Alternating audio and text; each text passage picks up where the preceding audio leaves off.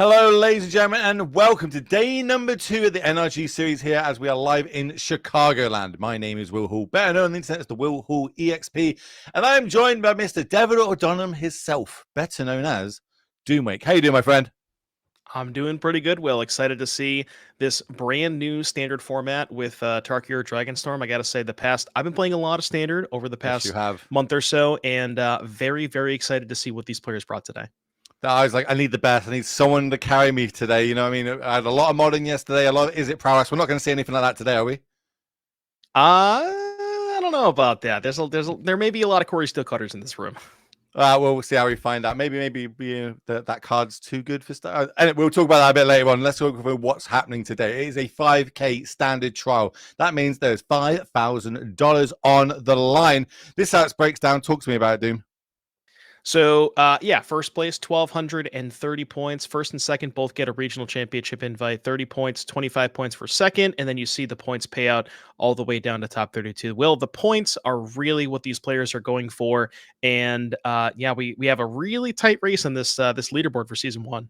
Yes, we do. So let's have a look at that leaderboard, which is, of course, updated because of yesterday. Grayson was able to take it down. That's why we see him in orange at the top and on 90 points.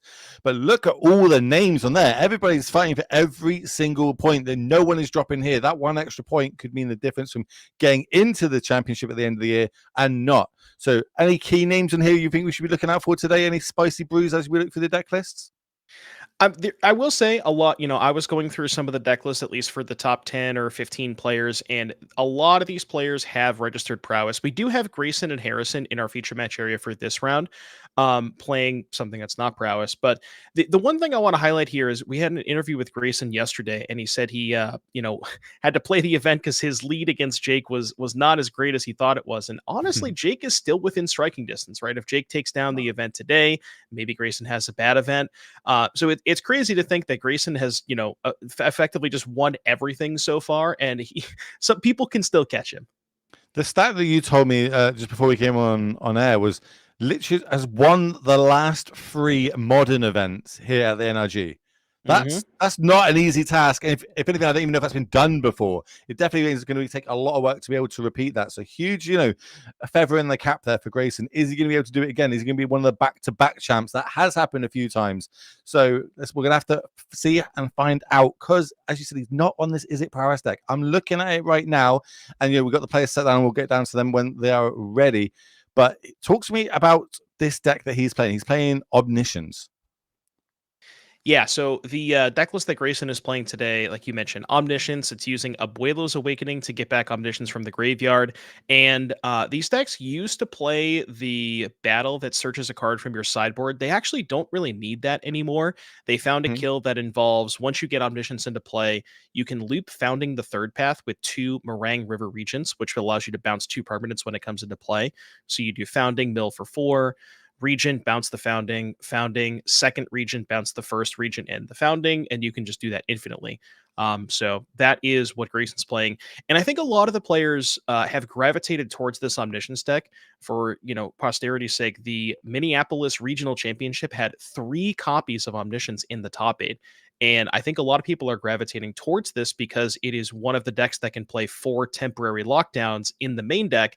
Mm-hmm. Really good against the decks that's trying to play Monastery, Swiss Spear, and Corey Steelcutter. Yeah, that's what you were telling me that before. And I was like, what are these price decks weak against? Like basically anything that has got the 3-mana sweeper going on in it. So I'm being told that they're good, they're ready to go at the table. So let's get down to it and see how they're getting on. And I'm going to ask you a few more questions about this Omniscience deck because I've seen. It seems like a lot of the pro players in the world are gravitating towards this. I know Sean Goodard, a good friend here in England, has been playing this deck and he's got guides out there and been fine tuning it. Why do we see a lot of like the top level players in the world going towards this deck over, let's say, prowess? Well, I think, like I mentioned, it is one of the decks that gets to play the 4 copies of Temporary Lockdown in the main deck because it doesn't really play anything that dies to Lockdown. And honestly, the one card in the main deck that gets swept up by the Lockdown is Roiling Dragonstorm. But sometimes there's these interesting spots where if you have a Dragonstorm under a Lockdown, the Prowess decks are playing a lot more copies of Into the Floodmaw these days. So Mm-hmm. if the Prowess player bounces the Lockdown, that will give the Omniscience player the ability to draw 2 discard. And if the Omniscience player is missing a combo piece, getting that Dragonstorm trigger off of the lockdown being removed can give them the last card that they're missing to set up the combo. All right, well, let's look over on the other side. Going up against Ari. Ari's on nowhere better to describe it than Boris Mice. Talk to me about this deck. Yeah, when we say mice, we mean mice. So a lot of people who associate Boris, they might think, okay, well, the mice package is just Ember Heart Challenger, Hardfire Hero, and Manifold Mouse, and you kind of pair that with like Screaming Nemesis and Hired Claw and a lot of other non-mouse cards. Ari said, no, we need more mice. So Ari is playing 4 Cheeky House Mouse, 4 Flowerfoot Swordmaster, two Seedglaive Mentor, 2 Mabel Heir to Cragflame, and 4 Valley Quest Caller. So this is not like mono red that happens to have some mice. This is full blown mice. And I'm a little bit scared about this particular configuration against the 4 copies of Temporary Lockdown from Grayson's side. But if Ari can get a fast enough start, especially paired with a lot of those lords like the Flowerfoot Swordmaster and the Quest Caller, maybe we can deal enough damage before Grayson can get to lockdown. Yeah, I'm looking at it. It looks like a really good Bloomberg draft deck. I'm not gonna lie to you. It's like this is what I've tried to do every single time I drafted that set. No one drop though, but is on the play, so that could be key. Being able to be the aggro deck in this matchup, giving Grayson 1 less turn to combo off. How quickly can he combo off with this deck? Turn 4. The setup pieces. You need to find a way to put Omniscience into the graveyard before the 4th turn of the game. He's got a couple of ways of doing that. He has the Roiling Dragonstorm, which is 2 mana, the enchantment that lets you draw 2 and discard 1. He has Afara's Dispersal, which is a bounce spell that lets you surveil 2 for 3, but 1 if it targets an attacking creature. Moment of Truth, look at the top 3, put 1 into your graveyard, 1 into your hand, 1 on the bottom for 2 mana. And then Confounding Riddle, which is like an impulse, but it puts the rest of the cards in the graveyard. That's pretty scary. Do you remember when Modern was meant to be a turn 4 format? Do you remember when we got told that a long time ago? Modern's a turn 4 format. Is it? All right, we're gonna. And then they gave us Splinter Twin back. Yeah, they did, and now no one plays. Now it is the meme it has always been. Don't come at me, chat. Look, what if I told you that Splinter Twin in 2025 is just Corey Stillcutter and Mishra's Bauble? I'd believe you. I'd believe you. Every single thing. Here's Founding the First Paths coming down. Am I missing something? Why has it got a dice for 2 on it instead of 1? So, Founding the Third Path is not like your typical saga. This one has read ahead. So you can actually choose to skip the level. So the first level is let you cast an instant or sorcery with mana value 1 or 2 from your hand. But frequently, if you don't have a spell to cast from your hand, you might just want to skip the chapter 2, and then next turn you can immediately go to chapter 3. All right, so yeah, this is a little different spin they've put on some of the newer cards, opposed to chapters that we're used to, like Fable, so to speak. This one we can choose which one we need in what moment we want it. We can be greedy and try and take all 3 parts, or we can just do what we did here, take the bit that matters. As now we're starting to go wide on the board. Here comes the mice, ladies and gentlemen. Manifold Mice coming down, just the non-offspring version, so that can get target something, give it double strike or trample. I got to imagine it's double strike in this instance. As then we also get to trigger the Ember Heart Challenger, reveal top card. It was a Might of the Meek, but we had no mana. So did we? Oh no, we did have the mana to cast it. So we cast it, right? Am I just going crazy? No, we did. 3 mana. There we go. Yep. I got there in the end. Yeah.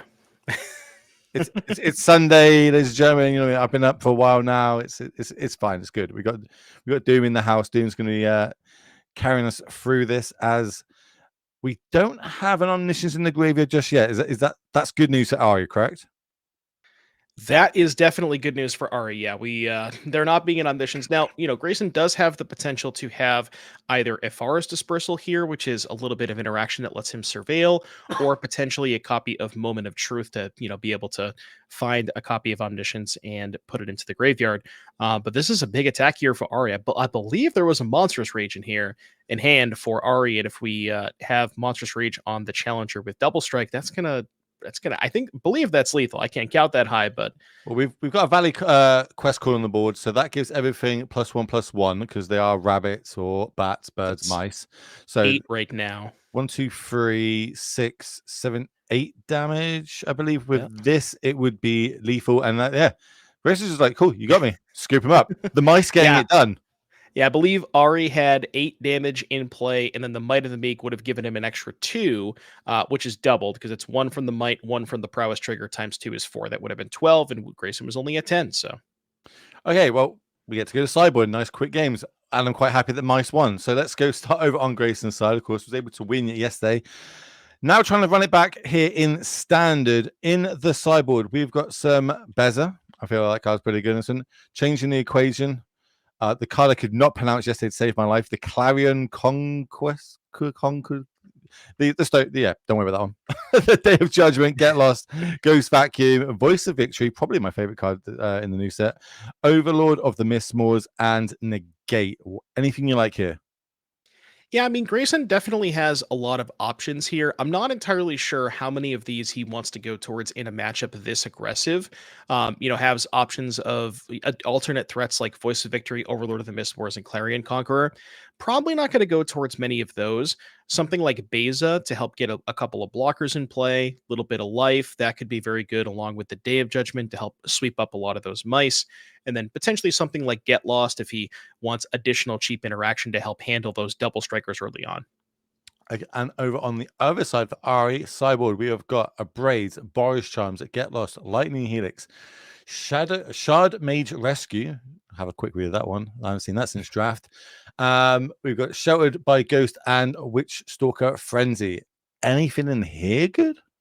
Question Yeah, mark. funny enough, usually in a lot of the decks that are playing white mana, you will frequently see copies of Rest in Peace. Ari decided not to play Rest in Peace today, so it doesn't have any graveyard hate, no ghost vacuums, anything like that.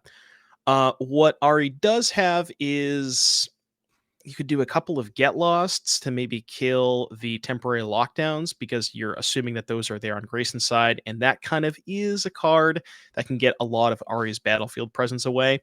So probably wants to go towards those, but honestly, past that, I mean, you could consider something like Boros Charm against Day of Judgment, but the awkward part about that is Grayson and most of the Omniscience decks have more copies of Lockdown than they do Day of Judgment, and Boros Charm not doing all that much against the temporary lockdown.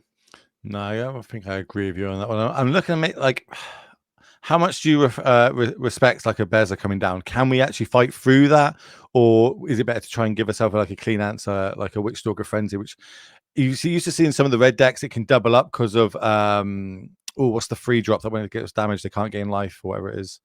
Nemesis. It's Nemesis. You got the flip side where even if it's a dead card, I can still do 5 to my Nemesis to do 5 to the dome. In this deck, not got that ability. Is it worth bringing this in to have a nice clean answer, or do you think this deck's just more happy to go wide with it? I think the interesting thing about Beza is that you have some pump spells to kind of fight through it, like Monstrous Rage plus the double strike on a copy of Yep. Emberheart Challenger that kind of fights past the Beza anyway. So it's not clear whether or not you need to remove it.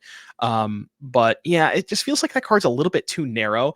Also, as far as removal spells go, the turn like so for those of you who don't know, the Abuelo's Awakening will make the Omniscience into a creature. So theoretically, your removal spell can take care of the Omniscience.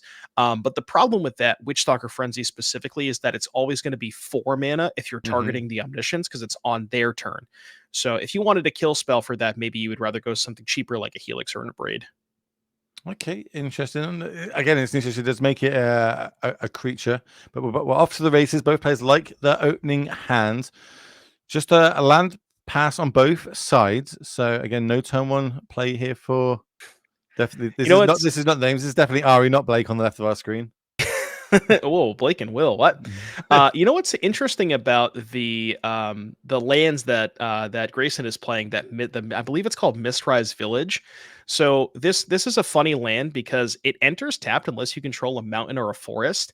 Uh, we're playing a Azorius deck, so that is essentially a glorified island that comes into play tapped, which I always find kind of funny with these Omniscience decks. But it is kind of nice because in against control decks, it allows you to sort of play through counter spells with your Ablazel's Awakening. And, there's no harm to it, right? Like I say, we're not really doing anything in this deck turn one moving forward. Is it worth playing any card that would mean it could come and play maybe a different surveil land instead of an island? Is there any deck building choice in this, or is it just way too now? If you're going to replace a tap land with an untap land, you might as well just keep this as your tap land. Yeah, it's like you could maybe cut an island or a plains for a surveil land that has a mountain or a forest type, like, red, white, or green, white. But the issue with that is then you're basically just adding another tap land in to maybe sometimes have the other one come into play untapped. So it ends up just not being worth it. Right, I believe we saw a stock up there, which I also think is the most expensive card from the set, which is crazy to think of, like uncommon. We're going to get in there for another. Well, I was going to say 2 points of damage, but first we're going to add stuff to the board. I believe that is the little mini Lord in Quest cooler. Follow up Yep. is going to be the Heartfire Hero. Yeah, Quest Caller is a really sweet card. Not only does it give you a buff to all of your mice, but it also like imagine they printed this card like 10 years ago. Will a lord, a 2 mana lord that has 3 toughness, and not only does it pump, but it also gives you a little bit of scry. That card is definitely a big reason to be playing the mice deck. Ooh, okay. Day of Judgment's going to come down. That's going to clean up all three of these creatures. One damage is going to go to the dome here for Grayson, in as long as we remember that is with the Heartfire Hero. Well, I was gonna say 2 damage, but Oh, does it work like that? I guess it does work yeah, like that, right? Yeah, because it two. checks in Nice. state based. And then the follow up is just going to be a cheeky house mouse. Just don't say that 10 times quick. It'll be pretty hard. Commentator's worst nightmare here. Does have a get lost in hand though. So they did come in at the sideboard, like you said. Yeah, the cheeky house mouse is not exactly the threat that you want after a day of judgment. That one, I mean, that one is good when you have more stuff in play, but as a standalone threat, not exactly the card that Ari's looking for here. So cute as well, though. Look at it. Is that like a zombie Liliana in the background trying to grab it? No, but now that you said that, I'm gonna have nightmares about it. It might be a vampire. I don't know. Chat, help us out on that one. Maybe. With the Valley quest caller, you said like you imagine this printed X amount of years ago. Like this is if I open this pack one, pick one in draft, I'm forcing it. Like that's it. I'm like okay, cool. I'm forcing this Oh archetype. yeah. Oh, Baze it's is got going to a, I, come down here. That's just going to gain us some life as well as having a 4/5 body. Good enough. Getting one of the modes out of it. yeah, 4/5 pretty good against the 2/1. Math checks out. How about against a Get Lost? And then we get to turn this little, I'm going to say it multiple times because I like the sound of it, cheeky house mouse sideways and get 2 damage in.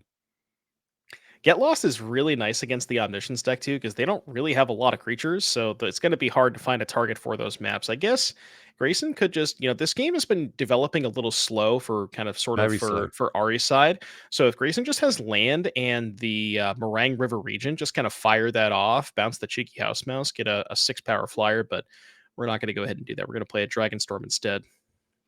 I'm looking if we've got any ways of kind of like rebuilding drawing cards in our deck over here on our side. Doesn't look like we do outside of, the Emberheart Challenger and being able to trigger that each Oh, turn. Other than that, we don't really have it. well, But I guess we're done. did we just do the thing? We Yeah, just done the discarded thing. Omniscience and then Abuelo's Awakening it. So we're gonna see if we can get to see the combo. Now, Ari does have some mana untapped, and there is a Get Lost in hand. So Get Lost could theoretically kill the Omniscience, but if Grayson has Ooh. a counter spell, which he doesn't, okay. I was going to get you to talk through what is it we're actually trying to look at here, but having double get lost makes sense because we haven't been doing anything. We've got 3 cards in our hand, 5 mana on the board, and all we've been able to do is get this house mouse on the board. It means there's got to be something in the grip. Like, what would we be holding up? Could be monstrous rages. Maybe we would have fired that off a little sooner. Not entirely sure here. 2 mana. That's gonna okay. Here comes the Heart Challenger. That's going to be 4 damage coming across. So chipping away a little bit more at Grayson's who's got a rebuild, but that Omniscience is still in the bin, remember. Yeah, and Grayson drew a Beza for turn. So even if he can't combo off, we're gonna, I believe, get full value out of this Beza, the life and the tokens. And that'll be nice to kind of clean up this board a little bit. So, you've been telling you've been playing a lot of standard recently. What's the deck? Mm-hmm. What's your favorite decks to play? Well, my favorite deck is not necessarily what I think is the best deck. Those are two different things. What's My your favorite deck to favorite play? my favorite deck to play is probably, I like the Gruul Delirium deck a lot. Ooh, I don't know if I've seen that one. Here comes one of the only creature in the deck, the River Regent, on the actual body side of it. So it is a 6/7 flyer that gets to bounce. Is it 2 permanents when it comes into play? There it is. Yeah, Total well, 2 overnight. Yeah. technically here 3 because we got to pick up the Dragonstorm too.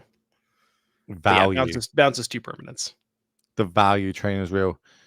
No, we've got a rebuild, but we do have I think we've got 4, maybe 5 cards in hand here for Ari. So is able to deploy a lot back onto the board. Remember, some of them do have haste, but getting through a 6/7 body is going to be hard, even with things like Monstrous Rage. The mouse, we're going to use the other. It's going to go on a little adventure here. We're going to cast the Squeak By. I was just gonna say, don't ask me to tell you what the name of the spell is, because I wouldn't be able to tell It's you. Squeak By. Why would it? Squeak by a cheeky house mouse. Gives target creature you control +1/+1 until end of turn. It can't be blocked by creatures with power 3 or greater this turn. Maybe we were meant to sit on that. Maybe we were meant to try and wait and get that one big turn from it. Well, I think the idea for Ari was to try and find something like a Monstrous Rage off of the trigger of Emberheart Challenger, because that would have given Ari a reasonable attack. Um, because okay, hold on. So, oh, right, because it can't be blocked this turn. Okay. Yeah. Yep, gotcha. That cheeky little house mouse has got more text on it, my friend. I'm always used to just giving +1/+1. I always forget the full line of text on it, but yeah, it can't be blocked by creatures of power 3 or greater. So that region little too big for the squeak by. Also, good news for Grayson. Now got a target for those maps if he wants to try and look at the top of his deck a little bit and see what's going on. Is that that's going to be a temporary lockdown coming down. One of the namesake cards here in standard, very key to stop these low to the ground aggressive decks. It's going to when it enters exile each non-land permanent with converted mana cost at 2 or less until temporary lockdown leaves the board. And remember, we've already used 2 of our get lost, and there's only 2 in the deck. So I don't think we now have a way of getting that off over on Ari's side. Yeah, the only other way if Ari kept in the sheltered by ghosts, if he can find a creature and then sheltered by ghosts, the temporary lockdown, which, that could be a decent sequence where you go play the cheeky house mouse, shelter the temp lockdown, get back the challenger and the hero, maybe have a way to target the challenger and kind of go from there. But with Grayson now stabilizing with the Beza up to 8 life and Ari having nothing on the battlefield, this is going to be a tough one here for Ari. Found another house mouse. What are we activating? Oh, that's the land. land, the Lupin Flower Village. You don't see this So one every day. 2 mana, tap it, sacrifice it. Look at the top 6 cards of your library. You may reveal a bat, a bird, a mouse, or a rabbit card from among them and put it into your hands. Then put the rest on the bottom of your library in a random order. Didn't see what we took because I was too busy reading it out. You have any idea what they grabbed? No, I was also reading the card with you, so I didn't quite get a good look, but I believe we hit something. Maybe the chat will tell us in a second. But Grayson untapping here. Looks like we got the Dragon Storm that we knew about. I think there's a Dispersal, and I want to say another dragon in Grayson's hand. So Grayson's still with some good leftovers here. Yeah, I think we got the tools to close this game out and take us to a game 3. It's just Ari have any lines to be able to get this last point down, couple points of damage in. 8 isn't that much, especially decks with Monstrous Rage. Does potentially could have Boris Charms and Lightning Helixes in the deck as well. We don't actually know how sideboard and happening, but the board is pretty gummed up now. Yeah, I mean, I would guess, given how many cards Ari has seen, that we haven't gone through one yet. I would guess we didn't bring in the Boros Charms. Maybe he brought in a couple copies just as some cheeky burn spells to have here or there. But I think Ari has got quite a bit of lands left over. Rockface Village is not too bad if he can pair that with an Emberheart Challenger. Yeah, I love that little comic. I gotta say, I play a lot of mono red and stand at the minute. I love that little interaction that can happen. Also, just the threat that any of the sort of the creatures I play could end up coming in with haste that you think wouldn't have haste. We do have a blast zone over on Grayson's side though, so we are kind of happy and ready. But that's just going to be enough. We're not going to be able to get the damage across, especially when there's lethal on the board for Grayson. We're going to a game number 3, mate. We are, and that was, a sort of a good showcase of Grayson. Ari's draw was not the best, right? Had a little bit of a slower start, didn't quite get enough stuff in the battlefield, and then Grayson was kind of just able to sort of take over with the Beza into the Dragon, into another Beza. Had the lockdown at a key point, and really didn't even need the combo that game. That's why this Omniscience deck is so good, is that it has the ability to board into a more controlling deck. Maybe not. Maybe this isn't even the matchup Grayson would normally do that in. But the deck is just so flexible and has the capability of doing both. Do you think like we talk about it? I don't think it is, but what we're going to talk about is the over sideboarding. Like we weren't able to get on the board and apply a load of pressure there because we were stuck with get losts in our hand. There was only two of them. We did see both of them, but if those two were potentially creatures or hastes or pump spells, would we have been able to turn that 8 life down to a more reasonable 1 or 2 and give ourselves out of something like a cheeky house mouse being able to give it unblockable?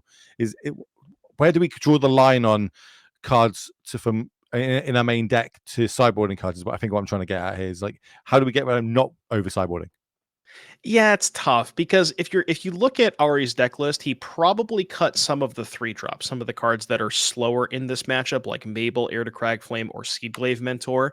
Mm-hmm. Likely cut one of those cards for the Get Losts. And knowing that Grayson very likely has 4 copies of Temporary Lockdown in his deck, and given how low of a curve Ari has, you can't really afford to not bring in the Get Losts, because if there's a situation where, he has 3 creatures, Grayson lockdowns, and that the Get Lost could be the difference between winning and losing that game. So I think you have to bring in the Get Losts, but other than that, like I said, I can't imagine Ari brought in much else. Really, probably just those 2 sideboard cards, and kind of just got unfortunate drawing in them both. Both also plus like 5 land or whatever it is. It's not Yeah. ideal. This that only really wants 3 maximum, as you said, only 3 drops in the deck.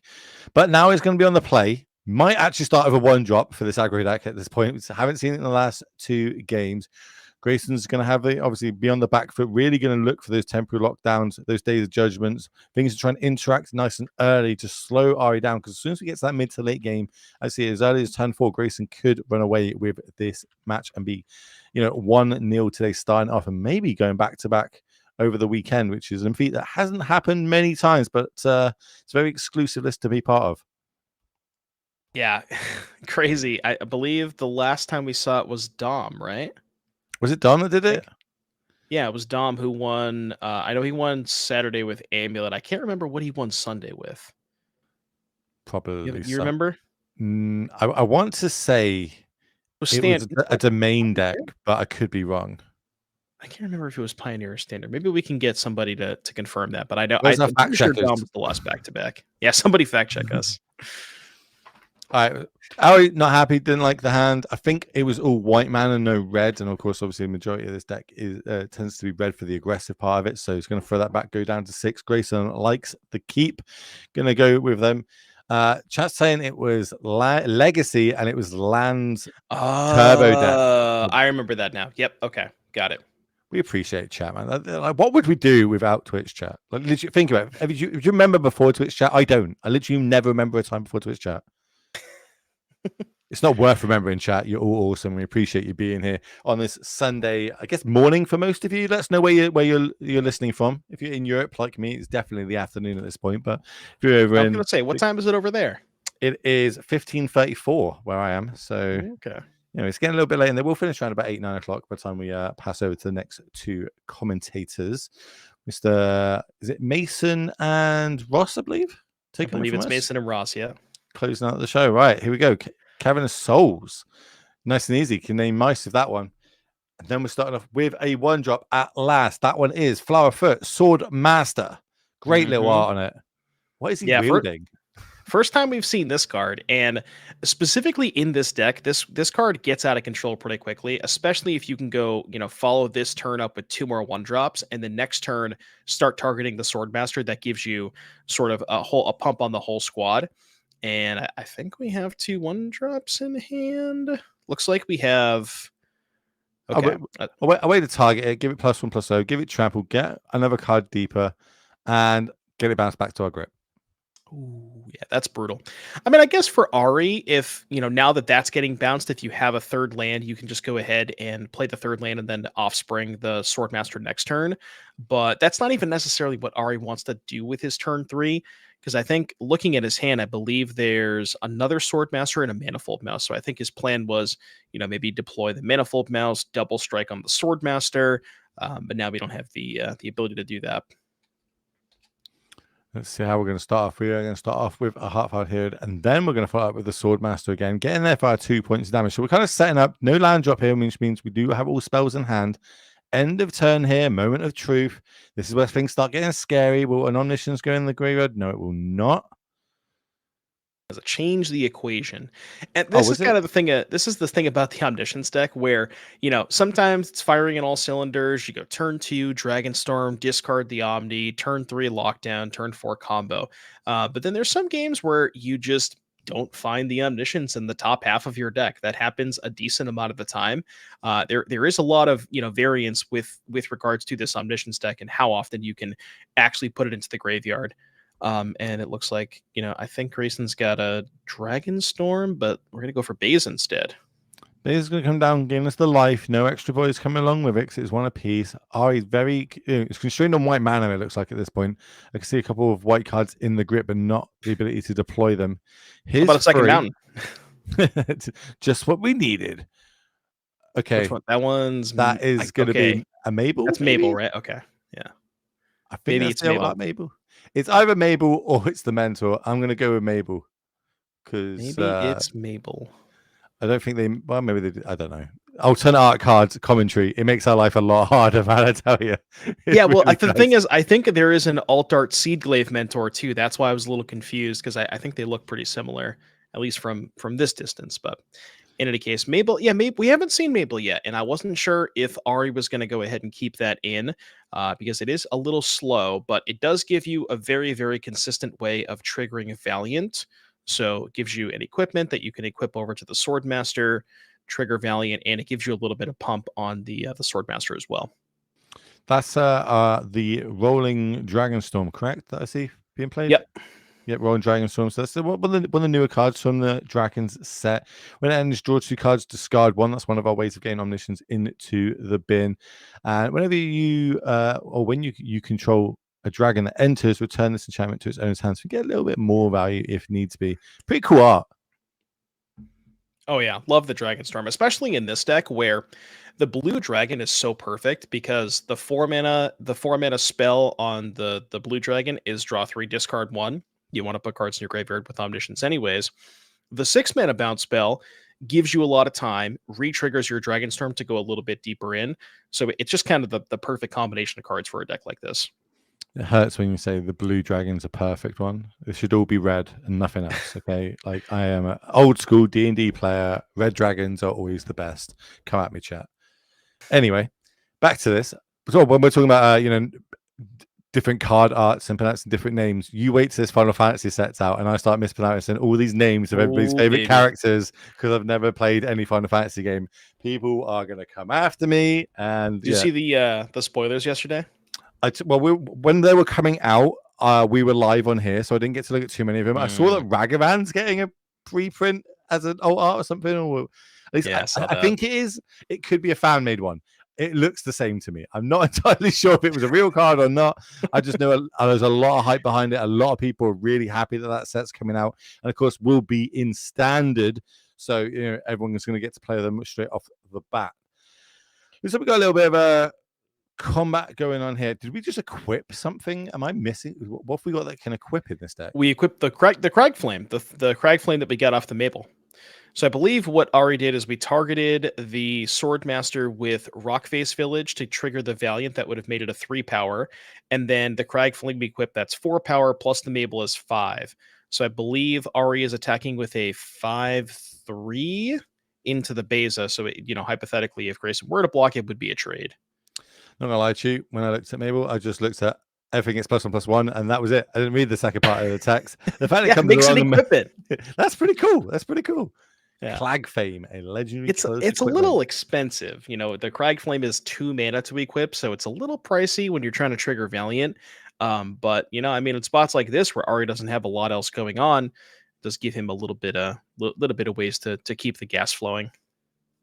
But at the minute, while there's not too much pressure going on, Grayson does have time to kind of set up, turn the wheels. Looks like we've got step 1 of the combo being the way to get it out with the Awakening. We just need to try and find that Omniscience, get it into the graveyard somehow. What's the card underneath the base in the graveyard? It looks like an altar card, but I don't think that's an Omniscience, right? I can't quite tell. If it is, we're just going to land win, aren't we? Oh, maybe we don't have the land drop. I don't think it's an Omniscience. I'm pretty sure he didn't find one last turn. 4 mana. We're going to go with the Manifold Mouse with the Offspring. So hopefully, if this resolves, yep, and it looks like it will, we can target a mouse. We can give it double strike. We can target it and give it trample as well. So that's going to be a nice chunk of damage coming across. I believe that's 6 damage. 3 double striker. Yeah, double strike the Mabel. Chat Oh, saying that there is an omniscience in the yard. okay, yeah. I was like, I'm pretty sure there was an alt art card, and there it is. So with Ari tapped out, assuming Grayson has anything here, we are probably done. But we'll get to see how the combo works at least. Just in case anyone doesn't play EDH or doesn't play Legacy, talk to me about this card. What does it do? Why is it so powerful? Why is there a deck built around it? Omniscience? Yes. Well, you see, Will, part of the game of playing Magic is paying mana for your spells. And it turns out when you don't have to pay mana for any of your spells and you're playing Yu-Gi-Oh, that's pretty good. So you're telling me I can just not use any of my mana and just play everything I want at any point I want?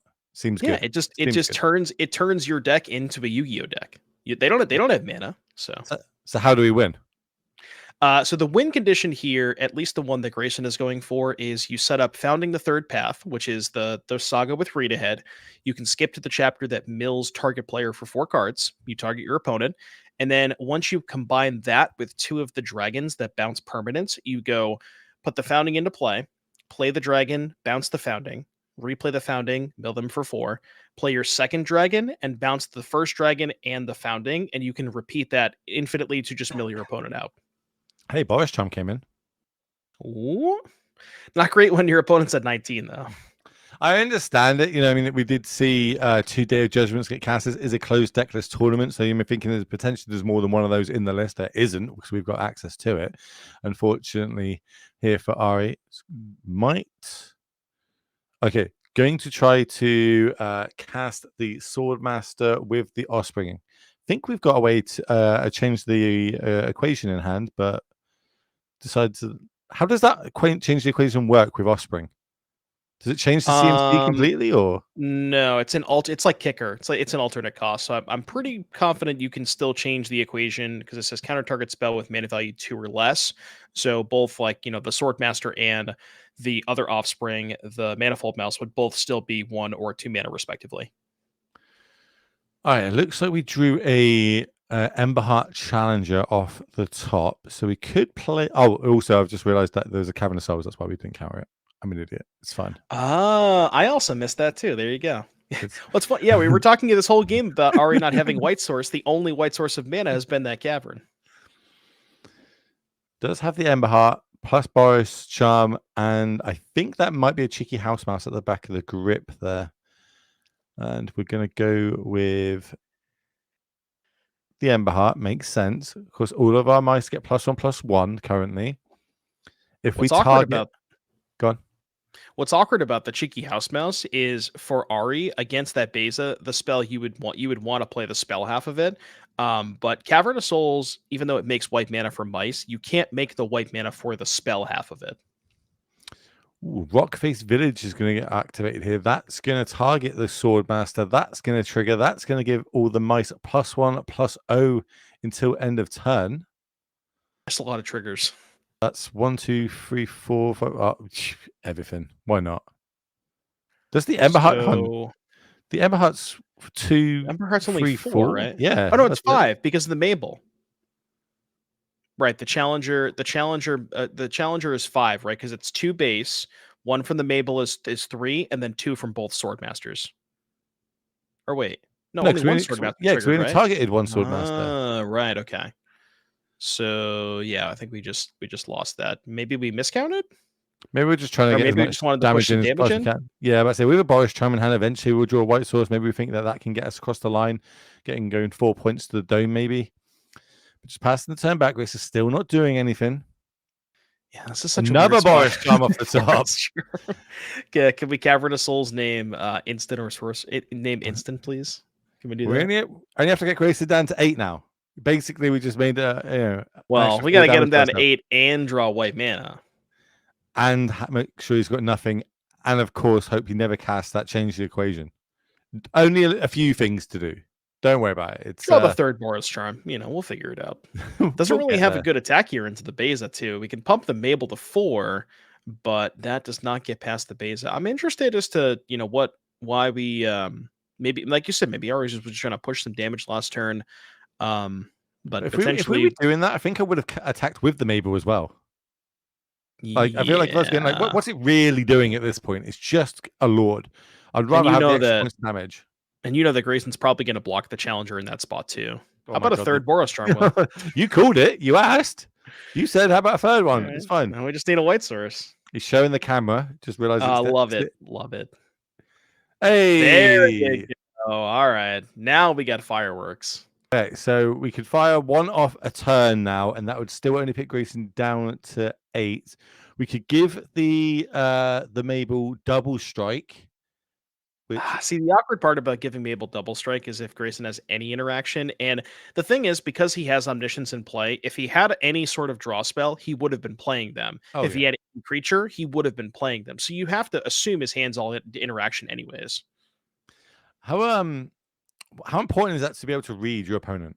Like, you basically said that like, if he had any way to draw, he would have done it. If he had this, he would have done it. So what's in the hand? You can assume it's probably some sort of counter magic / removal for the optimal time. Ooh, love this. He's gonna bounce the lockdown that has 3 Dragon Storms under it. So now Grayson's gonna be able to draw 6, discard 3, and with the omniscience in play, should be able to find the kill here. So you're telling me that this is a good line. It's pretty good. It's not bad. There's I think that's another dragon we found. Yeah, he got the founding and the dragon.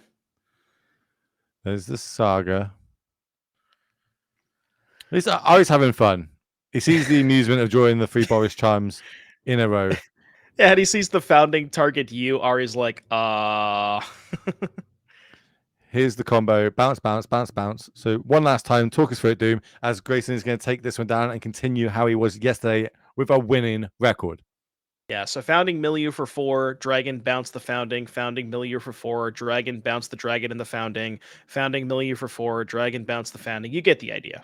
I understand how this works. So basically, with them, you pass the turn to Ari. Ari's got no cards in the library. Can't draw, will lose the game. One of the the different win cons that there are here in Magic the Gathering. We don't have to just do the 20 points of life. There are other ways to win, and that one's it's like winning with style points, really, right? I'm being told we've got a time shifted backup match though. So as much as you want to see our beautiful faces, because I do have a beard now. I don't know if you noticed, Doom. I grew It's a beard nice. now. It's looking nice. The king in his finest form said, "Well, you can grow a beard now." I was like, "Oh, thank you very much, the king." We're going to get down to our second match. We got Domain versus Ovzov Pixies. Talk me through both of these two decks and what they're trying to do. Yeah, this is kind of an interesting matchup here. It's funny because I think, we talked a lot about prowess and we talked about how the best card against prowess is temporary lockdown. Both of these decks are featuring 4 copies of lockdown. So they're trying to beat the bad guy, not be the bad guy. And they're doing it in slightly different ways. So Harrison playing Domain is just trying to, play a bunch of kill spells in the early turns, stuff like Ride's End, Sunfall, Day of Judgment, Lockdown, clean up the board with Leyline Binding, and then set up a turn where you go, have an Overlord, play a Zur, and then kind of close the game out from there. Oliver is playing the Orzhov Pixie deck, which is very similar to Esper, where it's playing Hopeless Nightmare to get the hand down and kind of control the hand size for Harrison, and then the stuff like Pixie to bounce the Nightmare and replay it. But the interesting thing about Orzhov Pixie is that it can utilize Lockdown in a very interesting and strange way that not a lot of other people can. Where if you say lock down a Pixie and a say Oliver plays a lockdown and hits a pixie and a nightmare under it, you can then pick up your own lockdown with another pixie or perhaps a Sun Pro Kieran, use the pixie that came back to bounce the Kieran, and then set up this loop where you can just loop them with nightmare every single turn.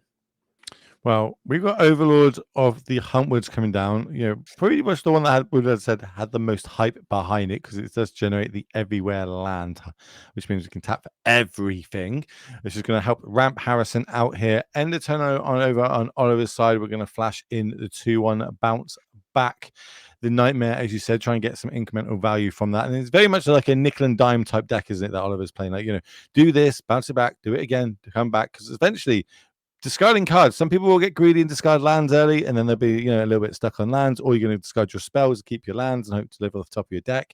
It's very like hit or miss, especially while Oliver's kind of going wide with these flying creatures, getting that bit of chip damage in. And if the life totals are to go from anything, I only get 6 life. Yeah, what's interesting about this too is Harrison discarded a copy of Zur, which signifies to me he either has a backup one or without having land 5 is not, interested in trying to top deck a land here because I believe the last card he kept was Beza. Did end up drawing the untapped land too, so maybe not necessarily an incorrect play, but sort of maybe got a little bit punished because if we had kept the Zur, we could have animated the Overlord. But here we get to Beza to gain a little bit of life, make a couple of blockers here, and we do get a card because Oliver has more cards in hand than us. And yeah, just trying to stabilize. But yeah, the triple nightmare, double pixie / Kieran draw, those are really hard to fight through because not only, like you mentioned, Harrison is effectively stripped of all his resources, he's also just taken 10 damage off of all that. Well, this would be a great time for the temporary lockdown as you're talking about, right? We're getting there 4 points down, play temporary lockdown, then we bounce it back, get all our triggers to the nightmares again, and that's basically GG. Yeah, imagine lockdown would get 3 nightmares and the 2 creatures, and then if you bounce your own lockdown, you would get the 3 nightmare triggers, and then both the pixie and the Kieran could just bounce 2 more We're nightmares. doing it. We're doing it. We're doing Oh it. yeah, let's do it. Style points. I like it. So everything's going to go on temporary lockdown. Normally, you would say this isn't a great line. This is not good when you take out 5 of your own permanents with the spell that you cast. But Harrison's going to need a way to gain some life this turn. Sees double land. That's not going to do it. We're going to get in there for 4 points while we can. But any bounce spell here for Oliver is going to mean that we're going to get all 3 of those nightmares coming down. There's the pixie. There's the scoop. That's game number 1 going to Oliver on the left of our screen. Yeah, it's so interesting too, this Orzhov Pixie deck, because you don't normally think, well, if you have a temporary lockdown, you want to kill 5 of your own permanents. But because the way that the lockdown interacts with Nightmare and the fact that you can bounce your own nightmares, it just creates this infinite loop, and it gives this Orzhov Pixie deck so much value. Right, well, we're going to go into the sideboard games now. We're going to join it live in game number 3. Harrison was able to take down game number 2.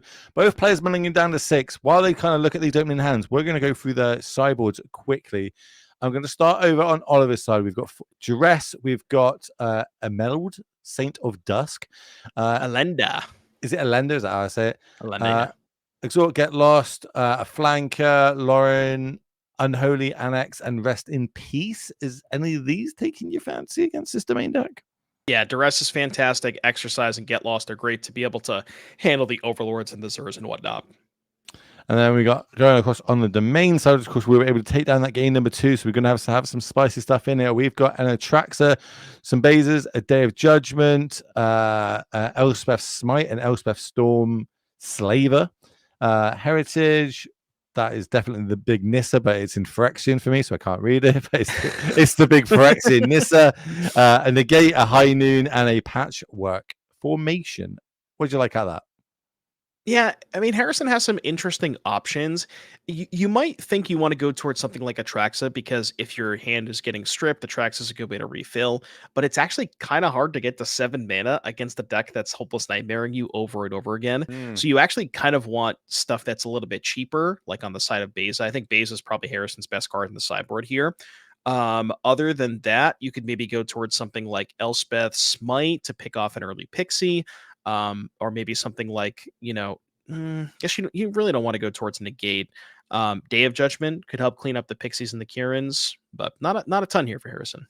Well, I've already played 3 Hopeless Nightmares so far this game, which That's just what this deck does every single turn.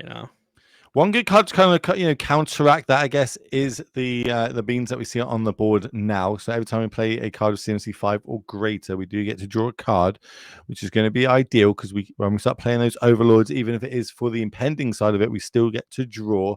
Also, we've got access to things like our Leyline bindings, and if we get to the Sunfall type eras, that's where we can start trying to turn the corner and potentially pulling away with this game. There's the forest that we needed for our 4th land drop. That's going to be the Overlord of Mistmoors coming down. Not only are we going to draw a card, we're going to make 2 2/1 flyers, which is ideal against these flyers on the other side. Perfect blockers. Yeah, and I believe Harrison's lands. I can't quite get a good look, but I'm pretty sure it's green, white, green, white, green, white, black, white. So I don't believe we have access to blue mana currently for Zur. Correct. Is there like Okay. the key card in this match? Like it's that or bust, Yeah. basically. Oh We're yeah, gonna. Zur is crazy. Imagine here, right, where it's like this game is sort of close. Harrison's, life total is getting a little bit low, especially with Annex plus the Demon here. That's going to make a 6/6 and start draining Harrison for 2 a turn. But if you just able to go untap blue source, Zur, animate the Overlord, you gain 7 life, make 2 more blockers, and it's basically going to be impossible for Oliver to sort of have any lethal push with that 7 life buffer and 2 more blockers.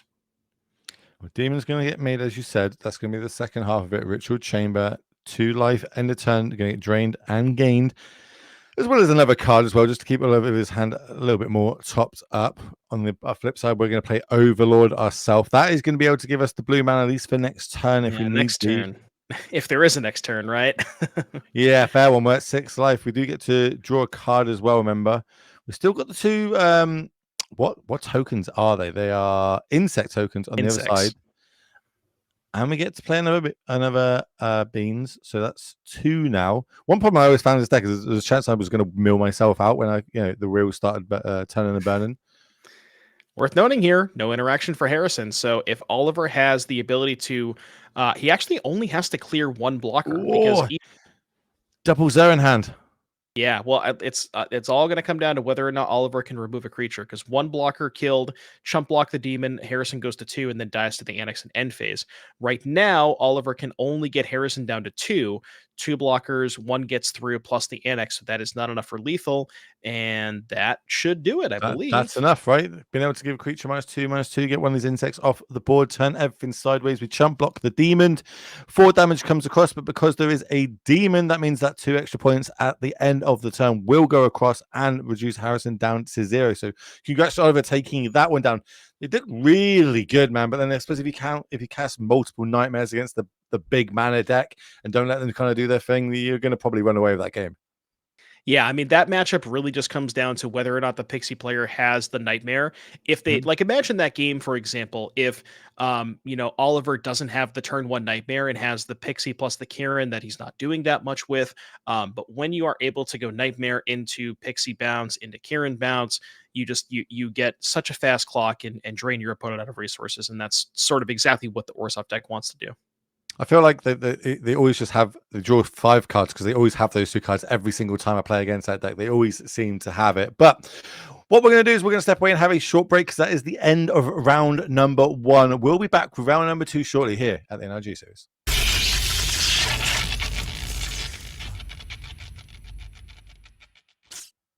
Hello, ladies and gentlemen. Welcome back to round number 2 here in the NRG series. My name is Will Hall. I am joined by Devon O'Donnell, and hopefully you're already having a great day because we are going to bring you some more amazing standard action here in this 5K, where we've got some well-known players in there, and they're playing some spice in these decks, which is what I like to see in Standard Doom. A lot of spice going on in these decks. Still some innovation to happen, even though we were in the middle of a big RC season. Oh yeah, for sure. There's been a ton of RCs this season, and both all of the players that we have in decks in our feature match are featuring some new cards from Tarkir Dragonstorm. So we'll have to see if we can get some of those on camera. No Izzet decks in sight, which I know everyone's going to be happy to see. We do have some players to watch as well in the room because, of course, everyone's trying to get these leaderboard points. It is a 5K trial, so lots of points on the line. And what you might notice on this Doom is all these players on our leaderboard are all here on our players to watch. Everyone in the top 12 players on the leaderboard are in attendance this weekend. That's how important these points are to these players.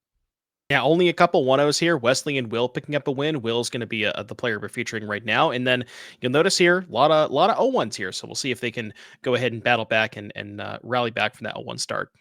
Well, we're playing for points, of course, what it is at the end of the day. Let's have a little look at the players that we're seeing and what decks they are on.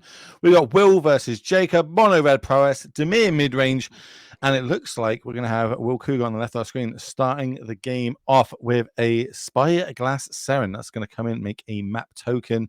Jacob Mountain on the other side, and we're applying pressure straight away. Here it comes, Hired Claw. I love this card.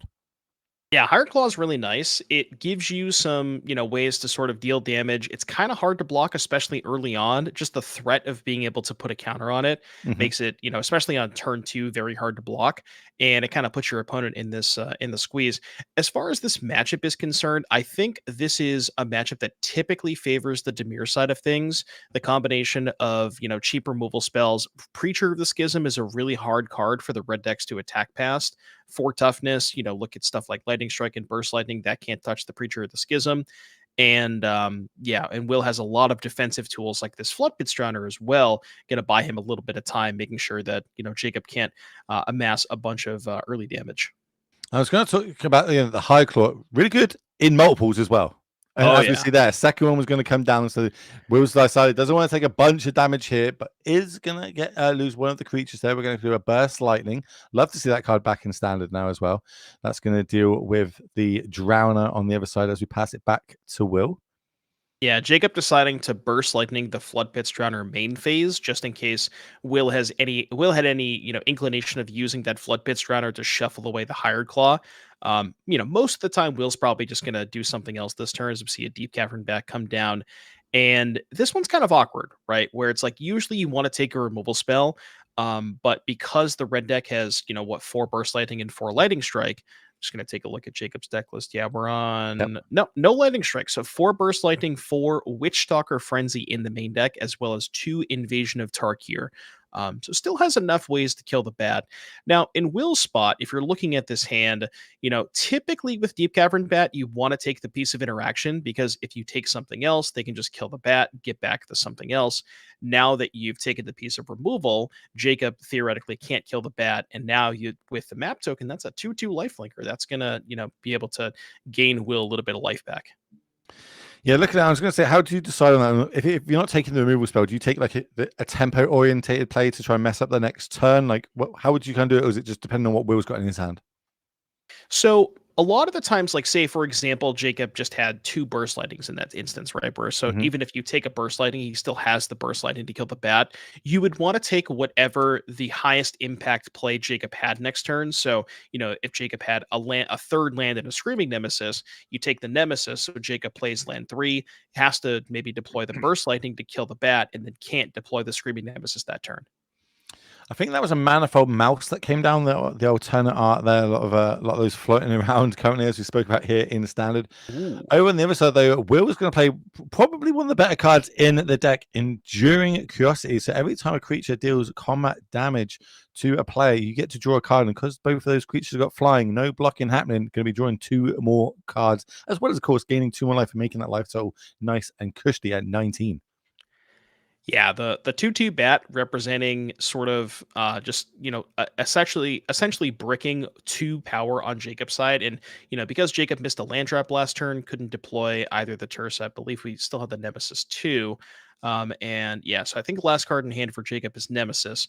So missing a land drop last turn, not being able to deploy one of the three drops that had haste, maybe that's a little bit different, and even here, for example, we are one of these creatures can just get eaten up by the curiosity. Yeah, Will's Why would just we going to not go be ahead and turning the Trasa sideways? Is that how I say it? Trasa? Terza. Trissa Yeah, sideways? I'm not really sure. I feel like if you're going to attack with the 3/1 power creatures and have one of them eaten up by the curiosity, you can get the Terza in there too. Because if Will blocks with the Terza, then I think you're pretty happy with that because you're trading for the curiosity and you're not losing another thing. But maybe Jacob is playing more defensively where he feels like he's too far behind on board and has to just block the curiosity with the Terza. It's interesting. I feel like I would have gone like maybe Screaming Nemesis first because obviously I didn't get to use the ability of being able to discard my hand, draw extra cards there. I feel like if I want to get a creature down that turn, Screaming Nemesis is perfect. You're definitely not going to block because if you do, you're going to take 4. Plus, you're going to take the no life gaining clause, which is, by the way, huge in matchups, especially in standard.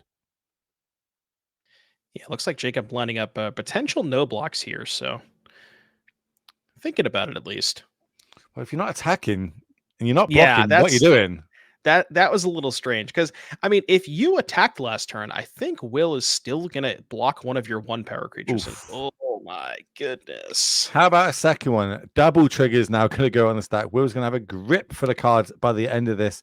And the bad thing is, it doesn't even go to the bin. It just comes back as an enchantment, which is going to be pretty hard for this mono red deck to get off the board because they can't do it. It's that simple. Yeah, Will drawing 4 cards this turn. Already, like I said, has the 2/2 lifelink bat, has enough other stuff where like every one of those spyglass sirens is going to represent another 2 cards in combat. At 17 life against 2 higher claws and 3 lands, it seems nearly impossible for Jacob to get out of this. Can you remind me which deck's the aggro deck again? Apparently not mono red last time I checked. Not happening, not right now either. This If you is think about Will, gone. I think Will actually played more 1-drops this game than Jacob did. 1, 2, yeah, Right? Because yeah. we discarded the Swiss Spear. Will played 3 sirens. Jacob played 2 hired claws. So scoreboard. Yeah, Will is definitely in the driver's seat here. Pretty comfy, nice high life total, good board, big grip of cards. Jacob on the other side is going to play the 4th land drop, mix, match, and basics. Ooh. And you could tell that was done on purpose too, right? I know, just for me. Like that's what it is, just for me. Will, though, he's got me. Us Wills, we stick together. We have matching basics. They're not the. I like Will's basics. Those are the I think OG those are the ones. OGs. Yeah, Yeah, the I was going to say, I OGs. think they're the OGs. That would make sense because Will is an OG. Will's been playing for a long, long time at high level as well. One of the best players in the room. And of course, trying to get those leaderboard points, trying to get to that end of year championships, trying to battle for $30,000, trying to get that Pro Tour invite. What's your go-to basic land? Depends what deck. How many of the basic land do I have to play? Depends on which one I play. We'll say 10. As a saga. Okay, respect that. That's the set I started with. So that's anything over 10 is as a saga. Anything less than that is the secret lair pixel basics. I got some nice portal basics that I've been like. I can't remember if it was Portal 1 or Portal 2, but the portal basics are really nice. It's the easiest way for wizards to get money out of me. You could play a really rubbish set, but then have really great basics. I'm in. Like it's literally, I hate it. I hate that I've got that about myself, but it is what it is. Will's going to fire off, go for the throat here, get the Scream Nemesis off the board, then turn everything sideways. This is 4 creatures. Only one's able to be blocked because 3 of them have got flying. So no matter what, we're drawing 6 extra cards this turn. Yeah, it's like, what is Jacob supposed to do? Jump block here, let Will gain 2, draw 6. Yeah, I mean, with no cards, I don't even know what you could possibly draw here. Maybe Bonfire of the Damned could do it. Is there a line where like removal spell on the bat to get back the frenzy to get rid of because then we really get 1/1s attacking us, but the real damage has happened and we're seeing it right now. 6 He's drawing 8 cards. 8 cards. There was no blocks. Oh my! Will's so happy. He doesn't look happy, Lijo, but I promise you, he is happy right now. He has what, like 15 cards in his hand? Look at Will. He's just like, I don't know what to do. This isn't meant to happen. He says, like, this is not what normally goes on. Portal basics, I think honestly, at this point, Will is more likely to lose to decking than Jacob is to deal lethal damage. Is it a may or is it a must? No, it's not a may. So okay, so we've got an out. Jacob, we've got this. All right, we just got to slam a ensnaring bridge, and we're golden. Well, bridge wouldn't even matter, right? Because then you wouldn't draw cards off curiosity. Oh, that is awkward. Okay, what could we? I'm telling you, Bonfire of the Damned would be the out, but that's not a bonfire. Go for the old Brian Kibler sort of line. Tap top, flip it, boom. Just watch the disappointment happen. But now Will's going to take that game down quite comfortably, I would say. We're starting to get the deck lists up and working there, so I think we can look at Will's deck list to start off. So maybe people want to pick this up at home because that did look very impressive. Here's the full 75. That's the sideboard. What do you think Will wants to bring in to show up this game number 2 and take himself to a nice 2-0 start in today's tournament? Yeah, so Will's got some interesting tools here for the mono red matchup. Anoint with Affliction, very good against stuff like Hardfire Hero. It's a way to exile it without triggering the Die's ability. Past that, you look like you look towards Gix's command, where that can clean up a bunch of a wider battlefield that has a bunch of mice on it. Shieldred the Apocalypse is typically a card that is more difficult for the red decks to interact with. Although I will say, for Jacob's side of things, maybe Will doesn't know this, but we know he has 4 copies of Witch Doctor Frenzy, so the Shieldreds aren't quite as good as they would normally be. But the Anoint and the Gix's command for sure. And honestly, I think this matchup is good enough for Will that he doesn't have to do a ton here. So let's go over then to Jacob. Let's have a little look at what they're going to have. We haven't got the graphic for it, so I'm going to have to call it out. We've got Case of the Crimson Pulse. We've got Ghost Vacuums. We've got Barrages. We've got Mega Bane. Is it Mega Bane Lizard? Mage Bane Lizard. Mage Bane Lizard. Scorching Shot. The Lynx and some Torch the Towers. Is anything taking your fancy amongst these 15 cards? I mean, there's some interesting ones. If Jacob is expecting the game to go a little bit longer, you could maybe grab something like Case of the Crimson Pulse, because once you are able to, if the blue black deck is. It's interesting because Will's draw was kind of aggressive that game, so I'm not even sure that Jacob would have had time for the Case of the Crimson Pulse. But if the games are a little bit more about Will interacting with the battlefield, hey, there's Jacob's deck list. There we If the go. games are more about interacting on the battlefield, then the case, if the game slows down, that could be pretty good. Torch the Tower is phenomenal because that is a 1 mana way to, assuming you have something to bargain, a 1 mana way to get Enduring Curiosity off the battlefield. Now, I guess now mentioning that, there's actually not a ton of ways to bargain in the mono red deck. I guess you could have an Offspring Manifold Mouse or a Monstrous Rage roll token, but other than that, not really a lot here. So, second guessing, maybe it's actually a matchup where you don't want Torch, but they at least still killed Deep Cavern Bat, so they're probably fine. Let's have a little look. Then let's go down to the game. They're finishing sideboarding. So yeah, it looks like we're just coming to the end of shuffling up. Will one game up here with the domain mid-range, but is going to be on the draw now, which means mono red Paris on the play. That's where it's scary. That's where it can really get in underneath this powerful deck. Will's going to have some early interaction to stall this game out. Looking at their openers. Oh, I thought Jacob was going to be throwing it back then. Think we got to keep on both sides. Think we're off to the races. They're looking for a thumbs up. They've got it, and we're going. No one drop here for Jacob. Yeah, last game we had the turn 1 Hired Claw. It's interesting, keeping 7 without a 1-drop maybe signifies Jacob has maybe a slightly more of a slower hand, maybe, a bunch of 2-drops like Challengers, Manifold Mouses, and potentially some 3s like, Screaming Nemesis, the cases if those come in, and the Tursus as well. There's a cut down on the Manifold Mouse. No Offspring's going to happen with it. It's nice clean answer there and cut down for Will. Going to pass the turn back again. No 2-drops, no Cavern Bats. Jacob with his third land. Now this is one of the cool lands, and this one can work really well because it synergizes being all creature types. It's basically a big Mutavault at the end of the day, if you think of it like that, ladies and gentlemen. It just costs 4 mana to activate. We're gonna use a challenger, to come down, but it's gonna get stun counters added to it, courtesy of the Drown. So we always had that nice turn 1 interaction, turn 2 interaction. Yeah, the Soulstone is also really nice when you pair it with stuff like with Manifold Mouse, right? Because Manifold Mouse can give any mouse double strike or trample, and the Soulstone is considered a mouse for the Manifold Mouse. So maybe that's more of a bit of a later game play. But yeah, this is kind of the problem with the slower start here for Jacob. Didn't have a 1-drop, couldn't get on the battlefield and kind of get under that Flood Pits Drowner. And now this curve of just Flood Pits your challenger into Slam the Preacher is so brutal. And no play here for Jacob. This is going to be a tough game for Jacob to come back from. This is almost like the perfect start for Will. Interaction on 1, interaction on 2. My best kind of threat / blocker on 3. The fact that he's even turning it sideways here and going to get an extra card deeper, do some life to him. All his lands came into play, not doing any damage to him. And then he's going to play the Q. My word, Will, calm down. Calm down, sir. Yeah, I mean, you mentioned last game, you brought up this question of who's the aggro deck. Yeah. And the more that I think about it, I mean, given the way these games have played out, obviously Jacob's hand this game was certainly, a little bit, probably a little bit more reactive and a little bit slower. So Will had the time to develop those threats. But even the game where Jacob had double one drop, Will was still able to put a good amount of pressure on Jacob. So, maybe this Demir deck has the ability to be more aggressive than we initially thought. Hard Claw coming in. Not going to Yeah, do. notably, the Soulstone Sanctuary is not just a mouse; it's also a lizard, so that will trigger the Yeah. Hired Claw.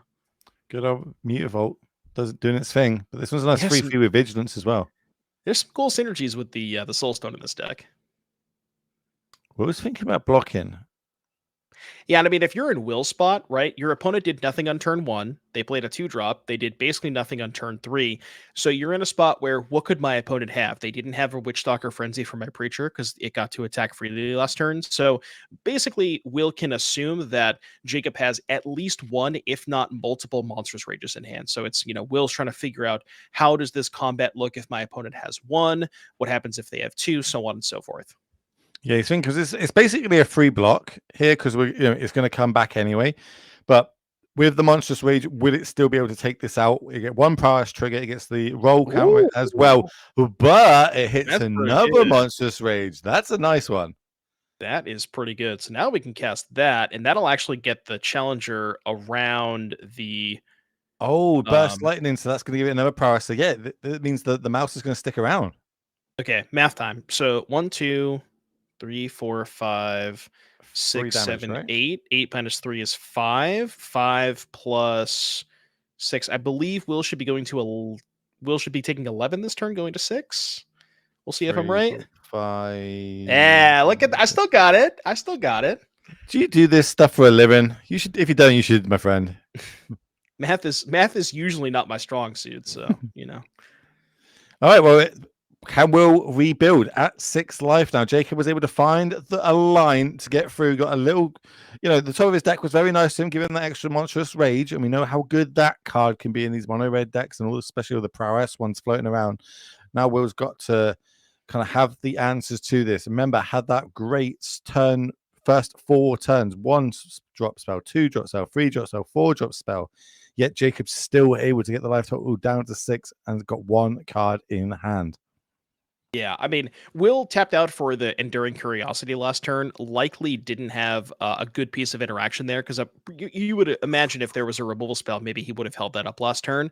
Mm-hmm. So didn't have the removal spell. I did spot an Anoint with Affliction in Will's hand, so likely drew that off of the Curiosity last turn. And here we're gonna pick up a blocker and I another think he's card. got a Pick up Scavenger Dark Regent. Slick. Yeah, well, the awkward part about Scavenger Region, we mentioned Soulstone Sanctuary is a mouse and a lizard. Guess what? It's also a dragon. Oh my god, I didn't So even it doesn't think even about die it. to the Scavenger Region. Oh, I would so fall for. I'd cast it, and my opponent would look at me and say that. I'd be like, I'm an idiot. Yeah. I'm an idiot. That is okay. Well, we got the ability to tap it down. Wonder if there's any mana floated in response. Definitely not in this case. So we just got the little lonely hide claw. Can he get there? Attacking will at least do 1 damage to Will's face, dropping down to 5. If we've got anything else like a monstrous rage, that would be great to be able to go across the line. Can of course also pay the 2 mana if needs be to put a +1/+1 counter on it, but only once damage has happened, and we can only do that once a turn. Yeah, so I mean, it does have a decent attack with the Hired Claw. Will can single block, but if the single block happens with Flood Pits, Jacob can just put a counter on it. And if Will double blocks, Jacob puts a counter, and then it still trades both. Will's probably okay with trading both because the Vampire token he basically got for free anyways. So presumably, yeah. I mean, I guess the other option is you could just single block and keep the Drowner in play to maybe shuffle away the Soul Stone next turn. But yeah, you kind of want to kill the Hired Claw here. Now, the question is, do you think that Jacob has a third rage? I mean, I don't think you could really play around a third rage here, but No, he's got. I feel like we're going to have something. At least Jacob's. It's got 2 cards. It's nothing with haste. At least we can. I would assume it's nothing with haste. So we were able to go to block. So it might not be a Witch's Frenzy or something like that, or maybe we're trying to get the max value We are going to pay 2 mana to give it a +1/+1 counter, and we're just going to take the trade. Okay, so Yeah, Will's going to end up at 5 at the end of this. Yeah, and honestly, if you're Will, I think you're pretty happy with that trade. Or maybe we've just got 2 lands in hand as we play that the 5th mountain for the turn. And Will untapping with a full grip of cards. Has the Restless Reef as well. That can maybe get animated. I saw a Shieldred in Will's hand. Yeah, we're going with that. Oh, no. that's the sound I'd make if I was in Jacob's spot right now. But And that's going to okay, pay 2 more life with the Shieldred draw. yeah, so we lose 1. When we attack, we get to lose 1, draw a card. Because we draw a card, we get to gain another 2. Then we get to draw again. And then we follow it up with another creature here. Spyglass is going to come down, generate that map token. I love this, putting the map on Shieldred, because if you hit the spell, now the Shieldred has 6 toughness and can't even be Witchstalker Frenzied. Yeah. Yeah, I don't see a way out of this for Jacob. He had that run, great turn, was able to turn. Will had the amazing start. Jacob was able to fight back into it, but maybe just 1 too many lands have been drawn off the top. If you think about it, he's actually got 6 lands in play currently. Not where you want to be if you're a mono red deck. Asking a judge call. All right, let's think about this. Looking at Jacob's deck list, what do you think we could be asking a judge about? I think it's something to do with was it a missed trigger maybe on the field Oh, a grid? Shelly trigger. Okay, is the stack empty? Maybe they're asking a judge, does this matter? It doesn't look good for me right now. I mean, I thought I saw Will point to the Shelly trigger, but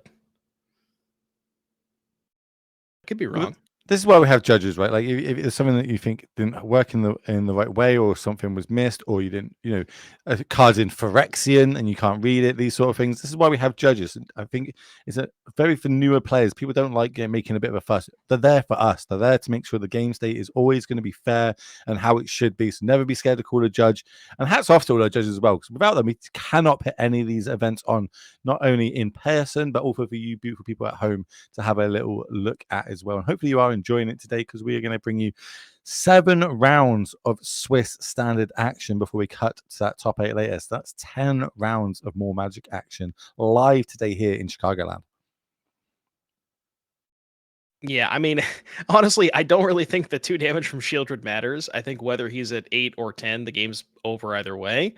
Yeah. But we're tapping 4 mana, maybe Manifold Mouse for some chump blocks. Oh, Ooh. okay. 1, 2, 3, 4. So that's 4 Well, hang on damage a going up second. to Will. Will goes to 4, and Will now goes to can't gain 4. life. But aren't you just dead on board to the Restless Reef? 1, 2, 3, 4. You chump block the Shelly and you take 8. Unless that last card is Be a Burst Lightning? frenzy.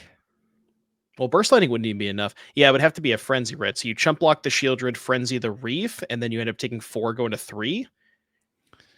Yeah, there's nothing that's free down. I'm trying to think, like, could Jacob in response do 3 to the dome? No, it'd have to be a Frenzy. All right, well, everything's going to get turned side domes. We're going to find out one way or another. It's going to be a frenzy or a handshake. Does Jacob have it? You know what? The Frenzy's not even good enough. Why is because what happens is so say you go chump block the Shieldred, Frenzy the Restless Reef, the Sunspine Lynx is not in play when the Enduring Curiosity triggers happen, so he'll still gain 6 off of the draws, even if there was a Frenzy.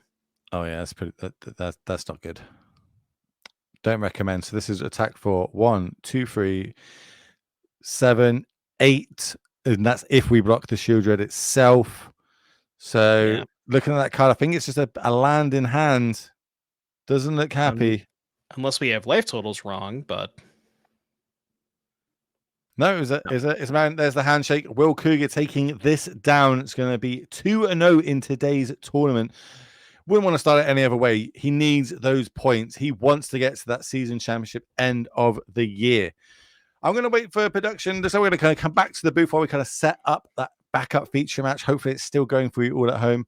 Yeah, I mean, so we've got it. Let's just go straight down to it. As much as everyone wants to see this new beard that Will Hall's rocking, I think more importantly, they want to see some more Magic the Gathering. So let's get down and see which 2 decks we've got in the backup feature match, because I think we picked something pretty spicy. What have we got here? This is the Oculus deck, Jeskai Oculus Yep, going we up have a against. Jeskai, Oh, it's a mirror. Oculus, a mirror match from Theo Jung against Chris Dexter. Theo, one of the the going back to the champs last year, everybody picked Theo as the favorite to win, and every single time he's in one of our events, he is always one of the favorites in the room. And Theo playing the Jeskai Oculus deck.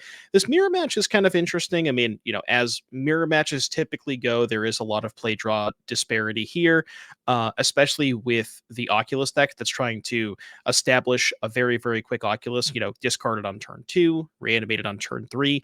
And looking at deck lists, there's actually not a ton of instant speed interaction when your opponent goes for an Oculus. There is a good amount of sorcery speed stuff. There's a Sheltered by Ghosts. I guess that's really the only one. And then one into the Flood Moss. So this matchup, I think, is just going to, especially game one, going to come down to, who can get the first Oculus.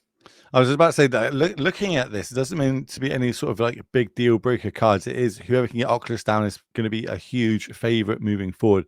Do we even have great ways of getting one off the board once they resolve? I'm having a look. It's like one copy of Floodmore, Shelter the Goat by the Ghost is floating That's around in it. one of these lists.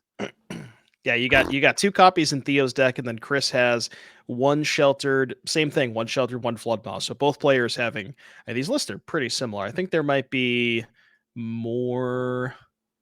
Looks like Theo has 2 Dragon Hunt, where Chris has 1 Dragon Hunt, 1 Winter Night Stories, and I think other than that, everything else might be the same. So why would players be bringing this deck in like let's say a Jeskai heavy meta that we've currently got in standard? Does this have a good matchup? I think that the prowess matchup is close. I think there is definitely some like the Jeskai Oculus deck can have starts like this where it just makes huge creatures, specifically Marauding Mako, as you're seeing this game, is just so good in this deck when combined with Steam Core Scholar and Tersa Light Shatter. You have a lot of ways to discard. So the Oculus deck can almost go under the prowess deck a little bit when you have the Mako draws. And then specifically with Oculus, the prowess deck doesn't maybe have as many ways to answer Oculus in the battlefield. So that can be a way to kind of take over a game as well. Theo has achieved step 1 of that dream, getting the Oculus into the graveyard here. Follow up on the other side. Okay, I was looking at this and I was thinking maybe this is going to be a way for us to kind of break the stalemate. Playing the profits here, so obviously every time we draw cards, we can get +1/+1 counters on things. If my Oculus is bigger than my opponent's Oculus, maybe I can start turning things sideways a little bit more and potentially closing this game out as Chris is able to get his own Oculus into the bin. Yeah, I mean, honestly, the way this game is playing out, the Oculuses might the Yeah, I'll take that. they may not even matter because Theo has, the 2 Marauding Makos and the Steam Core Scholar. This turn, if Theo can maybe have, like, say, a Tersa or another copy of Steam Core Scholar, that's gonna make the Makos 5/5s that can just attack past that Steam Core Scholar on Chris's side of things. But yeah, that's why this Oculus deck is so powerful. You have those draws that kind of feel like modern power level draws where you're reanimating your Oculus for a single mana, but then you also have draws like this that involve Mako and Scholar and Profs, and you can really make a very, very large battlefield even in games where you don't go for the Oculus. Oculus is one of my, I think, favorite creatures. Been printed in a long time. I really enjoy it. I like seeing it, and how it sees play now. Playing standard, it sees play in modern. I really like. I was actually brewing it a little bit in Legacy. I was having that, unearth, reanimate, entomb. Oculus was kind of, it was more of a lower to the ground type tempo deck. But talking about tempo here, Theo's going for the throat. Keep turning all these sideways. Now we've got a pair of 5/5s out on the ground here. It's an attack for 10. One of them is going to get chump blocked, which makes sense. You don't want to take 10 this turn. And Scholar's got vigilance as well. I think that's getting in there. 12 coming across. No, I don't think the Scholar got in there because the No. Chris's Scholar is a 4/4, so I think we could just profitably block that. I'm an idiot. It's all good. It happens to the best of us. That's it. Just one word. Okay, Oculus is now on the board here for Chris. That's the first one we've seen. Now he's going to push a little bit here. Oculus. Oh, I definitely gonna get in there. love this. Oh, this is such a good play. Well, actually, no, it doesn't because the Oculus Why? still can't attack. But the fear of missing out, I was thinking the Oculus could attack this turn, but it doesn't have haste. The fear of missing out doesn't have to untap a creature that's attacking. You can untap anything.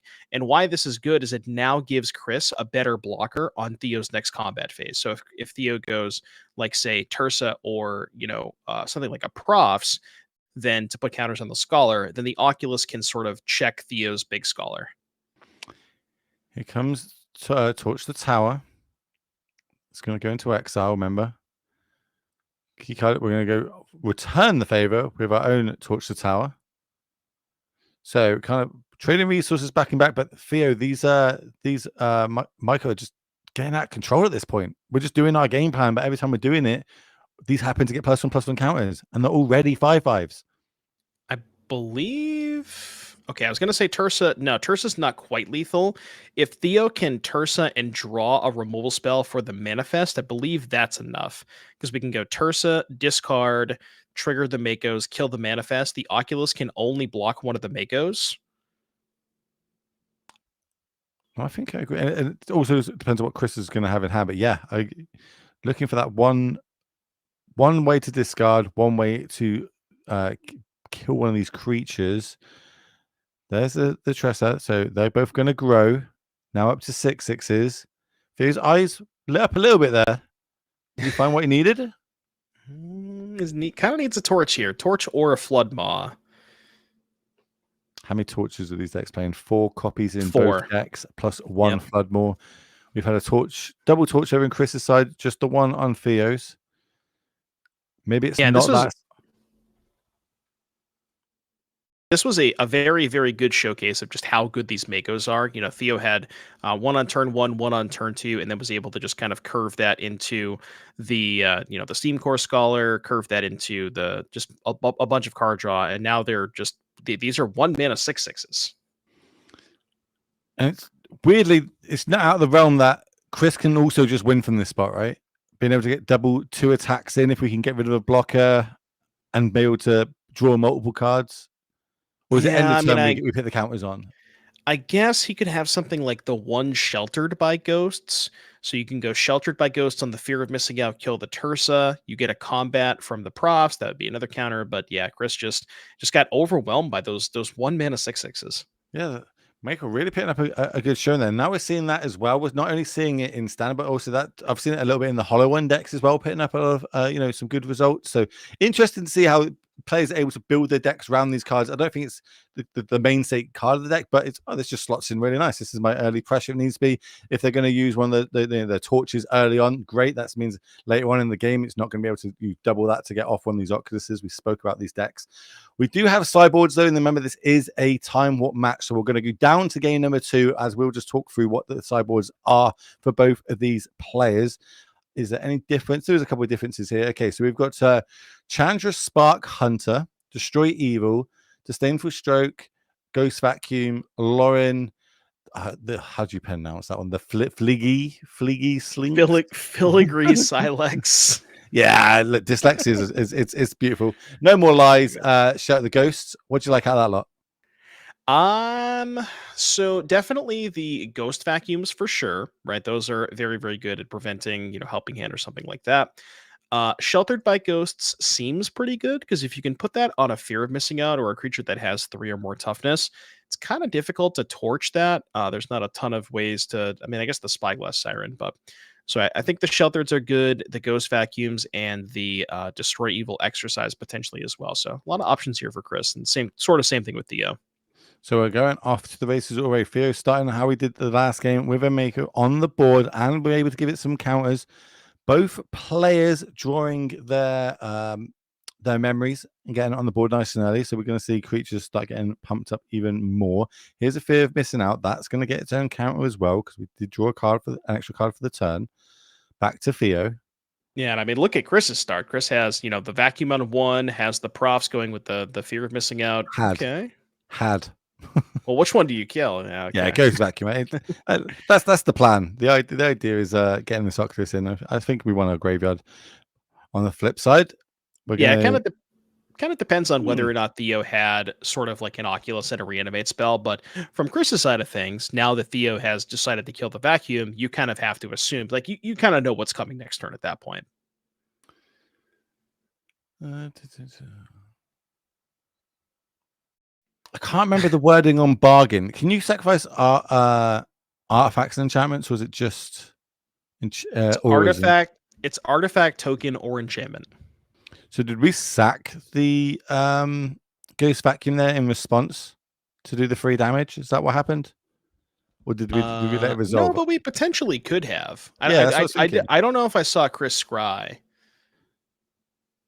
That's but why yeah, as I think of the if you were wording, going I to was like, torch anyways, then yeah. yeah. All right.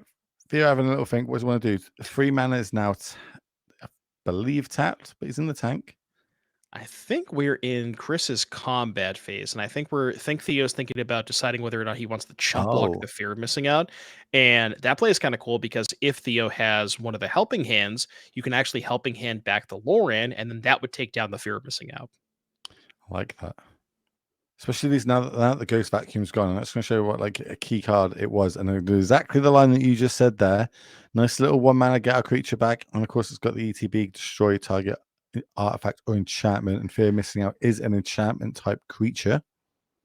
Yeah, and then God, the Steam Core Scholar with Prof's eidetic memory is just so huge. It just when you have that curve and you're able to just play the Scholar, immediately make a 4/4 flyer, vigilance. So now Theo has, and this is why this Oculus deck is so good, is it attacks you from so many different angles. You have the whole Profs making your creatures bigger, but you also still have to worry about the Oculus. There's just a lot of, it presents a lot of challenging questions to answer for a lot of different decks. I'm not gonna lie to you, looking at this deck, it does look pretty cool. Maybe I'm It's gonna have to nice. pick this up a little, play it online a little bit, and see maybe this is gonna be the deck Will's gonna play next weekend. Ooh, Chris cycling a Marauding Mako. That is not where you want to be. Although that is Well, card number 6 for the Oculus. I would say there's method to the madness here. Oculus, remember, and it gets the count as well. So nice 6 power there. That's going to be able to put a stump on the Scholar, being able to get in at least at the moment. So that as we pass the turn, we get to pick the top. Look at the top 2. One of them can come into play as a 2/2. It's not morph, is it? What's the mechanic they use on this? This is the Manifest. Manifest Dredge.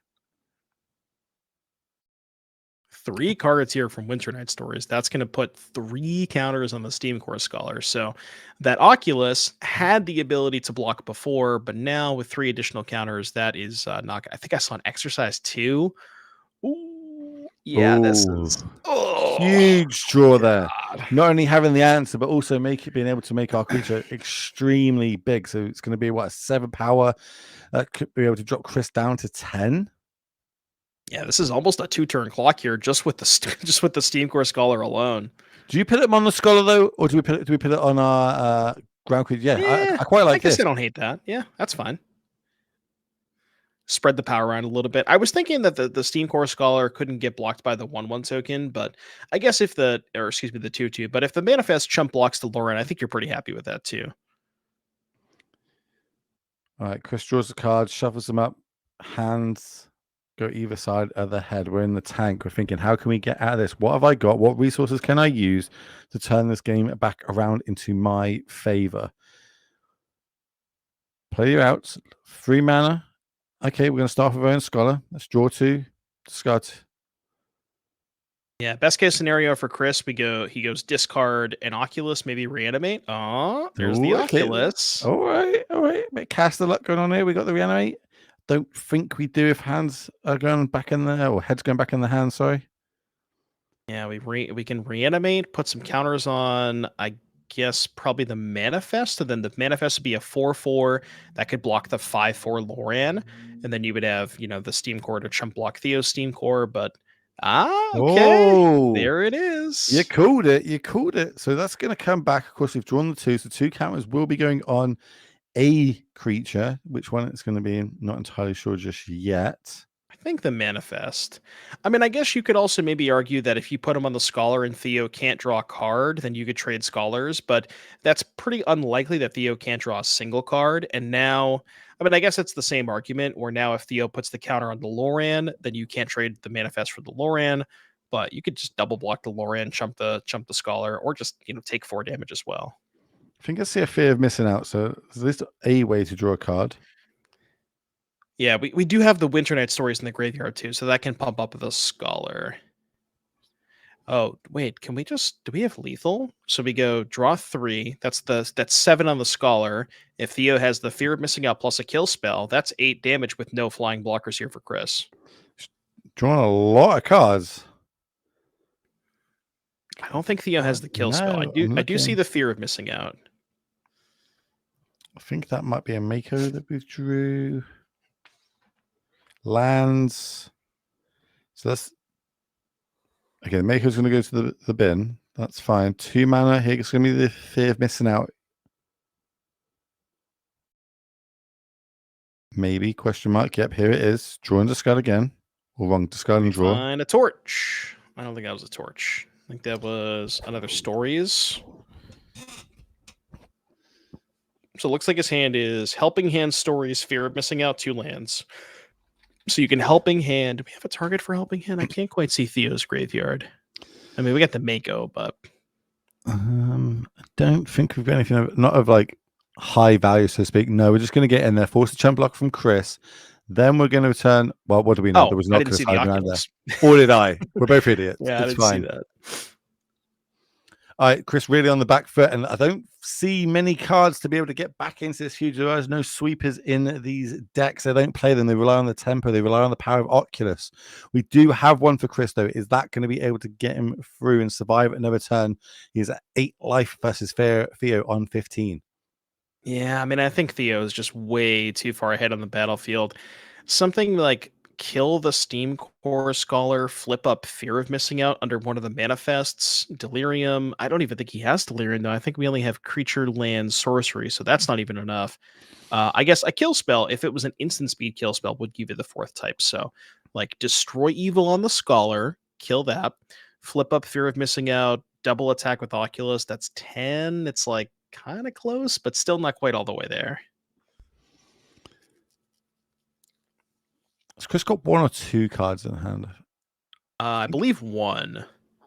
Because I think I think we went empty-handed last turn. Oh no, I think maybe it's 2. What can we have? 2 cards. Okay, Well, there's an answer. The kill spell. Okay, so now we can get at least a free attack with the Oculus. So that's okay. Missing out. I mean, Chris is doing a pretty good job of at least managing the battlefield a little bit. 1, 2. Okay, so that's just a bit chill. As I said, there's no way of us fully pushing Lethal at time. But now that means Chris is empty-handed. Is going to manifest Dredge again. So that's number 3 now, hitting the board. Yeah, does still have the Oculus back on defense. I think, yeah, Theo had that Stories from last turn. So if Theo can cast that, put 3 counters on the Oculus, that would represent a lethal attacker if Theo, again, can find a way to remove the Oculus on Chris's side. Top 3. Looking for it into the Floodmore. That would be a nice clean answer to get this game done and over with. Yeah, sheltered if those stayed in, or if additional copies came in, which I think they did. I see another Oculus in the grip here for Theo.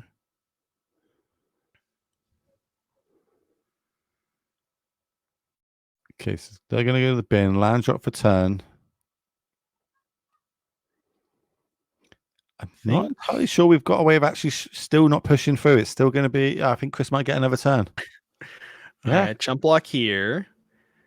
And okay, see, that's going to be a bit of a problem for Chris because now that he lost the Oculus, he doesn't have a flying presence on the battlefield anymore. And all of these creatures can just get chump blocked by Theo's manifests. Yeah, going to be able to manifest 2 when he passes the turn back to Chris. Chris needs a great one off the top. I'm not entirely sure what it does. Of course, we also don't know what these manifest creatures are. Like, could these be anything crazy, any sequence that could line up really well? It's interesting. They could be Fear of Missing Outs, but again, Chris still doesn't have Delirium. We only have Creature, Land, Sorcery. So he would have to draw the 4th type like an instant or somehow get the 4th type in the graveyard.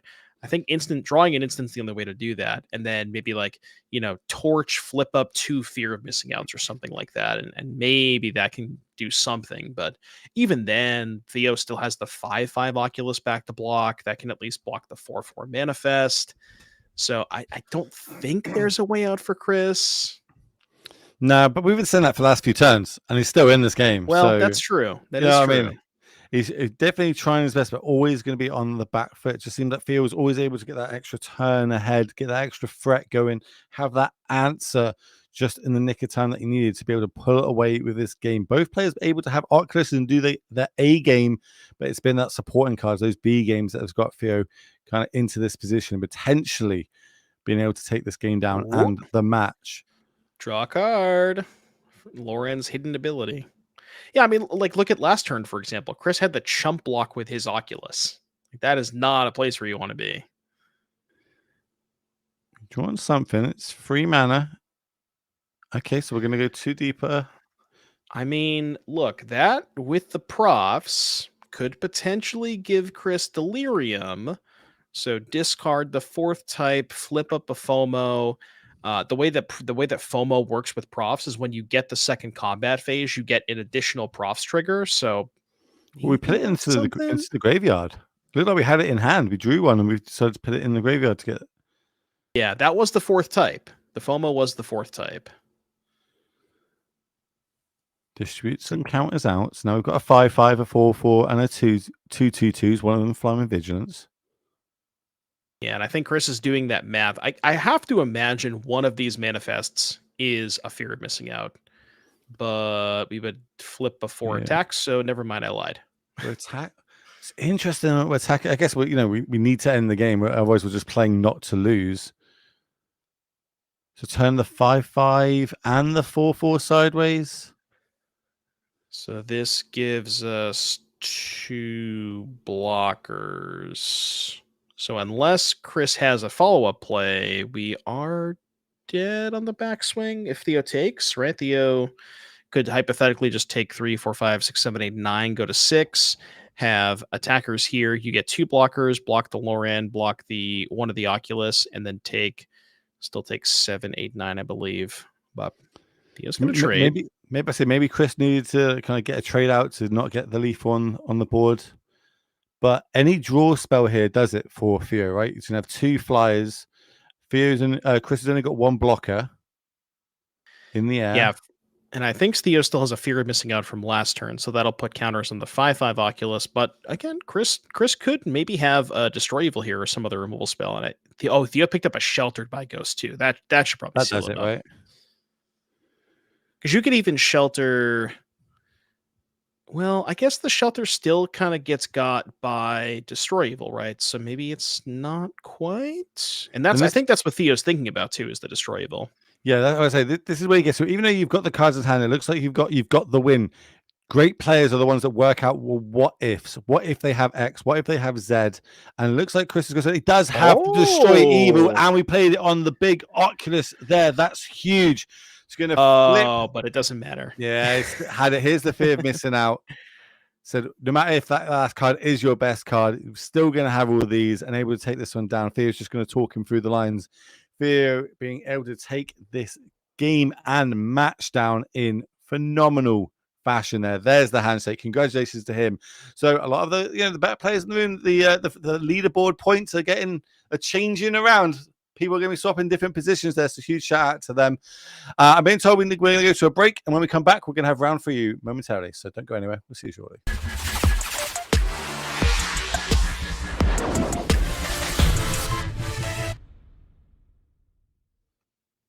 Welcome back, ladies and gentlemen, to the NRG Series here live in Chicagoland. My name is Will Hall. That is Devin O'Donnell, and we're moving into round number 3 of standard action here in our 5K trial. We have 90 players in the room, battling it out across 7 rounds of Swiss before we cut to that top 8 and crown ourselves a champion.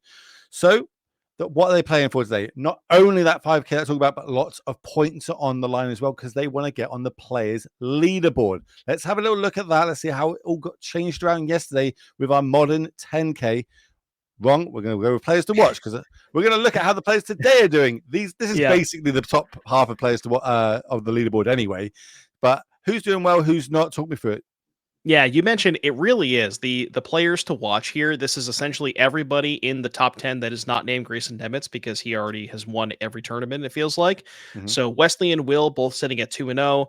We got a draw here for Cliff, Ben and Charlie at 0 and or 1 and 1, and then Alden Harrison and Jake at 0 and 2. Jake is the person that's closest to catching Grayson. I believe it's 76 points, and Grayson was at 90. So interesting to see if Jake can keep it going. And that's the reason Grayson turned up, right? He's like, Jake's a little too close to my liking, so I need to turn up to this Yeah. event. I need to battle it out. So he's going to be pretty happy seeing Jake at an 0-2 record currently. But there's loads more to do because, if you are going to get to the later rounds and you are going to end up dropping out of the tournament, is what it is. There's lots on the line. There's lots of things you can do at these events at the NRG series. And one of them is kind of exclusively to the NRG is Value Vintage. Talk to me quickly about this format, what it is, how do we do it, and more importantly, how do you use my phone to scan that QR code? Yeah, if you guys want more information on Value Vintage, be sure to scan the QR code on your screen. It's a really interesting format. So it uses the vintage banned and restricted list, and it only gives you a budget of $30. So Corey Steelcutter, stock up, probably can't afford those cards, but there's plenty of cheap cards like Luris of the Dream Dan, Golgari Grave Troll, Soul Ring, Treasure Cruise. These really powerful cards that given enough reprints are not super expensive. And, the official side events of all 25 at the NRG Championship Series. If you guys want to try out some vintage with, a little bit of a twist, the format looks like a lot of fun. Yeah, it definitely does. Right, the players have shuffled up, drawn the opening hands. They're going to have a look, see if we've got any keeps. Looks like John Wagner on the left of our screen does not like that hand. Up against Wesley Hickman on the right. Esper Pixies versus Is It Prowess? So the bugbear, the format. Is it going to hold up against this Esper Pixies deck? Kind of like two pillars of the standard format at the minute, I would say, like two of the bigger decks that people get drawn towards. How is this match meant to plan out on paper? It's tough. I mean, I think that part of the reason we've seen a pretty big decline in Esper Pixie over, since the release of Tarkir Dragonstorm is because of this Is It Prowess matchup. I don't think that the Esper versions of Pixie are typically favored against Is It. You certainly can have draws that involve, turn one Hopeless Nightmare, turn two Pixie Nightmare, get their resources down, deal them some chip damage. But I think for the most part, as far as the pixie decks, I would much rather be on the Orzhov side of things because that deck is playing 4 copies of main deck temporary lockdown, and John has 0 copies of main deck temporary lockdown. And yeah, really, it's the biggest issue too is the Esper Pixie deck does not really have a way to answer Corey Steelcutter on the battlefield. So Mm-hmm. if that card is in play, it's going to be in play for the entire game. And let's just talk about that steel cutter. Like we spoke about it a little bit yesterday in Modern. We saw quite a lot of copies actually was in the deck that, of course, was able to take it down in Is It Prowess. We're going to see it now in this Is It Prowess deck. This card is making a huge impact, waves across multiple different formats. Is that because the CMC now in Magic tends to be extremely low, or is it just in these two color combinations? Yeah, it's really tough. I mean, the mana base is a little awkward for this Esper Pixie deck as we see a turn one Storm Chaser's Talent here for John. Yeah, really just John is on the play, which is kind of interesting here. Does that change things? I guess it's, against the aggro decks, it's always better when you're on the play and not letting them have that extra turn ahead, as we're going to see a Swift Spear come in here, connect for one. But lovely little art there as well. Got to say, from winning yesterday, the showdowns, you get a token made in your likeness. So it's another reason to start turning up to these NRG events. Everyone wants a token made in their likeness because we all need that ego scratched a little bit more. Being able to hand them out to your friends when they play X amount of cards. Here, have this token. Oh, it looks like me. Yeah, especially this weekend. We talked about how Corey Steelcutter is just all over the place. It was Mm-hmm. in, with 3 or 4 copies of Prowess in the top 8 of yesterday's event. It's based on how many of it we have in the 2-0 bracket, it looks like that's probably going to be the same case here. And this would be the weekend to get your token, because then you could just be the monk token, right? There's the steel cut that's going to come down, but then before the Sister gets to get turned sideways, we're going to lock that down with the Drowner. I feel like you'd make a good monk token. I could just see you like your legs crossed, floating in the air in Zen with some sort of doom wake cloud above you or something. I don't Yeah, I know. don't know about that. That I don't know. I don't know if that's my style. I'm down for it. I'm down for it. It looks like well, I turned my head for a second. Now there's a load more permanents on the board here for John Wagner. Looks like we had the follow up of 2/1 drop enchantments. One of them being the Storm Chaser talents, and the other one being the Hopeless Nightmare. Of course, ETB opponent discards cards and loses 2 life. Yeah, this is kind of the perfect start here for John. John was in the play, was able to get on the battlefield first with the talent, and followed that up into Drowner the Swiss Spear, and then a little bit more pressure combined with the Nightmare next turn. But Wesley has the dreaded double Corey Steel Cutter start, and now this is interesting, right? Because Wesley has 3 creatures in the battlefield, could potentially start racing. But with John at 19 and Wesley at 11, I actually think that Wesley is maybe better off not trying to be the aggressor here and just using the prowess tokens to trade for some of John's permanents or cards in hand. And I think that because the Corey Steel Cutter can make 2 additional creatures every single turn, maybe that's a little bit more beneficial. But Wesley decides, you know what? Nah, we're getting there. It kind of looks like play draw, right? Like I agree with you. I think maybe I'll be on the defense here as well. But that purely if this was flipped around and we were on the play over on Wesley's side, like this would just be an absolute hosing of being able to get pressure, damage across.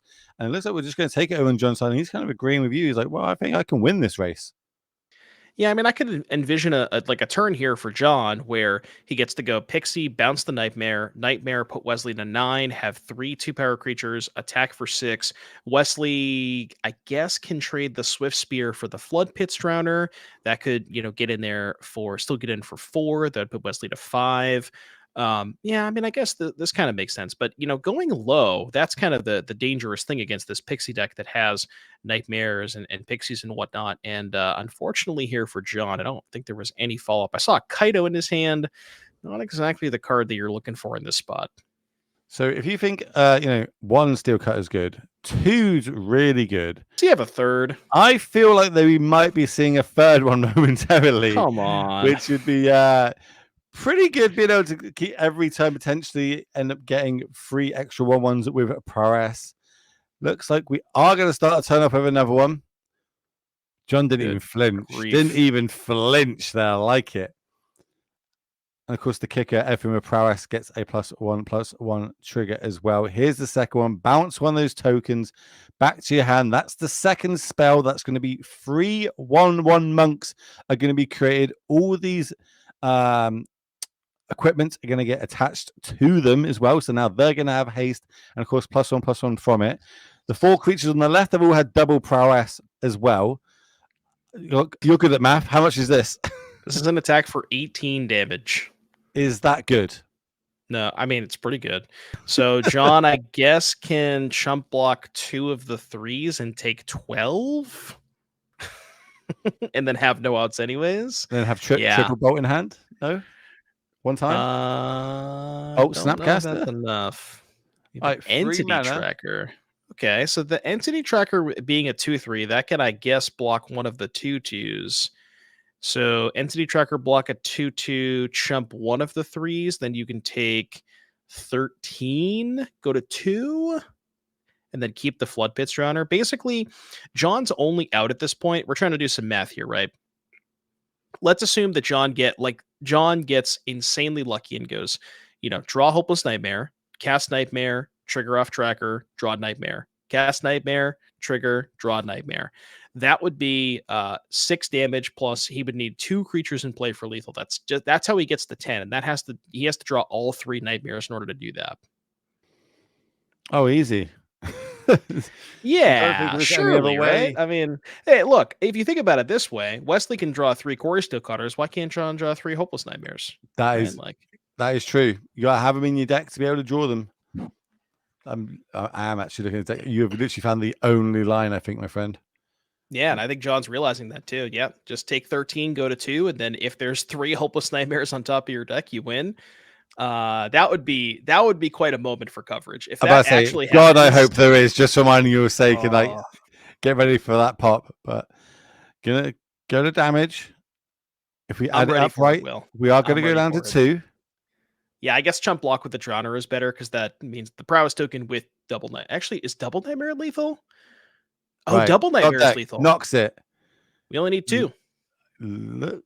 You don't even Oh, need 3 because 2 would mean the prowess tokens 3 plus 2 from the tracker is 5 plus 4 from the 2 nightmares. That's 9. No. it looked like, yeah, like the way like was moving fast. I was like, have we got something? We doing it? We doing it? No, that was just too much pressure there from Wesley. Well, we get to have a little look at the 75 that they brought. So let's get John's deck on the screen. It's going to be a game down here, so he needs to battle back, take this one to get us to a game number 3. That's the sideboard. What do you like, Doom? Yeah, so, as you saw that game, Corey Stillcutter, believe it or not, it's a powerful magic card. And as we mentioned, John really doesn't have any ways to interact with it on the battlefield in game 1. So you would assume that there's something in the sideboard here. And John does have a couple of tools. So the Lorraine of the Third Path, that's a nice way to be able to remove the cutter, can also kind of pick that up with Pixie. The temp lockdowns, those are fantastic. Also, this is sort of similar to what we were talking about earlier with the Orzhov Pixie deck, where you can lock down a battlefield and then later on, Pixie reset the lockdown, replay it again to kill the stuff they play after the first lockdown. So it gets the second wave as well. So those are good. And I think the discard spells as well to get the cutter out of the hand before it starts going off are pretty good. All right, interesting. Well, players are still shuffling up at the minute, so maybe we can have another little look at the leaderboard if we've got that production. If we can have a see how everyone was getting on after yesterday. Oh, we Oh, got oh, Wesley's deck. oh! How I could was we told we forget? only. I was told we only had one deck list. It's all good. It's Psych. fine. All right, let's have a look at this. This is obviously the powerful Is It Prowess deck. Was able to take down Modern yesterday. This is the standard twist on it. I know this is one of your favorites, Doom. So talk me through it. How would you be sideboarding with this sideboard? It is, yeah. I absolutely love this deck. Wesley actually has some interesting tools here that not a lot of people are playing. I want to highlight specifically the Eddie Mer Crabs. That is a card that has been picking up a little bit in popularity, but not everybody is sort of drawn towards it yet. But the idea is that, especially in post board games, when you expect your opponent to have more answers to cutter and more lockdowns and more ways to clean up the battlefield, Crab is a nice way to present a cheap-ish threat later into the game that doesn't die to those kill spells, doesn't die to, any red damage spells, lockdown, cut down, any of that stuff. So I think those might be coming in here alongside the Ral Crackling Wits, because if Wesley is expecting a lot of lockdowns and cutter answers in the post board games, he needs to sort of diversify his threats a little bit more. And I think he's going to want to board out the slick shots. Those are kind of awkward against nowhere to run. So we'll probably get those out of the deck for, the crabs and the rals. Past that, you could maybe consider something like Spell Pierce for a lockdown if you expect there to be a bunch of those. Maybe the Sunspine links because John's mana base is a little awkward. But past that, again, just diversifying threats, and from there, depending on what Wesley wants to cut, can kind of pick and choose from there. All right, well, let's get right down to the match, see how the players are getting on, shuffling up. Looks like they're just coming to the end of it. We're drawing the opening hands soon. So, talk to me, Merc Crab. At what point in the draft would you actually draft that card? I didn't draft Bloomborough, so I have no idea. Really? Oh, okay. Well, I You tell drafted me, it. is it good? It's like a pack 2, pick 7. I would say something like that. Okay. Like I'd be like, oh, okay, yeah, this might go into my deck. It's not too bad. It will do. It does the job. I have drafted it, to be fair. Not that Gotcha. not that I'm very good at drafts, so don't really take that as as you will. I am not a draft. I don't do anything I say. If anything, do the opposite of what I say. As now we're going to start drawing opening hands. John is going to be on the play. Uphill battle, needs to win 2 games back to back to get that record to a 3-0. Wesley, well, just has to keep doing what they're doing. Keep winning with this. Is it price that keep drawing 3 steel cutters? Yeah, I was just going to say, get the game done. How many cutters do you think Wesley's going to draw this game? Now, which art the steel Surely cutters not do you 3, use? right? In paper, do you use the normal ones or do you use the alternate art ones? Well, I bought the normal ones because they were cheaper. All right, I'll speak to the team. I'll see if we can get you paid a bit more, mate. And maybe you can start getting some of those fancy cards. I will start with a say, dress. I did get my cutters before they spiked. I think I paid $2 a piece. So, Oh, bargain.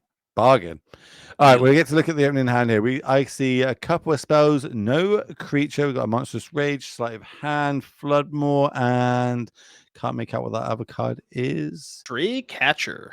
Oh, is it? Oh, we do have a creature.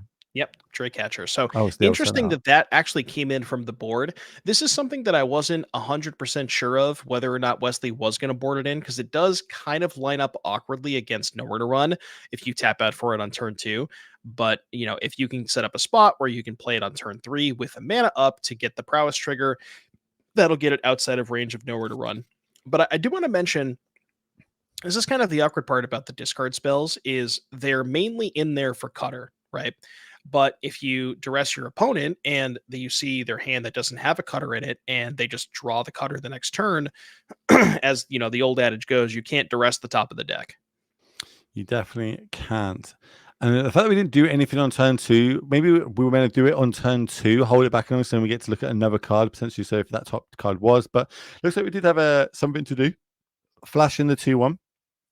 Start getting the beatdown plan going. If we can control the board, we're getting bits of chip damage in. Maybe that's the line to victory here for John. I imagine we Yeah, attacked there. and what's interesting, I want to go back to that last turn. Wesley had the option to play the Drake Hatcher, drew the Slick Shot show off, and chose to plot the Slick Shot instead of playing the Hatcher. And I think that is kind of what I was going back earlier Mhm. about. Wesley is really respecting that Nowhere to Run, and now you're going to see him play the Hatcher, holding up mana to be able to protect the Hatcher against the Nowhere to Run. He's probably not going to play the Slick Shot this turn. He's just going to say, well, I have no matter if you have the Nowhere to Run, I'm not going to give you a good target for it, and sort of like essentially burning John's mana unless he has something like an entity tracker to play. Yeah, he's playing us pretty well, especially when it's semi face up from that duress that we saw. And at the minute, he hasn't played into either kind of trap that John set, but maybe John just needs to use the mana up, as you said. And we are going to play the nowhere to run. Interesting. This is a very interesting play because I think John had an Anoint with Affliction in hand. So could have actually anointed the Hatcher and made sure that it was going to die through the Monstrous Rage, but instead chose to get Wesley to tap out. Very, very interesting line here for John. Well, we're going to use Pixie. We're going to bounce it back, and then we're going to use it. So It's maybe we wanted a target to bounce, maybe? it's entirely possible that John said, "Okay, I don't mind trading my Nowhere to Run for the Monstrous Rage because if John knows he wants to tap out next turn anyways to play the Pixie and the 2 mana removal spell, then John says, "Okay, well I can trade the Nowhere to Run, get the Rage out of your hand, and then I'm not as scared about the Slick Shot on the follow up turn." 3 mana here. This is going to be a stock up. Top 5, pick 2, the best 2 in this current moment into our hand. Put the rest in the bottom of our library. I I see think a Swift Spear in there. I see a Row, I think. I think it's Swift Spear, Ral, Rage, Cantrip, Land. I'm guessing you probably want to take at least the Ral, and then I think maybe the Cantrip. So I think from Wesley's point, you want to at this point in the game, we want to maybe try to clear the battlefield and then set up a turn where we can play Ral on an empty battlefield. So Cantrip, find a kill spell, start clearing off these flyers, and then you can safely deploy the Ral. Yeah, it was, I believe it was an Opt that was found as well as that Row. So, you're nail on the head. Over on John's side, hasn't been turning anything sideways yet. It's been holding back, respecting the slick Yeah, shot. deathly afraid of that Slick Shot. I would be too. I say the card's crazy because maybe we're really brainwashed from seeing how powerful that is in modern. And it's like, well, we just got to hold it back. Not as powerful here in standard, but still extremely Ooh. good threat. Now's the turn we can attack with one. And here's the thing, too. Both players know that there's a Nowhere to Run in John's hand, and John still, even with the Nowhere to Run, is still respecting the Slick Shot enough to hold back another blocker.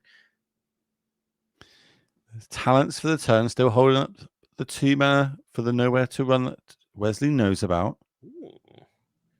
I think that was a cat picked up here for Wesley.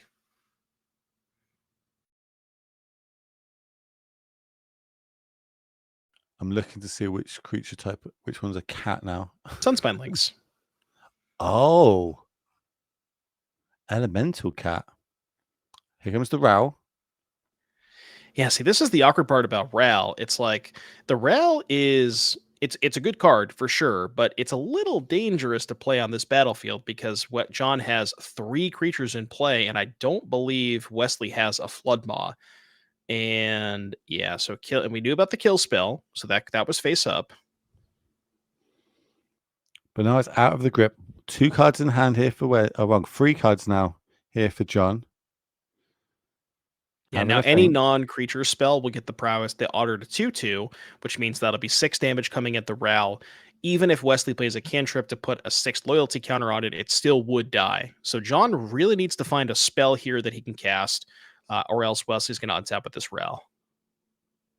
Okay, well, never mind. We did have a That, Floodmaw. that's it. That works just as well. Yeah, I didn't see the Floodmaw in Wesley's hand. Okay, that makes this play a lot safer now because you were able to bounce the token. Now Wesley can just untap with the Ral, and I don't know if you've played with Ral Crackling Wit, but that card, when you untap with it, it can get out of hand pretty quickly.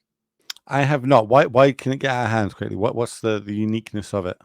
So it sort of has built-in storm where Mhm. every time you play a non-creature spell, you put another loyalty counter on it. So with all of these cantrips like sleight of hands and ops, it's very easy to just chain through and find a whole bunch of spells to get the Ral to a very, very high loyalty. And the ultimate is very close to -10, you win the game. I believe it gives all of it. You draw 3 cards, and it gives all of your instants and sorcery spells storm. Sounds pretty good. We're going to go with a stock up here. So that is an extra counter route. 2 cards to the grip to basically continue this chain because, it's really good when you cast it on spells, having a slick shot show off on the board as well. Yeah, now look at this, right? Wesley is casting another spell to get the Ral up to 5 loyalty. Now, John does have the ability to theoretically kill the Ral next turn because he can animate the anchorage. That's 6 power in the air. Mhm. But that's John's entire turn, and he has to tap out, which means that if he doesn't have a kill spell for the slick shot here, not only is he taking 7 damage, he's also, at the risk of having to tap out next turn just to be able to kill the Ral. We do have a way of stopping it from at least attacking us. So the drone's going to come down, put the stone counters on it. We ticked up the row that made the otter, got us another card deeper. Now, what can John do here? Can we amass enough spells to get this row off? Is row that important that we need to get rid of it? It's not besides the going Yes. face. We cannot leave it on the board. No. No, especially on 6 loyalty, there is I mean, I guess it's gonna take at least 4 damage this turn, but I mean, you see, like that last turn, for example, Wesley untapped with Ral on 2 loyalty. He Mhm. then passed the turn with it on 6. And if John doesn't kill the Ral this turn, the same thing is gonna happen next turn. He's just gonna churn through a whole bunch of cantrips and stock ups. And the Ral is, if you don't kill it immediately or like when you have the opportunity to, it's just gonna be the same thing over and over again. I think John might be agreeing with you. So we are going to animate our creature land here. Give us 4 attackers. All of them are going to go at row. We can trade with the Drowner if we want on Wesley's side, but I think he's more than happy just to let that happen. That's cool. That's fine. Because now you're tapped out and you've only got 1 creature back on defense. I've still got this slick shot. I've still got this, even though the slick shot is going to be tapped from that last stun counter. And Wesley set this up beautiful, right? Because Wesley, if hypothetically, if that slick shot could have connected last turn, that would have been 7 damage to John. And with the Sunspine links in hand, that would have been very, very close to wrapping it up. But John did have the flood pits last turn, and that was kind of the perfect answer for John because that not only meant he wasn't taking 7, but also gave him an additional blocker for this turn, just in case there was a Swiss spear or something like that. Sleight of hand, that's first trigger. Then talents is going to come down next. Give us another auto token. This one cannot be attacking this turn, but we're going to get in there twice. This is 3 plus 8, 5, so 8 total. Yeah, currently 8. If Wesley has a cantrip, every additional spell represents minimum 3. So rage would be 6, a cantrip would be +3. So let's assume both of those. That's plus 11. 11 plus 8 is 19. So not quite. Monstrous Rage is just a nightmare to play around, isn't it? Like if you got it, I block it with my 2/1, yeah, that's normally fine. But Monstrous Rage means I'm basically just stopping 1 damage. You'll be able to go in over the top of it. Well, remember that is the Monstrous Rage. That's the worst case scenario for John here. That's going to represent an extra 6 points of damage.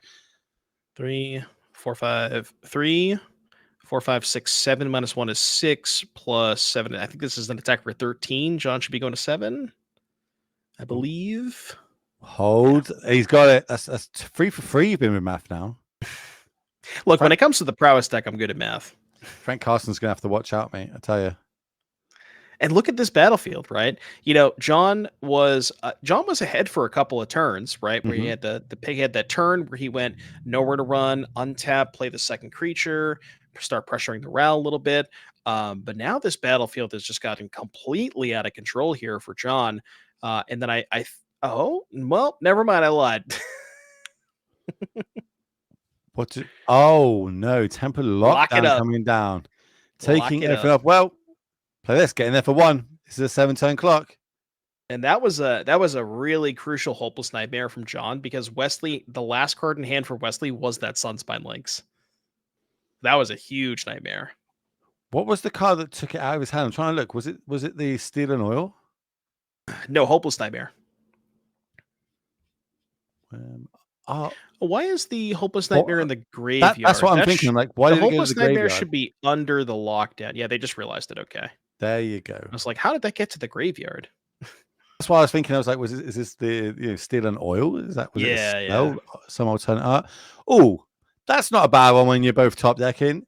Getting the Overlord of the Merc to have a little mill 4, put a creature back into our hand. We know how good this can be in Modern. In Standard, it's making a few waves, and here it's going to look great. Yeah, very heads up from John too. Had the option to get like sort of greedy and just cast it for 5 mana, but recognizes that Wesley's out here is just cantrip, kill you with slick shot. So wants to be able to pick up that Flood Pits Drowner. So Drowner, that could put stun counters on it, but that's only like I say it's going to give us more draw stats, but it's also going to give Wesley more time to get back in this game. It is closed deck list, so John doesn't know, but there is no more elemental cats floating around because that would represent 5 damage currently, I believe, to John's face. And when you're at 6, that is not what you want to happen. So have a little count. How Wesley many? wouldn't mind drawing the second Ral. Second Ral would be nice here. I believe we put that to the bottom with the stock up. Oh, did we? Okay. Mm-hmm. So what other good like top decks we've got here? Always Steel Cutter. Let's be honest. Stock up. Stock, yeah, Steel Cutter, stock up. Yeah, Steel Cutter is actually not that great here because Wesley doesn't have cards in hand. So the best it can, you know what I mean? He wouldn't even be able to trigger it this turn. I'm just thinking of setting up. Like, I don't think, well, Yeah. unless we're talking about trying to win next turn, but we already know we can't do that because of the Drowner. So we're just going to pass the turn. Overlord goes 4. That's a land off the top. That's not ideal. We'll let this get tapped down. Pass the turn. Keep the land in hand. That's smart because, if we do draw a card that we want to cast a little bit later on, we need some sort of fodder if any more nightmares are going to come down. Well, it's weird because if you draw stock up, you might want the extra land in play to be able to like double spell. So it's a very Okay. close situation. Not sure what's correct here, but this is now a 2-turn clock with the map hitting the spell there. Map, land, going to go to hand. Think we played land for the turn already? Question mark? No, we didn't. We could have. So we could have. We did.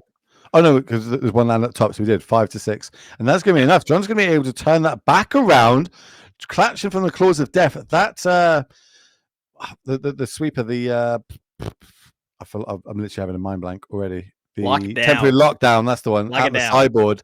Absolutely key, critical there, stopping Wesley from literally taking the game down and out of his grasp. But for us and for everybody at home, we get a game number 3.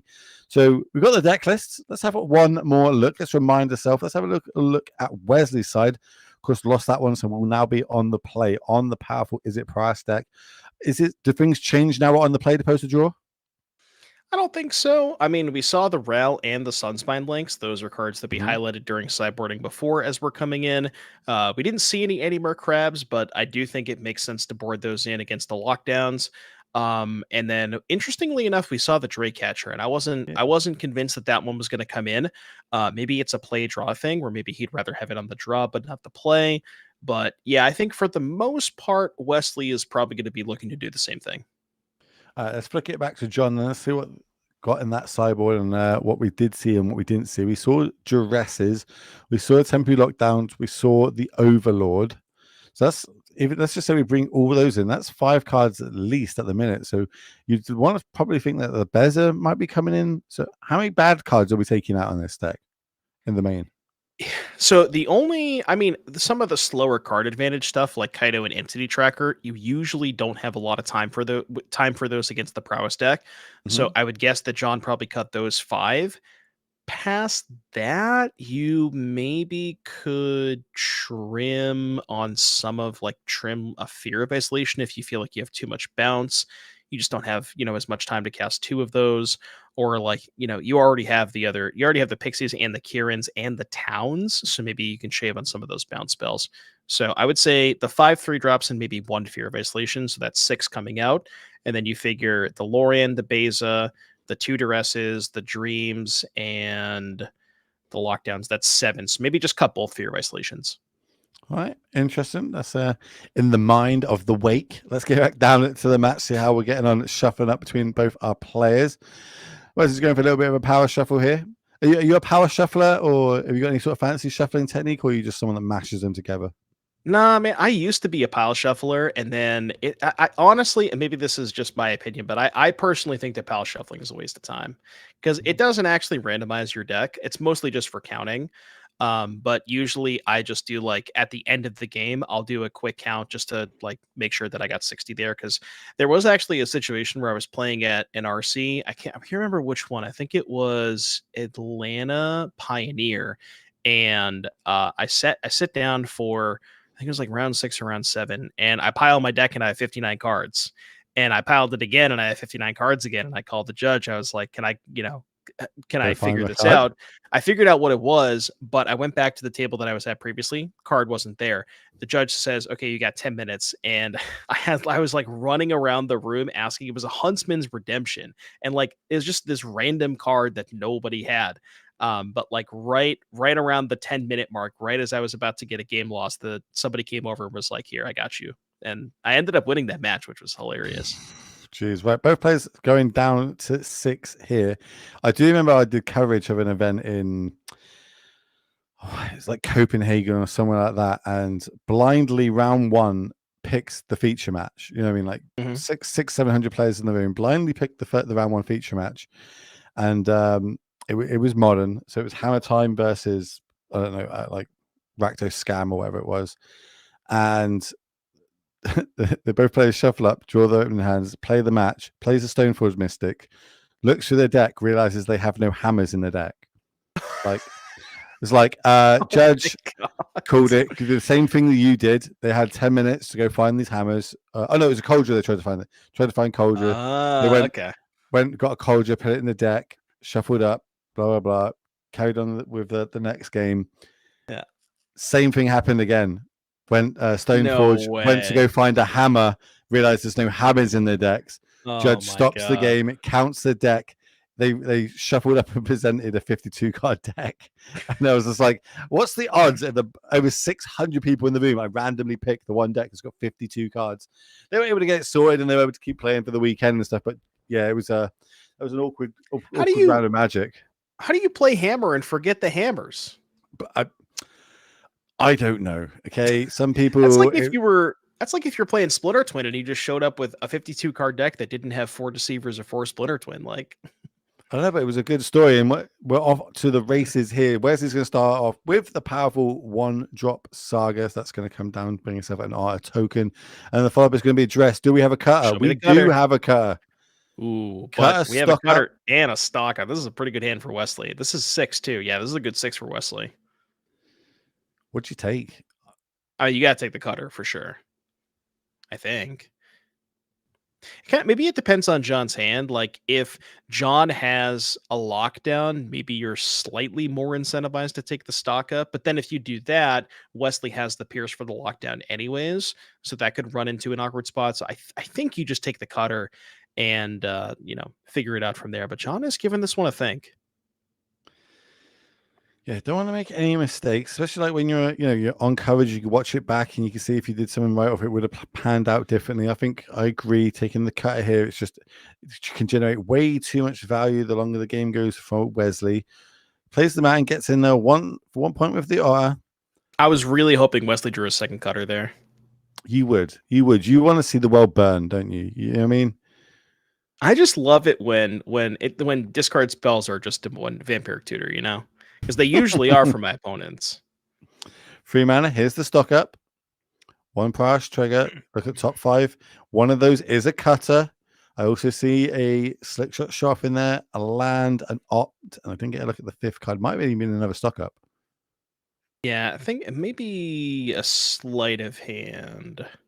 I think so. Wesley's hand right now is opt spell pierce. I think you just take cutter sleight of hand because I want more cantrips because that's kind of like you have the double spell next turn rolled up with cutter cantrip, but then ideally what ends up happening is that Wesley cantrips into an untapped blue source, makes the cutter token, attacks, holds up spell pierce for lockdown next turn, and then from there can kind of progress with the other cantrip. Okay, let's see if he agrees. And I think he did agree. I think I saw that was cutter and the sleight of hand going to the grip. Yep, it was. It's gone out of here. -3 is going to happen to that. Nowhere to run coming in. Then here comes our third land drop as we pass it back to John. I'm just going to pass the turn back to Wesley. Yeah, it looks like John's hand is super reactive. I think I saw like two more nowhere to runs and a bounce spell. It might have been a fear of isolation. So a lot of ways to interact, and that stuff is normally good against prowess. But when it comes to cutter, like trading one for one with the Ooh. cutter tokens is really brutal because they're just gonna make more tokens every single turn. Yeah, not happy about that from John. Saw the little shake of the head there. Sleight of hand is going to be our second spell. So that is going to make the token, but we're going to give that a nowhere to run. So as you said, basically John Wesley's doing his thing, keeping that card advantage high, turning the burner through his deck and gaining incremental value with these 1/1 monk tokens, where John has to use cold, hard cards to deal with them, not where he wants to be. Yeah, and I believe Wesley took a land over a monstrous rage. Love that, especially given the fact that you have the spell pierce in hand, so you want to be able to hold that up, and you kind of just want more mana for next turn, so you can go cantrip maybe into a 2 mana card and then still be able to hold up the spell pierce. Here it comes. This is the Drake, right? Fear of Or isolation, yep. the Nightmare. Yeah, so that one is actually going to pick up a land for John. So that signifies to Wesley that maybe John has another spell he wants to cast this turn, maybe like another nowhere to run. That was an opt off the top. We're going to lead off the turn, casting it, scry 1, then draw a card. Wesley's having a think. I think we've only got 2 cards now free, so likes that. Follow up is going to be 2 mana. It's going to be another Ooh. cutter. So that's going to trigger the first one. But this doesn't work how we want it to, right? Yes, this is the No. second spell that's cast, but it doesn't mean that the one that's just about to enter gets a trigger at all. Correct. Yeah. So Wesley can sort of pop off next turn. And again, that spell pierce, face up information. So I don't think John has the lockdown, but even if he did, it wouldn't be good enough because both players know about that spell pierce. Not going to get in there. Is that another nowhere? It is a nowhere. Yeah. Triple nowhere. Get rid of the token. Fine. Whatever. It was a free token anyway. Yeah. And you see there, Wesley had the option to spell pierce that, but he just doesn't care because he's just going to make 2 more of those next turn. The only card he ever wants to spell pierce in this matchup is exactly temp lockdown. Any of these 1-for-1 kill spells, he just does not, it just doesn't matter. We get in there for 2 over on Wesley's side. Land drop for the turn and pass back. That's an opt drawn for the turn. It's a great way to start off. Try and potentially get some of these triggers going. So opt, scry 1.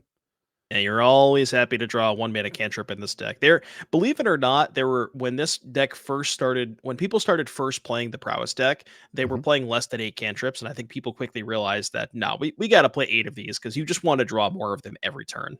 I think that's just every blue player's dream, right? Like if you register a Well, blue especially deck, when you have Cutter. yeah, kind of get to sort of turbo accelerate this out. Looks like we might have found another one. We did opt into opt, so this is where we get double triggers, and the 2 monks are going to enter. They're both going to be equipped with the steel cutter. Now we get to scry 1, draw a card. Don't like that one, so blind draw off the top. It was just a land. That's good for John. Yeah, so the leftovers, we know about the Pierce. I don't know that Wesley has another spell in hand. I I think it think might we, just be the Pierce. Is it the I think we fourth got two. nowhere? No way, it is the fourth nowhere. We're going to use the Whoa. Pierce on that. I suppose if we get into the realms of fifth land drop, Very lockdown. surprised we spell pierced that. Yeah, I guess that's a good point. If John has been sandbagging the lockdown and just draws a fifth land, that's a good point. And did draw a fifth land too, so Was he using? Oh, Rao's the last card in hand. that's not bad. That's a good follow up. Yeah, even without a cantrip in hand, Wesley could also level up the Storm Chaser's talent, get back either Opt or Sleight of Hand, and then use that to try and find the second 1 mana spell next turn. So we're bouncing here. We're going to bounce a token, bounce the nowhere to run back to the grip. Draw, just another land. Yeah, so now for Wesley, couple of options here. You could go towards Ral, try to minus the Ral and find some more 1 mana spells to play there. You could use the talent to pick up a cantrip, and then the cantrip could potentially find you another 1 mana spell to play this turn. I think I lean towards the Ral, but it's kind of close. Okay, we're gonna go for talent here. So talent 4 mana. We're going to level that up. Return a instant or sorcery from our graveyard to our hand. It's going to be a sleight of hand. That's the second. No, it's I the think it was first a spell. Sorry. land and a stock up, I think. Stock up's a good one, just not this turn. But for It was two not a mana, stock up. we do have a. Oh. Did we do? Is that the crab? That is the crab. That's a pretty good. It looked like a stock up to me, but no, it was actually a crab, and that's a good find because that's going to mean that's actually massive because now we can tap the Fear of Isolation and the new Cutter tokens can just attack pass through that. That's kind of crazy. Well, we also get to tap 2 creatures, right? Yeah, well, we're gonna tap the Fear. Oh, you're thinking through the okay, I get you now. Yeah, Like we can just tap it, and then we don't have to worry about it being a blocker. me being because we're thinking about the no extra prize trigger. This is a creature. Yeah, so the crab's going to come down, tap the Fear of Isolation. John can fire off the Nowhere to Run in hand, and then take 4, go to 11. Take one of the ones that's already equipped. Makes sense. Passes back. Needs something big. Off John the needs top to of the deck draw a now. discard. Lockdown would be good. Well, lockdown would help here. Good. That is not a discard. That is a Concealed Courtyard. So now the Row coming down as well as a follow up. Basic Mountain off the top of the deck. Yeah, very high likelihood that Ral can find a spell to cast with 3 mana left over because Wesley has 7. So even if we don't play the land from hand, Ral discard 2 lands. That would still give us 3 left over to cast basically anything. Yeah, that's a row off the top. First power trigger going to come in with 4 loyalty. We are going to tick that down. So we're going to draw 3, discard 2, land, and Oh, it was a sleight that hand was a was the last one. spell. Is that a slight? Yeah, I believe so. There's the Okay. sleight hand. Anything whiteboarded is basically sleight hand at this point to me. Yeah, that's fair. That's fair. Going to generate the extra monk tokens. The 2 on the right have got the prowess. Remember that crab itself is a huge crab with a 5/5 body. Found 2 lands. It's, I guess, good news for John. Play a land, turn everything sideways? Question mark. Yeah, I'm in. Like, I mean, he can profitably block one of the 2/2s, but then he's still taking 3, 6, 8, 13. Oh, he can't even do that. He actually has to chump block the crab here, I think. Chump block the crab, take 10 is your only out. But then what's the out? Like, yeah, it's like even if you draw a lockdown, you still just lose to the crab anyways, and the Ral. So I don't think John is any way out. no, but you can get Not the that. card, take the left. There's the handshake. We are going to see Wesley taking this one down. And it really showed the power of how good that steel cutter is in this deck, especially in multiples. Yeah, Cutter is just absolutely insane. I mean, there was that one game that Wesley had, the game one where he had three of them, and it Yeah. was just absolutely out of control. I mean, the one game that John was able to take down was that game where he was able to clean everything up with lockdown. But when the games do not involve lockdown, it is very difficult to beat that Cutter card. Well, that's why we brought the crab in, right? The crab is purposely for that, have diverse our threats to make it so there wasn't any out there for him. Looks like we're getting Wesley in the booth for an interview. So let's get down to it with our winner, Wesley Hickman, taking that down. Congrats, my friend. You got Will and Devon in the booth. We're just going to ask you a couple of questions, and I'm going to kick it off with how good's that crab being? Because that looked pretty cool there. Absolutely amazing. It comes in so many matchups. I found out about Eddie Merc being a possibility in this deck like 3 hours before Minneapolis started last week and severely regretted not registering it. It has won me like every game I've casted. It's good against aggro, the mirror, like black mid-range, tap bases, tap shieldreds, etc. Like I was just telling my opponent, bigger than no run. If you bounce it to my hand, I recast it with town and then it can't be locked down. So just like premium against their entire deck. Yeah, Sick. and as you mentioned, just like against all of the cards that people are boarding in, they're going heavy on targeting Cutter, like duresses and stuff, and that being able to Right. dodge that is pretty nice. Right. The other thing that I wanted to mention, and this is kind of a trend that's been happening a lot on Magic Online recently, is the inclusion of a lot more Drake catchers in the main, and you've decided to just go with the 4 slick shots and 1 Drake catcher in the sideboard. Talk me through that decision. Yeah, so it's definitely some interesting logic here. People are putting in Drake catchers for this, really inbred meta of Is It Prowess being the best deck. It's, 33% plus Monster Strays decks, 33% plus of the room. It's nice to have a Vigilance Prowess creature, obviously.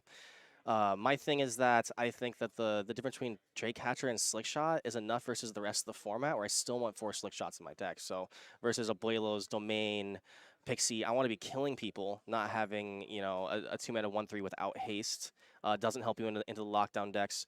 And then also in the mirror, the difference between Slick Shot and Hatcher, I don't think is that great. Like, Slick Shot's incredible. A lot of times people board out Burst Lightning. Even if they don't, you can still protect it with Monster Trade. So it's not like I have a bad card in my deck. I have Slick Shot Show Off in my Prowess deck. So yeah, that's my hot take on the meta is, I'm sacrificing a few percent here for a lot better in other places. You want to make them have the answer, then have the answers yourself. I like Right. it. That's exactly how I play Right. Magic as well. If you got it, cool. Then we're going to Yep. keep playing. If you don't have it, I'm going to win the game. What do you not want to play against with this Is It Prowess deck, though? Like, is there a deck that you are just trying to dodge that, you've come across, like you saw someone playing, I don't know, some crazy deck, and you're like, oh, I really don't want to play against that one because they bought it purposely just to beat up on this deck? Or is there a certain deck in the meta that you're trying to avoid? Yeah, the entire meta is warped around Corey Steelcutter, so there are a few decks that like are incredible against my deck. I think the best one's probably Black White Pixie in particular. That deck having an edge over normal Esper Pixie against us because they are scroll shifting their lockdowns at instant speed. They are sacrificing a lot of their like blue card quality, not playing town, not playing talent for cards like scroll shift to blow out prowess. So hoping to dodge that, but you can also just draw enough Corys and it won't matter. You can still You're good at that. You were good at that in that match. Really that good was at awesome. that. Yeah. Yeah, number of Corys drawn equals high win rate for sure. Devin, next question. I think you honestly asked the one that I Oh. was going to ask. The other thing I will mention is that and you sort of got on this trend too. Into the Flood Maw was a card that people were not necessarily picking up. I think it was the week before Bologna, but then after Bologna happened, everybody was on it. You got 3 in the main, and that card is just talk to me about that card.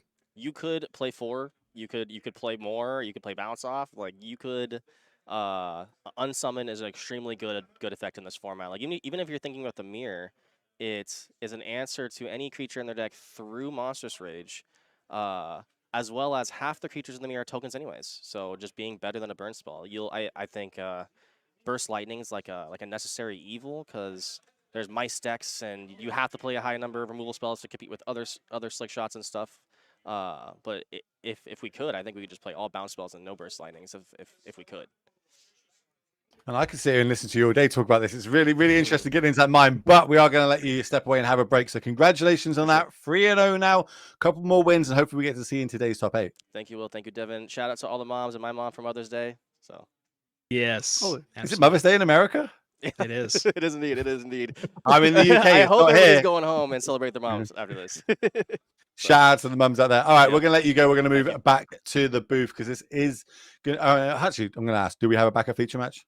Have we got any time shifted shenanigans going on production?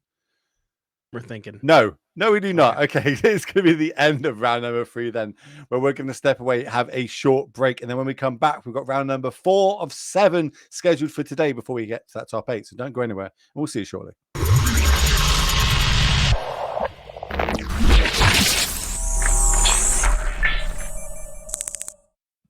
Welcome back, ladies and gentlemen. Round number 4 here is kicking off at the NRG Series. My name is Will. That is Devon, and we are happy to have you here. As we've got 7 rounds of Swiss until we get to today's top 8. The players are battling out for their share of $5,000, as well as coveted points on our leaderboard because they want to get to the end of year championships. 24 players get invited to it, 30 grand on the line, and of course, that PT invite. But maybe you're at home and you want to get part of some of these events. Well, we're going to tell you which ones we've got coming up. So the very next one, Doom, is what? Indianapolis, and that's going to be on June 28th and the 29th. We have 10K Standard Showdown on Saturday, followed by 10K Final Fantasy Team Sealed Showdown on Sunday. That should be a really fun one. Yeah, I'm looking forward to that. But then we've also announced the next part of the year, what 4 events we've got. So get these in your calendars now, book those flights, get those hotels booked up so you can turn up to these beautiful ones.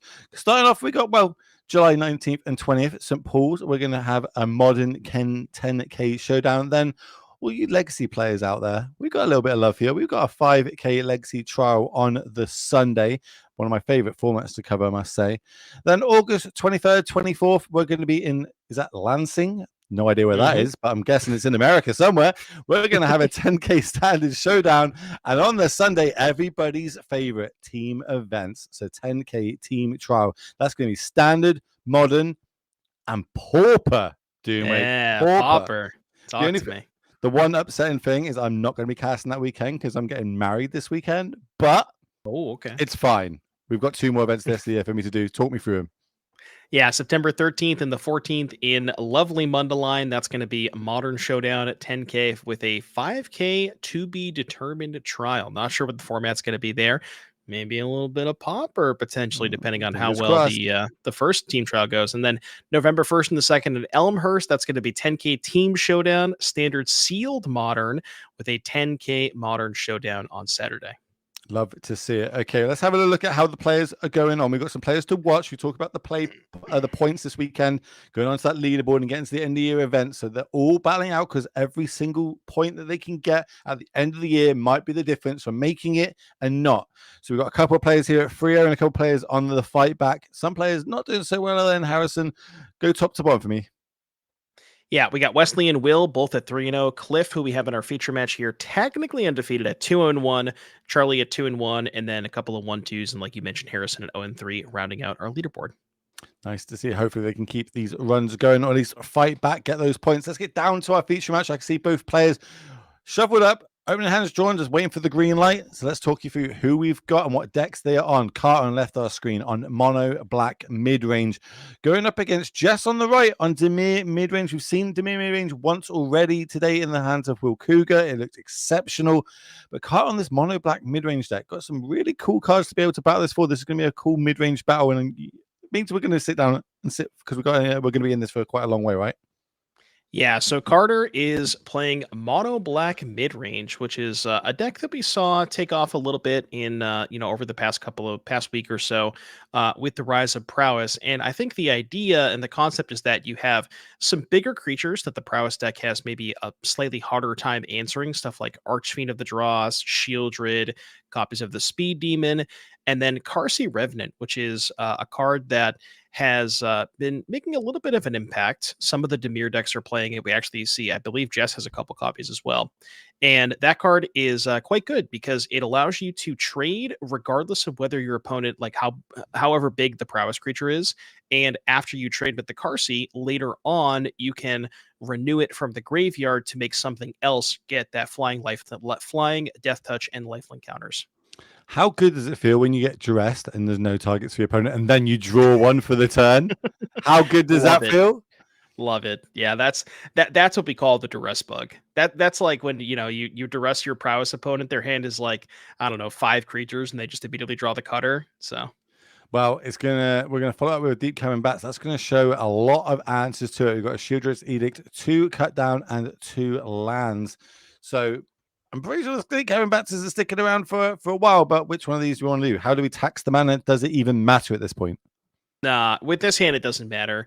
Maybe if there was 1 cut down and two mana kill spells, you could just, make like basically force Carter to cast one of the ones that you would rather. But with 2 cut downs, it doesn't matter what you take, Carter's going to be able to kill it no matter what. Essentially, it's going to be our land drop for the turn. Pass it back to Jess. See what they can draw. Duress of their own, I think. Is that Yep. was that Duress? Yeah, this is actually a pretty good turn for Jess because now they can go, duress you, maybe take one of the kill spells, and then the bat is going to trade for the other one, and now Carter's going to be out of he's going to be on empty, right? He's just going to have 5 Yeah. lands. So Being top deck mode, but it does have quite a lot of good tops that they can draw. Lots of big demons and Phyrexian beasties floating around, as well as, of course, just a load of removal spells. I think maybe the best one in this situation might even be Unholy Annex. yeah, if Carter can find an annex here, and he's still got a couple of soul stones, so even if Carter doesn't find any action, can at least do that end of turn. But I believe Jess is Jess has got some gas in their hand. We got 2 preachers and a curiosity, so any one of those could come down, and it looks like we're going to go for preacher first. I just was able to pick up a few of these because it was the promo for like set championships or games day or whatever they call it now. There's The some new nice promos of fancier. it. Yeah, Those ones look nice. yeah, they're pretty sick. So we're gonna make the free. Jess is going to scribble out a couple of the cards that have been played because obviously they are known from the Duress and the Deep Current Bats that have already entered and gone to the graveyard. Oh, okay. Ooh, And we're going to go Demon side first. Make yourself a big love it. 6/6. Yeah, I like this play from Carter because it is more mana efficient. So now Carter with land 6 next turn can go flip the other side of the annex and then still potentially be able to play a 3-drop, which, Carter does have 6? There's 3 preachers and 3 Carstony Revenants, or potentially even, heaven forbid, a second annex. That would be kind of brutal here. Well, now we get the perfect double trigger here off Preacher. Not only do we get to make a 1/1, we also get to lose life and draw a card from this attack. So you got to love to see that. Didn't get a good look at what we drew though. Oh, okay. I think I know what we might have drawn. Enduring Curiosity is going to come down. So when this damage happens, we do get to draw an extra card. That's going to be key in keeping in this game and going 1-for-1 with Carter. Yeah, and now you're in a situation where both players have kind of their big card advantage engine going on. But the big difference here is that Carter's card advantage engine also draws him an extra card every turn and also domes, right? It drains Jess for 2. So, Jess is sort of under the gun here, where Carter is, amassing cards in a similar fashion to the Preacher and the Curiosity. But now, once we can get that Annex online for 3 mana, then we can really start, draining and really popping off. Archfiend Dross was the draw. That's going to go to the throat. Have you seen the alternate art of Archfiend Dross? It gives There's me an alternate nightmares. art? Oh, Yeah, the one the from Phyrexian. I have Yeah, seen that, yeah. it's so good. So It's good. nice. All right. Well, then we're going to get in there for 3 points of damage. We're going to get the trigger, generate another vampire, draw another 2 cards. Of course, that Curiosity comes back as an enchantment. So, advantage bar to Jess pretty heavily at this spot, I'd say. Yeah, and I think Jess's leftovers are still pretty good. They have the Carsey here that can threaten to trade for the demon token. So now Carter's attacks are kind of offline.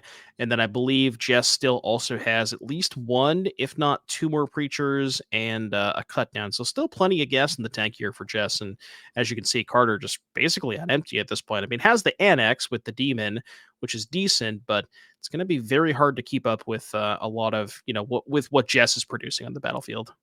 Really would like to draw a removal spell here in this instance. Try and fight back and never go for the throat would be pretty good. But what are we going to do here? What have we got?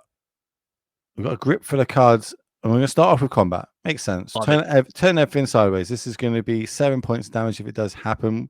Our life total is lower, so we will make a 1/1 token with lifelink again. Yeah, and from Jess's perspective, you're kind of fine if one of the 1/1s gets eaten, because that means 6 damage is coming across to Carter, and you're going to replace the 1/1 anyways with the Preacher. So you don't really mind if that gets blocked, and that's going to be 3 more cards for Jess from the Curiosity. So I mean, basically, Jess has what, 9 cards in hand. Carter has 1, so I'm assuming that means Jess is favored. Still got all these, and I'm trying to look at the decks. Doesn't know there's anything that really gets us back in there. One copy of Gix Command, and even now there's too many free frees floating around. I'm going to follow up with another Preacher just to get cards out of our hand because it's so stocked at the minute. Stocked up, some would say. Boop, boop. You're welcome. I'm here for at least the next round, chat. Hey, Jess does not have stock up in their deck. Okay. Do they not? Let me. Don't need it. Don't even need it. Well, we're going to play another Annex, but we're going to play it on the draw side. So we still got the Demon. So it'll be a swap of 4 and draw 2. So just losing 4 life, Carter going to gain 4. Maybe this would be good enough for Carter if the Carsey Revenants didn't have lifelink, right? Because Carter is draining 4, draining just for 4 every single turn cycle. But because of the fact that the Carseys have lifelink, that sort of offsets the Annex drains. Deep Coming Bats comes down, reveals 2 lands for Carter. That's a lot of lands being drawn. How many cards is Jess drawing in this combat phase? 6? 16 billion. Is that good? Will, is draw 6 cards good? I hear it. I'm an infect player. It's nice when my opponent has 6 cards in the hand when I kill them. It doesn't happen very often these days. But yeah, I hear drawing 6 cards is pretty good in every single format of Magic the Gathering. Maybe we're on the mill out plan. Can we mill Jess out? It seems unlikely. I'm just gonna throw that out there. I think it seems pretty unlikely.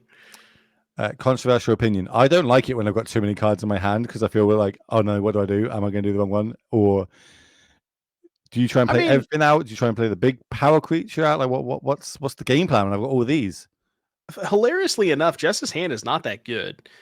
Jess has, I believe, a bunch of cut downs and a bunch of Spyglass Sirens, so not really a bunch of good leftovers. Now, Jess doesn't really need anything. They already have more than enough in the battlefield to win, but I guess a little bit of a plus for Carter there. Scar 2. Drew for the turn. We know about the 2 lands that are in hand. I guess Gix's command would actually help a little bit here. At least clean up the battlefield, leave Jess with 2 creatures. 5 mana, make another demon. Demon. I would call this mono black demons, the amount of demons that are floating around in this list. Yes, yeah, with the 4 annexes and the 3 archfiends, and 2 speed demons too. Tap down one of the demons, put some stun counters on it.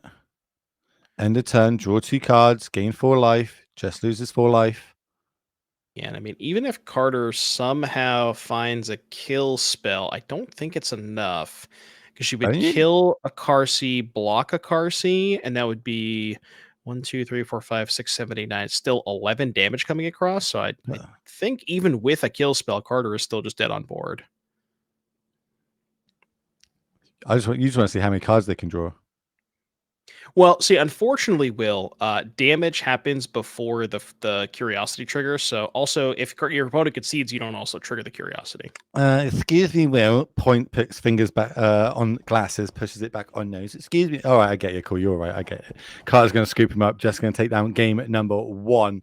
So now we get to have a little look at the deck list. We're going to come back to this while we kind of load that up. But is that how that deck's meant to play out? Like, does it look like the Curiosity just ran away with the game completely? Would it be different if there wasn't a Curiosity on the board? Would we still be able to hold our own over on Jess's side? Yeah, I mean, both decks are very similar in terms of how they are presenting threats in the battlefield. They all have, a bunch of 3s and 4s. The difference here is that if you look at the card advantage engines, Jess had Curiosity, Carter had Annex. There is a ceiling on how many cards Annex can draw a turn. There's not really a ceiling on how many cards Curiosity can draw per turn, and that was the difference there. Yeah, huge. And it just only takes 1 as well. Obviously, in multiples, things get completely crazy, as we've seen. But we do have the deck list. Let's have a little look at them because these are, this mono black deck isn't something we see every day. This is the 75. That's the sideboard. What do you like, Doom? So, looking here for Carter's side of things, taking a look at, so you have some additional threats in the form of Caustic Bronco. Those could maybe come in if you want to try to go under Jess a little bit, and get like play to the battlefield, especially on the play. I don't hate the Broncos. Dreams of Steel and Oil, that could be a way to exile Curiosity from Jess's hand before it hits the battlefield.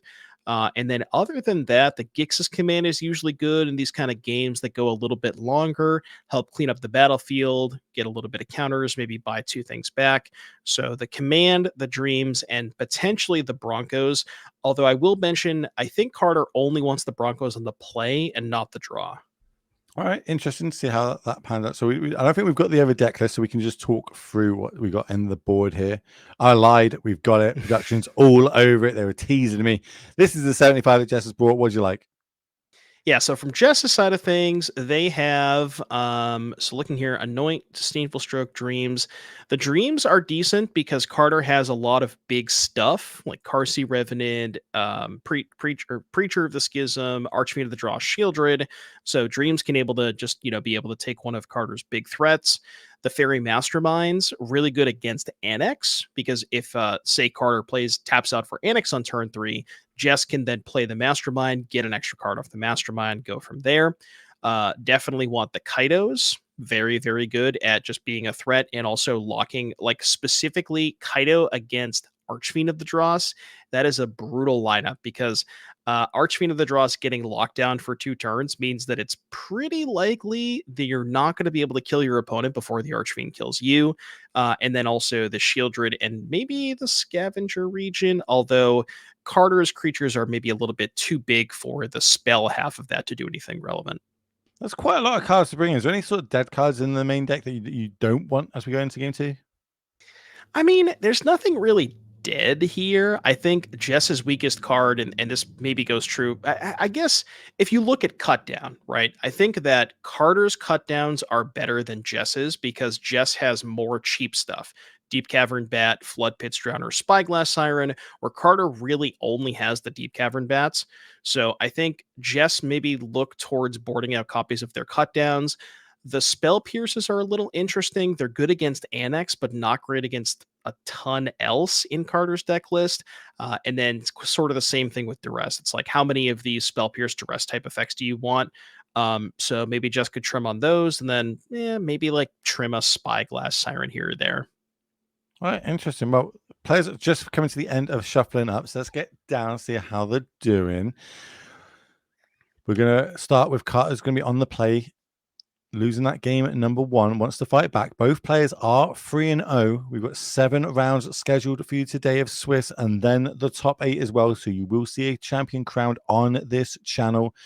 $5,000 on the line, but it's those play points. You may notice we've got the players leaderboard. The top half of that leaderboard are all in attendance this weekend, all battling it out to try and get more points to change this up. It got mixed up dramatically yesterday with Grayson being able to take the W on Is It Prowess in Modern, but standard is what we're playing today. A lot of these players, all the way down to 12th place, are all in the room trying to get more points. You see how close it is there, that just winning 5 to 6 extra points can really leapfrog you up into that top 5, top 10 the category where all the players want, because, of course, end of the year.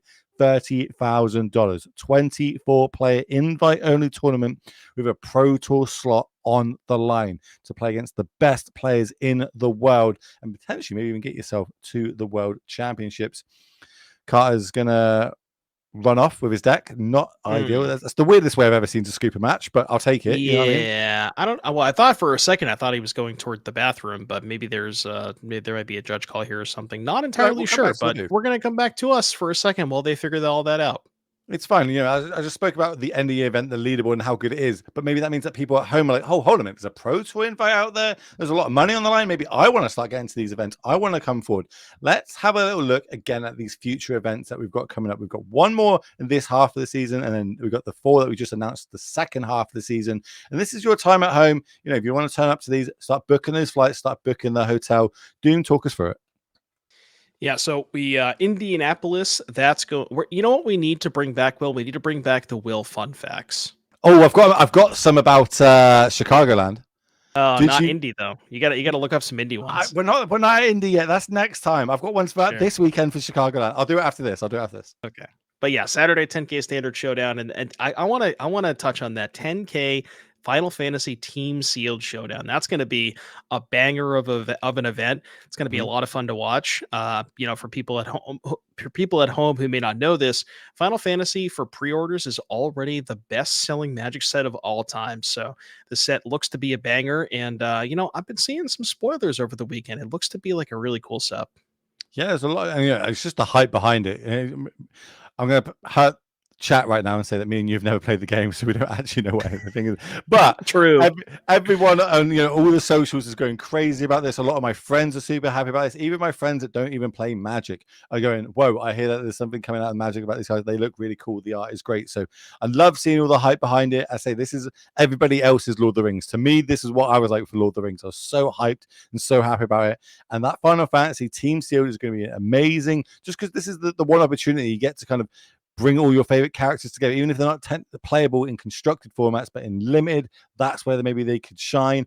I remember at the Pro Tour of the Rings, we were able to have like Mount Dooms with the one rings with golems, and I just loved all that flavor text going around. So I'm hoping there's going to be a lot of that for a lot of fans out there of the Final Fantasy, and we're going to have obviously Sealed on that Sunday 10K. Plus, you get to do it as a team. You know what I mean?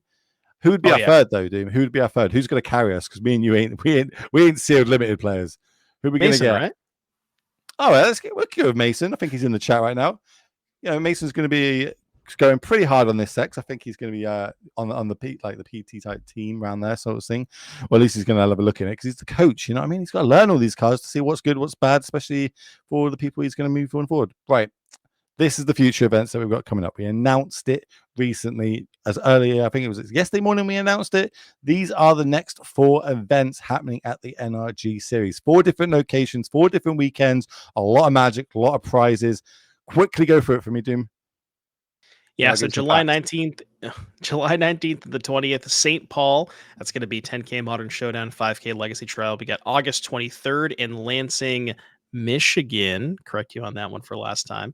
10K Standard Showdown, 10K Team Trial. That I cannot wait for that popper event. I want to see I want to see some high stakes popper. All right. I think I want yeah, okay, I'll go Pauper. I think it was just a mix between Pioneer and Pauper, but like I love Pauper. We have a big Pauper scene in Europe. We have huge, like 1,000-player tournaments of this. So I'm down to see Pauper get some more of that love going across America, and you guys can all see how good that format actually is. Because you don't have the super powerful cards, but I am actually going to break away from this because I think the players are already drawing their hands and starting the game without us. So let's get down to it. Car on the play, 1 game down, starting off with that swamp. Will Fax are going to have to wait, ladies and gentlemen. We'll get him after. Dress on the other side here for Jess. Yeah, remember game 1, Carter's Duress missed, and then Jess immediately drew the non-creature spell. Jess's Duress not missing, hitting probably the single best card here in Carter's entire deck for that, which is the Unholy Annex. So, if all things are equal, Carter's going to draw an Annex this turn. Just add a little look there at the land. That is the Raceway. Which one is it? It's Amonkhet Raceway. Amonkhet Raceway. This one's cool. Well, the really cool thing about Amonkhet Raceway is when you're playing the Speed Demon, what happens is you kind of want to get to maximum speed before turn 5 when you go to play the demon. So once you have the demon in play, if you already have max speed, that's just a draw 4, lose 4 on your 5-drop. It's a little awkward because it's not a May, so you have to be a little bit careful that you don't just die to your own speed demon. But yeah, this is really just a way to juice the speed demon up. Also, just giving your creatures haste once you have max speed and you're kind of flooding out a little bit. Also, pretty good with how big Carter's creatures are. Yeah, it just presents like an extra threat, really, doesn't it? Like every creature I draw can now have haste if I decide to go that route. So it's going to be interesting if we can even get to that point. But Deep Cavern Bats ticking away every turn. That might have something to say of it. But we're going to put a roadblock in the way. Here comes the Spyglass. We're going to instantly crack the clue. That's going to reveal a land. That's going to go to the grip. So it is going to be a 1-1 facing off against this Deep Cavern Bats as we pass the turn back to Carter. Land drop for the turn is going to be a swamp. And then Preacher, the follow-up. And just to pass the turn. Understandable. Yeah, doesn't really want to trade the Deep Cavern Bat for the Spyglass Siren. And Looking at Jess's hand, I think Jess is maybe getting a little bit mana flooded here. I can't quite get a good look at the holdings, although I think there might be a Kaido in there. So this could be a good turn to just, Carter's very likely not going to block the Siren, and then you can kind of just jam the Kaido. Oh, What lies? Okay. oh, well, never mind. I stand corrected. Is this so we can keep life totals equal for Preacher and try and get some value from it like that? No, I think this is just the read that Carter just is like assuming that Jess has Kaido and doesn't want to give them the opportunity to put that Kaido into play this turn. Love it. Big brain play It's a good if read. it was. Now, unfortunately for Carter, if say for example Jess's hand was just Kaido and no other good play this turn, that's a pretty good block. But Jess, had the Preacher, so even though Carter made the heads up block and didn't let Jess play the Kaido, they still had a Preacher and still had good things to use their mana on. Of course, Carter also gains 1 life as well from that bat. So that with Preachers on the board, the life totals interacting back and forth. That makes more sense. The Kaido is known because of the bat. Okay. I didn't realize that Kaido was in hand at the time the bat got cast. I couldn't quite get a good look at Jess's hand. That makes a lot more sense. Kaido's such a good card. I've been playing it in Legacy recently. That card in Legacy, very good. Very, very good. Kaido? Yeah, Kaido. It's a cool card. It's a cool card, but also yeah. it's really cool is a Archfiend of the Dross coming down now. Powerful 6/6, 4 counters on it whenever a creature dies. From your opponent loses 2 life. Problem is there's oil counters. What was the removal spell that removed counters? I can't remember what it was. Render inert. We don't really play that anymore, but boy, would that be good right now. Is that still legal? It might be. I think it's still legal. It's from March, right? I think it was from March.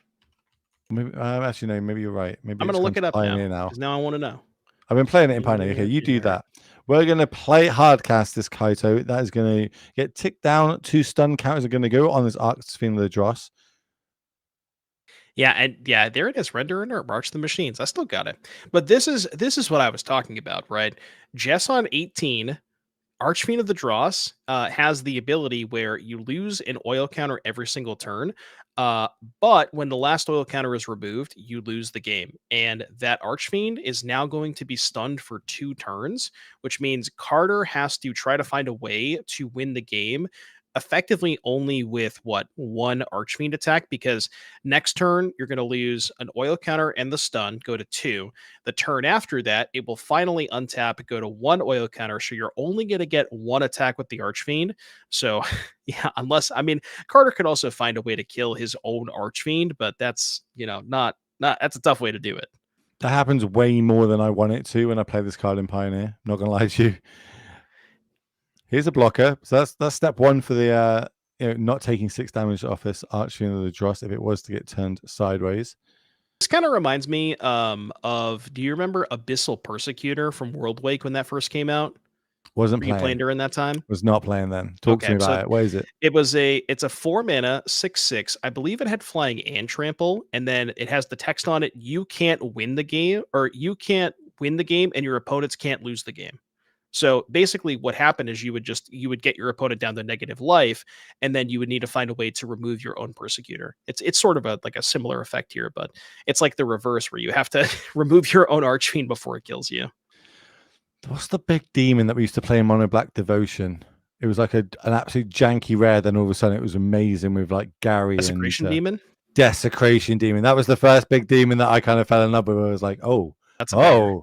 Yeah, that card's sick. Right, we're going to crack the map, have a look at the top card. No, we're not. We're going to... Oh, okay.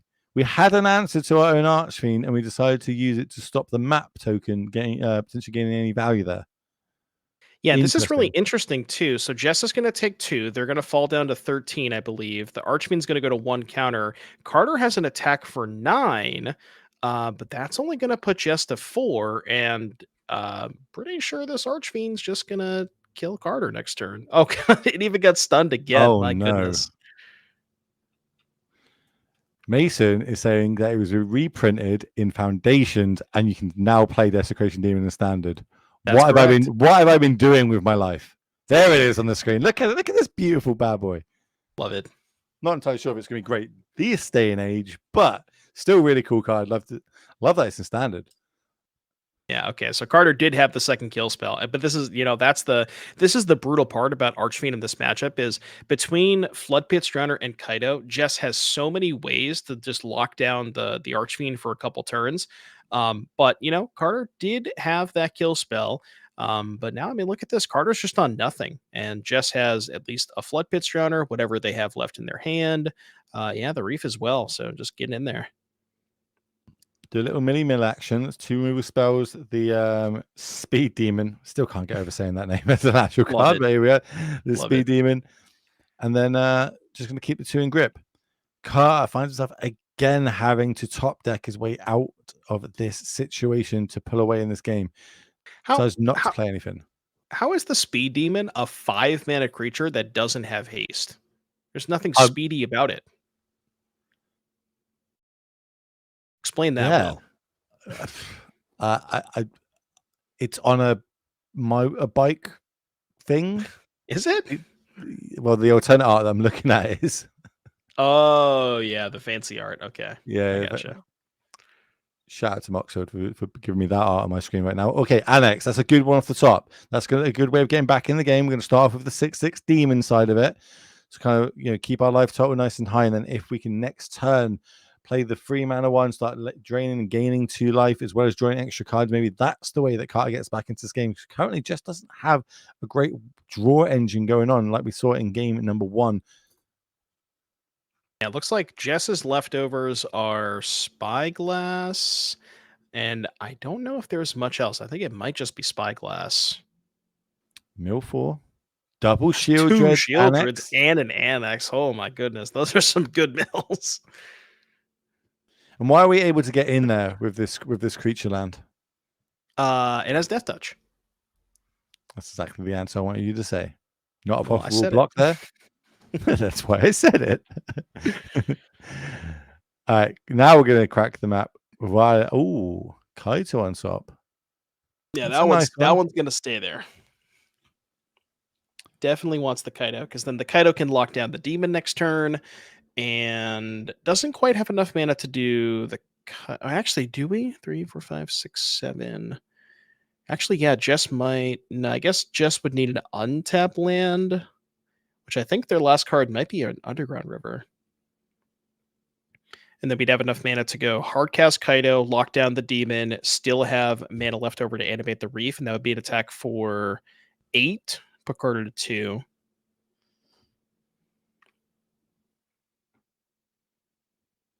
In the tank, I think we've got one card of the 2 in our hand is a swamp. It's what did we draw for the turn? What was the other one? There's the swamp. Remember, we potentially can draw another card end of turn, but it's going to cost us 3 mana.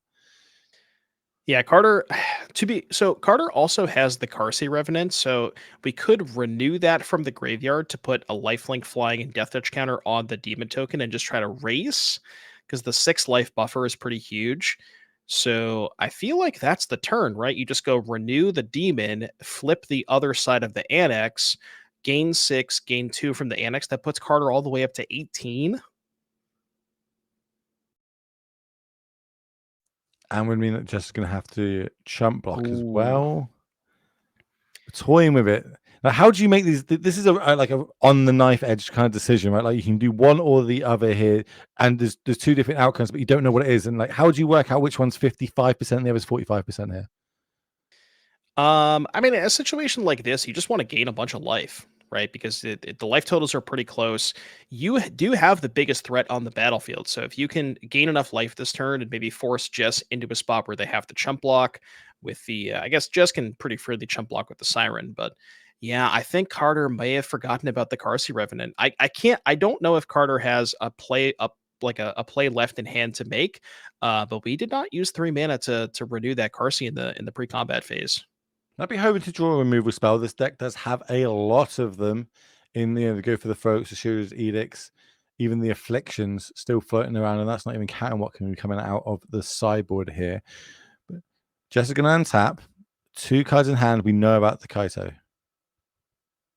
Yeah, I think it's Kaido plus land for Jess. So I mean, still not that bad because Kaido can lock down the demon for a couple turns, and then Mhm. assuming that is an untapped land, Jess can still have enough mana to animate the Restless Reef. That'll be an attack for 7, put Carter down to 5. Um, not going for the Reef here. Very interesting. No, we're Kaito in. Get this Planeswalker Oh, on the because we want board. to pick up the Drowner. Okay. Because you could just do this and hardcast the Kaido and lock down and still get in for 3. Mhm. But it looks like Jess values the ability to pick up the Drowner and then have that available for next turn, which is, I think it's close. I think it's very interesting.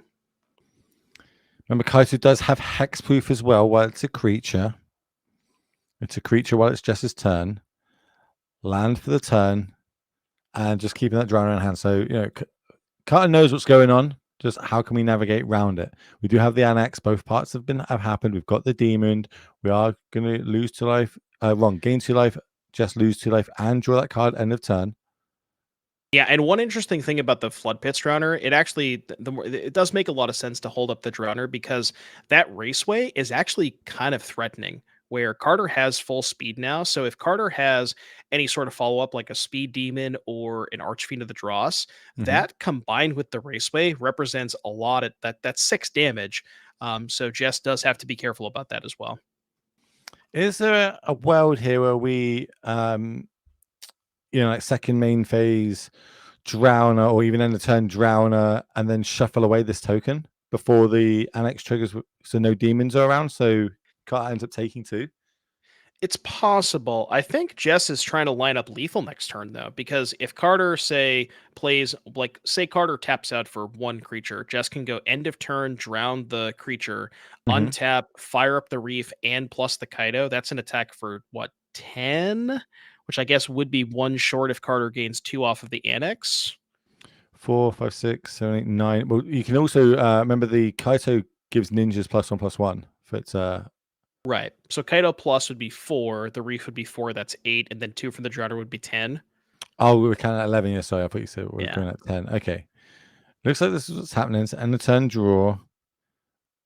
Just gets to untap. In top deck mode, I think that was a spell. It might have been a disdainful stroke. Let me see if that's not even in bad. the list. Is that even in the That list? It is in the list. Yeah, I think Jess has I think Jess has 1 copy. 2 in the sideboard. 2 in the sideboard, okay. But that's a good draw because again, as we talked about last turn, one of the scarier things for Jess here is if Carter top decks a big demon combined with the raceway, and the disdainful stroke can help cover that that potential outcome of I guess Carter could maybe haste a 3-drop to get under the disdainful stroke, but most of those are not threatening lethal by themselves. Like, for example, a Carsey Revenant haste would be 3, put just a 3, then the 2 from the annex puts just a 1. Milled over 3 land and I go for the throat. I think that card just drew is actually a land. So now I get to surveil 2, draw 1 because damage did happen. Likes the card they found. Might be another Drowner. Goes That's to a end of really good turn. game. Yeah, and this is what you said when you picked this as a production. This is going to be a really good back and forth game. Trading resources, just who's going to be able to have the cards Ooh. they need. Okay, that's huge. Well, Go for the front of the demon. Shows just the okay, land left in hand. so it was not a disdainful stroke, but now the speed demon with haste. I think Ooh, that's going to be enough. ooh. Yeah, let's read it out for everybody as Wow. well at home. So, Speed Demon, 5 mana for a 5/5 legendary creature demon, flying trample. Start your engines at the beginning of your end step. You draw cards X and lose X life, where X is your speed. Huge turn of events there, especially Ooh. as we're now able to get that damage across. And it being a demon means that Annex is going to do the last 2 points of damage. Did we just steal that game over on Carter's side? Yeah, that was crazy. And the crazy thing about the ending of that game is Jess even drew the go for the throat. So Oh, yeah. Jess even had the big creature covered with haste, but because Carter ended up drawing the deep cavern bat, that got to bait out the go for the throat, had exactly enough mana left over to play the demon and use the final land to give it haste. Very, very just a great back and forth. What an awesome game to watch. When you're playing the games like that, how often are you playing around Speed Demon? Be honest with me. What's that? How often are you playing around it? Oh, I mean, the thing is, it's not just the speed demon, right? I mean, Jess didn't really have a position where they could have played around that because, the deep cavern bat as well. But there's also just more than just the speed demon, right? There's Archfiend of the Dross, there's Shieldred. Giving any one of these cards haste represents a ton of damage, immediately on that big turn. So it's, I mean, you can try to play around it as much as you can, but especially with discard spell into big creature, there really wasn't much that Jess could have done. Well, they managed to take it down. So now we are going to get a game here, number 3 in round number 4 of 7 for everybody just tuning in. Hope you're, sitting down well, can get that cup of tea ready because we have still got lots more for you. Because we will be crowning a champion today. Because at the end of those 7 Swiss rounds, we have got a cut to top 8. We'll find out who's getting what points, who's getting what money. We've got the prizes, but I'll put it on the screen quickly while the players are sideboarding. We've already seen what they've got. So this is what the prizes and points are looking like today. 2 RC invites as well. Do break it down from top to bottom. So, first place, $1,200 and 30 leaderboard points. Those points are very, very precious given how close the race is. I mean, we saw Grayson at 90 and then Jake at 76. So, Jake definitely within striking distance of Grayson here. Second place, 25 points and 600. And then, you see the prize breakdown all the way down. And then first and second also get regional championship invites. That's pretty key because you get double RCs over in America, so that you want to rack those up as much as you can each season, so you can try and get yourself on that big stage. Of course, everyone here this weekend is trying to get themselves to the championships. That championships comes a PT invite as well. And that's the end goal for all us big competitive players that we like doing it. We want to get to the Pro Tour. We want to challenge ourselves. We want to see how we hold up against the best players in the world. Looks like Jess is going to be mulling down to 6, but we'll be on the play this game as we move into round number 3. Don't know how much time is left in the round. Maybe we can get confirmation of that from our production team. But with these like grindy back and forth games, it's not quick. It's not quick. We're gonna maybe have to play a little bit of speed management. I mean, it's got 8 minutes left in the round, so yeah, definitely not a long time for either of these two players to win the game. You don't really want to be picking up draws in round number 4. No, definitely not. I mean, we saw what was that round one match that was, I think, 20 or 30 minutes overtime. That one ended up going to a draw, and I believe that was actually Cliff, who we were going to have in our feature match. I'm not sure if we're going to have time to get to the backup match, but yeah, Cliff already picking up a draw in round number 1. We see Jess on a mulligan to 6. Looks like a couple of Spyglass Sirens, the Kaido in there. I think there's a Mastermind and a couple lands. So, Yeah, or is there 2 lands? I think we've got 3 lands. I think we've got a 1-2-3 curve as well with 3 lands. If we Okay. just got a bottom one of these spyglasses, but Jess is going to know a lot better than I do. Yeah, pretty good hand for Jess here. If that's the case, you go turn 1 Siren. I think Jess is maybe debating on which 2-drop they want to throw back between the Mastermind and the Floodpit Drowner, and I believe that was the Mastermind going to the bottom.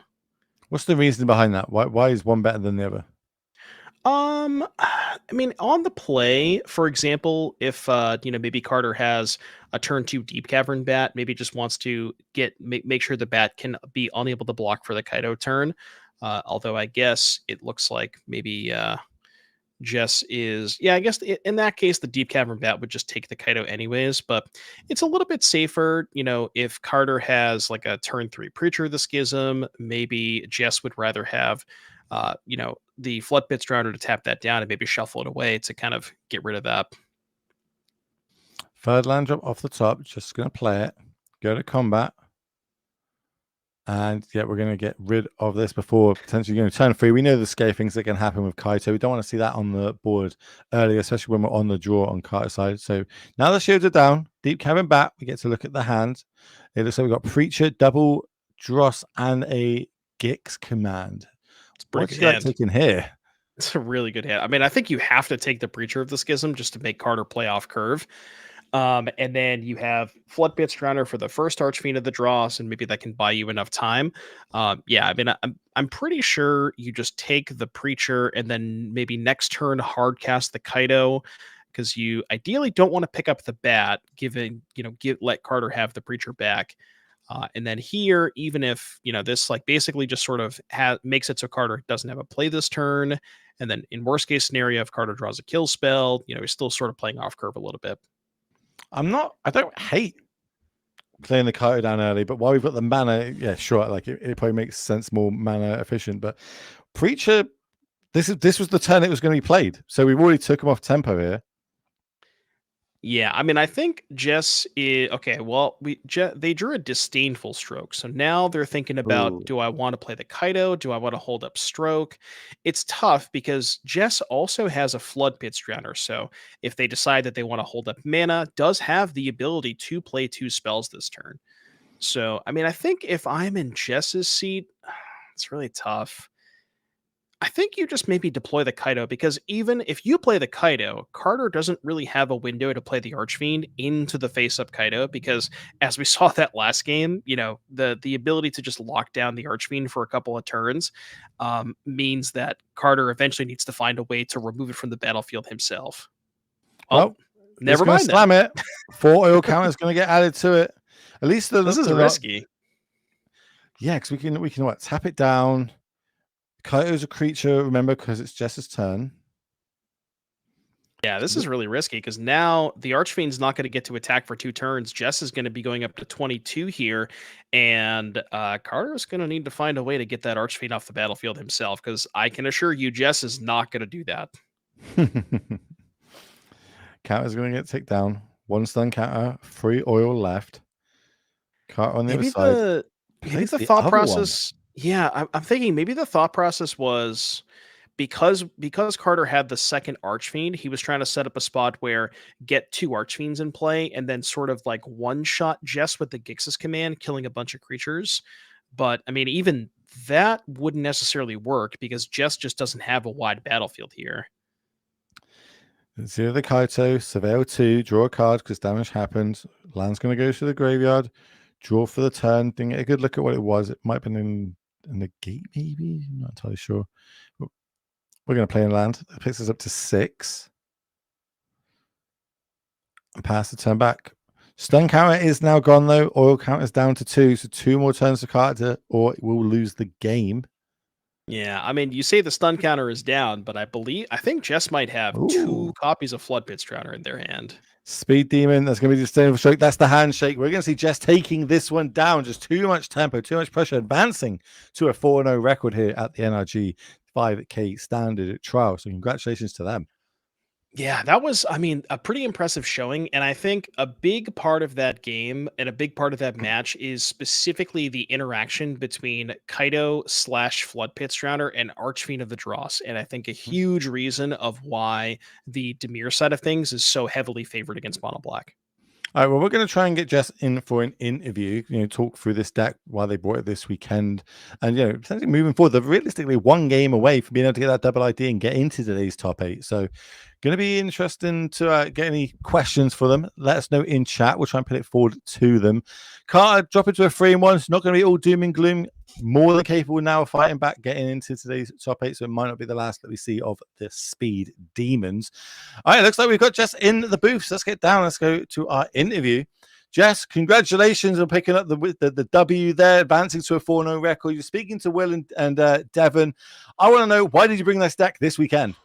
It was a last minute decision. I was going to be on Oculus for a while, but I've loved Demir mid-range forever, and the prowess matchup has gotten substantively worse for Oculus, so I borrowed a handful of cards and could put together a current Demir mid-range list. It's what I know, it's what I love. I think it's got a great matchup spread, and I think I can play it really well.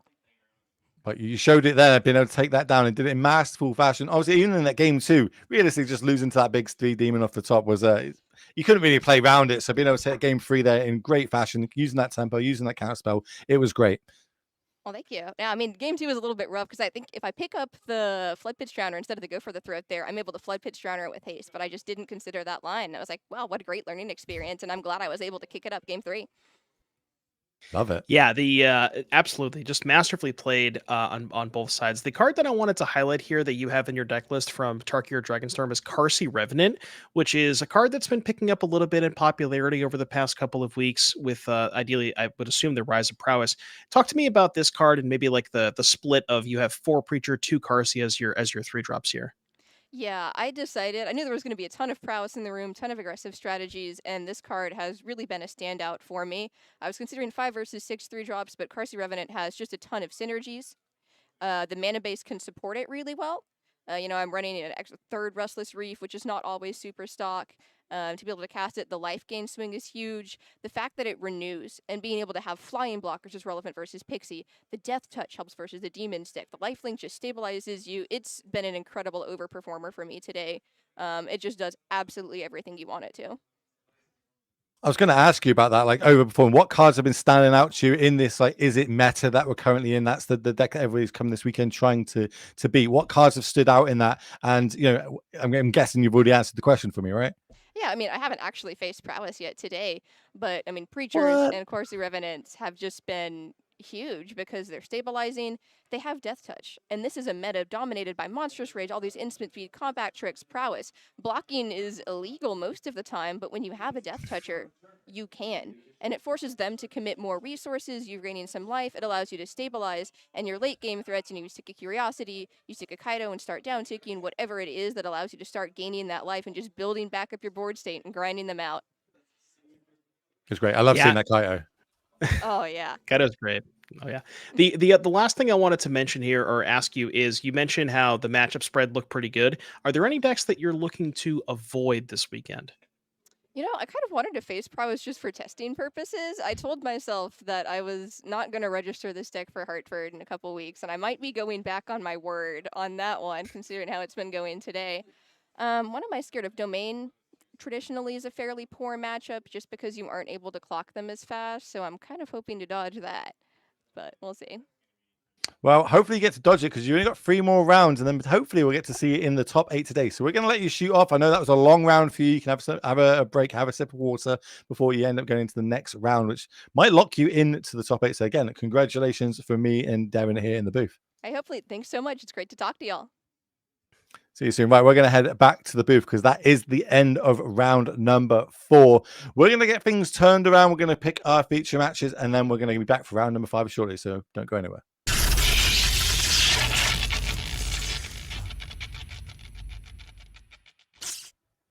Hello, everyone. Welcome back to the NRG 5K trial. We've got 90 players in the room, battling it out across 7 rounds of Swiss before we cut to the last 8 players and see who's going to battle out to call themselves champion. They want to get themselves on the leaderboard. They want the points. They want to get to the championship at the end of the year. This is what the leaderboard looked like yesterday after that modern event. And you see Grayson at the top there, 90 points, and his name in orange because he was able to win one of the showdowns. Talk me through this, Doom. What some of the noticeable names and how are doing well this weekend? Well, funny enough, 2, 3, and 4, as we'll get to players in a watch in just a second. 2, 3, and 4, maybe not having the best weekend here. Cliff is still kind of in striking distance, and then Wesley we saw on camera earlier. Will Kruger we saw on camera earlier as well. Those players are having somewhat of a decent weekend. But yeah, I mean, for the top of our leaderboard behind Grayson, those 2, 3, and 4, not having the best weekend. If you look, I want you to remember, Will, Ben, 51, 48. Look at Jake, look at Aiden, 74, 57. Let's now go look at how the stands are going. Players to watch, how they're doing so far in today's tournament with all those points on the line and how this could change. So let's have a look at how everyone's doing. And as you said, Ben, Harris, and Jake not having the best day possible.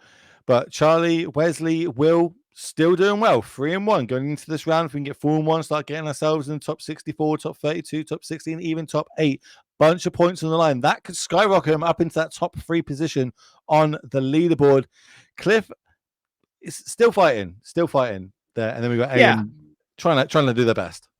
Yeah, Cliff at 2-1-1 still has a chance here. If Cliff can maybe win out the X1-1, likely we'll still have a good chance at top 8. So Cliff still has a chance here. And then you mentioned Will, Wesley, and Charlie also still within striking distance. Right, this is the last round that we're casting, so let's make it a banger. Let's get down to the match to see who we've got playing and what decks that they are on.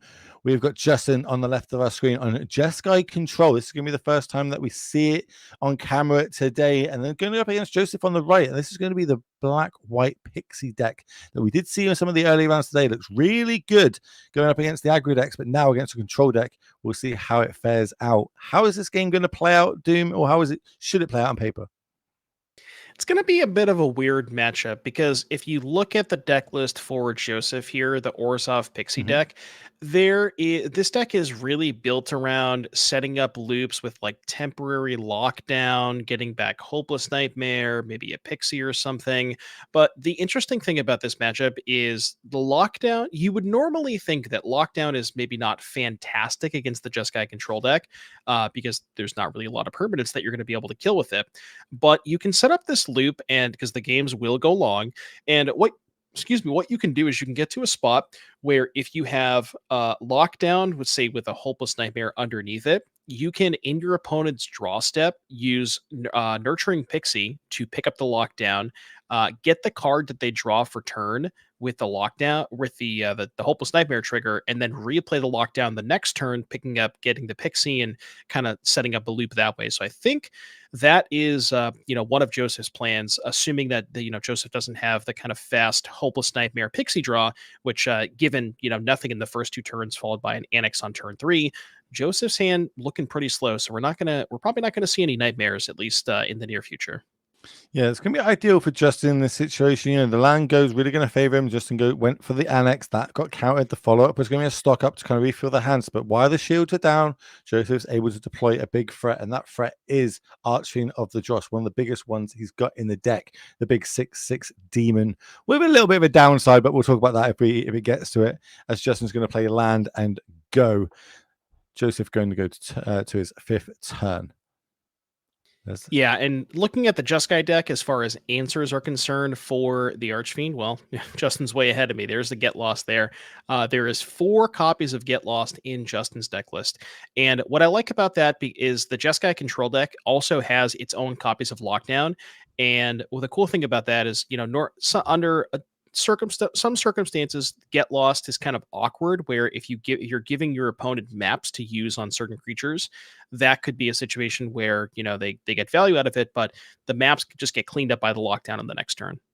We had a bit of a turn going on there. So the Archfiend was was getting lost. In response to that, we tried to bounce it back to our hand. That then got countered as well. So in a big exchange there, Justin coming out just on top. Now going to turn 6 and able to start bouncing permanents back as we're going to start getting this river region on the board. 6/7 flyer. Yeah, this card's awesome, where it allows you to get a little bit of pressure on the battlefield. Joseph doesn't really have anything going on at 20 life. Needs to find a way to get the region off the battlefield. It represents 6 damage a turn. That's going to kill Joseph pretty quickly, and it sort of undoes the work that Joseph did last turn by playing the Preacher and getting rid of one of those maps. As far as removal spells from the Orzhov side of things, typically they play some nowhere to runs, which better against the aggro decks, not really that great against the 6/7, but does have 3 copies of Momentum Breaker along with a Get Lost to be able to potentially answer those. All right, so we do have some answers to it. We cracked the map, revealed another Preacher, left that on top of our deck. Do you see a temporary lockdown in the hand here for Joseph's? This is not the matchup for it. Justin's going to do a little bit of surveilling. And run it back. Which one's the aggro deck again? which one's meant to be turning things sideways? I mean, yeah, this is the tough part, where if Joseph doesn't have those fast Pixie draws, where it's Pixie or Nightmare into Pixie, replay the Nightmare, Kieran, bounce the Nightmare, replay the Nightmare, it's very difficult to sort of get enough pressure early on to pressure Justin meaningfully before he can get to a spot where he's casting these dragons. And yeah, Justin's just gonna kind of run away with this one, I think, pretty easily. What's happening? There's not a third one, is there? Nope. What mode are we using here? Am I missing something? We're copying the Regent to bounce both Preachers. Oh, my goodness. I feel like Justin's played this deck before. I feel like he's played this deck before. He knows this and that. This is such a tempo-orientated start, and all it needed was for the first couple of turns, Joseph to not do anything turn 1, turn 2. If turn 3 is the first thing he's able to do something, then a lightning helix finisher. Justin took we were expecting this game to go pretty long. That was a massively quick game, quicker than some of the prowess decks we've seen so far today. Yeah, Well- absolutely. So talk to me about these sideboards, Bill. What is Joseph working with? Like, you talk to me about this sideboard. Well, this is where let's have a little Okay. look. What we got? So, Joseph, we've got what we got going on here. We got bears. I don't think we want those duresses. I'm interested in some dresses in this matchup. Seemed like there was a lot of spells on the other side. Get lost. Have a clean answer to this blue dragon that just beat the heck out of me. I don't know what else I'm expecting. Maybe temporal lockdown on the other side. That's also a good answer to that. Don't think I want rest in pieces. The end. Ooh.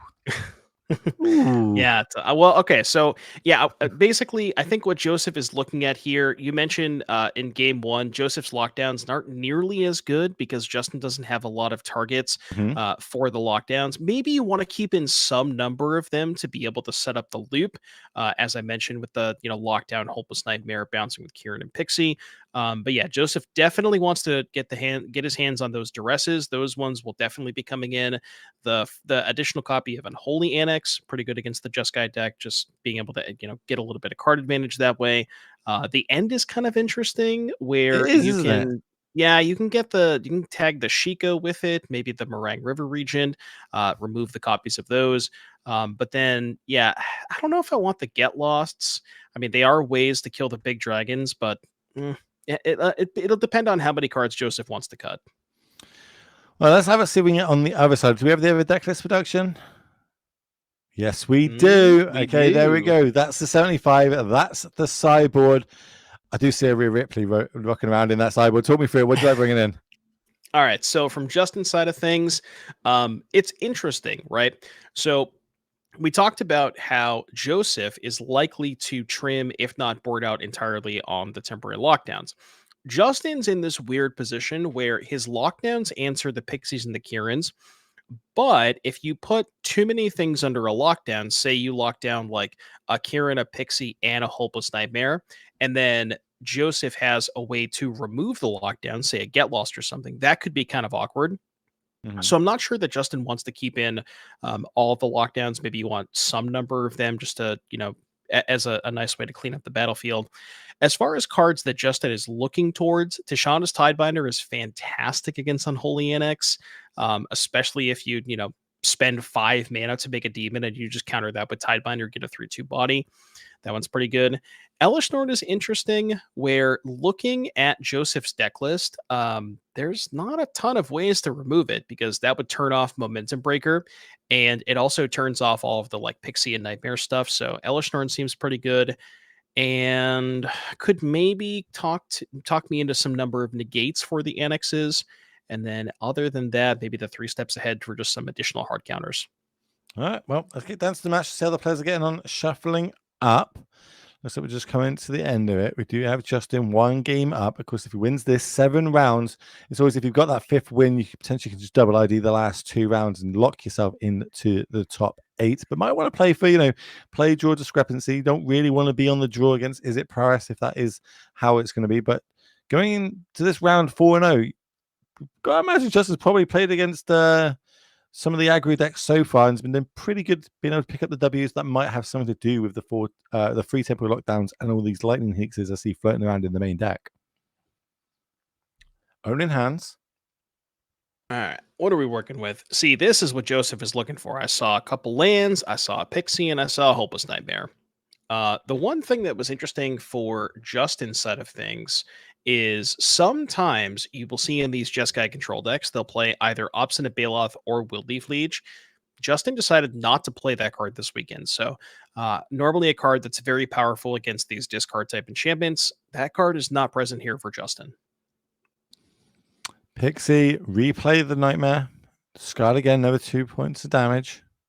So again, plan A is on track now. We didn't see this in the first matchup. This is exactly why we play this deck. This is the powerful opening it can have. What cards do you want to start discarding on turn 1 and turn 2? We're going to go with Chandra. Yeah, it's kind of hard to get the 6 mana against the deck that's making you discard a card every turn. So that one makes sense to discard. Getting there for another point, couple of points. It's going to drop Justin down to 14. Then the follow-up is going to be a duress. Let's see what you're working with. Justin's like, you're going to have to pay another 2. Nope, you're going to have to pay another 4 for that. So it's not going to resolve. Somebody in the grip he wants to keep. Maybe it's just the information. Yeah, man. Joseph Ugh. just had look at this follow-up. Yeah, Ugh. more pixies and nightmares. And what's Justin down to? 2, 3 cards in hand? 2 cards in hand, I believe. 3? Up to 4 now. There's the land. 3 mana. Stock up. It's going to put another 2. If your opponent's making you discard cards, this is a good one to get to start casting. Yeah, so the issue here is, yes, Justin is sort of back up on the card advantage. Basically, the Nightmare got cast a couple of times, and Justin's able to refuel with 2 more cards off the stock up. The issue is he has to tap out to do it, and he's already under the gun. Took a bunch of damage off the Nightmares, 4 power, coming in right now. That's going to put Justin to 8, maybe a Kieran and another Nightmare that puts him to 6. So he's going to really need some sort of like sweeper or helix to kind of stabilize this battlefield. My word. That's the 4th hopeless nightmare being cast this game. What we discarded there? I can't quite make that out on my screen. That was the dragon that we revealed to the exhale. 4th land. Pass the turn back. We're at 6 and there's 6 power on the board. Math checks out. It's got to be a helix, right? Double get lost. Oh, God, that is a tough way to do it. Because now you're giving Joseph a bunch of maps to use onto the pixie. Joseph can just sculpt the draw step for next turn. Still taking 2 damage from the pixie here. Maybe there's even an annex to follow. Can you imagine annex to follow up with after you've used 2 get lost? All right, we're top decking. We need a temporal lockdown? Yeah, lockdown to clean up this battlefield would be nice. Not anymore. Now that there's going to be a creature land down there that could potentially get activated.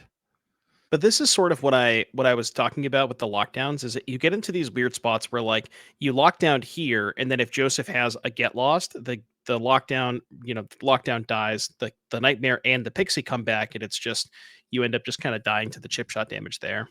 The last 2 cards in hand are flanker and get lost, and that wouldn't even do it if it was going to happen, but it's not. We're going to see Joseph taking that game down. Really, both of these matchups games have been really quick as we go into game number 3 here. I think this is just Joseph's deck beat itself. Then Joseph's deck did what he wanted to do, and that is the difference between both of them. Now, Justin will get to be on the play, so let's have a look at his deck list one more time. Remind ourselves what the 75 cards he's got is. This is it. Any play draw discrepancy here? Not really. I mean, I think the cards that Justin was looking towards, like I said, the Tidebinders, the Elishnorn, the 3 Steps, and the Loran, those are going to be good play or draw. The one thing I want to point out about that game is just how different the black-white deck looks when it has turn 1 Nightmare. That was the difference between a limited deck and a standard deck. Right, let's see if we can go across to the other side. Let's have a little look-see-poo in here. This is the Obzoff Pixies deck. You did say that maybe some things in here might be play draw dependent. Is it still the case now? Now that we're on the draw, going to be a slightly slower. Obviously, we've got more threat of things getting countered on curve. Not really. I mean, the duresses, those are going to be good play or draw because you want to be able to take like the stock ups and the things of that nature. I guess the number of get losts maybe will change whether your player or draw. Like maybe you you want more or less of that against stuff like lockdown. Probably still wants the annex either way. That one's going to be coming in. I guess like flanker as a flash threat could be kind of interesting just to like play around counter spells and things like that, but it is pretty low impact. I did think we brought them in for game 2, so I imagine they might be there for game 3. Looks like both players are happily with their own in hands, so we're off to the races. Game number 3, round number 5 of 7 scheduled today. Justin versus Joseph. Just Go Control versus Obzoff Picky, starting off with a duress. It's going to see a couple of get lost and a lightning helix. Is it the helix? So we have 2 islands, I believe that is. Yep. 2 islands, a Beza, a Helix, and 2 Get Lost. So Meticulous Archive Island with Lighting Helix, kind of awkward. I think you might just take one of the Get Losts because the Helix can't be cast. But it looks like Joseph is, saying, well, if you draw a red source, the Helix is maybe a little bit better at kind of, but getting you back into the game if I have a Nightmare draw. No, I like your reason behind that. Yeah, maybe the more that I think about it, I think taking one of the get lost because at least it's a spell that could be cast. I also get the other side of it. If it is cast, at least I get the map, so I'm gaining a little bit of advantage, or not advantage, but I'm gaining some resources in this match. If that's the removal spell of choice for Justin, he's going to discard one of them Ooh. though. Yeah, no untapped land here for Joseph. Joseph did have the Pixie in hand, but didn't have the untapped land to be able to cast it. And now we're in this weird spot where if you're Justin and Joseph goes to cast the Pixie, he has to think about whether or not he wants to get lost the Nightmare. Never mind, because we're tapping out. That is Rediscover the Way. It's sort of like stock up on layaway, where you end up, getting 2 cards off of it, but you only get 1 the first turn. So yes, it's one of each. Just go color. For look at the top 3 cards of your library, put one of them into your hand, and the rest in the bottom of your library in any order. That's chapter 1 and chapter 2. Chapter 3. Whenever you cast a non-creature spell this turn, target creature you control gains double strike until end of turn. Now imagine Yeah, giving one of those dragons double strike. well, yeah, that sometimes that comes up in this particular game. That's just flavor text. We're playing this as just like sort of more copies of stock up.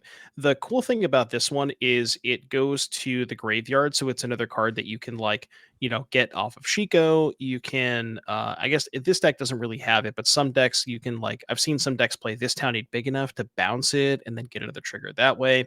Okay. But yeah, mostly just here is some card advantage that we can play off of Shiko. It's interesting that we've labeled this just go control because it's just basically trying to control the ball until eventually you can turn the corner. But a lot of tapping out turns, things with stock up. Same with this. There's a few it's not just the traditional land go, counter magic, kill spell. That I say we're kind of brainwashed into thinking control decks are over the last 10, 15 years. Yeah, this isn't like the, what was it? Was it Ivan Flock when he won the PT with that blue eye control deck? You remember that one with Well, that shuffles it all back in. Elixir of Immortality, Oh Sphinx and my Trev? Yeah, word! that deck had like 20 counter spells. Why reminded me that one? That was a brutal deck to ever play against. The only win con was a 1 mana artifact that just Yeah, to Elixir. mill your opponent out. Cheers then. All right, Base is going to come down here. No extra creatures, no little fishes are going to get generated, but I think we've got an extra card and some. We didn't get any life either. But it's still a 4/5 body. That's a way to, applying pressure while holding up some of this counter magic and a creature as well next turn to be potentially able to give double strike. Yeah, and honestly, just like the most important part here for Justin is just getting the card out of it. Because when Joseph has the Pixie Nightmare draws, you definitely want to make sure that you can get cards to sort of get yourself back out of that hole that the Nightmare puts you in. I can't quite get a good look at. Okay, so it looks like we have Annex, Get Lost, Beza, Preacher. I think so. We could maybe Get Lost the Beza if we're worried about that. Now we're going to go for the Annex here. We don't have a demon, so we will lose 2 life, but we will be able to draw and get an extra card end of turn for it. Question about playing against these decks. If you're playing against the Pixie decks that have all this discard that's going on, do you have to prioritize when you're playing against it your land drops, like as in always discard spells, never discard lands, unless obviously of course you're super flooded, but you want to basically get to a optimal land count and then start worrying about the spells in your hand? Is that like the go-to method against it, or am I completely wrong? Kind of depends. Depends on the deck, depends on the matchup. It's hard to say exactly one way or the other, but yeah, I mean usually you don't want to be keeping for example, in the previous game we saw Justin discard Chandra. Mm-hmm. It's very on turn 1 or turn 2, it's very difficult or it's a pretty lofty ambition to try to get the 6 mana against the deck that's doing this over and over again. So yeah, you want to keep Ooh. your 3 and 4 mana cards that are card advantage stuff. And Look at the respect there Joseph had on the ability of giving this double strike, chumping with that Pixie there. it's interesting, and I guess that makes sense because Joseph, if Joseph does end up going to 8 off of the double strike, going to 8 against that, with the Annex in play without a demon, that is kind of a risky proposition. And he figures he has the Get Lost next turn, so that can take care of the Beza, so he's not worried about taking a hit next turn. So kind of makes sense. What's that? Is that double Beza? What's the card? Oh, it's the sweeper, isn't it? It's a split up. Shiko. Is that not a split up?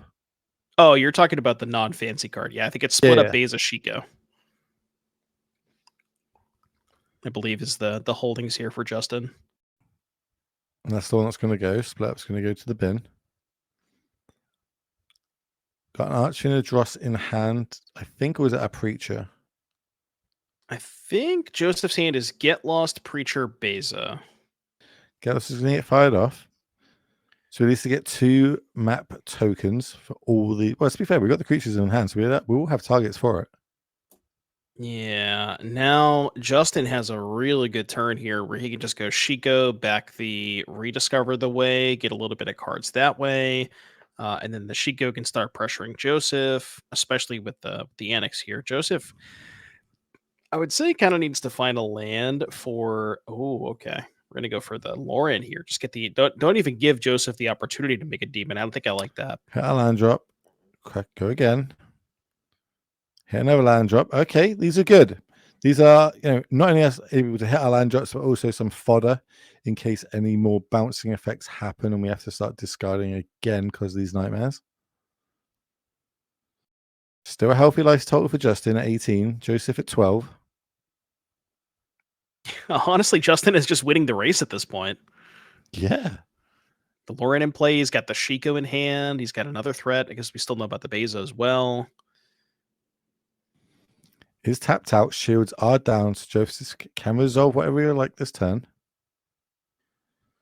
Yeah, so Joseph has left over, I believe, the Preacher we talked about, the Beza. It's not the worst Beza turn. I'm guessing Justin has more cards in hand, or did they both have 3? I think they both have 3. I think it might be 3, yeah. Which is interesting. I guess that means Joseph doesn't have a land to play, because we could have played a land first to get the extra card, so that signifies to me there's no land.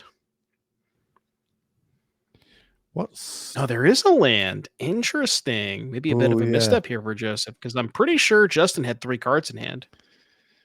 Yeah, it's a long day, especially if you played yesterday. It was a long day yesterday playing Magic in Modern. Now going into Standard. 7 rounds of Swiss today. We are in round number 5. These things can happen, but it's fine. Got a bounce back. 3 mana. Did we draw a stock up? As the lovely Taylor Swift said, you just got to shake it off. She said that? She did. Okay. Quote. I mean, I think she did. 2025 Taylor Swift. Shake it off. Don't ask me what year. I lost track of years at this point. Look at you trying to retract yourself that you're not a big Swiftie. We all know it. It's fine. It's all cool. Everyone knows. No comment, okay? I plead the 5th. Didn't she lose the Super Bowl or something? I don't know. I don't do American sports. All right, let's pass it back. This event is in Chicagoland. 2 mana I pay for Justin. 4 mana on the other side. Here's the Archfiend and the Dross going to come down. 4 oil counters are going to be placed on top of it. Okay. Archfiend's not too bad here. I mean, with Justin at 18, could be a little bit of... I mean, it's just going to be really tough to... once the Jeskai player has gotten to this stage of the game where, we've already resolved multiple of these Rediscover the Ways, we're up on cards, we're not really in any danger of dying to nightmares and stuff like that. I mean, I guess the one saving grace is Joseph still has that Archfiend that could potentially deal a little bit of damage, but surely the stock up is going to find a Get Lost here. Stock up is it's been showing its value this weekend, and in every deck we've seen it cast in, it just seems so good. It's really been able to get all these decks pulling ahead. Card selection has been key. Finding the 2 cards that you absolutely need in this instance, having an extra 5 mana as well. We might even be able to close the game out as early as next turn, right? If we can give one of these double we're slightly off, I guess. Can we give both double strike? How would that work? 1, 2, 3. At 15, yeah, it's only 10. Still not quite enough, yeah. Archie's going to come across, no blocks. It's going to drop Justin down to 12. Oh, didn't find a Get Lost. Okay, I guess that is, like I said, one saving grace for Joseph is that if Justin for some reason can't answer the Archfiend, okay. Another Archfiend's going to come down. Counterspell. That one's going to get countered. But, I mean, again, if Justin maybe can't find an answer for the first one, depending on... I don't know if Justin has spells left over, but maybe there's no spells. Maybe he can't give double strike to the Shiko this turn. That gives Joseph an extra turn. I have to see what Justin has here. Is it 2 cards in the grip, I think? Maybe 3? I think 3 or 4. Lightning Helix. There's a spell. That's going to go upstairs. Trigger. Give this double strike. Oh, do we just have lethal? So if we go Helix, Shiko, Flashback, Helix. No, that's not quite enough. 15, 12, that'd be, I think that puts Joseph to 1 if there's a Shiko here or a second Helix. Assuming we have life totals right. Mm-hmm. Still so many cards in hand as well. We're going to flash in this flanker. Hmm. So that's got the ability to give us gain 2 life and scry 2 if we want it. Yeah, I wonder if Justin is thinking about firing off a counter spell here. Justin, I believe, does have enough mana to go 3 steps ahead, counter the spell, and make a copy of the Shiko. That's exactly what he's doing. Just as you wrote it up. So that's the Get Lost on the Archfiend. Yeah, and that, maybe you think from Justin's side, well, I can Helix, gain a little bit of life, put Joseph down to 1, but that is the way that Justin loses this game, is if Mhm. Joseph untaps with the NX, or excuse me, the Archfiend, and then maybe has a couple of kill spells that could potentially. So Justin just recognizing that is the one way he can lose this turn, and Joseph really needs to find a kill spell for this Shiko. Yeah, either way you break it down, it's always going to be a 2-turn clock. So there's no difference between 4 and 1 really going into the next turn. We're still going to have lethal on the next turn. So it makes sense to be able to deal with the board. I think we've got. Are we in the upkeep now? We haven't drawn our card yet. Maybe we're thinking we're going to crack one of these hopeless nightmares and potentially get some scry action on beforehand. Yeah, it looks like what we're going to do. Before I draw a step, in or upkeep, scry 2. Don't like either of them. Put them to the bottom.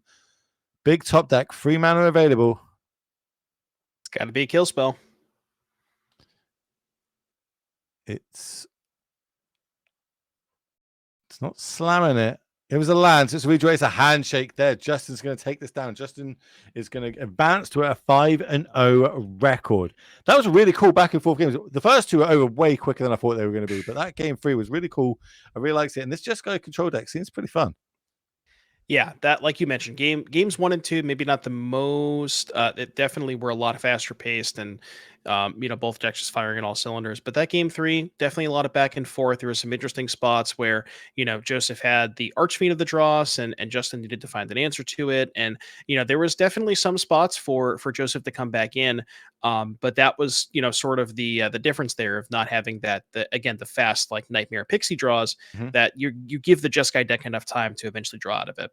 Right, we're going to get an interview with our winner, Justin. We're going to get him in the booth momentarily. So if there's any questions you've got, whack them in the chat really quickly, and we'll be able to fire them across to. If not, me and Devin are going to do our best to try and get that information out of them, because this Jeskai deck's got a lot of spice going on, should we say. And this isn't one I've come across too much into, playing against. Maybe I played against it once or twice, but I've not really done like a deep dive into it or played it myself. But it looks fun. It looks like it's got a lot of like options in there. And I really like these like control decks where you tap out a lot of the time. I'm not one to just sit back on my counter magic. I really do like this is my play. This is it. You do your thing. You're going to overcommit. I then get to do my big follow-up turn from it. What about you? You've been playing this much? No, I'm not a huge fan of the control decks in general, but this one does, like you mentioned, look a lot different than your traditional control decks. It still has a little bit of counter magic. There's the dispelling exhales and the 3 steps ahead. But yeah, for the most part, just a lot about just tapping out, playing, just impacting the battlefield as much as possible, and these like really big haymaker spells like Shiko, and as we saw in game 1, that the bounce dragon, the Meringue River region, just was pretty good. Mm-hmm. You say you play a lot of Jeskai in this. Is this like a deck that looks like it's pretty set up for it? We've got the Lightning Helixes, the temporary lockdowns, the Get Lost. There's a lot of early interactions to try and deal with that deck. Absolutely, yes. Oh, well, down. We've got Justin in. Justin, how are we doing? Congratulations on taking it down, my friend. Going to a 5-0 record, which puts you within touch distance now of that top 8, if not even locks. How are you feeling? I'm feeling great. She goes a hell of a drug. Yes, it is indeed. It looks great there. What was your plans going into that? Have you played against much of the Pixie bounce decks this weekend? Game 1 was awkward though because he had a very awkward hand, so I didn't really see a lot of the Pixie stuff. I put him on possibly mono black Orzhov demons. So game 2 I sideboarded out my temporary lockdowns and immediately got punished for it. That's awkward. Yeah, so I played against it a bit. Locally, it's a lot of prowess, and people love playing random stuff for FNMs and such. But I have some reps against the Pixie deck. It seems fine. Like those game 2s where they just like hopeless nightmare you 12 times. Like there's nothing you're gonna be able to do about it. But yeah, stock up is also very good in that matchup. Oh yeah, for sure. And you mentioned the prowess deck, and that's one thing that we've been asking. That's one thing that's on everybody's mind this weekend. That was the public enemy #1 coming into the event, and I'm sure you got a good plan for it. How is the prowess matchup been treating you? I mean, it's a very tough matchup. Like last round I was on against Cliff, and that game 3 was absolutely bananas, which love to see it. Don't like seeing the turn 3, turn 4 blowouts. So it's nice actually having like very competitive games, all 3 games.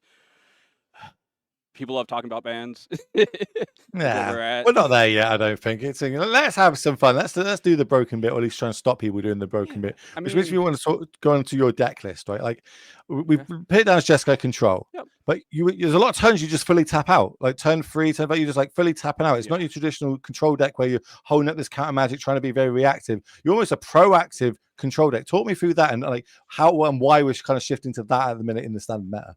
I think it's just your turn 3 through 5, your cards are so powerful that like if you tap out for them, you feel very good about where you're at. And like Prowess is the most punishing deck if you do that. And it's just like I have to pull the trigger. I can't just sit here with 3 mana and do nothing. My counter spells are actively terrible. Like you're just gonna double spell and bot me for 12.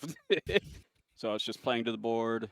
Chico's very good. Beza's very good. Meringue, if you cast the front half, is a very messed up magic card sometimes. Like I was on cover. My round 3. I played the mirror and I just meringue, picked up my Beza and my Chico in the mirror and just like, this feels very good. Yeah. Jeez. Yeah. All the value. Dot deck. Yeah. Last question is going to come from Doom if you've got one. I mean, I think we pretty much covered everything. I guess the last thing I will mention is, you were talking about prowess. Is there any other what is the matchup that you want to see the least? I'm guessing maybe the answer is prowess.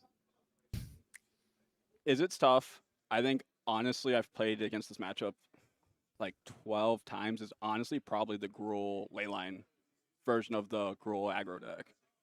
Because like you just start with Leyline and just like your gate loss are so taxed in that matchup to begin with. It's like, well, if I don't get lost that, I'm dying on turn 2. Like I played at RCQ 2 seasons ago, and I played against the Gruul Leyline deck, and they killed me through 2 Elspeth Smites on turn 2. You ain't winning that game. I don't know what I'm supposed to do. That's a lot. That deck is really cool, but again, as I said, it's falling down in popularity, so maybe you're not going to see too much of this weekend. And if that's the only deck you're trying to dodge, I think Omniscience is the big bad Boogeyman and Domain, just because you're so taxed with all these aggro decks. Like Jace can just not exist in your 75. It's very tough, and like you have access to Stone Brain. You can theoretically play one Jace in your 75, but it's Omni's 5-ish% of the meta. Domain's down to less than 5%. Just so they can't figure out the prowess matchup, and it's okay in the mirror, but like I'm not hedging for 15% of the meta in a sideboard slot when all your slots need to be almost modular cards. that's interesting. Like, let's talk about it. I was going to let you go, but I want to ask you one more question now about preparing for this tournament. So coming this weekend, obviously you bought the deck. You said you were looking at percentages of the meta, and some you're going to pay attention to, and some you're not. Talk me through that process of how you got to this deck and these set of cards going into this weekend. And don't say you just borrowed it and someone gave you the deck and you're just doing really well. If you saw, I'm on fully blinged out Jeskai. I'm riding till the wheels fall off. Let's go. But I played Minneapolis last week for the RC. I started day 1, 1-3. I rattled off 4 in a row, got to 5-3, felt really good. And then I played against Oculus, which if you stumble, they will punish you almost as hard as Is It. Mulligan to 5 game 1, got blown out. Game 2 is a competitive game, but like so it goes. You're a control player in a very proactive format. Like sometimes they just don't line up, and got to live with that. But preparing for today, my day 2 I played in the 10K at Minneapolis. I got absolutely rail-rotted by red aggro decks. I was start off 2-0 against Is It, felt really good, and then I just wheels fell off the bus. Finished 2 and 4, dropped, and had to recollect myself. And was like, I played well. There's nothing I can do. And like there was 3 different rounds against Prowess where they're hellbent, top deck the flood maul, blow up a lockdown. You're like, I guess I'm dead. But And I think that's a good like skill to learn, right? Like, and it's only one of those things you can learn by doing it, is accepting the bad beat story. Sometimes you play a perfect game and you still end up losing because I mean, it's just out of your control. yeah, that's why we love Magic. It's the variance. Like It's sometimes exactly it's why just we love Magic. You get low rolled and it's a bad day, but there's other times like today. I could very easily be 1 and 4. I'm 5 and 0. It's feeling awesome. I'm doing the same stuff. I'm making the correct plays and just recognizing when you punt it. Like I 2-0 at day 2 at Minneapolis. I played against Izzet for the 3rd time in a row. I got aggressive. I didn't respect the top deck. He top decked Flood Maul and just killed me with a dominating board presence. It's like, I guess I don't attack, but like just taking those little lessons. And like it's tough. I'm a very competitive player. Like I love my control decks. I play Scepter Chant in Modern. I play Blue White Control in Pioneer. It's all I know. And it's just like whenever it's competitive, it feels so awesome just to tell people no. You got a big t-shirt. I know you got one of those. You got a t-shirt that says "Nope" on it somewhere, haven't you? Oh, They my all girlfriend do. actually last Christmas got me the Nope sweatshirt. So There you go. See, they all have it. They all have oh, it. yeah. Right. She's looking at the T-shirt for our anniversary gift, so that'll be in the mail soon. Well, I'm going to let you go, my friend. Chill out for the rest of the round. Start looking at the breakers, and maybe potentially we'll see you in the top 8 a little bit later Right, on. So it, again, congratulations, Thank as we're you. going to head back to the booth. All right, bye. See ya. And on that one, we are coming back to the booth. Me and Dune, this is our last round. It's over, my friend. It's done. How are you feeling now? Are you feeling a little tired? I know it's Mother's Day. I know you're going to go out for some big Italian food, which has got me thinking maybe I need to order some pizza in a minute. Well, I don't think we're done yet, Will. I think we're going to take a look at a backup match real quick. Have we got one? Yeah, Oh, okay. I think we do. So I'm this is getting going bummed to tears be left, right, game and number center. 2. Jess Williams, who we saw last round, up a game against Justin Nelson, Jeskai Control, and Demir Midrange. This is an interesting matchup. So, you see from the Jeskai Control side of things, I don't know if we're live or if this is time shifted. Maybe we can get word on production. But yeah, this is okay. Live. This is actually live, so we'll have to see how this one plays out. But yeah, very interesting matchup from the Demir side of things, where you're trying to go under all their big spells and counter spells, and then Jeskai try to maybe land one of those big haymakers and then kind of ride that to victory. Looking at Justin's list, it looks pretty much the same as what we just saw. So there's maybe a couple numbers difference, but the cards are all the same here. Definitely don't want to be drawing cards in the face of that Shield Dread on the other side here for Jess. We saw that they were able to take down the last round and do it in spectacular fashion, but now 1 game up does look like we might be going to a game 3, but 8 life is not a lot for Justin Nelson on the right of our screen. Yeah, the nice thing about for Justin Nelson is that from the Shieldred side of things, stock up does not. It's kind of like drawing cards, but it's not really drawing cards. So that one does not actually trigger the Shieldred. It's a way for Justin to get some cards into hand without having to take a bunch of damage. And that Shieldred is kind of a big threat. This is a weird staring contest where, Jess is at 7 facing down the Shiko, the Tidebinder, and the Whitley Fleege, but then Justin doesn't want to attack with everything because Justin wants to make sure there's enough blockers for the Shieldred. So there's also the Soulstone Sanctuary to take into account. So this kind of weird staring contest here, which usually favors the person with Shieldred, although I think we might just have lethal this turn, especially with that Jeskai Revelation. Yeah. Whoa. I was about to say the one of Jeskai Revelation off the top. I'm going to tell you what it does in case you don't know at home, ladies and gentlemen. This is 7 mana. 4 generic, 1 of each Jeskai color for an instant. Return target spell or permanent to its owner's hand. Does 4 damage to any target. You create 2 1/1 white monk creature tokens with price. You draw 2 cards. And you gain 4 life. A lot of text on that card, and that is exactly why it's able to win you a game like that. It's a lot of words. It's a lot of words. I'm gonna have to have no notes. That's all I got. A lot of words. Got you right. Well, let's look at the deck list again. We got Jess's. Let's get that up on the screen first. Going to be on the play as we go into game number 3. That's the 75. That's the sideboard. Anything you like here as we head into 3 on the play? Yeah, we saw Jess play last round, and this is their sideboard. So from against the Jeskai control matchup specifically, the Fairy Mastermind's pretty good. Cheap threats that you can kind of get under the blue-black side, and it's very likely that Justin's going to board out a lot of his removal spells. The Shieldred we saw came in, the Kaidos for additional threats. Dreams is kind of interesting where against the control deck, there's only 8 creatures in the deck, but they are pretty powerful, especially Shiko. And then the counter spells as well. Disdainful Short Negate seem like pretty good for Jess. All right, let's see if we've got Justin's list and we move across to it. We do. So this is what he's got. That's the sideboard. We've seen a couple of these, but anything changed now? He'd be on the draw. Yeah, very similar to what we saw from the other Justin, the other Justin who was also playing Jeskai Control. And what we have here, some Tidebinders, pretty good to get. That card is really good against Kaido because you have to pick up the creature and then the Kaido stays in the hand.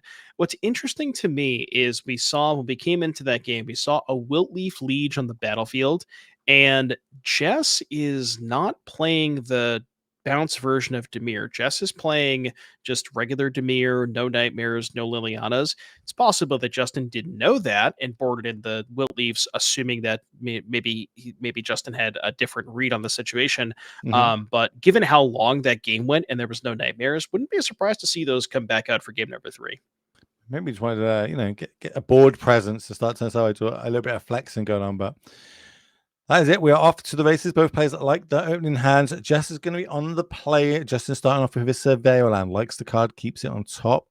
What do we have on 2? Main Phase Pixie. Love like it. Oh, I love Will, it. love or Fairy, it. sorry. Love it. Talk to me why. Why did we do that?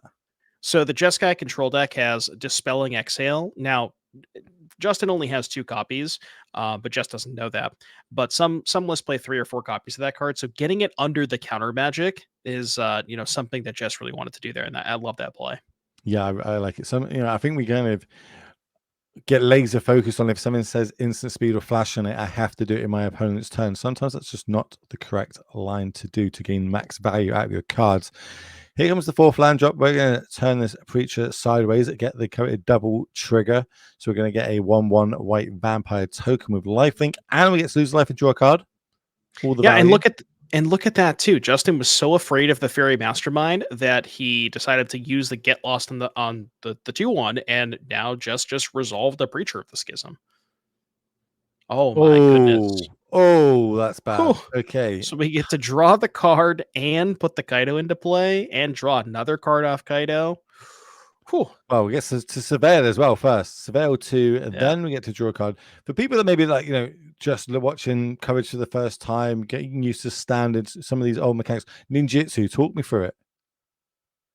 It's a weird ability where if you have a creature, it has to be an unblocked creature. So you cannot use ninjutsu until after after blockers are declared. And then you return an unblocked creature to your hand to put the ninjutsu card into play. Notably, that gets around counter magic because you're not casting the spell, you're just using the activated ability of the ninjutsu card.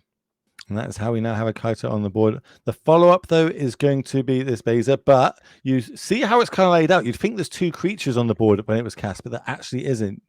Kaito is only a creature in Jess's turn, so that's why there was no extras being made. We're going to lock that down, put 2 stun counters on it, which means we're clear to start turning these sideways. That's going to be another 5 damage going across to Justin's face. Shields are still down, still have a land drop here over on Jess's side. Yeah, and Jess, no, we can't do that. We already used the Kaido, right? Yeah. Yeah, can we get the table spotter to just pause real quick? I believe Jess used the Kaido pre-combat, so we can't plus there. We can have somebody check that out real quick. It's nothing huge right now, but yeah, if we can get it down to the table, I'm sure they'll get that sorted out. All it is basically that the dice is going to go back to 2, and we're going to lose that emblem. On the other side for Justin, do see some counter magic, do see some things. There you go. We're going to change it. Yeah, you need no harm, no foul. There we go. Yep. Easy mistake. Easy mistake. We're good. All good. So yeah, just redeployed the Preacher, and now I believe they still have the counter spell, because wasn't there the Disdainful Stroke from one of the previous maps that both players knew about? So I believe Jess still does have a counter spell in hand. So how can Justin navigate around that? Of course, disdainful stroke. Remember, CMC 4 or greater, it can discard. Looks like we've got judges coming across for some reason here. I'm not entirely sure what it could be. I know the stun counter got removed a little bit late. Is the stun counter meant to be removed in the upkeep before the card's drawn? I think what happened is we asked the table of the judge to come over and have the Kaido fix situation, and I think they realized it before the judge came over. I think that might be what happened here. Well, again, this is why we have judges, and we're so thankful for having them as well, keeping it nice and clean the board states that we want. So just explain it. Just going to go, this is what happened. This is what I think should happen. If Justin needs to, Justin will give his side, and then the judge will make a ruling. This happens quite, I'd say, a lot in Paper Magic. This isn't uncommon to have judges coming across. People can sometimes have things, their cards in different languages. Even Wizards print cards in different languages for us, like Phyrexian, which is the other one. He's like, Judge, I don't know what this card does. Can you talk me through it? Or sometimes they'll put the artwork all over the text box or whatever. Chandra, the Chandra that you were talking about earlier. Yeah, that you I couldn't read. Literally had no idea what that middle word was. I was like, it's Chandra something. I can't see it. She's got loads of fire going over the hope part. Yeah. Looks like it might be resolved. I think the judges have gone away. So now Justin's thinking about his turn. 5 mana available plus land drop. Yeah, so what is Justin looking for here? I mean, he needs a lot of stuff to be able to answer, but we got to start with the Preacher and the Kaido. Presumably, if he could only answer one, would probably want to answer the Kaido first. But I mean, this battlefield is just going to get worse and worse because not only does Jess already have the 2 threats in play, they have the Soul Stone as well. They still have the map token that can find more gas, and both players know about that disdainful stroke too. So Justin's one of Justin's better plays here would just be Shiko get lost to Kaido. Can't really do that in the face of that disdainful stroke. Yeah, it's really, you don't really want to commit your 4-5 mana spells. One, because you know it's going to get done, but also it's going to get countered. But secondly, also it's going to take your whole turn up. Right. And it's like, how do we navigate around that? Is there a way to navigate around that? Like, especially with all this pressure that's currently on the board. Is that high noon? That we have pit mana aside for it. I don't know. I believe the hand for Justin is land, Meringue River region, and Beza, and then that one card that's face down in the. Was that really a high noon? I didn't see it. I think it might be a high noon. It's a weird one to bring in this matchup. Having a little read of all the extra modes. Yeah, I believe we're still awaiting on a fix for the judge call. I mean, we've already fixed the Kaido and the emblem. I'm not entirely sure what the other fix that we're discussing is. It might be the stun counter, honestly. Okay. I did see that, once the Kaido dice sort of changed, then I think a card was drawn, and then the stun count was kind of changed. Maybe just a little bit confused. The Beza should have one stun counter on it, right? Because we just used the Kaido on it, and then Justin untapped the first turn. That would be one counter removed. So, I mean, from what I could tell, the board state looks the way that it should. Maybe it's like because they drew the card and then did the stun counter. Is the stun counter going to come off first? Like, is the argument here that should have 2 on? Well, the thing is, no, because I don't know how this is ruled, but I'm pretty sure you can't miss the stun counter because it's not like a trigger that goes in the stack. It's just the art of untapping your permanents. You can't miss untapping your permanents. You know what I mean? Well, Joe's just going to sit down and explain it. Maybe we can get some confirmation of what that is once this is resolved. We don't want to interfere as much as we can while this is going on. But Joe's is definitely going to be explaining something. So maybe we can start talking about some of the future events that we've got going on while they kind of resolve this. So we do have future events coming up. You know what I mean? We've got announced all next year's ones as well. You can take part in Indie, but so that's going to be Final Fantasy Team Sealed.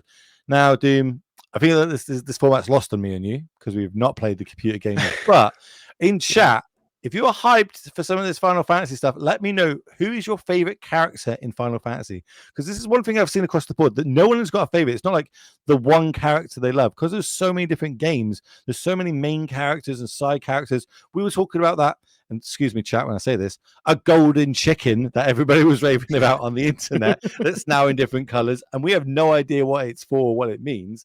So feel free to let us know in chat.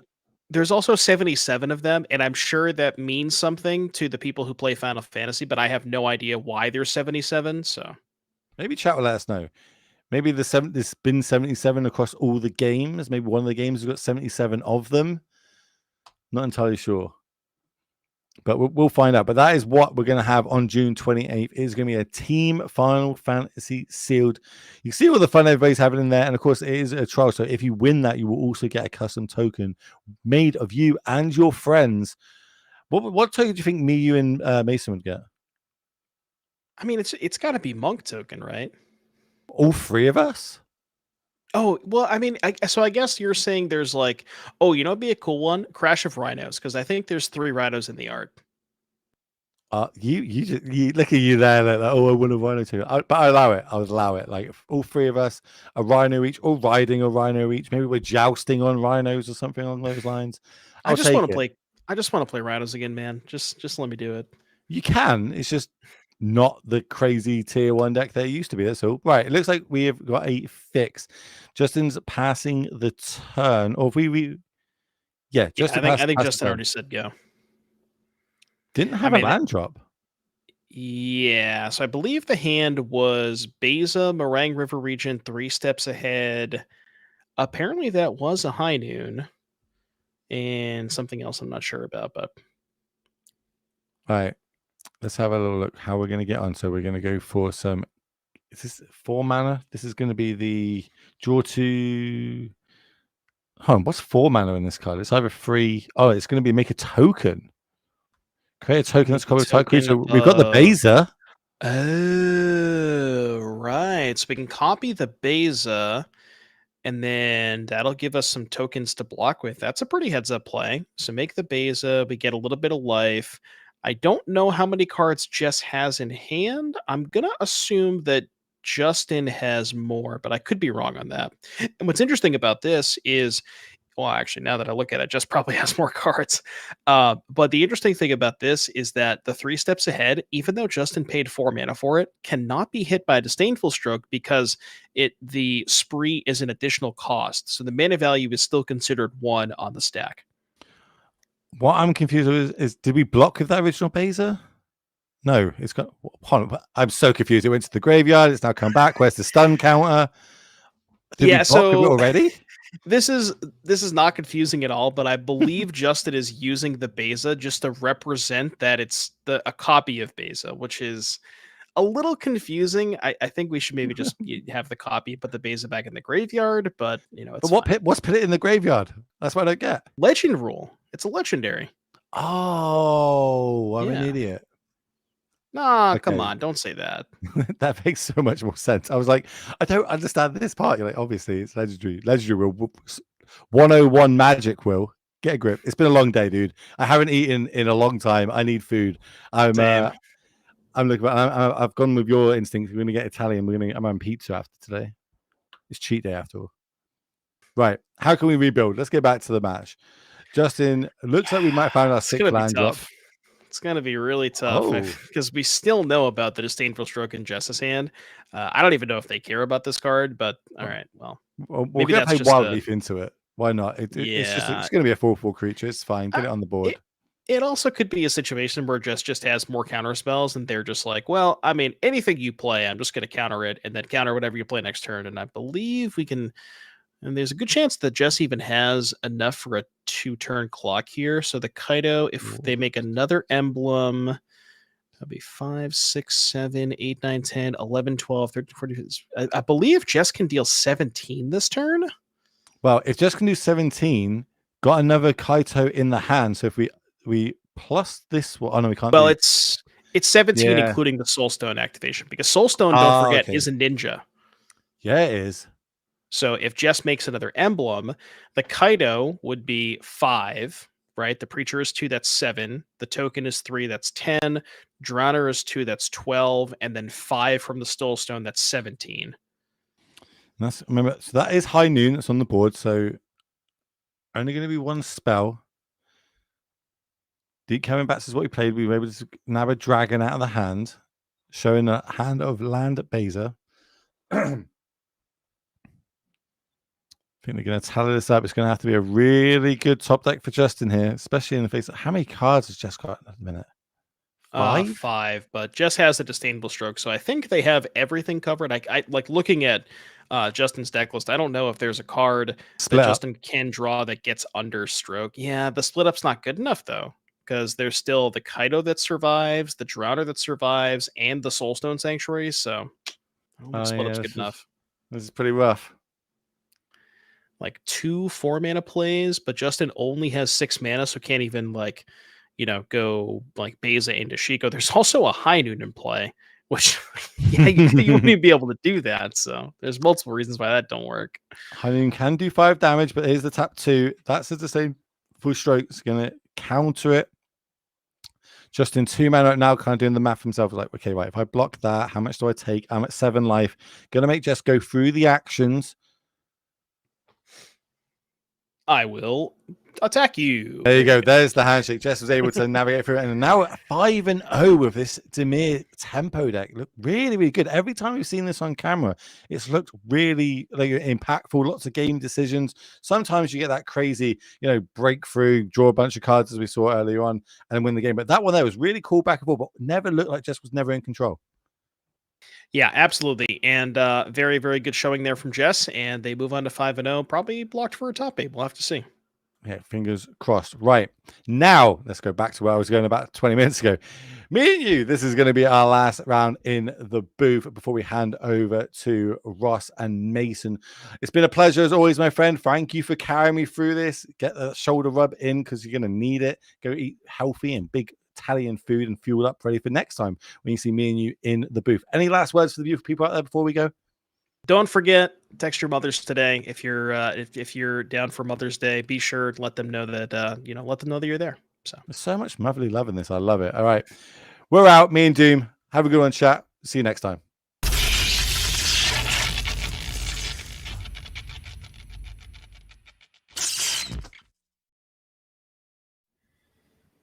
Hello, everyone, and welcome back to the NRG Series. I am Mason Clark, joined by Ross Merriam, and we are here today to bring you the last 2 rounds of Swiss and the entire top 8 today. Ross, we just had some amazing matches tonight. I got to see that last one there with Jess versus Control. It was a great time seeing Blue-Black midrange. But let's check out our players to watch and see how they're doing, as a couple of them have been having some nice weekends here with Theo Jung at 5-0. Great spot. Might be able even to draw in the top 8 here. Sean Gallagher, Wesley Will, all at 4-1, excuse me, and then a bunch of 3 and 2s as well. Eldon, top 8 yesterday, dropped today. You hate to see it, but Ross, our players, they cannot wait to play Magic. So we're going to head right down to the future match area here as Justin Brickman is starting things off here on the left with Is It Prowess versus Azorius Omniscience on the right here from John Silmack. Now, Ross, I know you've been playing a lot of this Is It Prowess deck. How do you feel about this matchup? This matchup, I feel, is quite close as far as the lockdown decks go. It's sort of unique among the lockdown matchups because it's the one where they have the least disruption for your aggro plan, but they are the most punishing if you try to slow play around temporary lockdown. Because if you slow play too much, they just combo and kill you on the spot, sometimes even through a counter spell or a bounce spell on the Omniscience. So you really have to find the right balance between aggression and holding up your potential answers for their combo.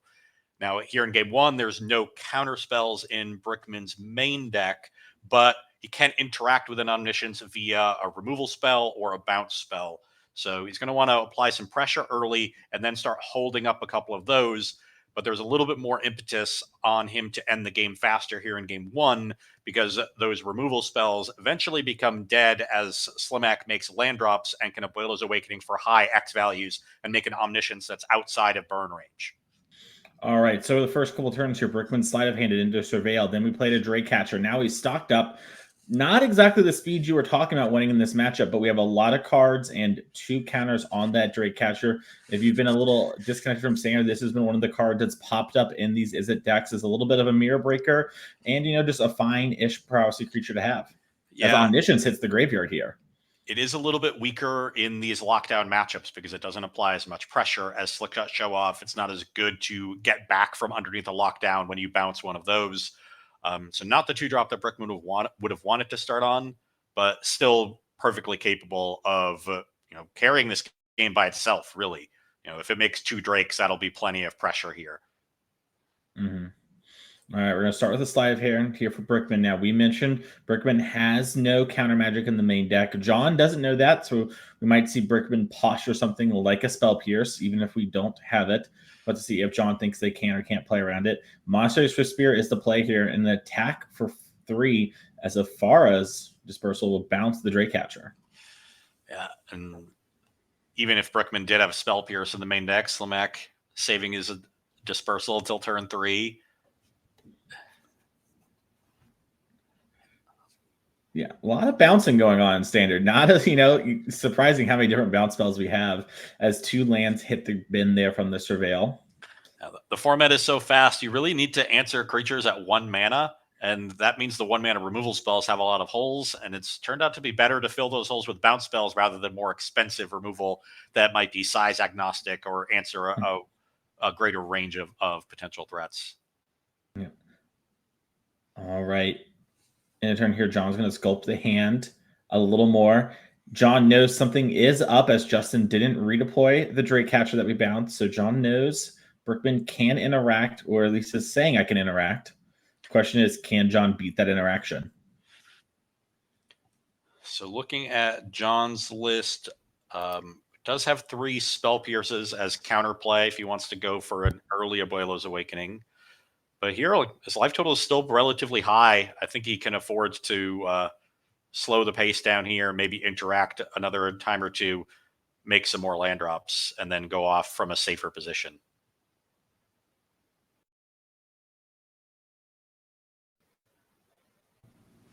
All right, so Justin's figuring out how he wants to play this turn. I'm going to start with the Corey Shield Cutter. Spell Pierce from John. Brickman can pay, but if he does, he'll be tapping low.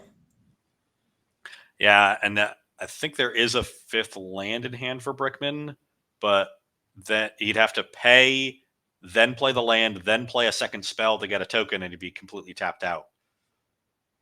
Yep. John falling to 14 as the One Swift Spear did get a prowess trigger, even though the Corey Shield Cutter got countered. I guess my eyes deceived me there. No 5th land for Brickman. I just wanted to see more copies of those gorgeous islands, There are some good island choices. There's a lot of good land choices in play here right now. Yeah. I like those full art plains as well. As Abuelo's is going to be cast. Okay. All right. And you see Brickman sort of being like, all right, now there is a moment where John can cast a spell before Brickman has priority. And then we'll see Brickman probably cast Into the Floodmaw on the Omniscience. And the question will be, does Slimak have a removal spell? Oh, just a naked Omniscience? Yeah, interesting there. Looks like our table spotter accidentally gave the fish, forgot the Omniscience was a creature in that moment. Gets the best of us. No bargain necessary. Yeah. It would be nice though if Brickman gave him a fish, a little friendly gift on this Sunday afternoon. As more stock ups from Brickman, doesn't have the flurry of spells we've come to expect from this prowess deck.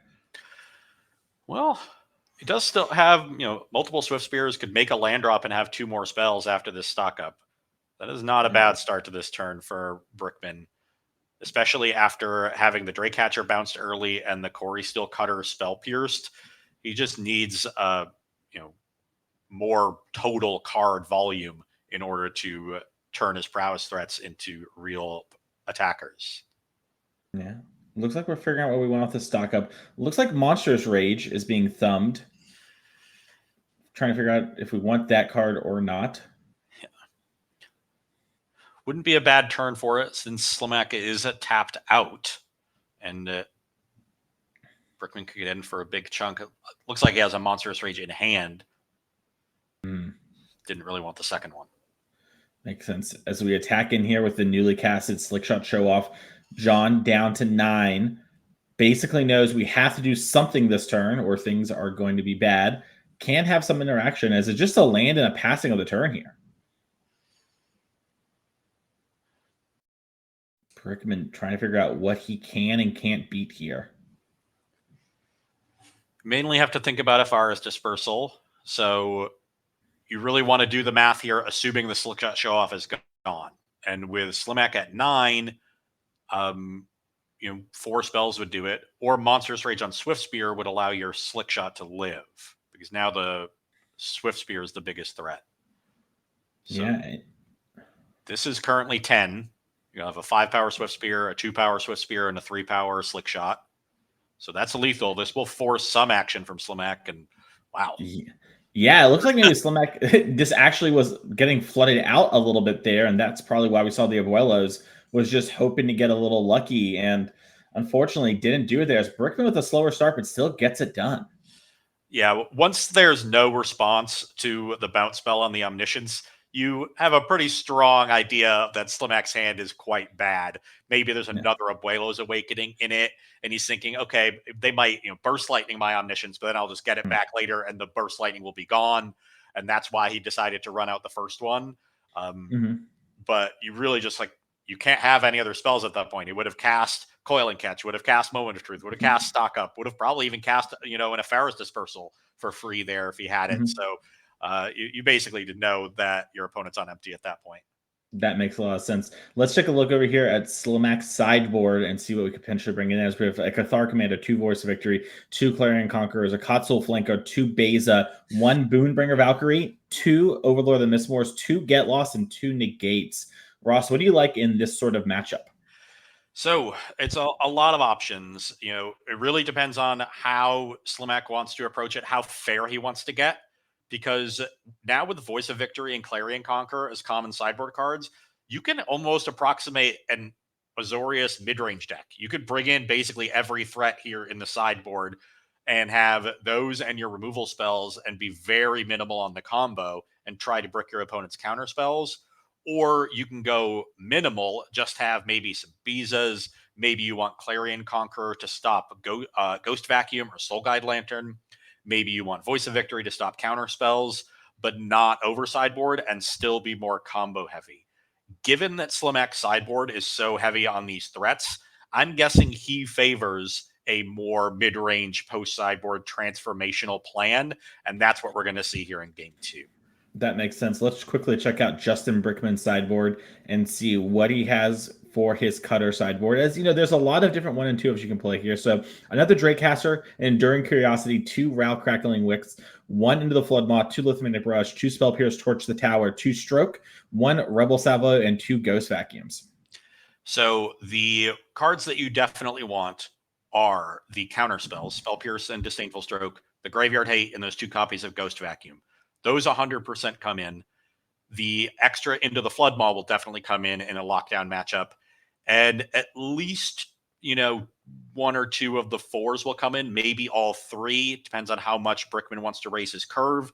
And then the real questionable cards are the 5 damage removal spells, Barrage and Salvo. How many targets are you expecting your opponent to bring in? This is the cat and mouse game that exists. The more Bezos and Voice of Victories and Clarion Conquerors that are in the post-board configuration for the Omniscience player, the more you want access to that removal. The fewer there are, the less you want it. And so it'll depend on how Brickman is anticipating his opponent to sideboard and what cards he's really fearing. That makes a lot of sense. One of the spots, too, where the open deck list of things like the RCs, you maybe have a little bit, you can hedge, right? You see this, you're like, all right, I'm going to bring the Rebel Salvo in, especially in this spot. Maybe I think, the way I'm sideboarding versus them, it makes me want to do it. Here in, these closed deck list tournaments, you kind of have to, infer and figure out and really stay in tune with stuff. So advantages and disadvantages to both here. But Brickman is mulliganing to 6 as we can head back down our feature match area. The players are getting ready. I have to say, Ross, I think Enduring Curiosity is great in this deck. But it is so funny to me to see, the 8 creature deck, even though obviously you have more than 8 creatures. And it's like, yeah, I really need Enduring Curiosity. That's the card for me. It's, you don't need You read the card and you think, oh, this is great with wide battlefields. You really Mhm. don't need more than 1 or 2 creatures on the battlefield when you play Curiosity for it to run away with the game very quickly. It's sort of like the blue Craterhoof behemoth in that regard. Like, you think like, oh, they only have 1 or 2 creatures. How much damage could that be? Yeah, actually, you're just dead. The blue Craterhoof behemoth. I like that a lot. Commander players, we're reaching out. We're trying to create bridges. Meet us in the middle. Hey, that card is standard legal now, isn't it? Yeah, it is. Yeah, it's in Dragonstorm. Yeah. Yeah. I'm excited for the next couple of years / whenever Pioneer comes back. Maybe it'll be a thing. And it looks like a little bit of a tank here from John. Started to want to keep the planes, decided to get rid of it. Maybe a sign that John has like 3-ish total lands, but wasn't sure if we want to keep the 4th as Swift Spear comes down and attacks for 1 off of Shivan Reef. Could also be a landlight hand, but he really wants more blue mana. And he's like, well, I kind of want that land, but I don't want a plains. Makes a lot of sense. Although Island here suggests that that's not the case. Yeah, it could be slow rolling the temporary lockdown. Like, oh no, I don't have it. Brickman taking a second to think. I like this, being really methodical with this play. Brickman and a couple other regulars who play a lot of control decks have really adopted this prowess deck in both modern and standard. I know Sean Gallagher is another one who really sort of typically only plays blue-white control. And Brickman's range is wider than that, but he really likes, Teferi, for example. But they're all sort of admitting like, hey, this Quarry Cutter card might be, the best way to actually play Magic right now. And the prowess deck in either format, modern version or the standard variant, is not an all-in 100% balls to the wall aggro deck. You can play long games and grind it out with stock up Storm Chaser's talent, card advantage from Cutter as well. So you get to play a little bit of both styles, and that probably makes it an easier transition for players that are more used to playing control. Yeah. That makes a lot of sense. As we do see Slick Shots deplotted into another stock up here for Brickman.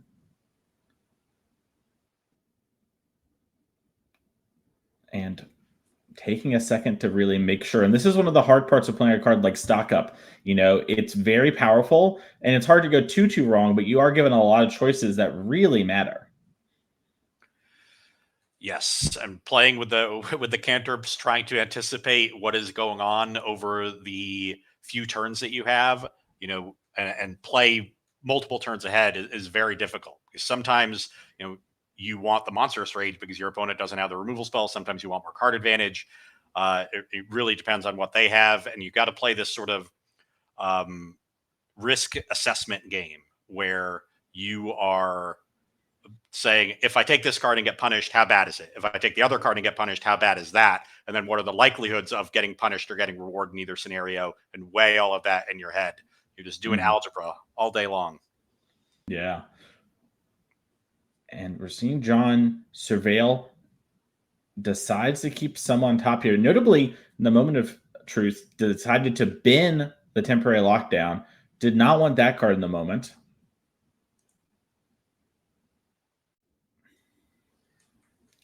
Yeah. No threats on the other side of the battlefield. Maybe already has one in hand. Plenty of reasons to ditch it. Maybe has Abuela's Awakening and can buy that back, which is a nice trick that is even better in the post-sideboard games when you're less dependent on the combo. Yeah, that's a great point. And it looks like Abuela's Awakening hitting the graveyard here.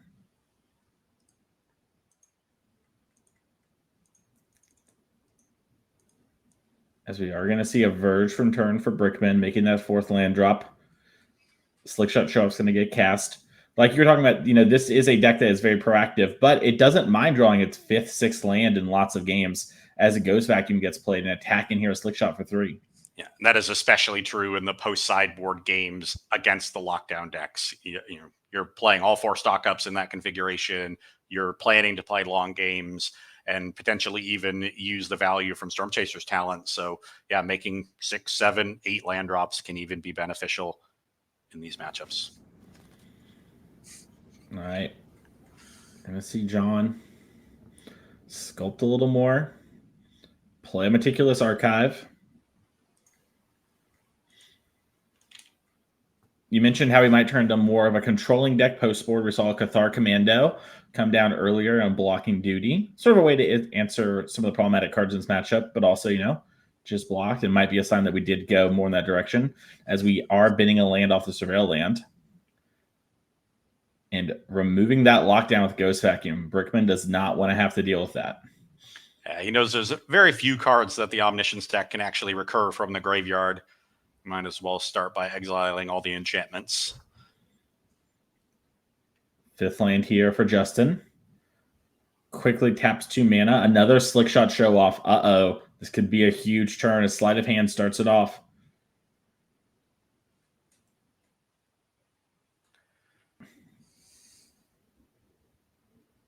Quickly bottoming the 1, and it looks to be taking a moment to double check something. I wonder if this is because we have some interaction, or maybe we think we could potentially push depending on how our opponent plays here for lethal. Another Afaras to answer this Slick Shot show off back to the hand. And okay. Letting this resolve, that likely suggests Brickman has some interaction for the combo or for something like a Meringue River Regent. So Mhm. I'd be surprised if there's a Disdainful Stroke being held back here, and he's just going to try to grind through the removal from the Omniscience deck. Yeah, and really showing just how powerful this prowess deck can be. I mean, the big thing behind this Omniscience deck, right? Oh, is we have the 4th one. Well, maybe this is part of the reason also we were down to get into that lockdown earlier, Ross, is we just had a bunch of these in our hand. That would make a lot of sense. Yeah. As we're topping 2 immediately. But yeah, this prowess deck, it's putting up a great fight against this opponent who has a lot of removal and is sidestepping a lot of, the traditional cards that people have for them. As it looks like we are going to plot the Slick Shot show off now that we're not worried about cards like Meringue River Regent. Okay.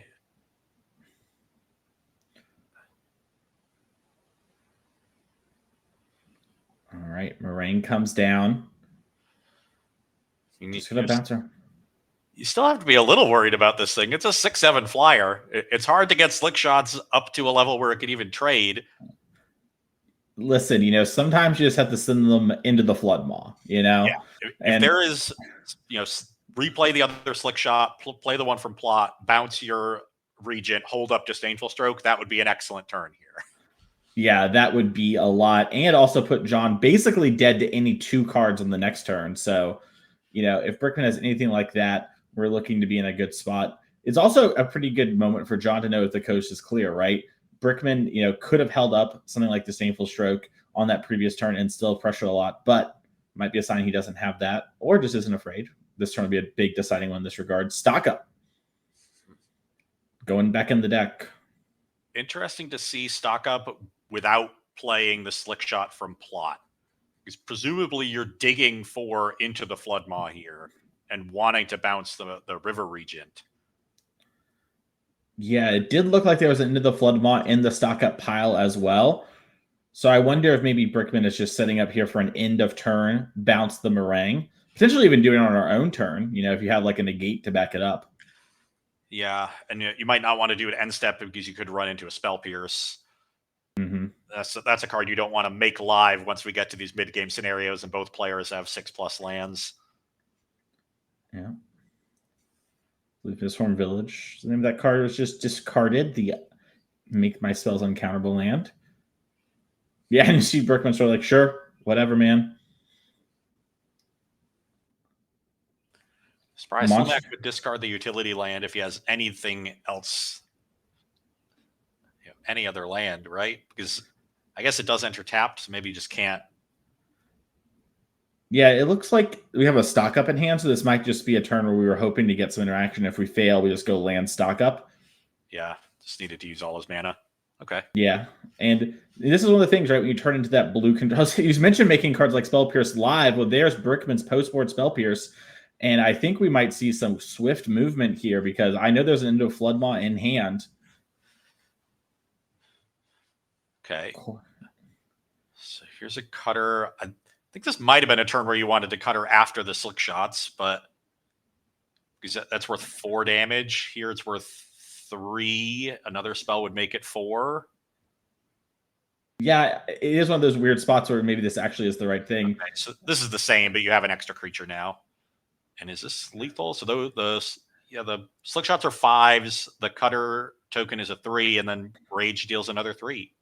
So yeah, exactly 16. It does look to be exactly that, and I think Brickman, has 2 mana up, so potentially could even cast in like an opt if we're a tad short here. But That seems to be it. And yeah, Justin Brickman moving on to 5-1. Impressive stuff there from this Is It Prowess deck, and really showing why I think, so many players, this is their weapon of choice for all the regional championships we've seen. While it maybe didn't win the Australian one earlier today, Demir took that down. It still had a great presence there, and all the US RCs and the rest of the world has just been the most dominant deck. Absolutely. And, game one, a little fortunate with the opposing draw not panning out well. But game two was textbook. That's exactly what you want to do with the prowess deck. You want to play a longer game, cast your stock ups early, and set up for 1 to 2 really big turns. And Brickman was able to do that. The first big turn got, countered by double of Ferris dispersal, and the second big turn was completely lethal. And that's really the power of slick shot show off in these matchups, and why it is much better than Drake Hatcher against the lockdown decks. And speaking of powerful, let's talk to Justin Brickman here. Justin, how are you doing? I'm feeling good.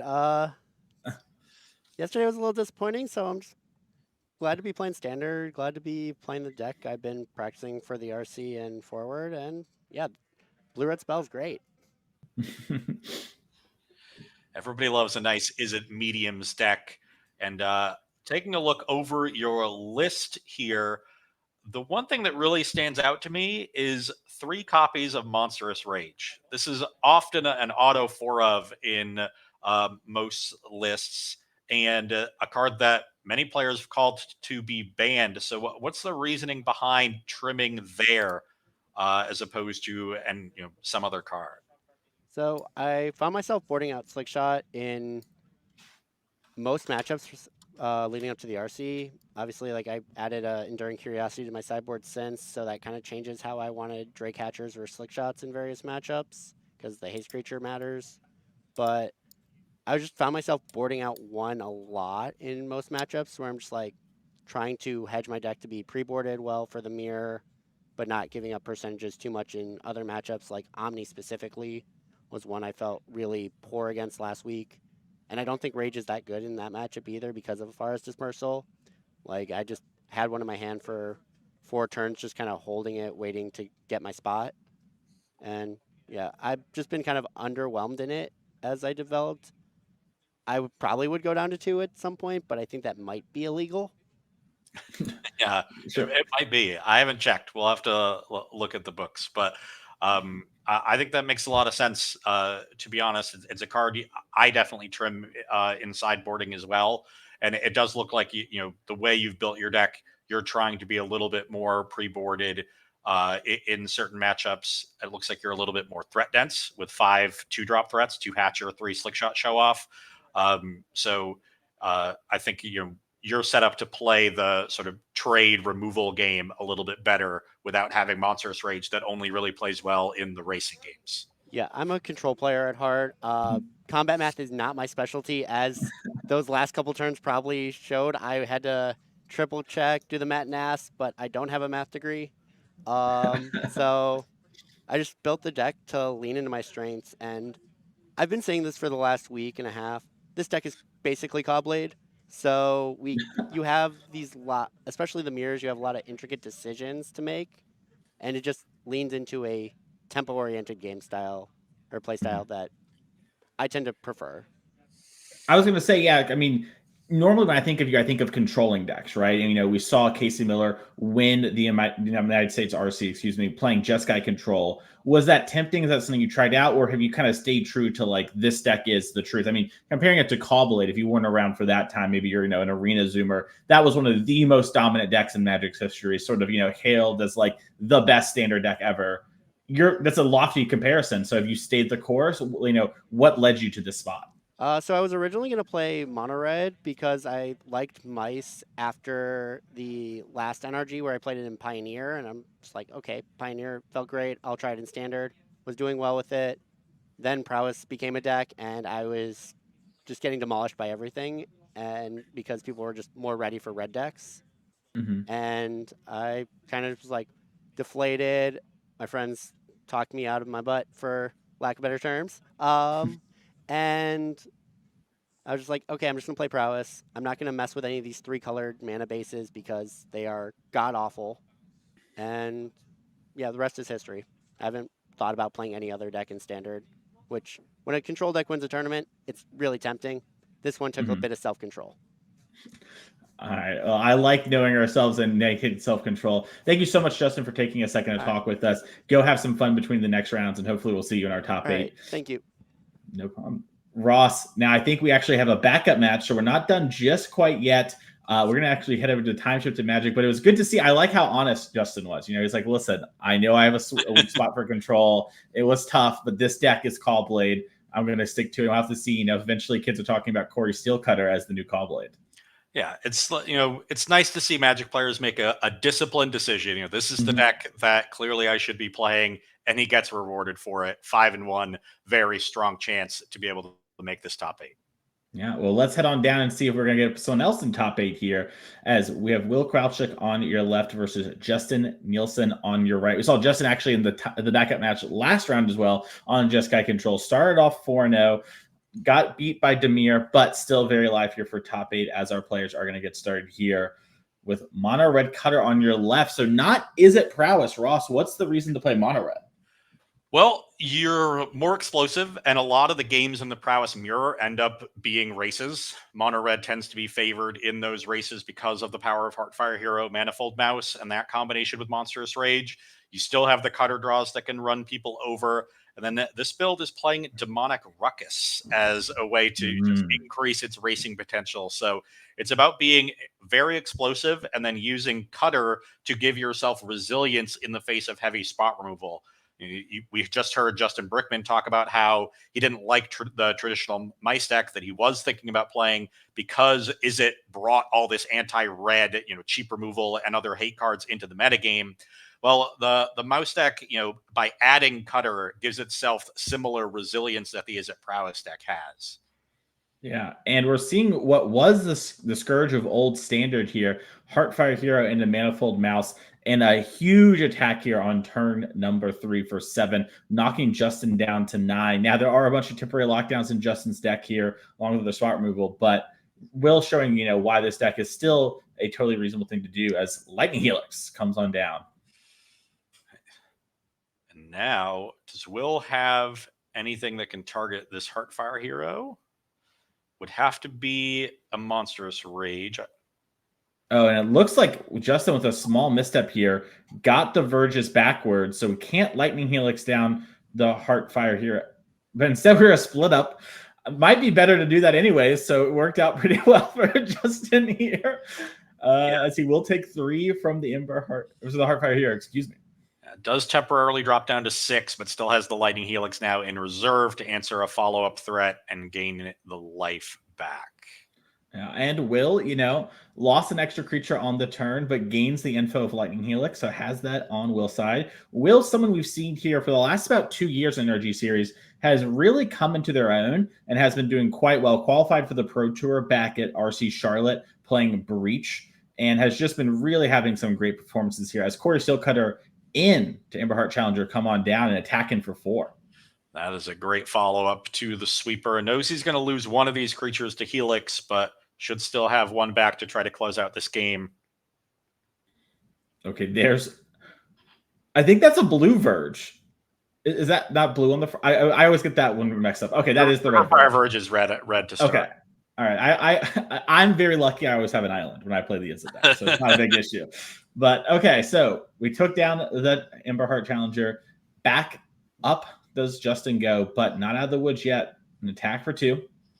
Ooh, looks like I had no spells back, so a very weak follow-up turn for Will Kowalczyk, and now Justin has a window to start slamming these haymakers. Oh, and Will, as soon as we tap out with the Shinko, kicks a Burst Lightning, 4 damage. Justin at 3 life. That's more than enough. Tight play there from Will, playing around any sort of counter magic there. Whew, you love to see it. Yeah, made it seem like his hand was weak. It was not weak at all. Had the lethal burn spell and demonstrated some great patience there. Mm-hmm. Yeah, and spots like that are very important too, right? Like, very easily could have tried to fire that off on our own turn, try and get the win immediately, right? Don't do anything. We'll just kind of be like, hey, if nothing changes, I'm fine. What card can they play that's going to be that big a deal? I'll just wait here. Let's take a look at this sideboard really quickly here to see what Justin Nelson has over there. Looks like we got a bunch of Kotsul flankers, 2 Shiny Tidebinders, 2 Whitley Leech, 2 Exercise, 2 Negate, a Pyroclasm, and Authority of the Console, and 2 High Noons. Ross, what do you like here? I certainly like Authority of the Consoles and Pyroclasm. Those two look excellent. I'd be a little tempted by High Noon since this is a cutter deck, but much, much worse against the rest of the deck, the Mice Shell, than it would be against a pile of cantrips. So that makes it questionable to me. And you could play Kutzel's flanker, but this is not like 3 mana, 3/1, try to block, gain 2 life. That was a play. And Scry too. All right, let's not forget the Scry too. That's the kind of card you played against aggro decks in like 2008, and it wasn't good there. Speaking of aggro decks, let's check out Will's sideboard. As this is a time shifted match, we're gonna get you back there as soon as we can. But first, we have 4 Torch the Towers, 4 Sunspine Links, 2 Scorching Shot, 3 Lithomantic Barrage, and 2 Case of the Crimson Pulse. Ross, what do you like here? I like a lot of this sideboard. The barrages and scorching shots are good against all the big creatures, Biza and Shiko. The Case of the Crimson Pulse gives him some additional card advantage, and Sunspine Links is a haymaker of a threat.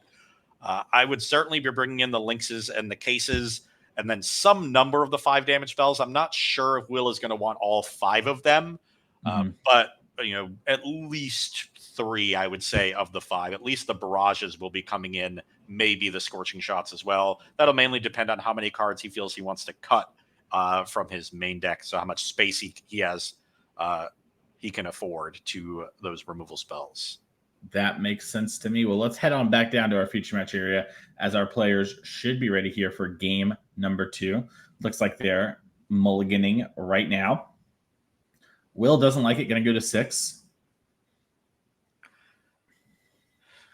And is that an Authority of the Consoles in Justin Nelson's opening hand? I think it is. A little one of fun of on turn 1.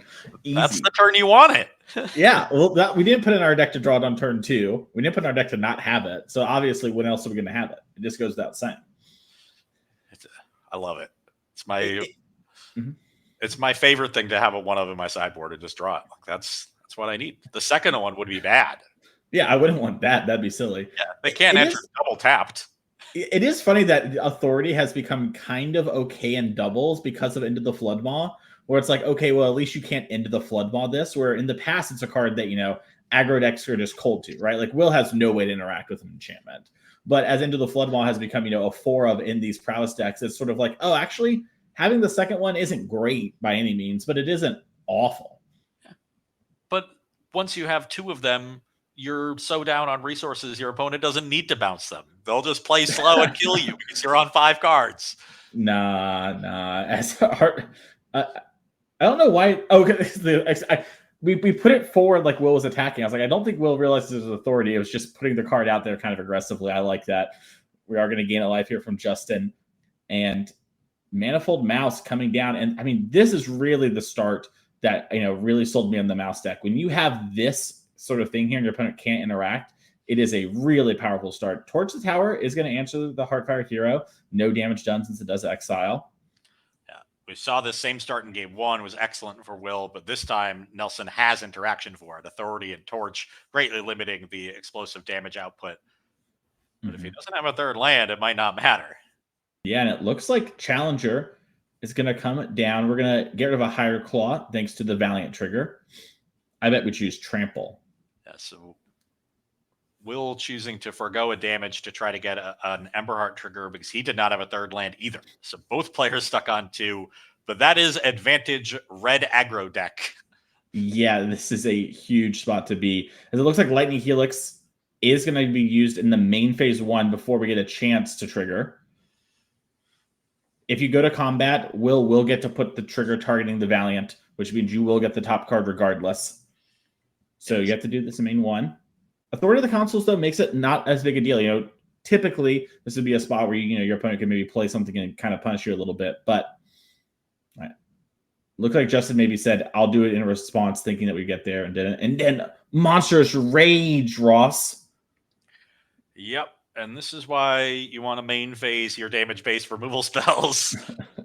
Yeah, and the old instant speed tricked us here, as now this is huge. We are still going to get the top card. It's another Manifold Mouse.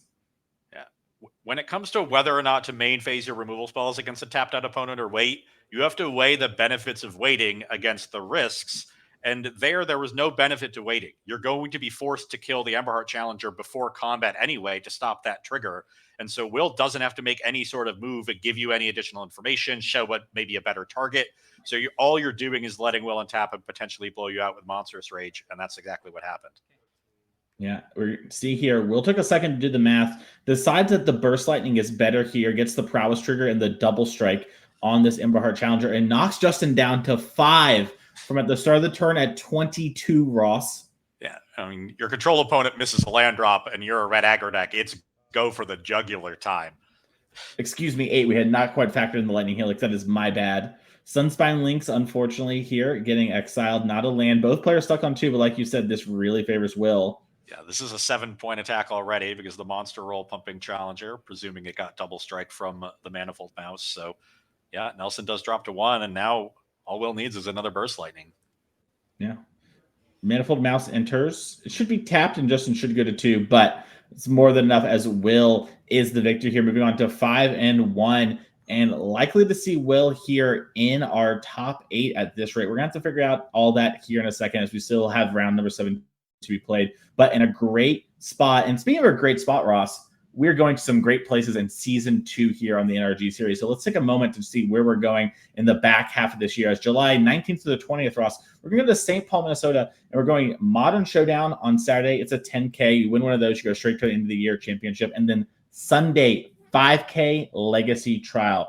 Legacy players, we hear you. We know you love to play some Paper Magic. Come on out. It'll be a great time there in St. Paul. August 23rd to the 24th, Lansing, Michigan. Standard 10K Showdown on Saturday. Sunday, Team 10K Trial. Standard, Modern, P format that people love, Pauper. We're giving you more Pauper. We came out, listen, we had some bad times during Breach. Not all of us loved it as much as Ross did. And we ran a Pauper event, and you all really loved it. And so we're trying some more Pauper to see how people like it. So if you're a Pauper lover, please come out, show the support. As we are still trying to figure out our next event, Sunday event, I'll get to that in a second here. September 13th to the 14th, we're back in the hometown of Mundelein, Illinois. Modern Showdown 10K on Saturday. And Sunday, we're figuring out what the trial is going to be. We're going to have that ready for you probably by the time our next event happens in June. We'll let you know. We might wait a little bit later and see how some of these other formats go, but we're going to figure that out, and we're going to give what's best for the players. Here on the NRG series, we love to put you first, and we want to pick an event that players are going to love. And November 1st and 2nd, we're going to be in Elmhurst, Illinois to round out the end of the year here on the NRG series. Saturday, Team 10K Showdown, Standard Sealed Modern. We also heard the love of Sealed. We have a Final Fantasy team event coming up in the end of June. We'll talk about it in a second as well. So we're putting more Sealed in there. And then Sunday, to wrap up the year, Modern 10K Showdown. The winner of both those events in November are going to go straight to our championship, which will happen in early December. We'll be streaming that as well, a $30,000 PTQ going on. And really quickly here, we can show our last event here for Season 1.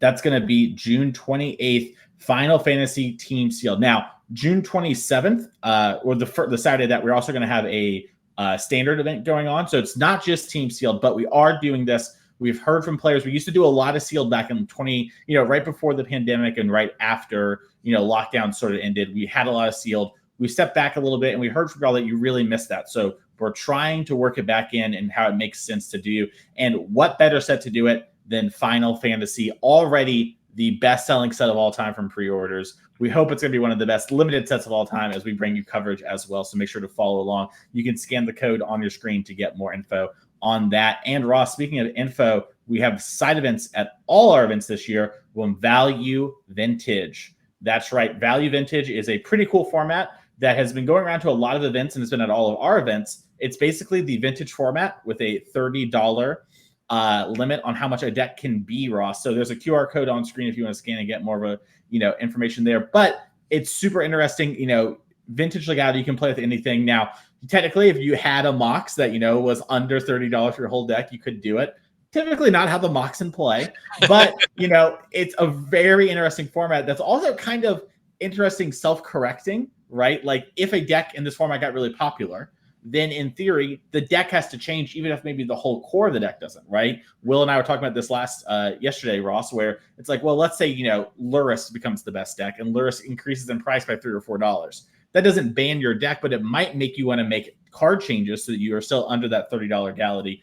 Very interesting, very fun format to play with your friends, and they have side events going on at all the NRG series. And these players bring a lot of extra decks, so if you're new to the format, they know players are still picking it up. You can just walk over there, and I've seen them have a wheel where they just give, you spin the wheel and you play whatever deck you get, or they have a big box you can grab out. So really awesome. We'd love to see them at all our events and other events around the world. So thank you all so much for that. We are going to take a quick break right now as we're going to set up for our round number 7 and figure out who's going to be in our top 8. And we're going to bring you all of that here today. So stay tuned. We'll be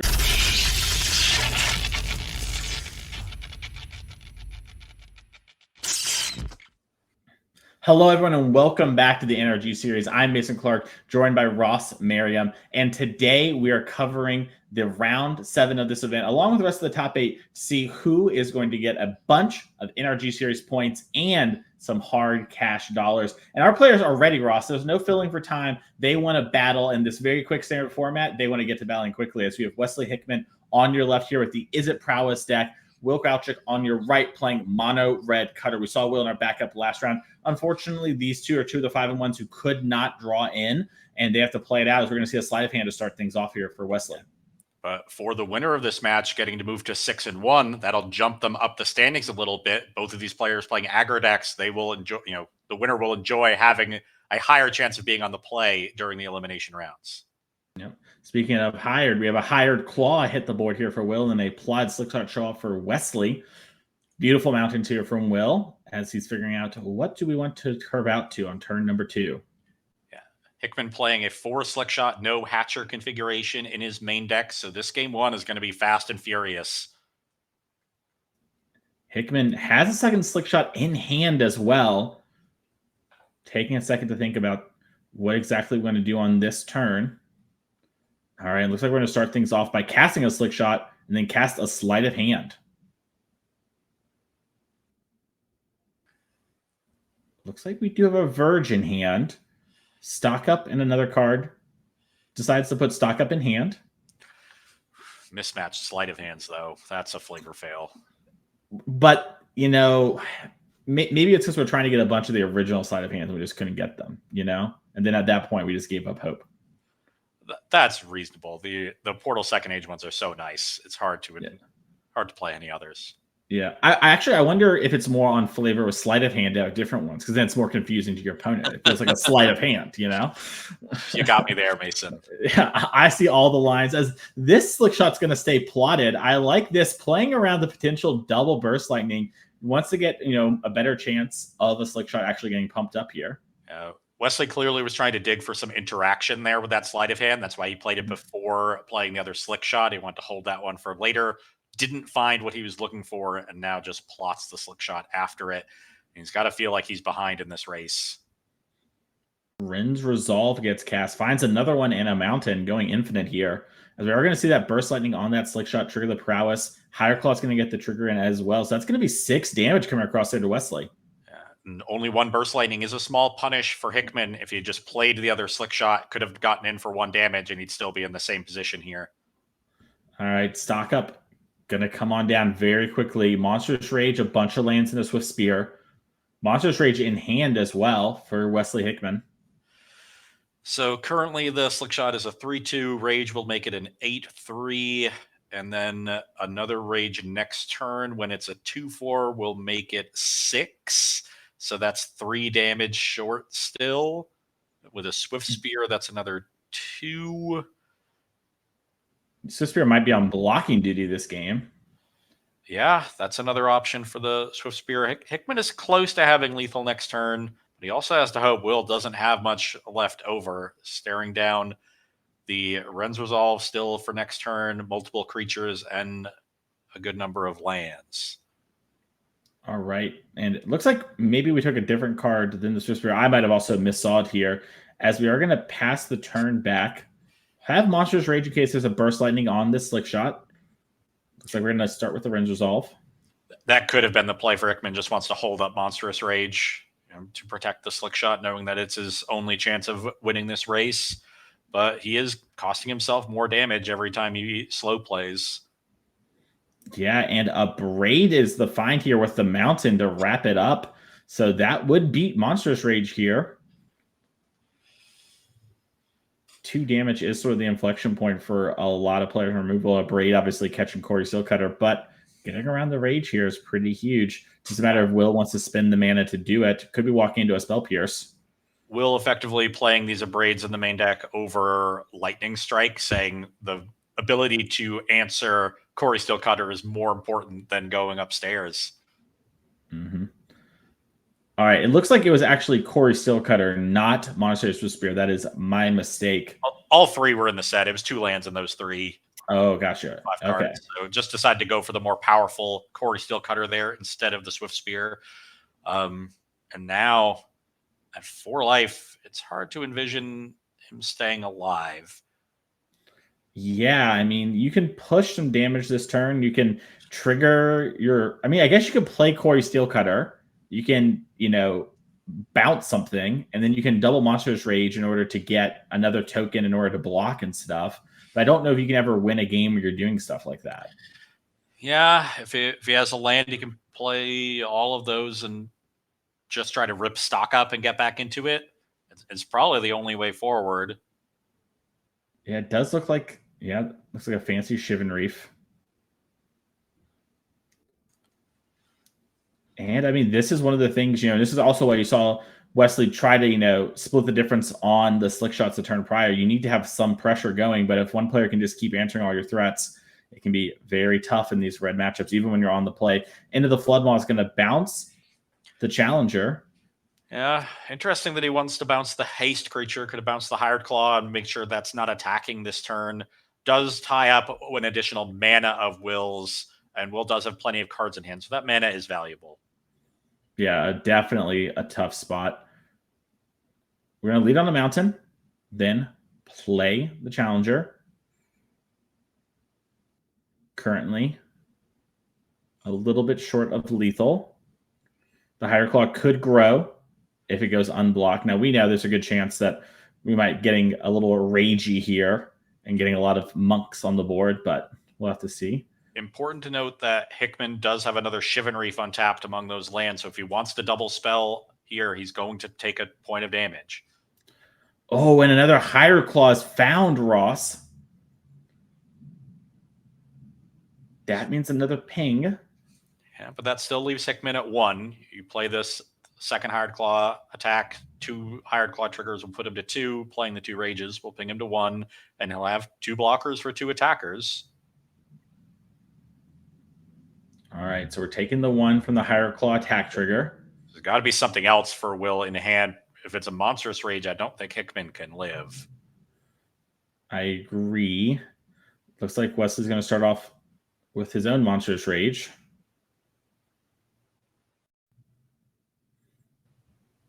Down to 2. Burst Lightning is lethal. And yeah, you see Will show the Monstrous Rage. All Rage, whichever one, the token blocks. And then, boom, on to game number 2 there. Fast stuff there. And, even though Wesley was on the play, could not keep up with sort of Red just playing a 1-drop, a 2-drop, and then interacting every single turn of the game and drawing some cards with Run Resolve. Yeah, Wesley tried to play that game a little bit slower because he was on the draw, but he didn't have the interaction in order to do that.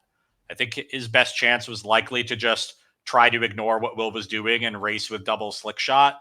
I understand him wanting to go the more interactive route because he had a card like Stock Up in his hand that's going to help in that kind of game. Unfortunately for him, just didn't find any of his main deck removal, just the 1 copy into the Floodmaw over the course of that game. And without the ability to interact, he's just not going to be able to win these races against the mono red deck.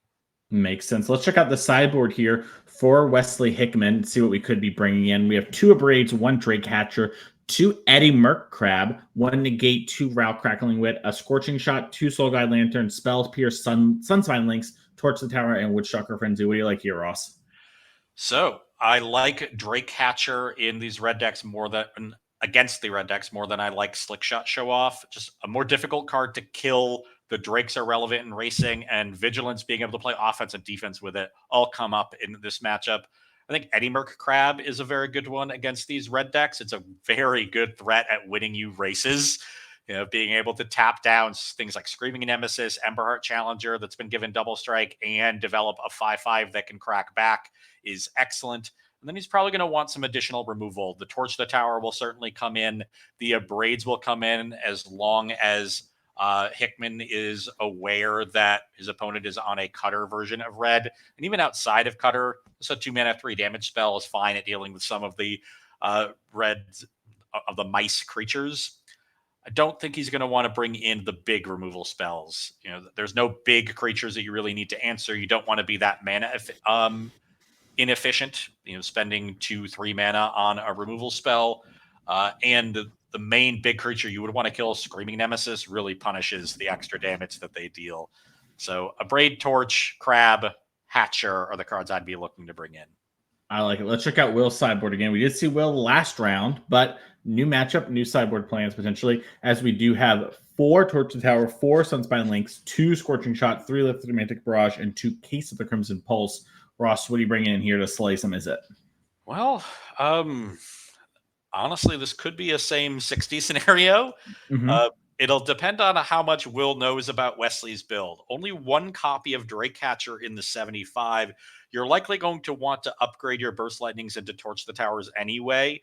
The burn spells rarely go upstairs, and the mono red deck is not very good at bargaining, but it can sometimes. And anytime you get to torch a Dragecatcher, it is a huge win. And sometimes you need to bargain just to play around Monstrous Rage on Slickshot Show Off and similar plays. But outside of that, you're looking at cards that are like Barrage that really only line up that well against a Dragecatcher. And then maybe you want Case of the Crimson Pulse if you think you're going to have to play more of a grindy game. But I think Will really wants to just race in this matchup.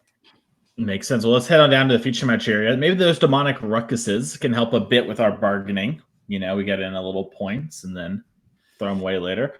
As we're going to start things off here with the Storm Chaser's talent for Wesley.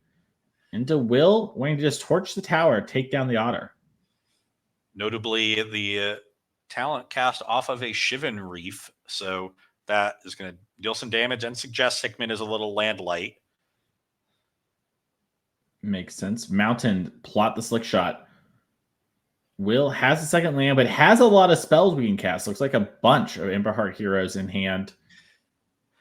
Yeah, ideal for him to have a threat plus a 1-mana removal spell for the Slick Shot.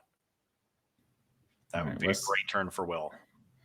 Wesley draws a Torch to the Tower for turn. Does have a Quarry Steel Cutter in hand, so he can do the kind of classic play we've seen of Cutter into Applaud Slick Shot. Now, it just doesn't have the 3rd land, though. So just going to deploy his threats. All right, Monstrous Rage is going to grow this Emberheart hero, Heartfire hero, excuse me. Yeah, that counts as a removal spell. And it's a removal spell that even improves his own battlefield. So great use of Monstrous Rage there on defense for Kowalczyk. Yeah, and we're going to pass the turn back. No 3rd land, like you mentioned. We were a little land light. Does have a bunch of spells, though. It's the nice part of, missing on your land drops. Now Will needs to figure out, how am I going to win the game from here?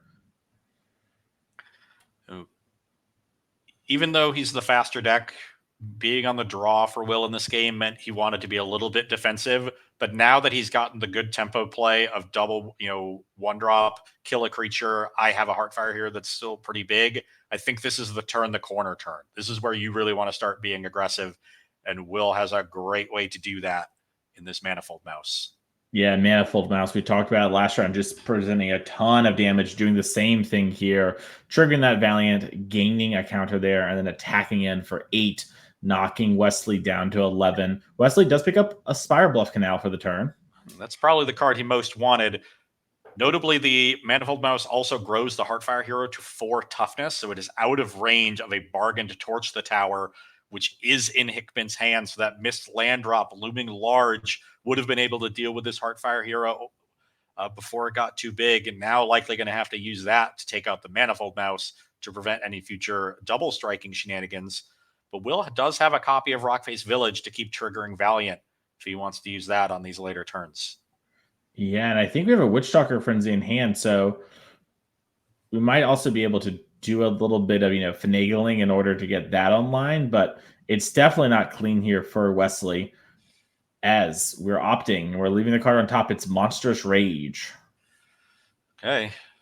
This might just be race time for Hickman. Could take out the Manifold Mouse, rage the Slick Shot, and make a big attack and just try to win next turn. Oh, it looks like we have Burst Lightning and Torch. So we're bursting down the Manifold Mouse and then potentially holding up this Torch, the tower, to kill off the other hero. And this is a pretty good turn for Hickman. If Will doesn't have a removal spell for the Slick Shot or something like a second Monstrous Rage, Wesley could definitely win this race. Yeah, I mean, this Slick Shot show off right now is 5 power. It is guaranteed to connect if Hickman wants to attack with it. I think the real question is, am I supposed to torch the tower now, get in with this monk token? We're trying to figure out that. And so we're going to hold for now. Slick Shot show off gets in for 5, knocks Will down to 14. Once again, Will trying to play the more interactive role here. He's not going full aggression. Yeah. Will's going to take a second, figure out how exactly we want to navigate this turn. Will knows there's a bunch of spells in hand because we missed on land for turn, and Wesley took a minute to think, so could think Monstrous Rage, could think another Torch, could think another Burst. Lost to consider, could even be an Into the Flood Maw. Wouldn't be unreasonable for Wesley to bounce, that big Heartfire hero last turn, getting a couple extra damage. Will decides it's time to go to combat. Okay, so no use of the Rockface Village. Certainly suggests there might be some shenanigans afoot. Yeah, I wonder if Will maybe has something in combat here, because that's what we're considering, putting the Heartfire here there. For now, we're just attacking for 4.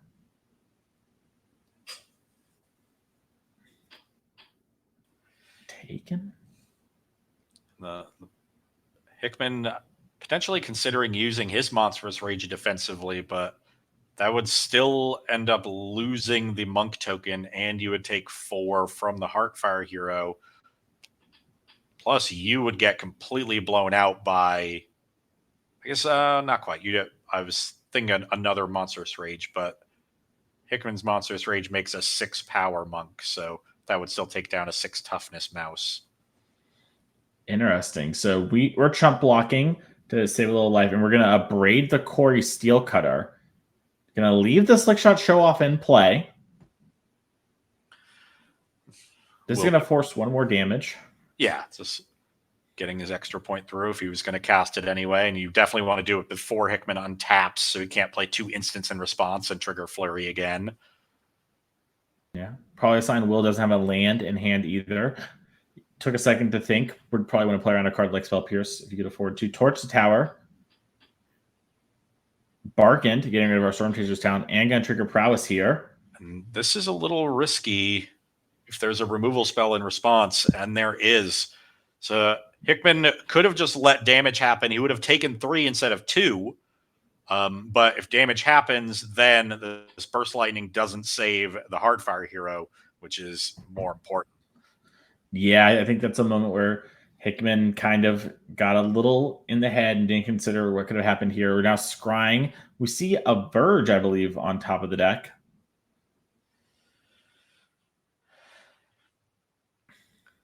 But Will down to 1 card in hand. You can be confident that it's a spell since there was no land drop made this turn. All right, Corey Steelcutter was the draw. God, this Witchstalker Frenzy is just looking so awkward. Hickman hasn't been able to generate a big enough battlefield in order to take advantage of the cost reduction. Yeah. And neither has Will, actually, for that same matter, right? Like, it does cut both ways, but both players have just been, interacting a bunch. And it seems like having your 1 mana kill anything in the matchup would be great. It's just been so awkward, though. As you see Wesley trying to figure out, how am I going to win? So if he just makes the aggressive line of Cutter, Rage, the Slick Shot, that is a 10-point attack. That'll put Will to 4, but then you'd be dead on the crackback. So you'd have to leave back a creature, and Will could pump the smaller Heartfire hero, you chump the bigger one, and you take exactly 5. And you just have to hope the card in hand is a brick, something like a Hired Claw. And there's nothing on top. That is a tough proposition to be in. I think Hickman's other option is to, I would say, other option is to use the Woodstalker Frenzy, but at this point, there's no good target for it. All the Hardfire heroes will just deal you damage when they die. Yeah, it's sort of a no-win situation here. Yeah. As you see Wesley do it here and tack in, put Will to 6. We are on the final turns of this game. Both players with a bunch of spells in hand. And you see it can kind of just laugh like, yeah, this is all I can do. Don't kill me. Yeah. This game, we saw both players have some interaction, but the story of it for me is that Will's interaction was a lot more effective. Had a Braid, clearly answered Cutter. Had Burst Lightning, which blew out Wesley's Torch the Tower. Wesley's Torch was awkward to try to time because of the missed land drop, and this Woodstalker Frenzy has just been stranded in his hand, unusable because it's been too expensive. Had Hickman been more patient with the Torch, he'd be at 5 here, but the big Heartfire hero would be gone. Then maybe he'd be able to win this game. So that misstep also really looming large for Hickman. Yeah, Screaming Nemesis comes down. That one always gets some damage across here. If it is blocked by a Cutter, it would be 2. Yeah. Kind of funny. Everything always does damage on the board. The Heartfire hero dies, it does 1. We have Trample over here. We got Nemesis Trigger over there. Yeah, Kowalczyk is just doing the math, and it is lethal. He's got to attack with everything, though. So, I'm pretty sure, this does not look lethal. Yeah. I don't know why. What's the point of leaving back the Heartfire hero? I mean, maybe we have life totals wrong. It looks like Hickman fell to 2, which would imply that we had life totals wrong here in the coverage booth, which is our mistake. Okay, so just playing around a haste monk, I suppose. Yeah. But now, God, if Hickman could only cast this Woodstalker Frenzy on the 1/1 Heartfire hero, he would have lethal, but he doesn't have enough mana. The top deck Slick Shot, that's only going to be 3 damage coming across. Yeah. He could cast Frenzy and attack for 4. Not quite enough. So congratulations there to Will Kowalczyk, moving on into the top 8 here at 6-1, playing mono red Cutter. We're going to see, we're going to interview here with Will and talk about both this deck and their recent, success here, both NRG Series and Magic in general. And Will is sitting down immediately, so let's just hop right into it, Ross. Will, congratulations on top 8. How you feeling? Good. Thank you so much. Feeling great. I had to play for this one. I was expecting to be able to draw. Yeah. Well, the benefit now is that your record is better. Your seeding will be higher. You'll get to be on the play. Yeah, I love to be on the play. This deck does a lot better on the play, so I'm not complaining. Yeah. Speaking of this deck, Is It Prowess has been the talk of the town in Standard for several weeks now. You are opting for Corey Steel Cutter in a very different shell, this mono red mouse shell with Demonic Ruckus. Why do you favor this deck over the Is It build? Losing all the mana issues is kind of like one of the shining things about it. I think most of the time the deck is doing better is when you're casting more red spells and testing with the team. That's kind of what we found. And the blue spells, while they're great, Into the Floodmaw is great, Drake Catcher's great. I just think the red spells are where you want to be with all the mice package makes you a lot more resilient to removal as well as kind of having a pivot where you're not weak to all the same things that Corey is weak against while still playing Corey Steel Cutter and kind of being able to pivot around that. And I like the sideboard cards out of mono red, like Sunspine Links. I get to play 4 of and never complaining about playing that card. So, Gotcha. That makes sense. So a lot of testing, a lot of metagame choices led us to here. And speaking of leading us to here, you've been on kind of a killer path these last couple of months when it comes to Magic and everything. How has it felt, over this sort of recent, you've had a lot of success recently. How's that stuff been going? Oh, it's been great. Yeah. And I earlier this year qualifying for Vegas through the Vegas PT through Hartford. or not Hartford, Charlotte is playing Breach, obviously the broken deck, but was able to pilot well enough to lock in an invite for that. And then for this last RC in Minneapolis, I played the same deck, didn't do too hot, dropped out of the main event to play a side event, top 8'd that with the pretty much same list, just moved around where the braids are sitting, put them in the main board for this event, and have been liking it. So overall, I'm pretty happy with this list and happy with the performances recently. Awesome. So you said the main deck of braids are really the only changes you've made between Minneapolis and now? Yeah, for what it's worth, the 75 cards are exactly the same. It's just I was on a torch and a scorching shot in the main board. I moved those two to the sideboard and replaced them with the abrades that were in the sideboard, and I've been having pretty good success with it, killing lots of Cories and 3 toughness creatures along the way. Interesting. I had assumed that those abrades replaced lightning strikes, which we typically see in the red decks, but replacing some different removals. What was the motivating factor behind making that swap? So I was off Lightning Strike earlier with like early iterations of the mono red deck with Cories, just because it's being a 2-mana burn spell that most of the time just went face or to creatures anyways. Not face. Being able to destroy other Cories and just being a better Cori Steel Cutter deck overall, trying to double spell as much and interacting with the board in a less aggressive way, but still being able to play the aggressive role in the matchup if it requires it.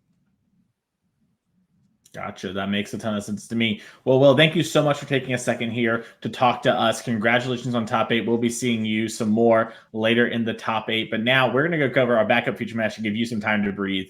Thank you so much there, Will. And yeah, it's cool to see Will sort of talk about the process there, right? We put in some time. Feel like, the red part of my deck is what I really liked with the is it didn't love having all the, sort of card selection and ability to pivot the game plans. Really wanted to stay streamlined. Makes some sense to me. You know what else makes sense, Ross? Us checking out more Magic. So let's head on back to our backup feature match and see what's going on here. As we have Sean Gallagher versus Garrick Alford. Both players on Is It Prowess, both 4-2, both good friends who normally are control players at heart, but they are playing the Is It Prowess deck today. Control players that have resigned themselves to their fate. As we see, the 2 different types of lands you could be playing these days. Great old lands with style. Also SpongeBob. It's a very nice invasion land. I like the classics, so I'll go for Garrick's side of things here.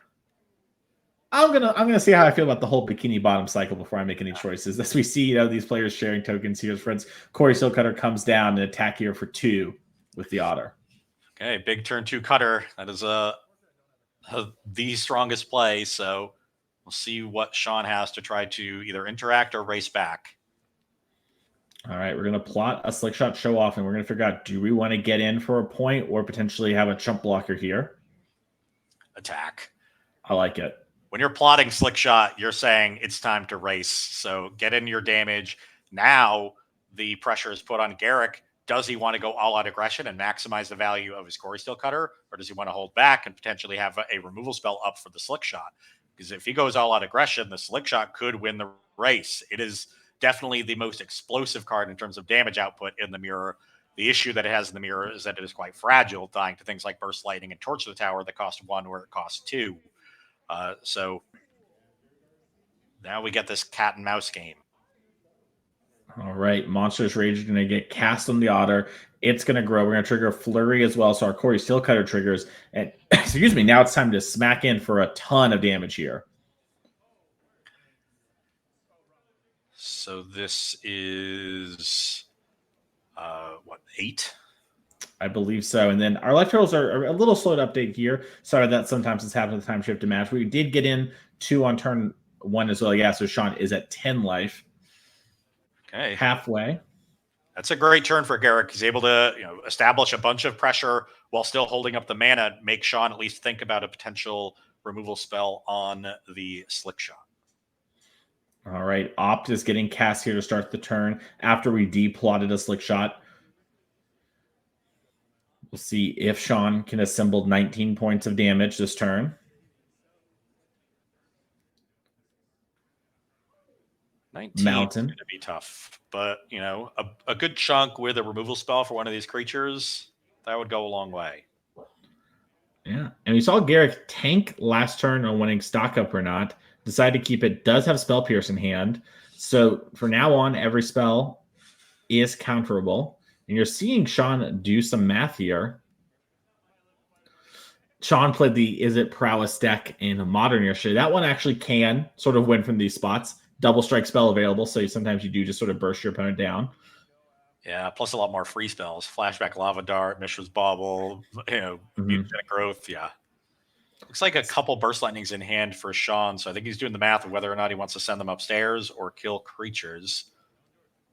Yeah, it looks like in response to the Prowess trigger from the Spell Pierce, we're going to Burst Lightning. That's going to give us a third trigger on the Slick Shot and the Otter. Yeah, this is exactly what Sean needed. A big burst of damage here. This is an 11-point attack plus a removal spell to minimize your chances of dying on this turn. Now, he could very easily still die here. Yeah. I want to point out, Sean could have got, Garrick down to 3. We were really close to 18. Yeah. Yeah. One spell plus a Monstrous Rage should be, that'll be 8. So we need 2 spells into a Monstrous Rage. That means the stock up is going to prevent any potential for lethal. This is the downside of stock up in the matchup. If you're just racing, the fact that it costs 3 is a liability. If you're trading, then it ends up being quite good. So Garrick will likely be looking for a removal spell for the Slick Shot show off here, so he can prevent himself from dying at 7 and get in another big chunk against Sean. It looks like there's a land and a Monstrous Rage. So that will grow the monk, and we can have the ability to cast another spell if we want to. Yeah. The Rage only leads to 8 damage for Garrick. He'll have a 3/3 monk and a 1/1 monk that's equipped.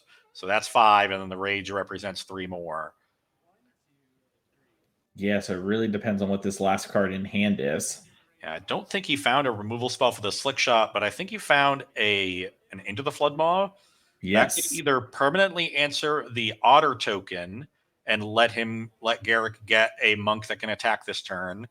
It can try to tie up Sean's mana by bouncing the Slick Shot so he can still attack and make another monk this turn. Or he could try to wait for Sean to commit some spells on his own turn, then bounce the Slick Shot. That's the maximum defense play, but will prevent him from flurrying. Now, yeah, you're seeing Garrick pulls out a monk token. He hasn't triggered flurry yet, but he's implying he's probably going to do it. I wonder, I kind of like Into the Floodmaw here, just on the Slick Shot, tie the mana up for Sean. You would be dead to a Monstrous Rage, but you would also just be dead to Rage plus any spell if you bounce the Otter. So I think at this point, Garrick has to say either if I want to make a monk, I can't beat a Rage. The only way I think he's beating Rage is by holding up the Floodmaw. And even then, it might be tough. Because Sean could just play spell, Rage the Otter, and now I guess that would still only be 6 if you bounced the Slick Shot. So yeah, he could play defensively and beat a Rage, but it's just so hard to beat so many other things if you slow up that much and don't trigger Flurry this turn. Very important to trigger Flurry every turn when you're the player with the cutter advantage. Yeah, I mean, we're not triggering it at this point, so Garrick going for max defense. And stock up might be the best card against the max defense play. Yep. Everyone gets big. Into the Floodmaw on the Slick Shot show off before we get to choose what's going with the stock up. So that's back in hand. Yeah. Double Quarry Seal Cutter. It does give Sean information about how this turn is going to play out. That might inform his decision of which cards to take from the stock up, but it plays around him potentially finding a Spell Pierce. Now, I know that Sean has no Spell Pierces in his main deck, but Garrick does not. Yeah.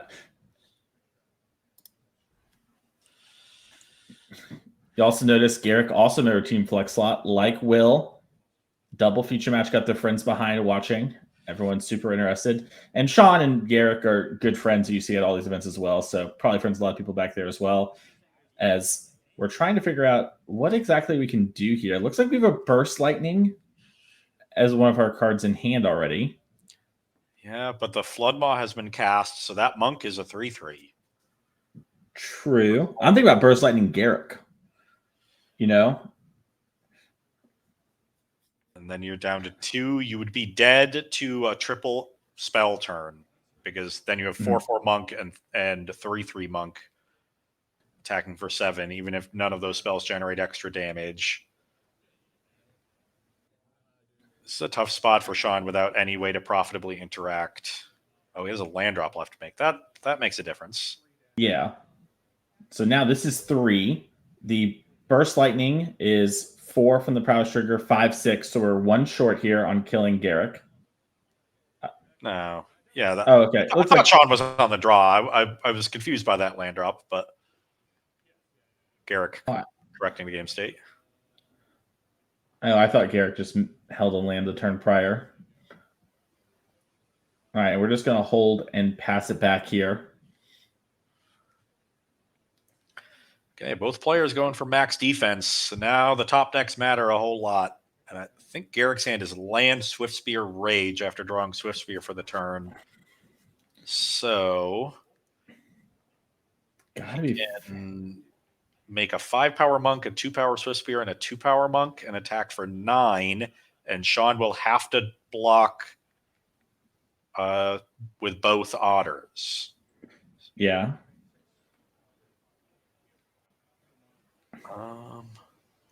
This is.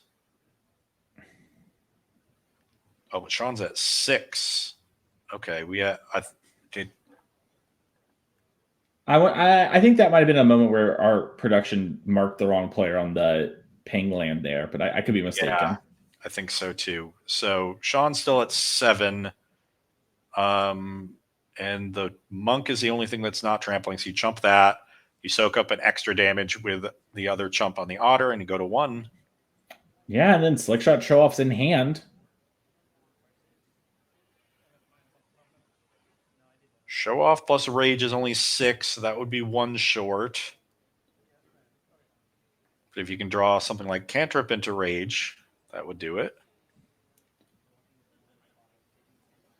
Corey Steel Cutter in hand for Sean as well. If he has 5th land, Cutter plus Slick Shot, make a token, then play a spell would just be 6. So it would have to be like a Burst Lightning or a Rage.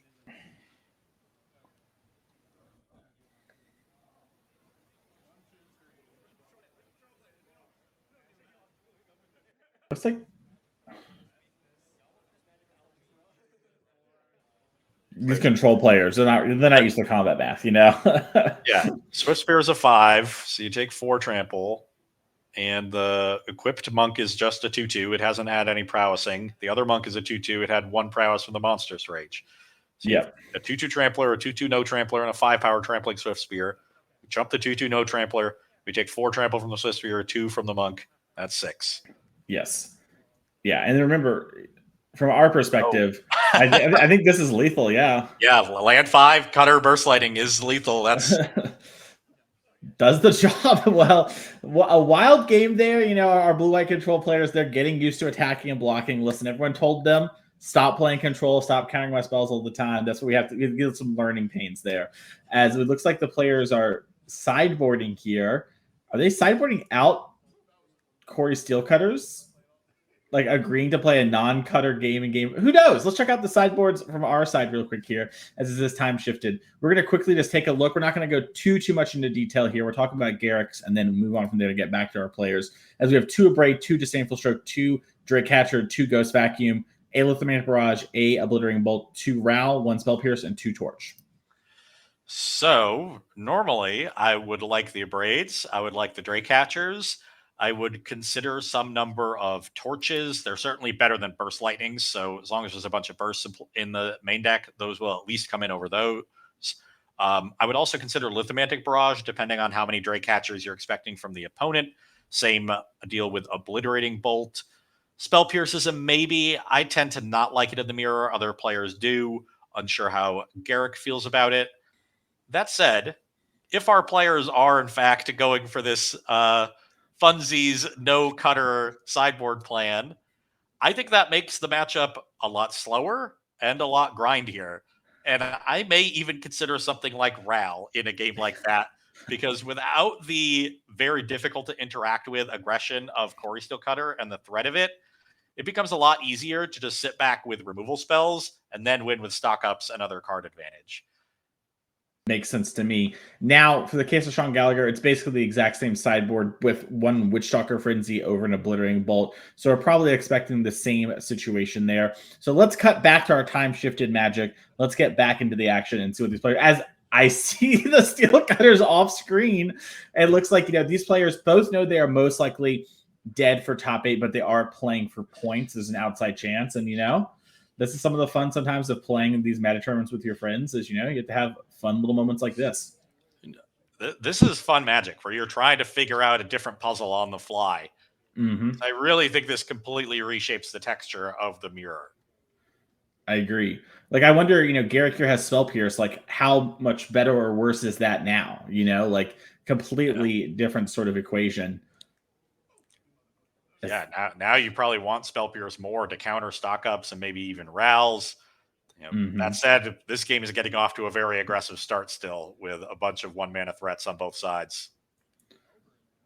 All right. Sean draws return, has a hand full of cantrips. Just opt, sleight of hand, stock up. Yeah, I would really like a Corey Steelcutter. We'll see if you can find one off this slight. Yeah, we might need to do some real sleight of hand if we're going to do that. As there is an island. Would be a crazy thing to have happened if one of these players drew a Corey Steelcutter.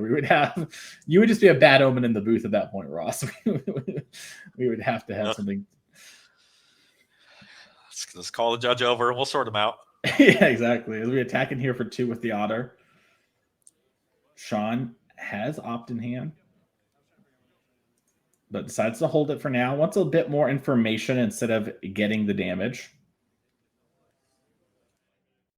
Sleight of hand. There's a famous Yu-Gi-Oh story where there's basically a Corey Steelcutter type format where they had a gentleman's agreement to side out all of their main deck copies of Steelcutter, but one of the players who agreed to it had a sideboard copy. And so they brought in their sideboard copy of Corey Steelcutter. They basically had a 3-1 split. Yeah. And, none of that going on today, but, fun little story as we see this coming on here. As Into the Floodmaw acting like a Doomblade right now in this Otter. Yeah, that's one of the recent developments in the mirror. Players have figured out that Into the Floodmaw is often better than Burst Lightning because they're usually targeting, Otter tokens or Monk tokens, and with Burst Lightning, you have to worry about them pumping it in response. Floodmaw also better against Drakecatcher. Sometimes just bouncing the 2-drop can put you ahead of that card. Yeah, and it looks like Garrick Burst Lightning the face, decided not worth killing the Otter. Gets into Floodmaw. Monastery Swift Spear is the exact threat where Burst Lightning is better. So Gallagher getting punished here for having the Floodmaw, but generally it is the better removal spell in the matchup. Yeah, and you see Sean here with the Drakecatcher, slams it, has Spell Pierce up. Yeah, Drakecatcher, a.k.a. Corey Steelcutter at home. Yeah. Huge in the non-Corey Steelcutter game. Sleight of hand starting off the turn. Finds a Braid. Worse in the matchup now. If you're on the play with Hatcher, you beat Cutter generally. But as long as you're on the play, it doesn't matter which one you have. All right. Looks like we're bottoming. Something I think maybe took an op there. I was going to say a Braid's interesting. It does potentially kill the Drakecatcher if there's no spell in response. But also worse now that we don't have Corey Steelcutters. Into the Floodmaw looks to be targeting Drakecatcher. Spell Pierce going to go there. Spell Pierce back. A lot of prowess triggers.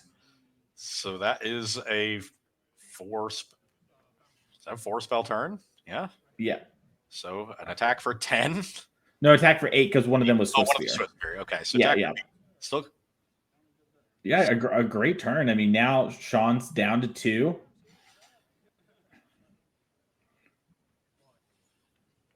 And I like this. Yeah, having opt back is ideal. You want to be able to play at least 3 spells here if you're Garrick, so you can potentially force the Hatcher to block.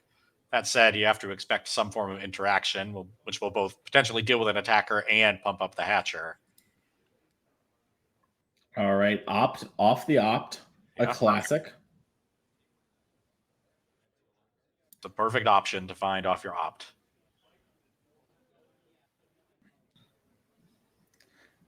I would take a third one. Yeah. What are they gonna do? You know, I take a sleight of hand here too. I'm not picky. Garrick in the tank almost took this card. Now almost bottomed it.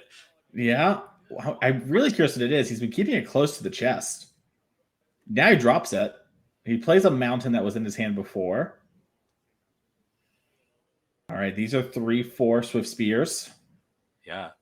And for Garrick, you probably just pass priority to Sean. Make him blink first, because right now this is just a double chump. Yeah. Garrick forgetting his, control deck ways. Is now also the Drake Catcher pumps up to 2/4, but this is the fourth spell. So now, the third spell. So we're up to 4/5. And We don't have a red spell from Sean to clean it up. Okay. But Sean able to effectively trade Floodmaw for Monstrous Rage and all those prowess triggers. Yeah, and Garrick has no cards in hand. Those are just lands we're shuffling. He lost the Hatcher too, but has a replacement. And this is a big turn. Garrick really needs something here, or Sean can start using the Storm Chaser's talent to pull ahead, and then the Drake Hatcher will build out his battlefield. Yeah. This is the turn where you want to draw stock up. All right. Garrick taking a look, asking what's in Sean's graveyard. We do have a Storm Chaser's talent on the board for Sean with 5 mana, so we could pick up something like Into the Flood on the next turn. And it looks like a passing back. Oof. End of turn opt. Sean wanted to save that to make his Hatcher as good of a blocker on this turn as possible. Would have also allowed him to see what Garrick did before making his decisions off the scry. Love that patience. I love it too. Draws an opt, Yeah, both players opting for opt. It's what you want to do. Yeah, and now, this Drake Catcher is growing. If it connects, we're going to make a bunch of Drakes as a Storm Chaser's talent is in Sean's hand there from the opt. He looks to be picking up Into the Flood Maw. Yeah, disappointing. Or opt, excuse me. He is incentivized to play a spell here, so his Hatcher gets up to 3 power, enough to make a Drake if it connects. But if he's going to play a cantrip here, he'd be better off playing Sleight of Hand. Yeah, I wonder. With the instant, he gets to decide whether to cast it if Garrick wants to chump, but I doubt Garrick is jumping in this spot with Sean at 2. Yeah. Might be a situation, you're right, where Sean thinks he's going to chump because if you don't, right, then I'm going to opt and I'm going to get a Drake. But Garrick says, no, I kind of need this Swift Spear if I'm going to win. Yeah. Garrick will still win this game with his cantrip. Yeah, just a Monstrous Rage is enough because Sean has 6 toughness. He can put 3 toughness on both Swift Spears and Rage makes them 5 power. All right, third Swift Spear. That is not going to be good enough. Yep. There's a land in hand for Garrick. It's a Shivan Reef. So now a Drake comes down here for Sean at the end of turn. Probably wants to play the Shivan Reef. It's pretty easy for Sean to suss out that it's a land, and you cut yourself off of some outs that are like stock up into land stock up, cast another stock up, make land 7, play a spell. Yep. Makes a ton of sense to me. Sean Gallagher has Burst Lightning and Into the Flood Maw in hand. We mentioned before how Burst Lightning, a bit better at killing these Swift Spears, might lead to this Drake Catcher actually connecting and making another Drake here. And it's hard to envision Garrick having any spell here. So if you're Sean, you have to think that your Burst Lightning is live. Because any spell Garrick would have attacked last turn, because it would have made all 3 Swift Spears lethal, and you would have forced Sean to chump with Drake and chump with the Otter. So Garrick would have been able to trade his 1 spell for 2 creatures. Any spell that would have been, he would have cast it. Obviously, Canter would have been awesome. Removal spell would have been lethal. Rage would have been lethal. I guess he could have Spell Pierce. That's the only card that, only spell you could be running into. All right, Garrick has drawn a Verge. passes the turn back, still doesn't play a land. Another Drake hits the board. And Garrick had the early advantage of this game, just petered out with a couple extra lands and didn't have the tools to survive the mana flood. Needed something like Storm Chaser's Talent or stock up. Never found a single copy of them, just had a pile of cantrips, removal, and Swift Spears. Looks like he's going to fall just a couple points short here in this no cutter mirror. Yeah, as we're going to level up our Storm Chaser's Talent to 2 into the Flood Maw, this Swift Spear. Sean wants to set up lethal and has the second into the Flood Maw in hand that we've known about, and that's going to do it. So congratulations to Sean Gallagher, moving up to 5-2. We believe probably dead here for top 8, but both those players are making a run at an end of the year series where, every point on the leaderboard matters. So getting, a slightly better finish means a little bit more cash and a little bit more points. And as we saw like in our 2022 race for player of the year, Connor Lally won by a single point. So this could be Sean Gallagher's single point moment. We saw Garrick also sort of beat Connor in the race for the player for player of the year before, doing a similar thing. So we'll have to see how that plays out, as we're going to take a look at what the players were playing for today. First place, $1,200, 30 points in a regional championship invite. Remember, this is not a showdown, it's a trial. Showdowns are the winners are going to go straight to our end of the year series. There's just a bunch of points on the line here. And, our top performing players from season 1 of the 2025 year, which is the first half of the year, the top 3 of them do go to the champs. So this is, kind of down to the wire. Those 30 points could be huge for players here. Second place, $600, 25 points, and an RC invite as well. Third and fourth, $400, 20 points. Fifth through eighth, $200 and 15 points. And what we think we just saw Sean Gallagher and Garrick battle out over was the difference of $100 versus $50 and 10 versus 5 points. And, Ross, you've competed in a lot of series that have leaderboard points like this. The 5-point difference is, pretty huge. Is the difference between allowing yourself to have a good weekend and a bad weekend near the end of the year. Yes, and grinding out those points is a staple of these series, and it really makes a difference and adds up over the course of the year. I mean, you've talked about several scenarios here in the NRG series where 1 point made a difference. I've been on the wrong side of tiebreakers. Yes. We were even on points. So I remember learning about that live in the moment of who was going to win. That was I'm sure a different experience for both of us. As we're going to cut to our leaderboard real quick to see where our players are points. This is updated. We don't have anything from today, obviously, because we haven't finished, but for all the past events. So Grayson Nimitz in the running for our player of the year already at 90 points, but already won the showdown. He's running. He's almost lapping the field at this point. He's got all but 8 other players doubled up. Grayson isn't doing a lot of losing, so at this point, it's gonna be hard to catch up. But Grayson does need to commit to all of them. 90 points is pretty huge. Honestly, Jake at 74. The most surprising part to me is that he's only ahead of second place by 16 when he has 3 trophies. That's true. Yeah, 3 trophies. It is. That's a great point. Jake here making a good run there at 74 points. We saw Alden yesterday, top 8. Had a bad showing today, unfortunately, but 57 points in a great spot. And like we talked about, end of the season 1. So that's going to be with our next event where we do Final Fantasy Sealed and Standard 10K. After that, the top 3 players who don't have orange names are going, which means if you look at this leaderboard, if it were to end today, Jake, Alden, and Harrison would be there. But notice, Will Crouchick down here in 10th place, 45 points. We know Will's in our top 8. That's going to guarantee a big chunk of points. And if we win, for example, we're jumping the pack here.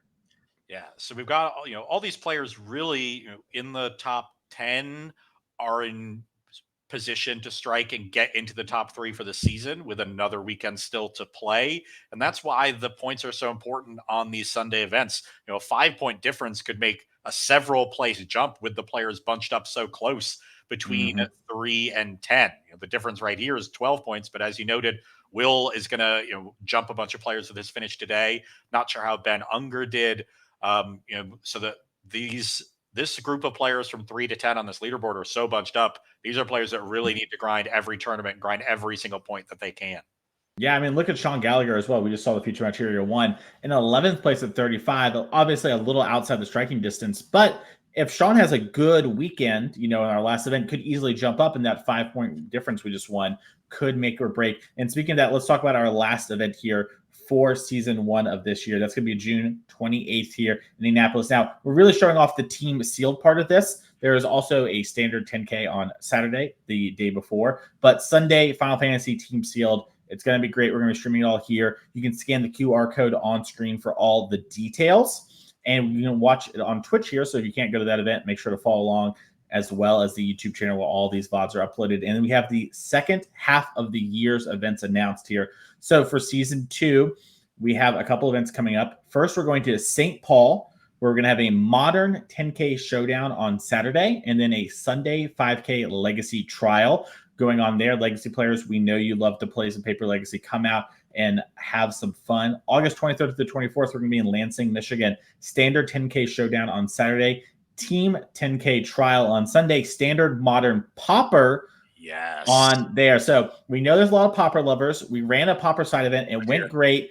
You're right there. Ross loves Popper, and you can't wait. Are you going to play in that one? Are you going to commentate it? We're going to let the people know when the time comes. But we have some Popper events, and we want to see, are y'all really, really loving Popper? We'd love to have that be a part of the series. So come out, show support, and that way we can definitely make some decisions as well for 2026. And speaking of making decisions, September 13th to the 14th, on Saturday, we're doing the Modern 10K Showdown. It's going to be great. On Sunday, we're figuring out what we want the event to be. That could be Popper, it could be Standard, it could be whatever. We're still figuring that out, and we want to pick what's best for you, the players. So come out to these events, let us know, and sort of show it and talk to us. We'd love to hear your feedback, and we'll figure that out there. November 1st and 2nd, Elmhurst, Illinois, though, we're going to be the last event of the year. Saturday, Team Showdown, Standard, Sealed, Modern. So we're also trying out Sealed. It doesn't mean Popper's gone forever. Just means we're giving some Sealed some love too. We used to do a lot of it here.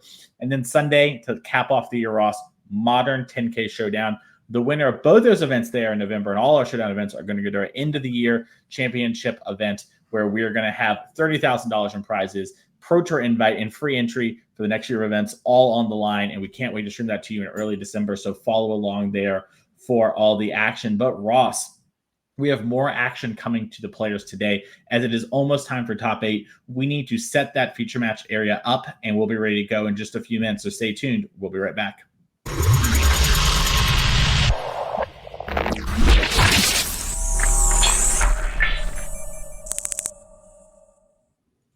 Hello, everyone, and welcome back to the NRG series. I am Mason Clark, joined by Ross Merriam, and today we are covering the top 8 of our standard trial. Let's head on over to the top 8 bracket real quick and see who's playing and what they're battling with here. So in the top left here, we have Hunter Hansen on Is It Prowess versus Justin Brickman on Is It Prowess. We put the Prowess players in the corner. They can have their fun. They can do their thing. We'll talk more about that matchup when we have to. We know you at home don't want to see it quite yet. Jumping down here, Justin Johnson on Jeskai Control versus Joseph Geralds on Orzhov Pixie. Ross, what do you think about that matchup?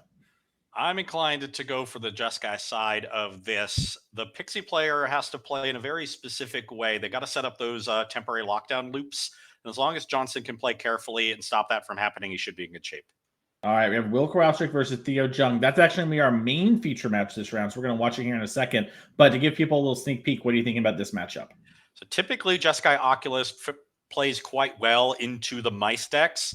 That said, the cutter element in Kowalczyk's deck, I think, plays well against Oculus. You really want a card that can help you play to a wide battlefield, really make your monstrous rages effective. So I do think Kowalczyk is better in this matchup than a typical mono red deck, but I would still err on the side of Theo and Jeskai Oculus.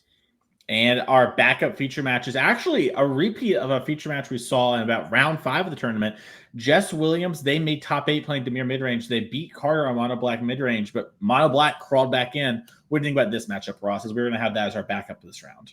This is a strange one because my head says Demir midrange should be favored here. It seems like things like Flood Pit's Drowner and Enduring Curiosity and Kaido should all play well in the mirror. But for some reason, every time I've played with Demir, and I did a good amount of testing this week with Demir midrange, I struggled a lot with this matchup. So my experience is not matching up with my read.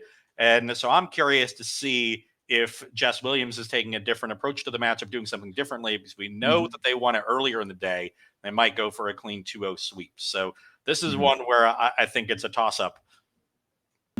Definitely. I want to point something out too, Ross, here, so we're going to cut back to us before heading down to our feature match area. There are less Corey Seal cutters in today's top 8 compared to yesterday. We have 16 copies of Corey Seal cutter today. We had 20 yesterday. And I think that's really telling on just how good Corey Steelcutter is, but also, listen, there are decks you can play in Standard that aren't, Corey Steelcutter, right? You can play non-Steelcutter decks. Steelcutter, I think you and I are on the same page as sort of the best deck, right? But you can win with other things, and it's not like you have to play Corey Steelcutter. It's just sort of, your Vegas odds, right? Your best bet.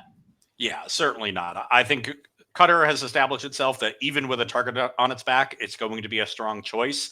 But every single week, it seems like there's a different non-Cutter deck that emerges that was well positioned for that weekend. In Bologna, it was a Jeskai Oculus. Then the Cutter decks adapted. They have more bounce spells, more graveyard hate, things that play well in that matchup, and they're able to beat the Oculus decks. Well, then they suffered a little bit against some of the lockdown decks or against these Dimir mid-range decks. So you really have to pick your spot and find which deck is in the blind spot that week based on how the is-it lists are being built. And if you can do that, you have a really strong chance at beating them and doing well in the tournament. I agree. And speaking of strong, let's cut down to our feature match players because we have two very strong players in our feature match area here as they are reviewing deck lists. It is open deck list for the top 8 because we are streaming the event. We have Theo Jung on your left, our current champion. He won our 2024 series. On your right, Will Kralchik. Both these players very strong. Will just qualified for the Pro Tour the other day. Theo has been sort of a staple of the Pro Tour since, really hitting his stride in Magic here post-pandemic. Yes, and I know Theo played Mono Red at the last Pro Tour, so he should be quite familiar with the various tricks that Will is up to. Though that said, it's another reason to have that juke with the Cutter plan that's a little bit different. So Theo's going to have to adapt his tactics to the threat of Corey Steelcutter and Demonic Ruckus, along with the card advantage of Ren's Resolve. Yeah, and that's something I really want to talk about here. That I think a lot of players underappreciate that one of the big advantages of knowing all the decks and sort of learning how decks play, even if it's just big picture wise, is when you're in these open deck list situations and maybe you run into something a little bit more off the beaten path, right? The Demonic Ruckus build of Mono Red Cutter here, for example, you got to sort of think about the adaptations and sort of what does this mean being in the deck versus the cards it's replacing, right? We talked to Will. You talked about how you normally expect Lightning Strike, but there was a Braids. Even that small change has huge implications in a game.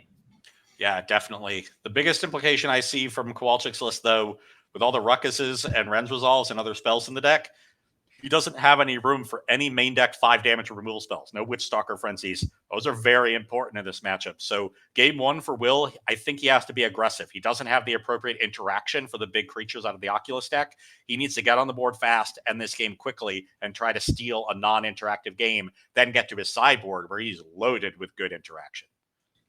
I like that. Will also on the play. Remember, Will was one of the few foreign ones who had to actually play this round. So now number 2, meaning there's only one person in top 8 who's going to be on the play versus Will today. Super important for any format, let alone this very aggressive one with a mono red deck.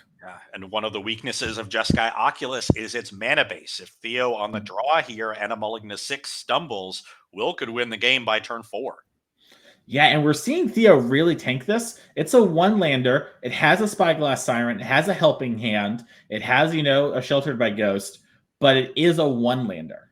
Yeah, it's a one-lander. It has Shelter, which is one of his best main deck cards in the matchup, but he doesn't have any sizable creature to put it on. Doesn't have a way to get an early Oculus. Doesn't have Prosthetic Memory to start growing his creatures. Doesn't have any ways to discard cards to grow the Marauding Mako. So his hand needs a little bit of help, but if it does come together, it could be very powerful. Oh, and we drew Seachrome Coast for turn number 1. That's huge. That guarantees us that second land. Yeah. And it leads with the Spyglass Siren baiting out a removal spell from Will. I think that's really smart. Will not playing a turn 1 drop likely has a removal spell. Theo wants the Mako to resolve. He'd rather have Mako map onto that because then if he draws something like a Steamcore Scholar or a Tursa, he can make a really big Mako and that'll be a great target for the Sheltered by Ghosts. All right, Amberheart Challenger is the play. Mako comes down off the Shivan Reach. We are going to lose 1. We are going to pop the map just like you said. Let's see what's on top. It's Torch the Tower. Not a bad card in the matchup, but not exactly what Theo is looking for here. He did not draw the 3rd land for turn. And so, yeah, that goes to the graveyard. Yep. Needs to hit that land drop. Will might be able to infer something like that here. Maybe you might think there's another Torch in hand. It's obviously a card that's typically pretty nice here. Will's going to play a Rockface Village to start the turn. I think that was a Tursa drawn for Theo's turn. So if he can find a 3rd land, that is an ideal sequence of draws for his hand. 2 lands and a Tursa to turn on the Mako. Demonic Ruckus here's the play for the Emberheart Challenger. Going to trigger Prowess as well. Triggered Valiant. We didn't hit anything we wanted to play. Hired Claws to follow up. Okay, big turn. Theo needs a land. I don't think he found it. And now, yeah, he found a Profs. He's too far behind. Has to run out the shelter here and hope his Marauding Mako lives. And then he can start pumping it next turn, either with Profs or Tursa if he finds a land. Yeah, so not exactly a perfect curve out, but a pretty good place to be. That Shelter by Ghost does grant lifelink as well as removing that mouse. So we're going to be back up here. Going to pay the ward on the Shelter by Ghost. The Challenger is going to come back.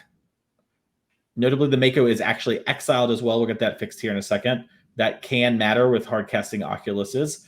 And we found the Adakar Waste finally. Just, I think I turned too late here. I think the might be some discrepancy about life totals. I'm not exactly sure what's happening.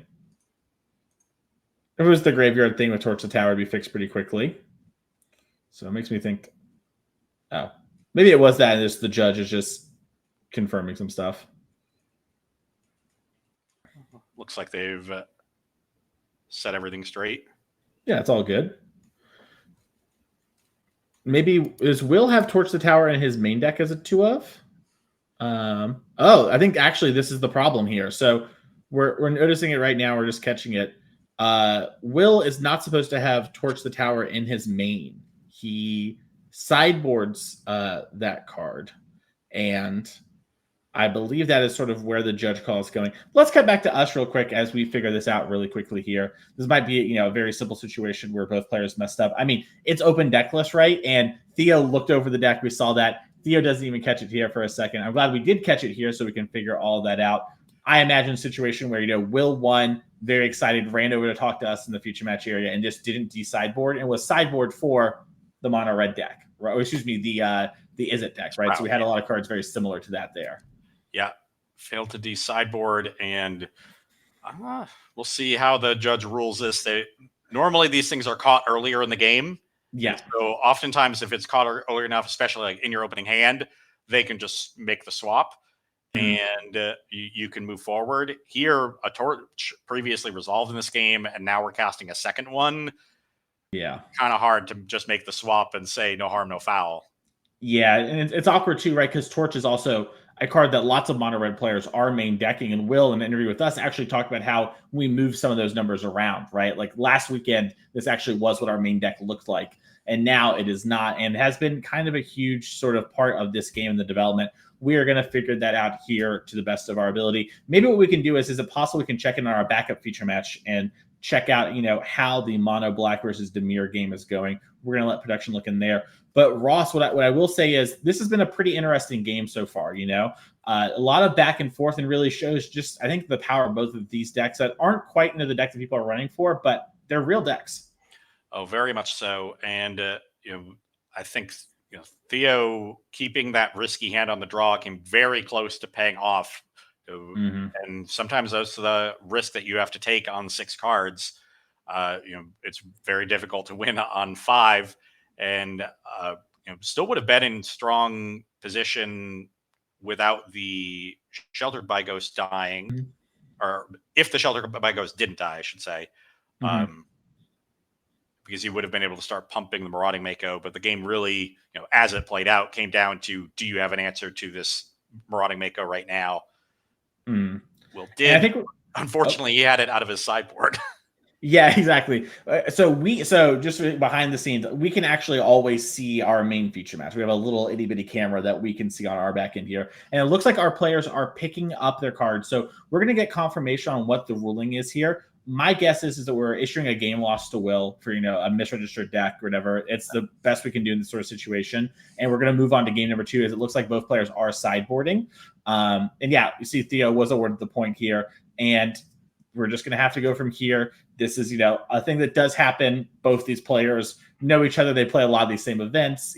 There's no ill intentions, whatever. These sort of things unfortunately do happen. I'm going to say for Will, though, looks like the Torch Towers are pretty good. Maybe keep those in as we take a look at the sideboard here with 4 Torch the Tower, 4 Sunspine Links, 2 Scorching Shot, 3 Lithuanian Barrage, and 2 Case the Crimson Pulse. Yeah, the good news for Will is even though he has to win 2 sideboard games here, he has a great sideboard to do it.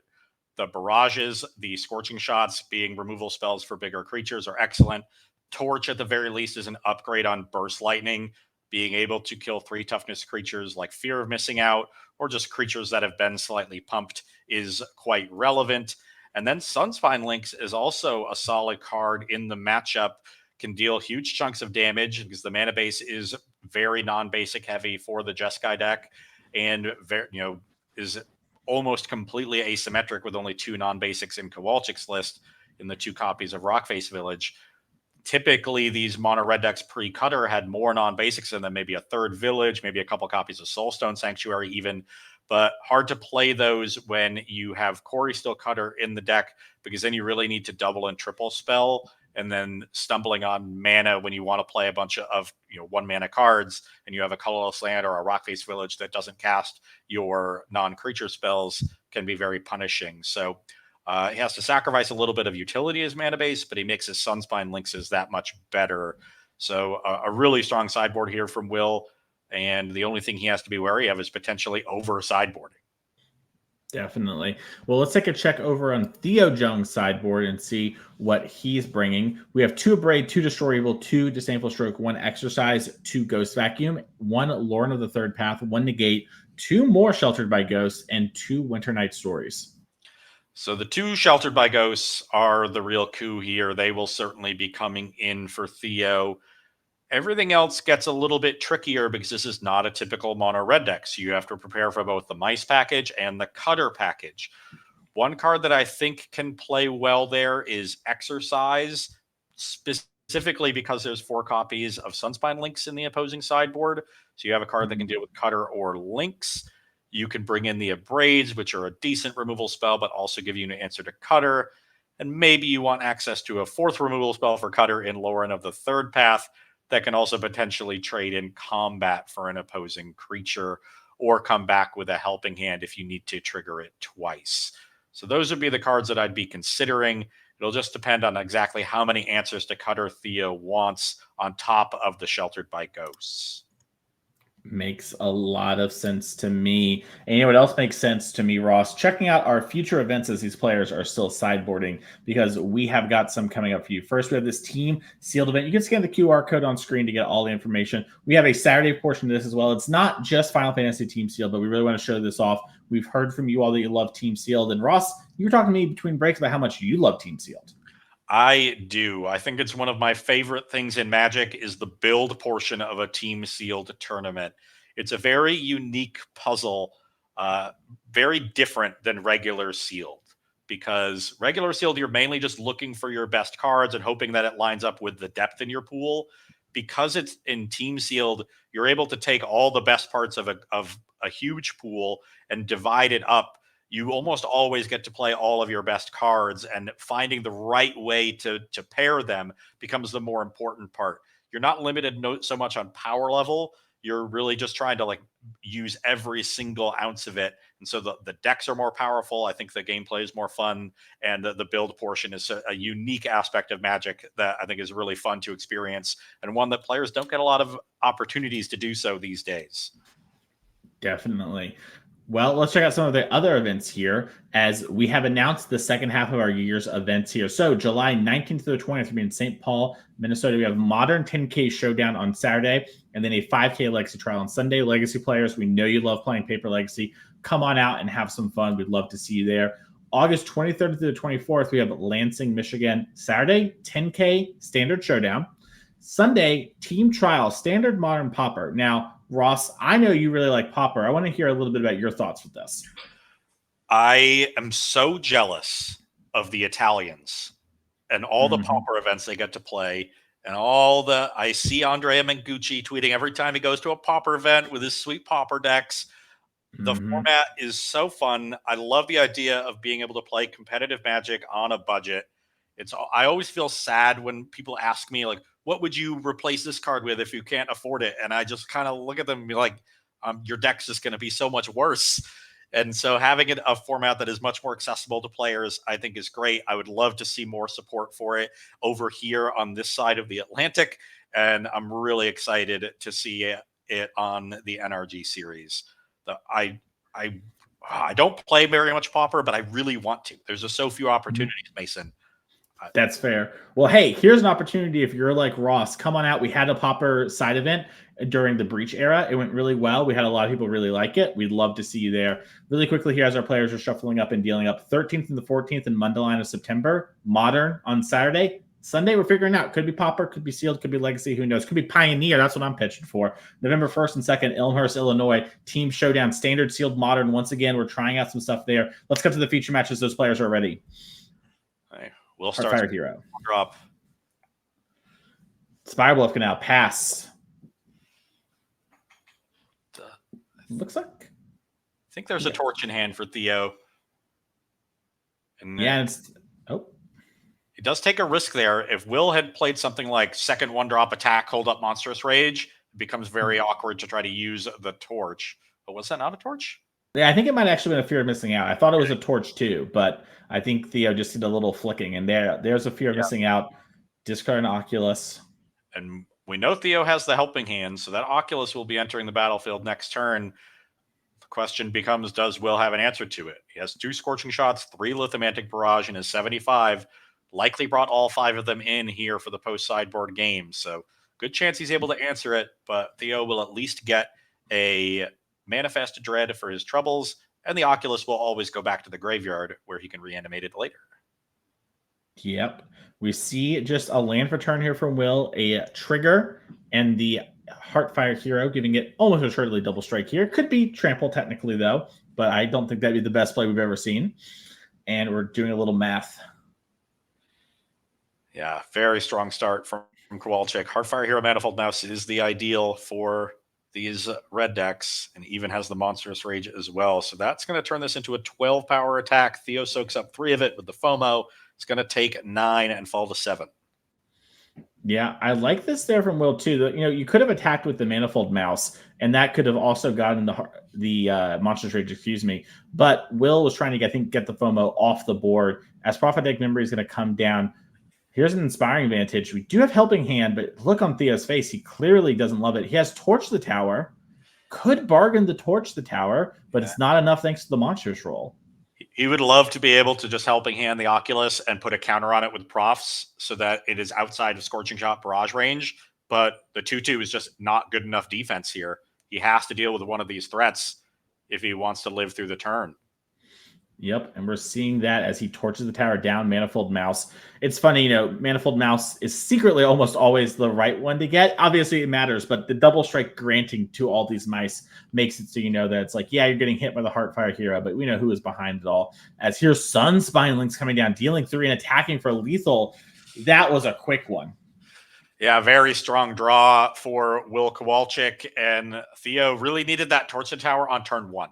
If he had had the torch that we saw on turn 3, on turn 1, is able to deal with either the Manifold Mouse or the Heartfire Hero early, then he has enough breathing room on his life total to be able to Helping Hand on turn 3, get back the Abhorrent Oculus, and go from there. But just too much pressure, too quick for the red deck, and Theo didn't interact at all on the first 2 turns of the game on the draw. That is just not something you can get away with against the strong mouse draws. Yep. We're taking a look here at this sideboard really quick, just like Theo did. Theo pulled out his sideboard, rippled through it for a second, shook his head no, put it back in the deck box, shuffled up like it. Theo decides, you know what? It's going to be good enough for game 3. We had good enough here for game number 2. Will Kowalczyk doing the same thing quickly here. We'll show this deck list. But I also want to talk about one of our side events at all the NRG events this year. We talked a lot about Pauper and Team Sealed, but we have Value Vintage going on. This is a really cool format that's been popping up recently. You can scan the QR code on screen to get more information about it if you want to get into details. But the too long didn't read is basically vintage legality. Your deck can't cost more than $30. Super fun. Lots of cool things going on. Let's cut back to our feature match areas. These players are dealing with their hands. Looks like a very fun format. I really want to try it out at one of the events coming up. First card I saw on Theo's hand here was a Torch the Tower, which is a good sign, but I guess the rest of the hand was not very good since he sent that one back in a hurry. Yeah, it looked like it was Torch, Shelter by Ghost. I think the only land was an island. kind of not what you want there. The one of fun of basic coming back to bite us. Looks like Will, though, very happy with this 7. Fans him out, sits down, and thinks about how I might be one step closer to winning this event and locking up a bunch of points that I need. Because Theo, he's our champ. He won last year. He's already invited back. He's playing for the love of the game. We're in his hometown right now. Hashtag shrink the game. That's right. Grayson Nimitz has been doing it a bunch, so Theo thought, I can't let Grayson have all the fun. Can't let anybody else get too big for their britches here. Mm-hmm. Ronnie Maka. Theo was, also the player that our player of the year last year decided to dodge. We have a perk if you're the player of the year at our champs. You get to pick one person you don't play in the Swiss rounds. Theo was his pick. And lots of players agreed that was the right pick at the time, too. Heavily respected here. Torch the Tower, answers to Mako. Land past the turn. Corey Steelcutter comes down. Nothing here for Theo. Theo's hand is some lands, a Steam Core Scholar, and a Sheltered by Ghosts. So gets to turn those lands into something. Found a Braid Helping Hand. Sends the 2 lands away. So he has an answer for the cutter next turn. And can limit the damage to 1 monk. But what he really wants is to find a big creature that he could put this Sheltered by Ghosts on. All right. Lithomantic Barrage on the Steam Core to trigger Flurry. And getting in here, we have a Higher Claw as well hitting the battlefield. Only 2 lands for Will. Yeah. And this Lithomantic Barrage is honestly pretty good for Theo. I think he's pretty happy to Helping Hand the Scholar and get deeper into his deck for only 1 mana. I think he might have found a second Sheltered by Ghosts. So I wonder if we'll see Theo try to play 1 here, hope it lives for a turn, and then get a second. Could also try to keep land 4, the Seacrum Coast, and just go for a double shelter next turn, but that would require him to discard the Abrade. Yeah, and it looks like Theo's maybe thinking about discarding one of the sheltered and keeping a Marauding Mako. All right, decides to discard the Mako and the Deal with the Seacrum Abrade Coast. this turn and try to find another land next turn for the double shelter. Oh no, goes for the shelter. So he's taking the risky line.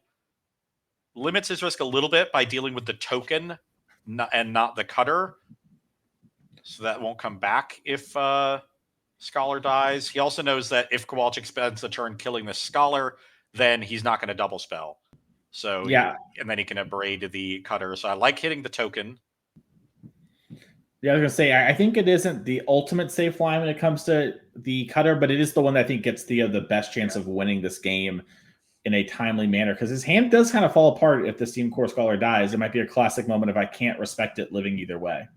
And he also knew that Will missed his 4th land drop, or 3rd land drop, the previous turn. So even if he has the 1 mana removal spell, he'll have to draw land in order to be able to cast it. So I like the sheltered line.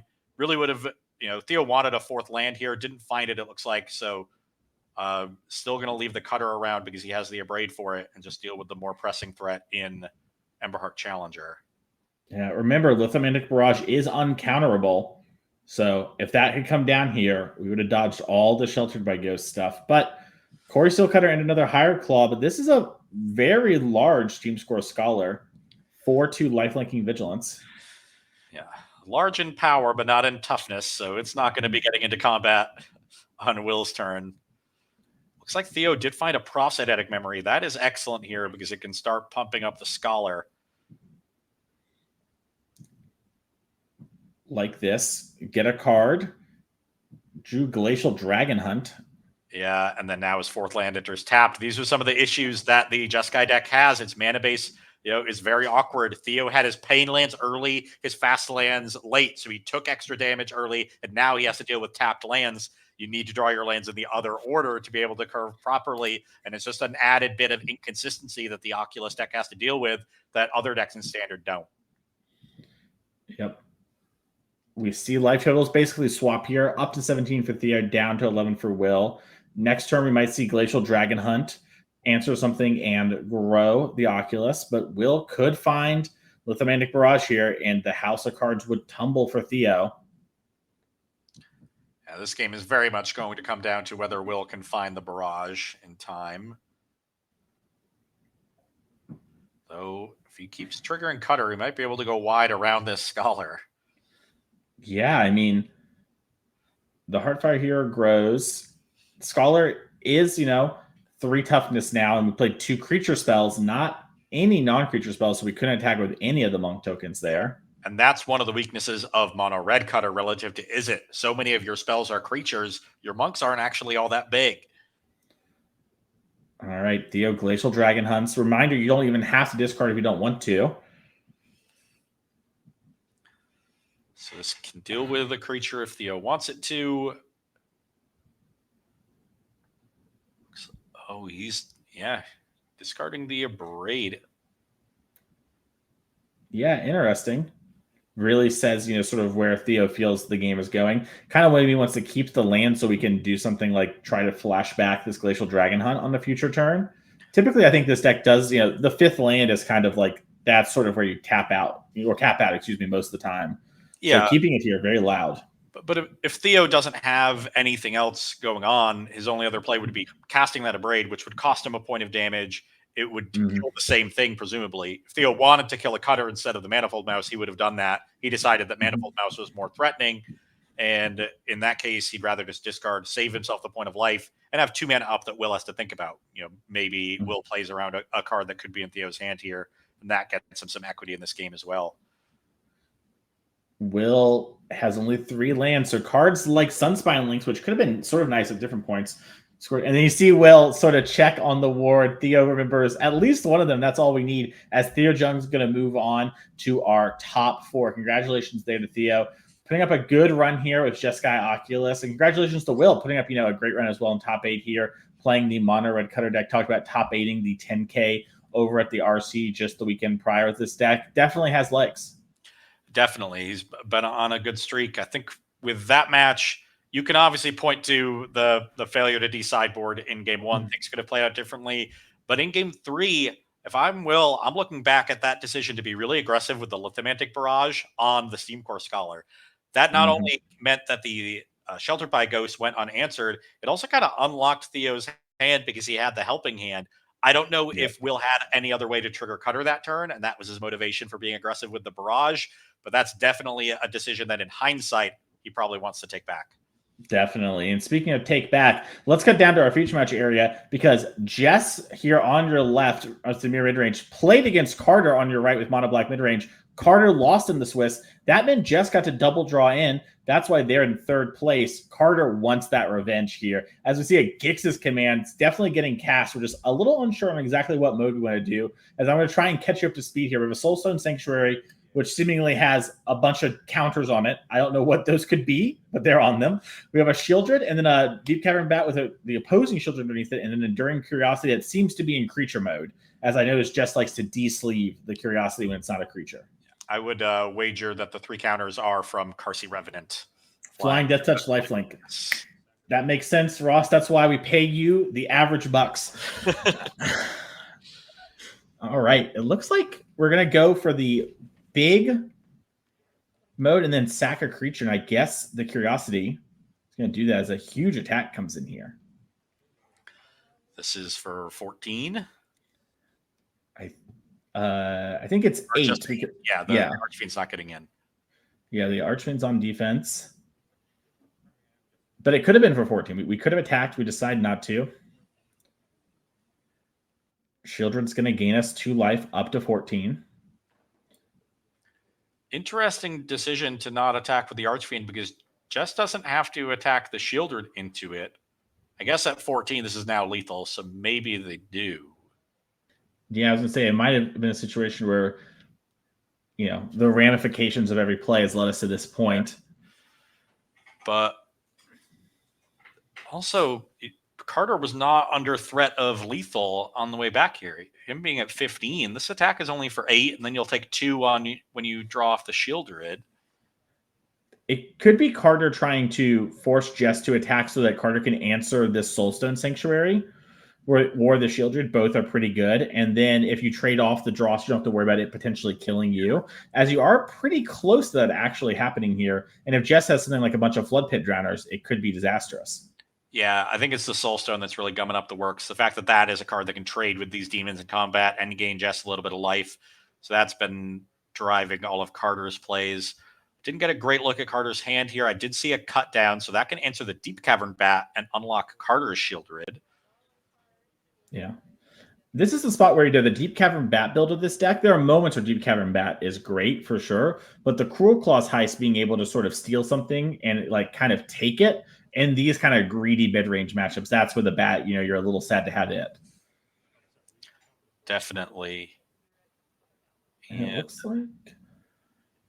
Yeah, it looks like Archfiend traded for the Soulstone here. So 4 going to come across to Carter, 3 life for Jess. Now, Jess talked about how they almost played Oculus, but decided to switch back to Dimir because they've played it a bunch historically, had done well recently, and made sort of, a spur of the moment thing as Oculus's matchup versus Prowess has dipped. And it's been working out for them as, they are undefeated on the weekend. Undefeated, up a game here, and not looking like in that bad a shape here in game 2. All right, dueling Shieldreds are about to happen as this demon slams in for 8. Looks like Jess has a Fairy Mastermind. We could get a little chump blocking going if we wanted to. I think we'll chump block a little bit later. Want to play around the potential for Carter unlocking the Unholy Annex. Agreed. I also think that the Fairy Mastermind, if your opponent plays Shieldred, flash it in, get your extra cards, gain some life back, it's going to basically do the same as chumping it. Yeah. Jess has enough mana to play and activate in response to Shieldred, so they would draw 2, Carter would draw 1, and you would gain 4, deal 2 to Carter. That'd be pretty nice. Definitely. It's hard to believe how Fairy Mastermind has sort of dropped in play. It was such a strong and powerful part of Standard. I mean, it's a great card, don't get me wrong. But the context of the format has just changed so much. Yeah. As Dreams of Sealed Oil is the play. Fewer Unholy Annexes and Beanstalks and a lot more Shocks. Yeah. A recipe for disaster. As it looks like nothing in hand, you do get to snag something from the graveyard. I can see at least a Deep Cavern Bat. So that's a bad sign for Jess. I knew they had 3 cards in hand, but 2 of them, the other 2 being lands on top of this Mastermind, puts them in rough shape because Carter's hand is pretty well stacked.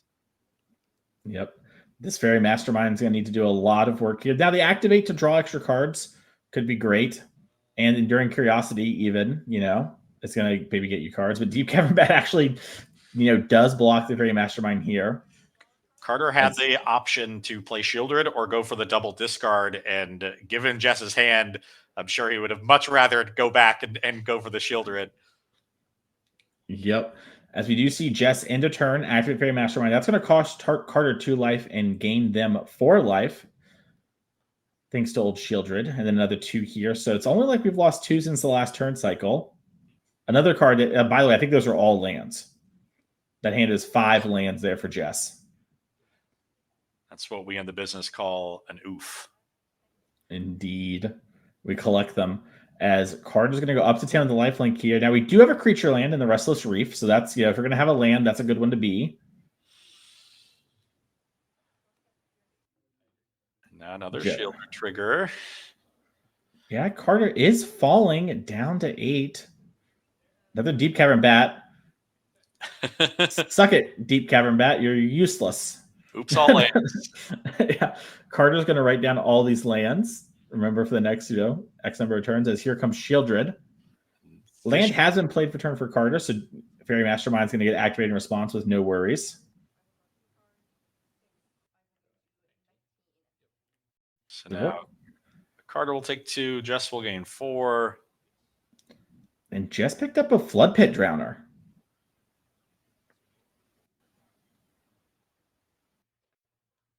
Carter gets in with the demon.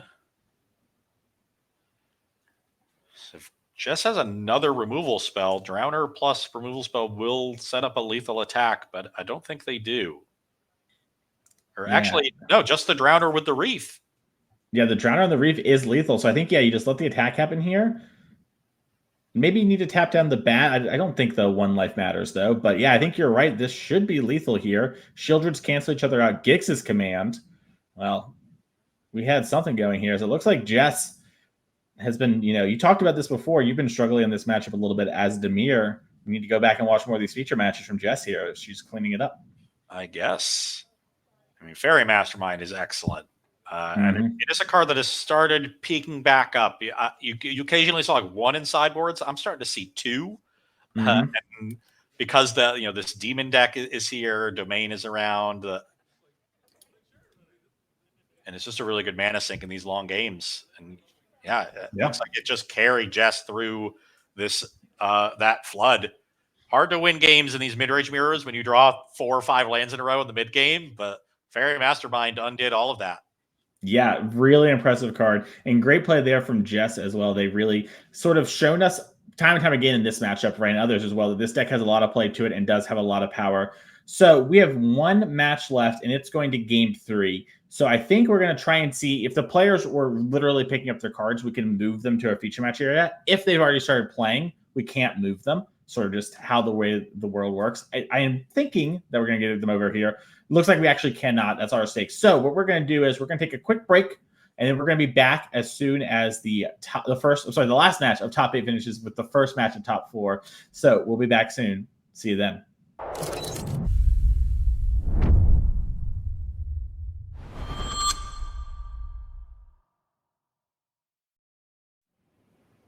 Hello, everyone, and welcome back to the NRG series. I'm Mason Clark, joined by Ross Merriam, and we are on to the top 4, Ross. Our players have finished playing. Let's check out that bracket and see what's happened here. So, in the Is It Prowess mirror, Hunter Hansen has come out on top. Orzhov Pixie won its matchup versus Jeskai Control. We talked about that maybe being a little tough for Pixie, but Pixie pulled it out.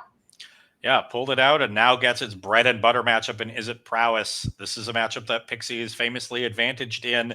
A lot weaker of a deck against the rest of the field, but beating up on the most popular deck is a really strong place to be. And Geralt's gets the matchup that he wants here in the semifinals against Hunter Hansen. Yep, so we're going to be watching that as our main feature, as we have already watched the other side a little bit here. We had Theo Jung, who we saw win versus Will on Jeskai Oculus, and Jess slayed Mono Black twice here on coverage. It's going to be our backup match versus Theo. What do you think of Jeskai Oculus versus Dimir Midrange? One of the reasons that Dimir Midrange has re-emerged in recent weeks is the strength of its matchup against Jeskai Oculus, which has been the second most popular deck in a lot of the major events recently to Is It Prowess. So this is a matchup that I think squarely favors Jess Williams. That said, Theo Jung, one of the more decorated players on the NRG series, so you can never count him out.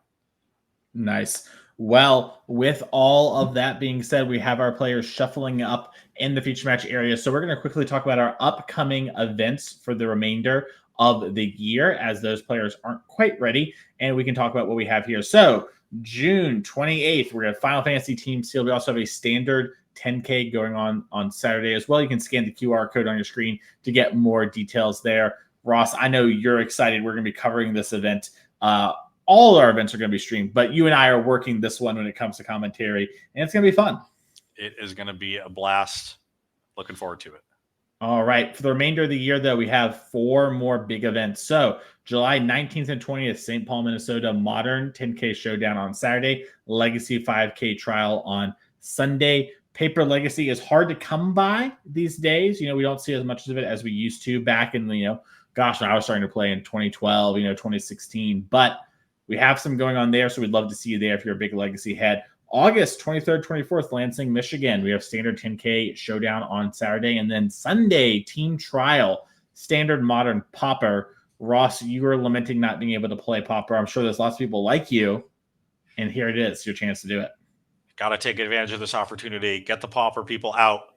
I want to see this format spread over here in the U.S. like it has in Europe.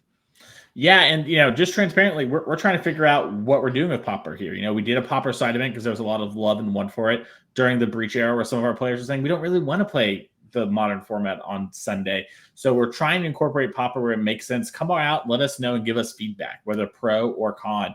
We want to hear it. We want to create the best series and events we can for you. And that's also why you notice on September 13th and the 14th in Mundelein, Illinois, Saturday, we're doing the tried and true Modern 10K Showdown.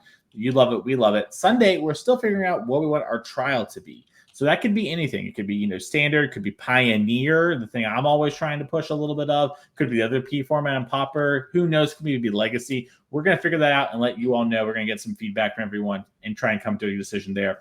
November 1st and 2nd in Elmhurst, Illinois, we're doing a team 10K showdown on Saturday. Standard sealed modern. So we're trying out a little bit more sealed there as well. And then Sunday modern showdown to wrap up the year and see everyone who's going to go to our champs. And speaking of champs, let's head on down to our future match area, as one of these players has a good chance of being our champ today, as Hunter Hansen on your left with Is It Prowess is mulliganing 2-6. He is our number 1 seed. He'll be on the play every game that he wants to be in the rest of the top 8, while Joseph Gerald on your right is playing Orzhov Pixie. And you said this was very excited probably to run into the Is It Prowess deck. Definitely. This is the reason to play Orzhov Pixie right now in Standard, the strength of its matchup against Is It Prowess. I will say Hunter's list pretty well set up in the main deck. He's on an all slick shot build. This is one of the matchups where Show Off is better than Drake Hatcher. Also has 3 copies of Into the Floodmaw. That's on the high side, and those are very important against temporary lockdown. So well set up in the main, has a very solid sideboard. So Hunter definitely not out, but he has his work cut out for him, especially with this game 1 mulligan. All right. It's close to needing 2 mulligans, but the last 2 cards were 2 copies of Spiral Buff Canal, and that made his hand. Unfortunately, his hand doesn't have any threats. It looks like 3 Sleight of Hands, Flood Maw, and he tucked the Monstrous Rage. So going to be casting these gorgeous Portal Second Age Sleight of Hands trying to find a threat. Yep. Finds a Slick Shot Show Off. That is a good threat, and is going to pass the turn back. The exact card Hunter Hansen was looking for. Sets him up to plot on turn 2, and he has multiple cantrips to punish a tap out from Joseph. All right. Hopeless Nightmare comes down. The Scourge of Standard about 6 months ago, discarding a Sleight of Hand here. Picked up a Monstrous Rage for Hunter. Now, checking out Joseph's list, what kind of removal does he have for the Slick Shot Show Off? There's 3 copies of Nowhere to Run, 1 Get Lost, 1 Anoint with Affliction in the main. Okay, so we have a little bit. Are any of them in hand? It looks like there is a Nowhere to Run in hand. So this tap land here, going to buy us a little bit. That's Corey Steelcutter off the top for Hunter. So could go for the very aggressive play against an opponent who stumbled, but that would potentially expose Hunter to lockdown. That said, he does have the Flood Maw for a lockdown, so this might be a risk worth taking. All right, looks like Hunter's going to instead try to push a bunch of damage on this turn with the Slick Shot, and like you said, maybe play around that temporary lockdown and not have it be as big a deal. Swift Spear goes to the bottom off that Sleight of Hand. Yeah, Island goes to the hands, so Hunter has his 3rd land. And we could see Corey Steelcutter here just to, get a little bit of power on the Slick Shot. Hunter declines. No 3rd land here for Joseph Gerald's. Sun Pure Kieran in hand. Could be a flash and another Slick Shot Show Off here for Hunter Hansen. Now, if you're Hunter, you're really regretting not playing the cutter last turn, because he has a very awkward sequence to try to trigger Flurry this turn. He'd have to play the Monstrous Rage on Slick Shot Show Off into a Nowhere to Run. Looks like we are going to start with a 2-mana spell, and it's going to be Slick Shot Show Off. Love it. Playing around Nowhere to Run. And if that's the card we have in hand and we have a temp lockdown, it's the next turn play with a land. It won't be that big a deal. Nowhere to Run answers one of the slow offs. Really, question is Hunter going to cast a Monstrous Rage just to push a bunch of damage this turn? Hard to want to do that with cutter in hand, but Hunter says, yes, I do. So this is going to be 6 coming across. All right, that's going to knock Joseph down to 11. And now, the way Hunter has played this game, he's kind of gone for a mixed bag of lines. He held back on turn 3 with the cutter, and now he's played aggressively on turn 4, and that's stranded the cutter in his hand. He doesn't have a lot of resources left over to use it effectively. Anoint with Affliction was the draw here for Joseph. Yeah, Joseph's stumbling on mana, but this one Anoint is going to take care of Hunter's entire board. The Cutter not really doing much of anything at this point, and so Joseph has all the time in the world to find his third land, while Hunter tries to find a stock up. All right. Immediate pass it back here. Joseph just cannot find that third land. Finds a Verge for Hunter, passes back into the Floodmaw hand. Joseph can, pick up this Hopeless Nightmare with Hunter only having one card in hand.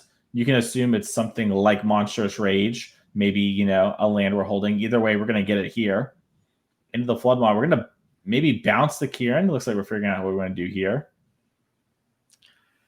Save yourself a little bit of damage. You give Joseph an extra card later, but Joseph is not hurting for cards. He has a million cards in hand. He needs to draw lands. So that bounce spell is almost as good as a removal spell, because I doubt that Kieran gets cast anytime soon.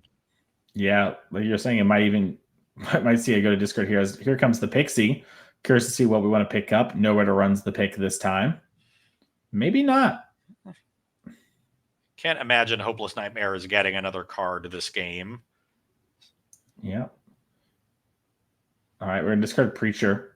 Yeah, Joseph has like 3 of those in his hand, so easy discard. All right, another Cutter. So Hunter aggressively playing his cards to not lose any more to future Hopeless Nightmares, but that's going to leave him needing to top deck a Cantrip or a stock up in order to trigger Flurry. If he can do that soon, he'll get back into this game in a hurry. The double Cutter is incredibly powerful, but he needs to probably do that before Joseph can find a third land.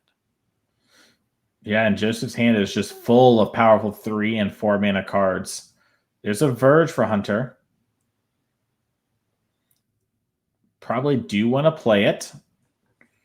Like you talked about in some of our past rounds, there's a lot of weird lines to this deck sometimes where your stock up hits a stock up, which hits the rage you need. Yep. Our screen of the draws here is the draw for Joseph. And you gotta feel like if Hunter had just played the Corey Steel Cutter on turn 3 and triggered it, this game is completely different. And there's stock up, and this is why this deck is such a dominant force. It has so much resiliency despite being an aggro deck that's run out of resources. Okay, just take any spells that turn into more spells. Yeah. It looks like Slick Shot and a blue spell was the pick. I couldn't make out if it was another, stock up. Could be a sleight of hand. It looks like it was the stock up into the stock up. And this is what we were talking about previously, where this deck can hit 6 lands and, be aggressive and it not be the end of the world. Plays like this are just, something you want to do anyways with your stock ups. It's just, have them in your deck when you run low on resources. And then you just have so much you can do. And Storm Chaser's talent hasn't even been found yet, which is, another stock up essentially. Yeah, looks like you found Sleight of Hand and Into the Floodmaw off of that stock up, which is a great pair of cards. Insulates him from a lockdown if Joseph does find the third land. Gives him another cantrip to keep triggering Flurry. And he is now in the driver's seat in this game because Joseph just can't find that third land. There it is. All right, we found it. Conceal the Courtyard. We have Lorna the Third Path. That can answer a Corey Steel Cutter. And we're going to slam it. Okay. This is a big turn for Hunter because Joseph is tapped out and he has plenty of mana, a cantrip, a way to remove a blocker, and the Slick Shot show off. So if you bounce the Pixie, the Slick Shot is a 5 and you'll have 2 3s, but only one of them is trample. So chumping the non-trampler means that Joseph will only take 8. He just needs any spell off of this Sleight of Hand. Even a Monastery Swift Spear or another show off would do it. Storm Chaser's talent. That'll do, Pig. And now, it looks like Hunter kind of agrees. We're doing the math. All right, you're at 9. The monks are 2/2s. The new one doesn't have prowess. The other one got prowess by the sleight. So now they're both 3/3s, and the Slick Shot show off is a 5. Now Slick Shot's a 7, and both of our monks are 4/4s. You chump the trample one, and you take 11. Yep, chump the non-trampler, still just dead. Tough space to be. Yeah, and we're just double checking here because it can be a little confusing sometimes with like where is the prowess triggers at, but leading on a creature meant that the monks were synchronized even though they had different prowess numbers.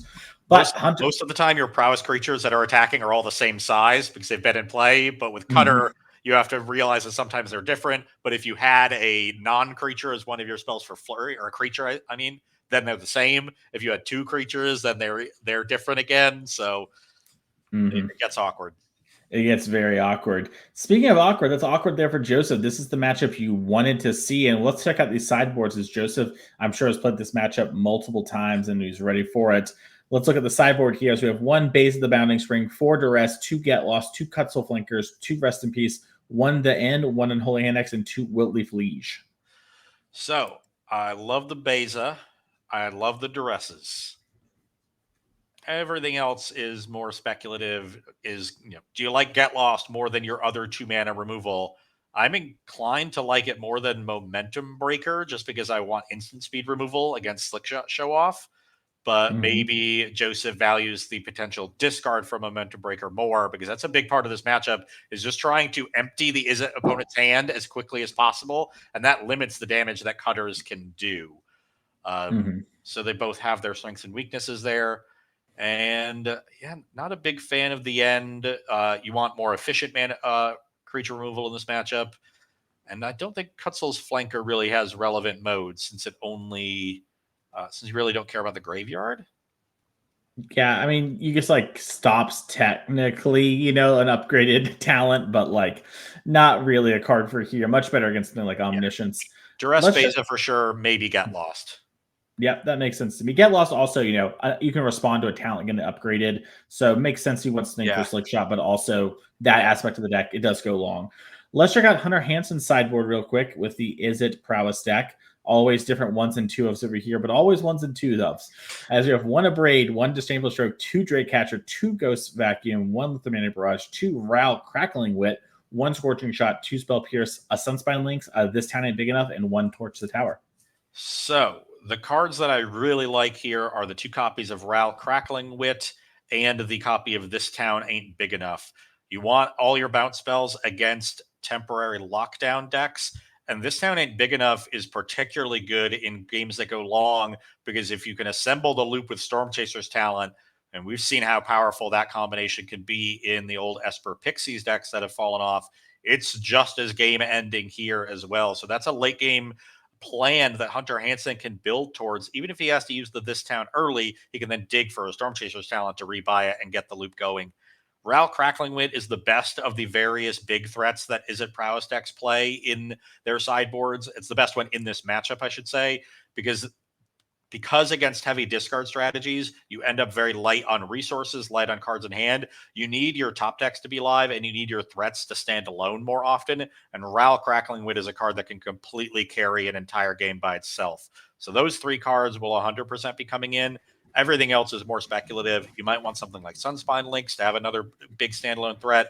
You might want to adjust your removal a little bit. Maybe you want Torch because you can deal with cheaper creatures.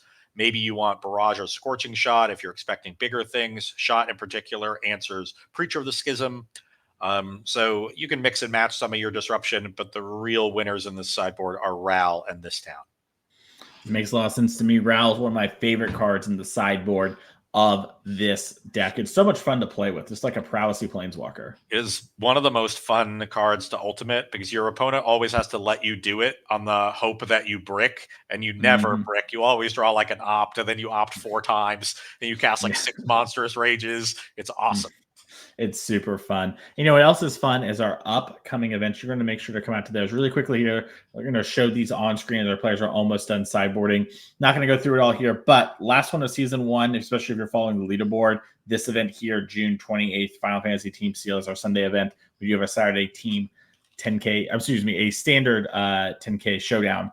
Not team, just individual there. And really quickly here, I'm going to throw up on screen and say the names and the dates, and that's it. We got July 19th, 20th, St. Paul, Minnesota. August 23rd, 24th, Lansing, Michigan. September 13th, 14th, Mundelein, Illinois. November 1st and 2nd, Elmhurst, Illinois. Lots of Magic to be played left in the year. We hope to see you at one of those events, as we hope to see a great game number 2 here as the players are finishing shuffling up. And it looks like we're getting some Oracle text on a card. I wonder what card Joseph plays that we need Oracle text for. Maybe Kutzel's Flanker? Yeah, I think Flanker makes sense. I think Whitleaf Liege would be the other one, or maybe you didn't used to play with that card, and you forgot about it. Didn't play any green-white tokens in 2008. Yeah, it missed Hunter. It was really good in the black-white token matchup. You had bigger tokens, so that makes a lot of sense. Yeah. Hunter gonna take another mulligan. Deck can definitely handle mulliganing really well. One of the big strengths I would say of the Is It Prowess deck. Yeah. But these are the matchups where you don't want a mulligan because the Duress Hopeless Nightmare deck is very good at punishing it. Mm-hmm. Well, we'll have to see if Hunter can, stock up and Storm Chaser's talent and rally away to victory. Joseph, kept a hand with a lot of really good parts to it last game, but was just light on lands and just went so long without seeing a second one that I'm curious to see, how this game plays out when we curve out a bit more. It looks like we are on another 2-lander, though. Pardon me there. And let's see if Joseph can find that third land in time. I think Hansen might not even have the 2. This looks like a 1-lander. I think it's Island, Triple Talent, Opt, Torch. I'm keeping. Not sure what the last card is. Yeah, definitely a keep. I think it's a Flood Maw, so probably just tuck the Torch. You can't cast it. It might be the worst card in your hand anyway. All right, we're going to keep the Torch just in case. Put back one of the Storm Chaser's talents, Duress. And here we go. Double Storm Chaser talent, Opt into the Flood Maw, Torch the Tower, Island.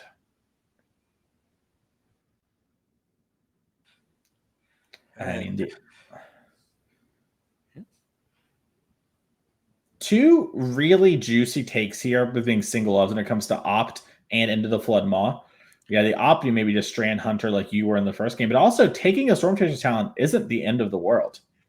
Yeah, I could have seen justification for any of those 3. If Joseph was on a lockdown, probably would have taken the Flood Maw. So I think taking the Opt is a sign he doesn't have a lockdown for Hunter. I don't think Hunter's in a position to play around a top-decked one. I think he's going to have to just play out his creatures and try to push some damage. All right, Hunter drew a second into the Flood Maw. Is going to discard one of those to the Hopeless Nightmare. Then Pix is going to come down, picking up the Nightmare. Hunter really valuing this Torch the Tower. Yeah, I think he knows he has to get a lot of chip shot damage in with these otters, so dealing with nurturing pixies and Sunpearl Kirins is important if that's his game plan. All right, Sunspine Lynx was seen off the Opt, bottomed. We drew Ral Crackling Wit. Hunter just repaying Joseph's kindness from game 1 here. Mm-hmm. Pay it forward. Game 3, I'll be on the play. That's when I'll get my good luck back. Exactly. It's building up that karma. Mm-hmm. Soulstone in hand here for Joseph, so we do have that. We're going to lead on the Hopeless Nightmare, though. Ral Crackling Wit, instant discard, 4 mana, way too late. Sleight of hand. 2 more looks at a land. Oh, and this is an interesting spot where we accidentally hit a card off. Joseph's seen it. We've done a little bit of opting and sliding. I know we bottomed one on the mulligan. Honestly, Ross, if I'm Hunter, I'm just taking my warning and I'm just picking my cards up. I can't win either way. Game's cursed. It's just don't waste your time. Move on. Go to the next one. It's regroup. Yeah. I think both Opts bottomed, though, right? So Hunter knows the bottom 3 cards? Well, one Opt was discarded. One Opt was discarded. Yeah, you're right. So we know the bottom 2. It should be Torch, Sunspine Lynx in that order. So, yeah, just take the 2 off the bottom, shuffle the Opt back in, and then resolve the sleight of hand. Easy fix. Of course, both players will be summarily executed.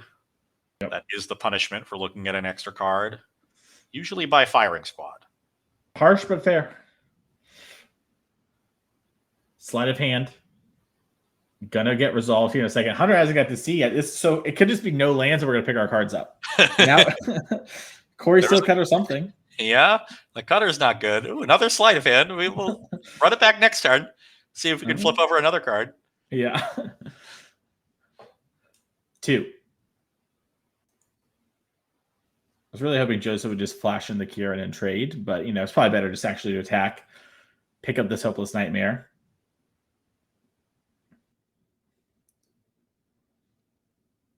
Another Kieran. 4 coming in the air. Hunter down to 10. Will be dead next turn. Instant discards into the Flood Maw. Praying for this red land, this Torch the Tower. Monster's Whisper picked up. Takes the cards up as well. Can't win. Tough. No way around it. We've had 2 non-games, and now it's a best of 1. Let's play some Arena. Yeah, I'm curious if Hunter's changing his play draw, or maybe he's just taking a little look-ski poo. See, yeah, I still had lands in my deck. Okay, good. Yeah. Inside those out. Ross, what's the worst no land situation you've been in? Like, how much, did you lose like a Pro Tour invite? Just like game where I was. Yeah. You just got mana screwed. We don't have much to talk about. We talked about the sideboard, and these players are looking. They're not going to change. Just I had a game. I've had a game where I kept a no lander in the finals of an open. Okay. But I did win the match, so no harm, no foul. Okay. I've also was playing for day 2 of a Pro Tour. This was the Eldrazi Pro Tour, and I was playing Burning Tree Emissary Zoo against Affinity. We both made very good deck choices. The best deck choices. You can tell because we talk about those Pro Tours in that way. Yeah. We go to game 3, and I am on the play, and I mulligan to 4. Okay. So I'm already kind of resigned to my fate. I play a creature on turn 1. I think my hand was 2 lands, 2 things. And my opponent plays a land and passes. I'm like, okay, not a great hand from them. And I draw the 1 Stony Silence in my sideboard for turn. Slam it onto the battlefield thinking, I've got a chance to win. I go from resigned to sitting up in my chair when I draw it. Slam it. My opponent spell pierces it, untaps, and annihilates me. They just had spell pierce in their deck against my 35 creature deck. Yeah, but they saw the 1 Stony. Yes, and it worked. Nice. You love to see it. Yeah, that's a good one. Oof, that that wasn't my favorite. I don't have any really good low lands or getting stuck stories that I can at least remember. The one that sticks out to me is playing for my first Pro Tour. My opponent kept a no lander for Street Wraith hand as Grixis Death Shadow on the play, and cycled all 4 Street Wraiths to fetch shock a Shadow into, then I think on the next turn, double Thought Seizes me and attacks for what I can only assume is 10. I don't remember the actual math, I'm basically dead. And I play my Secure Tri-Builder and they team or Battle Rage me and I die. And I'm like, okay, that was fun. I'm going to go home now and cry. As these players are shuffling up here and dealing their hands for 7. Hunter's Torch the Tower, his best friend's in hand. Also has a bunch of stock ups, his actual best friend. Yeah, he has 2 lands. He has both colors. He has a cantrip and some stock ups. This is a capable 7. Now, Joseph, I think it's on a 1 lander, but it has a bunch of Joseph, I need you to have some. Thank you, Joseph. Yeah. I know it was tempting with the double nightmare. I'm tempted. It had 2 1s, but it also had 2 3s and a 4. There was an Archfiend and 2 Preachers. You can't keep a 1 lander with 2 3-drops and a 4-drop. Yeah, it's tough. And that is one of the hard parts of Pixie, is that it has this powerful engine and it is theoretically really good against prowess, but it does just play a bunch of clunky cards. You got to have your land drops. And if you stumble, you kind of lose. Where with Is It Prowess, you're stuck on 2 lands. You're not in love, but it's not the end of the world. Yeah. I see Joseph's list. He has 24 lands. Most of the decks that are going up to things like Archfiend of the Dross and Preacher and Shieldred are playing 25. And I get that there's a decent number of 1s and 2s in the deck, but Nurturing Pixie and Sun Procurer aren't really 1s and 2s. They're cards you want to be able to recast the thing you bounce immediately with. They're more 3s and 4s or 2s and 3s. So I know 24 lands is stock in this deck. I think I would bump it up to 25. Yeah, I might even go to 26. Yeah, you just can't. You got a temporary lockdown on 3 on the draw. And you're going to be on the draw because you're winning game 1, 1 later. Back in the deck. Joseph, I don't even see a nightmare. There might be a second land. I might have been wrong. He might have been playing a little close to the chest.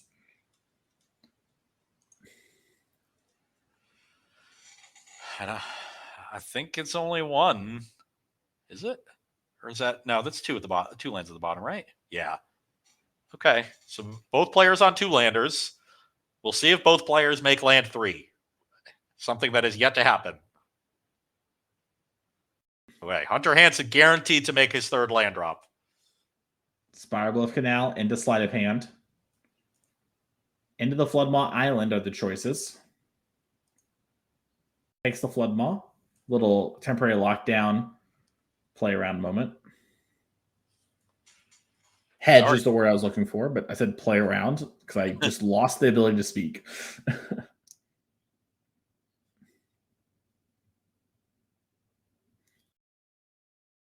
And Joseph gets the bad news here with this duress that there are 2 stock ups in hand for Hunter Hansen. I know this feeling. I've done this before. Yeah, I wonder if Joseph has to take the Floodmaw, but then you're left with the stock ups too. Like, what do you do in this spot, Ross? This game's going on forever, if you win, because you're not the one who's applying pressure. So I think you just have to take the stock up. That makes sense to me. Advantage. Yeah, you see Joseph sort of shake his head. I think he's thinking the exact thing you were there. And the land passing, Joseph, I need that second land, the third land, to come off the top next turn. Yeah. You like your discard spells to poke a hole in your opponent's hand, take them off of a certain kind of resource. But in this case, stock up was just the best. The second stock up is the best card that you can take.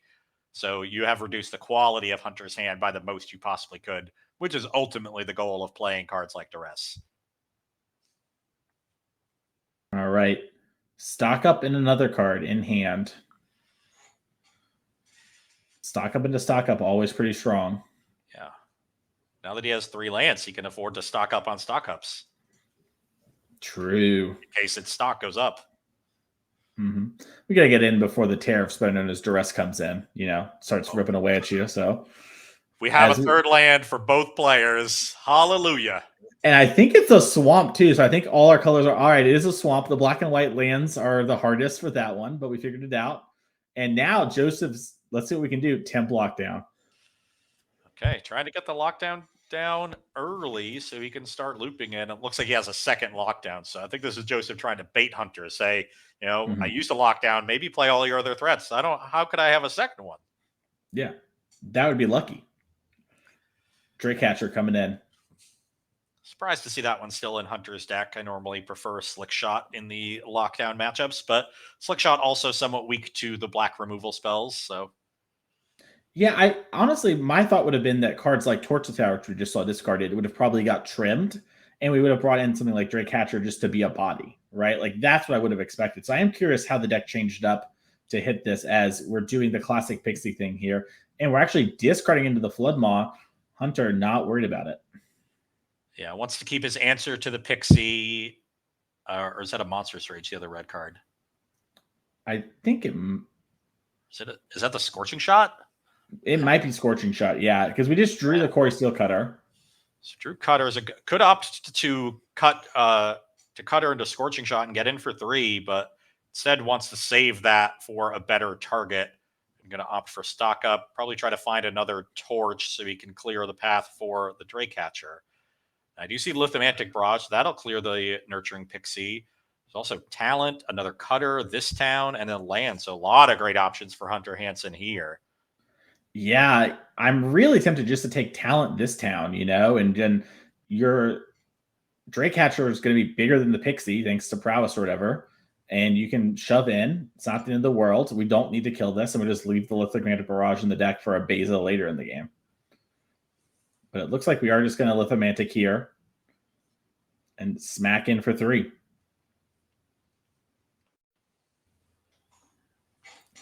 Hunter can now make a Drake at instant speed. And now Hunter's hand looks like it's going to play into the other lockdown. His hand is a removal spell for a creature, Talent, and Cutter.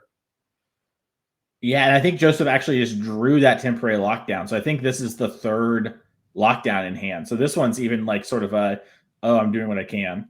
But yeah, there it is, the 3rd one in hand. So you're right. Hunter's going to play right into it and think, they have the 3rd one. Yeah, the 3rd one is hard to play around. Yeah, we actually could have maybe played around it by not playing this talent and playing the second Corey Steelcutter, but instead we've opted to deploy the talent here and attack for 2.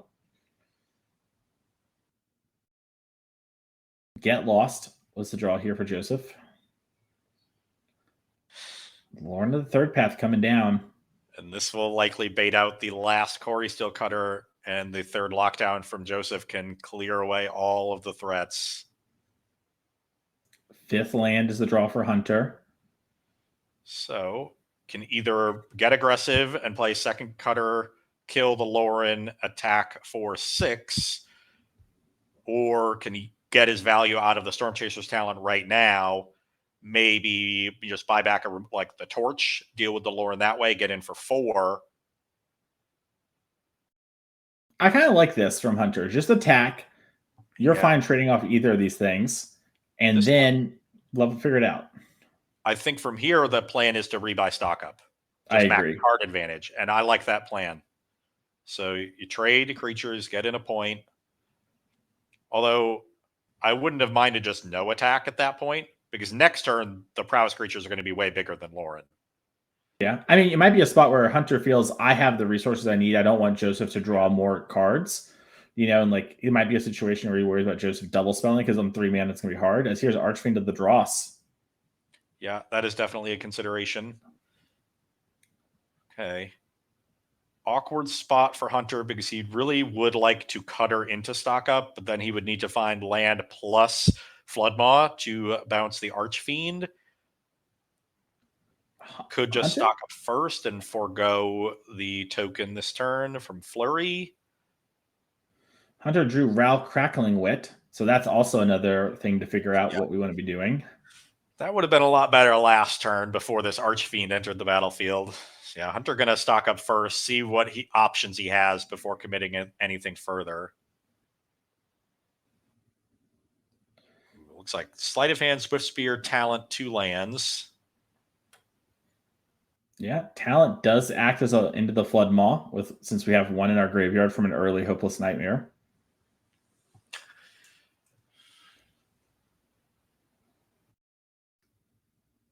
Unsure what we put on bottom. So took Sleight of Hand, and I think took Riverpire Verge. All right. Yeah, Joseph was trying to figure out if this gets Monstrous Rage, I think is what he's thinking about. But Scorching Shot, we know, is the actual trick in hand. Yeah, either would allow the Otter to trade. Joseph has to decide whether he's willing to make that trade. He's behind in the resource game, so he doesn't really want to trade down because eventually he'll get down to nothing and Hunter will have something left over to clean up this game. But he also has to be wary of his life total. He's at 9. A Rage would put him to 3. Be very difficult to keep playing the game from that position. So he makes the trade. And this is the kind of game we talked about Joseph wanting to play, right? We're trading off resources, moving down. Yeah, Joseph traded really aggressively with his temporary lockdowns, assuming that that would allow the later ones to get a ton of value. But Hunter has navigated around successive lockdowns very well. It's never extended too much into any one copy. And now this RAL allows him to really develop a big battlefield that won't get completely cleaned up by lockdown. He'll still have the Planeswalker available. Yeah, and we're seeing an instantly making an Otter here, really diversifying even more. Even though Joseph has a card like Get Lost here that can stop the RAL, and we have Corey Cutter. I'm sorry, we have temporary lockdown to clean up the rest of it. We did have to have all of this, and we'll be top decking here. As here comes Get Lost. We're going to get 2 maps for our struggle, but it's not the worst position for Joseph to be in. He's dealt with a lot of the powerful cards from Hansen's deck, multiple cutters, one of the RALs, multiple stock ups. But I do think there is still the Storm Chasers talent in hand for Hansen, right? I think so too. Yeah, and there's definitely so he still has good leftovers. Yeah, Slight goes away to the Hopeless Nightmare. Talent is the better one. And lockdown. Interesting spot here to let the Nightmare go underneath versus being able to maybe crack it to surveil or scry, excuse me. Well, Yeah, you can crack it to surveil, but if you draw a bouncer, now you can reuse it and reuse lockdown. I think that's what Joseph's setting himself up for. Sure. It looks like Hunter, by the way, didn't take the town like we thought. Actually took sleight of hand, Interesting. but found stock up off it. So, Okay, well, that'll play too. yeah. And now Joseph is in top deck mode. Does have a creature land, so you know what? Next turn, no matter what, we have at least something we can do with our mana. And that's a pretty significant clock. It comes in for 3 each time between its 1 power and the trigger. So that's a 4-turn clock with Hunter already at 12. Sunspine Links in hand here for Hunter. Currently only does 2 damage to Joseph. Yeah. Does a lot more to him. It's like 4 is Hunter's non-basic count. And yeah, Joseph just going to fire up the creature land. Restless Fortress, a little 1/4, and drains for 2 on the attack. Okay, Joseph plays the Verge. The Sunspine Links grows in power. Oh my goodness. Corey Steelcutter off the top. This is 5. No, it's 1 short, or it's a little bit short. Yeah, because now we're going to take 3 down to 5, and we have 1 prowess trigger. So this is going to be 4 damage down to 1 here for Joseph. Can't gain life anymore. And Hunter is down to 5. Yeah. But also this Sunspine Links is a huge body. So cards like Temporary Lockdown, if you were to draw, a Pixie, won't clean up everything. Now you will be able to chump block. But Duress is the draw, and that's the problem with cards like this. Sometimes you hit the late game, you top deck them. And Hunter Hansen wins this game and has to be feeling good about winning this match. Yeah, definitely one that, you had to get a little bit lucky. There were, non-games on both sides. But there in that game 3, we saw the power of a stock up. There's a lot of lists of these prowess decks that are trimming on stock up because it could be a liability in fast matchups, notably the mirror, and also run into Spell Pierce. But in matchups like this against heavy discard and temporary lockdown, it is the absolute best card in your deck. Being able to rebuy it with Storm Chaser's talent, chain various copies. We saw all of that happen for Hunter in that 3rd game and needed every bit of that card advantage to get over the finish line in game 3 and make the finals. Impressive stuff. The deck's really good. And speaking of the finals, our semifinal match, the other side is already finished. So we're going to take a quick break, set our players up in the future match here, and we'll be back in just 1 minute with the finals.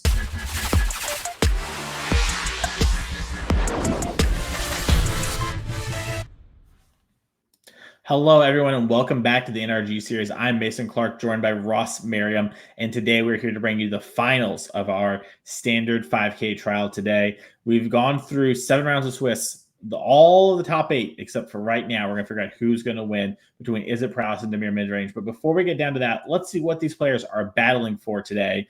As first place gets $1,200, 30 NRG points. We have a leaderboard we can show you here in a second, and a regional championship invite. So both these players have locked up their RC invite, and really we're battling for a difference in $600, as second place does get 600, and those 5 leaderboard points. The leaderboard points are really big because the 3 people at large who haven't earned an invite yet for end of year $30,000 PTQ, they make it in via points. So we talked about this in the Swiss before. Lots of years, 1 point has been the difference maker between someone making it and someone not. So getting 5 here is pretty huge. Really quickly, we're going to show our leaderboard as those players are ready, just to show you the 2 names that are for sure in right now. We have Grayson Nimitz and Fan Chen Yang, along with Theo Jung, who lost in the top 4 match here to Jess Williams. Theo was our champ from 2024, so he gets invited back next year. Yeah, and you can see, we're well into the season. There is still another event, so plenty of points left. But 30 and 25 points from this event for our 2 players still remaining in the tournament is going to get them pretty close to this top 20, if not in it, if they've accumulated a few points from the previous events this season. Yeah, if you're, you could be just off screen tied at 31, right? We only could show so many. You might be right there, and boom, suddenly you're tiling, Charlie right here for 51st and 7th spot there, going to that last weekend of events for season 1. That could be massive. But our players are shuffling up, and let's head to our feature match area and talk about this matchup a little bit here, Ross. Izzet Prowess on our left here from Hunter Hansen once again versus Jess Williams on the right with Dimir Midrange. Now, really quickly here, I believe, and I could be mistaken, when Jess won their round 5 feature match, they did an interview and talked about how they hadn't played against Izzet Prowess yet. And I believe Jess double drew, which means Jess has not battled Is It Prowess this weekend across all rounds, if I am not mistaken. So my question to you is, Ross, if you had to, talk to Jess about going into it, is this a good matchup? It's a bad matchup? Where are we at? I would tell them that you better draw your 2 copies of Duress. Okay. I've played quite a bit of this matchup in the last week or so. These are the 2 decks that I've been testing for the RC. So great job for this tournament, helping me decide between them. Mm-hmm. Having early Duresses makes a huge difference. If the Dimir deck is able to punch a hole in the curve for Is It Prowess, take an early cutter, and get to turns 3 and 4 where they're casting Preacher of the Schism and Shieldred on a relatively empty board, things get tough for the Prowess deck.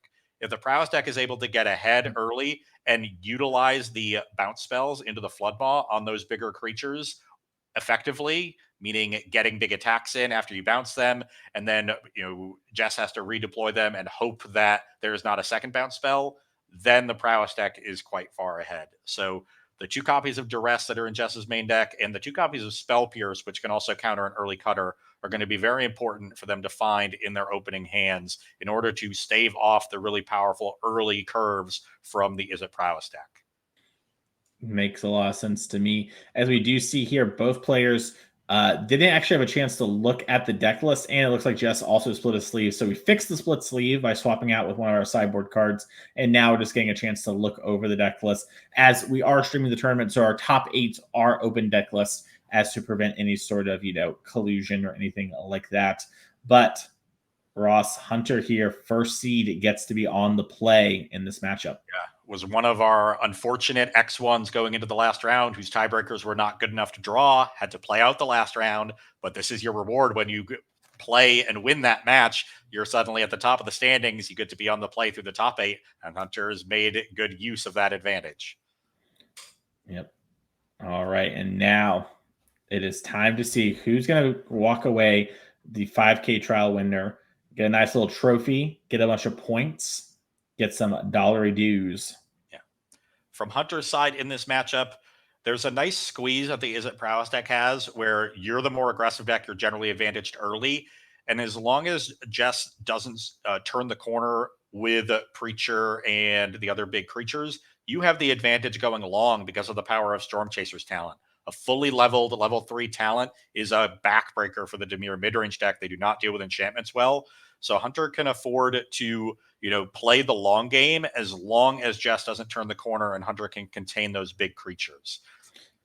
All right. First turns, both players just play a land and pass. Hunter develops a Quarry Steelcutter. Jess passes. Looks like Jess has a lot of lands in hand. Unfortunate if you're a Jess fan. As it looks like Hunter has a second Quarry Steelcutter. And along a third land. Yeah, it seems like a really good spot just to slam and make them have to have something. Yeah, they didn't have a Pierce last turn. I don't understand this. Yeah, I think Hunter is just feeling really confident, and is ahead and doesn't want to lose to a top deck Pierce. I agree with you that I think this is a spot you probably want to slam. And if Jess drew Pierce, she drew Pierce, and so be it. But if she doesn't have something here, she can never win the game. Yeah, and you especially want to go wide against things like Preacher. Hunter has a couple Burst Lightnings in hand, doesn't have the ability to effectively remove a Preacher. So your best plan against it is to go very wide, create as many tokens as you can. That way, when you trade one in combat with the Burst Lightning for the Preacher, you still have a significant battlefield left over. Makes sense. Swiss Spirit offering the trade with the Flood Pit Drowner. A play that respects Kaito, and Burst Lightning you. Boom, it's a 2/3. Gotcha.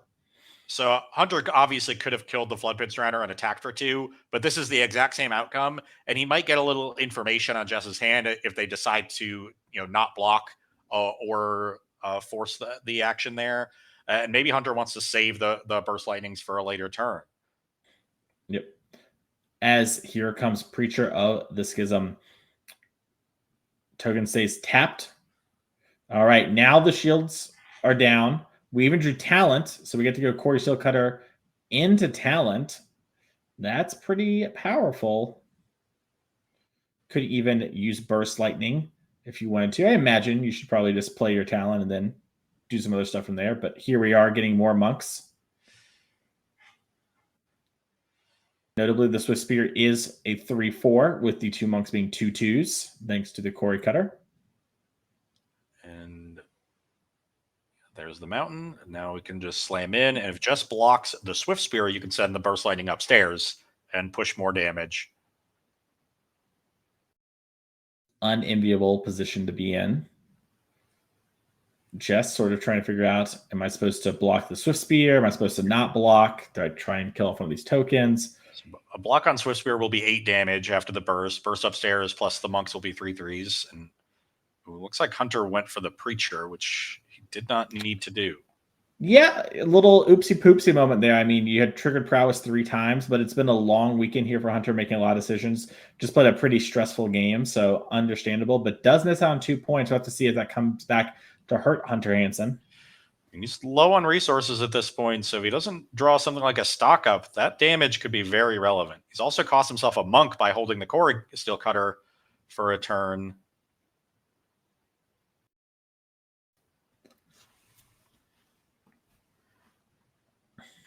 All right. We're tapping down the monk, attacking in with everybody. Anoint and go for the third in hand here for Jess. Blocks the monk and looks to be waiting to kill one of these other tokens before damage, save a little life total. Hit the equipped one. Now monk trades for a drowner. One comes across. So Jess has done a great job of controlling this battlefield. There will only be one attacker at the start of the turn, but Jess also has to imagine with this sleight of hand that these Quarry Steel Cutters are going to trigger. And this is why Quarry Steel Cutter is real. It's the awkward part of the matchup, right? You have a lot of mid-range grindy tools. You have stuff like the rest that can get at. But if the Quarry Steel Cutter comes down, you just need to have 2 spells to keep up good pressure on the opponent there. Yeah. And this is why duress is important even when it's not taking Quarry Steel Cutter. If you're duressing away their early resources, you limit their ability to trigger Flurry turn after turn. You buy yourself some time to establish your creatures and try to turn the corner. But from this point, there's just not the tools in the Dimir midrange deck to contain these cutters.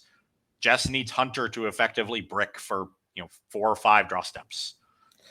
Yeah, and Jess during that time, they need to draw very well. As another Flood Pit Drowner comes down, Jess is doing their best here to keep the pressure at bay, but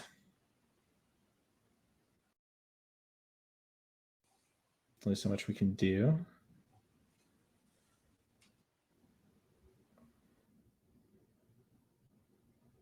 Looks like we have a torch to the tower, so we're going to get rid of this Flood Pit Drowner before blocks can happen. Trigger prowess on all of our friends. Oh, it looks like we even sacked the token that had a stun counter to get a scry in. That way, we'll try and chain more spells in the next turn. And this is a big attack here. Should be for about 8 damage, if I am counting correctly. And Jess has a go for the throat for the Swift Spear. And this is all just delaying the inevitable. Jess is losing resources. Hunter, every now and again will find the 2 spells to flurry and effectively get, 2 more cards. And even if Hunter finds a few lands off the top here, he can level the talent once he gets to 6. And now every spell is making an otter on top of every other effect. Yep. And it looks like Stock Up was the last one in Hunter's hand. And then eventually you draw a Stock Up and the game ends. Yeah. And we're seeing Jess here. I think just sort of going through the motions, has double land in hand. Jess kept a little bit of, I think, a land heavy-ish hand, and this drew 1 too many lands this game, along with these Quarry Steel Cutters going unimpeded. And now Hunter is going to be... It was also a lot of 1-for-1 removal. The only real threat Jess had was that Preacher, and by the time they cast it, which was turn 3, the earliest they could cast it, they were so far behind to the Cutters that they had to trade it away in combat. Makes that sense. often happens with the first Preacher. So you need a couple threats here from the Dimir side in order to effectively turn the corner. The removal is just, spot removal does not beat Cutter. Yeah. And that's crazy too, because that game Hunter actually foregoed getting the second cutter in play as quickly as we could have. So like the game actually could have even been more out of reach, really showing why players love this prowess deck, even if they have matchups that sometimes can be challenging. Let's take a look here at Jess Williams' sideboard, though, to see what we're going to be bringing in potentially. In the sideboard, we have 1 Noise Affliction, 2 Disdainful Stroke, 2 Dreams of Steel and Oil, 2 Fairy Mastermind, 2 Ghost Vacuum, a Gix Command, 2 more Kaitos, 1 Negate, 1 Scavenger Regent, and 1 Shield of the Apocalypse. What do you like here and why, Ross? So I very much like the Scavenger Regent, the Shieldred, the 2 copies of Dreams of Steel and Oil, the Gix's Command, and the Negate. So the Dreams of Steel and Oil, not as reliable as Duress, but it is a way to nab an early cutter.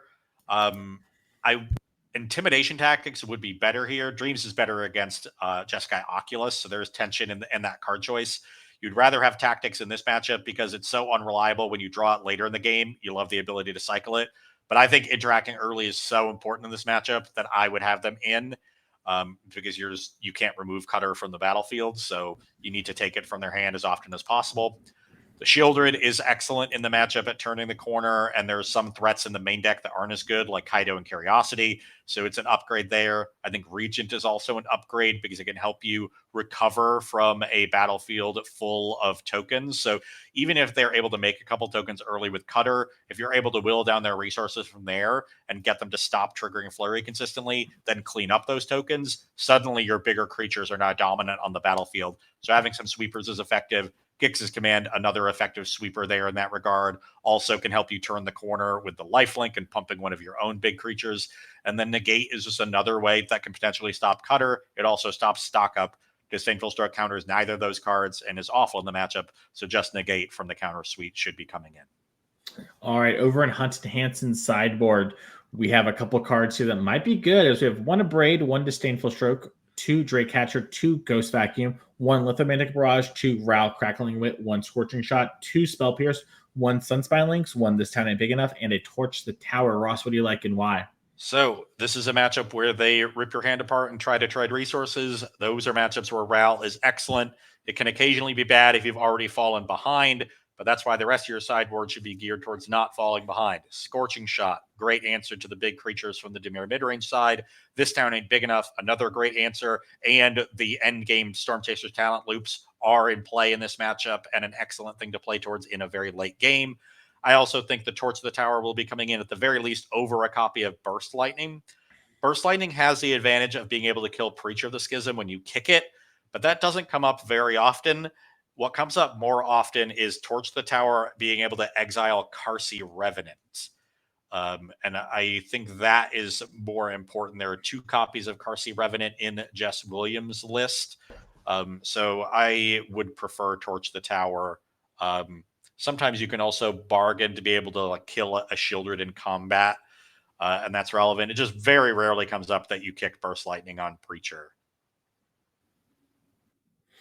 All right. Well, these players are dealing up their hands, so let's head down to the future match area and see if Hunter Hansen can win 2-0 or if Jess can force us into a game 3. Still lots of hopes alive for Jess here, not out of it yet.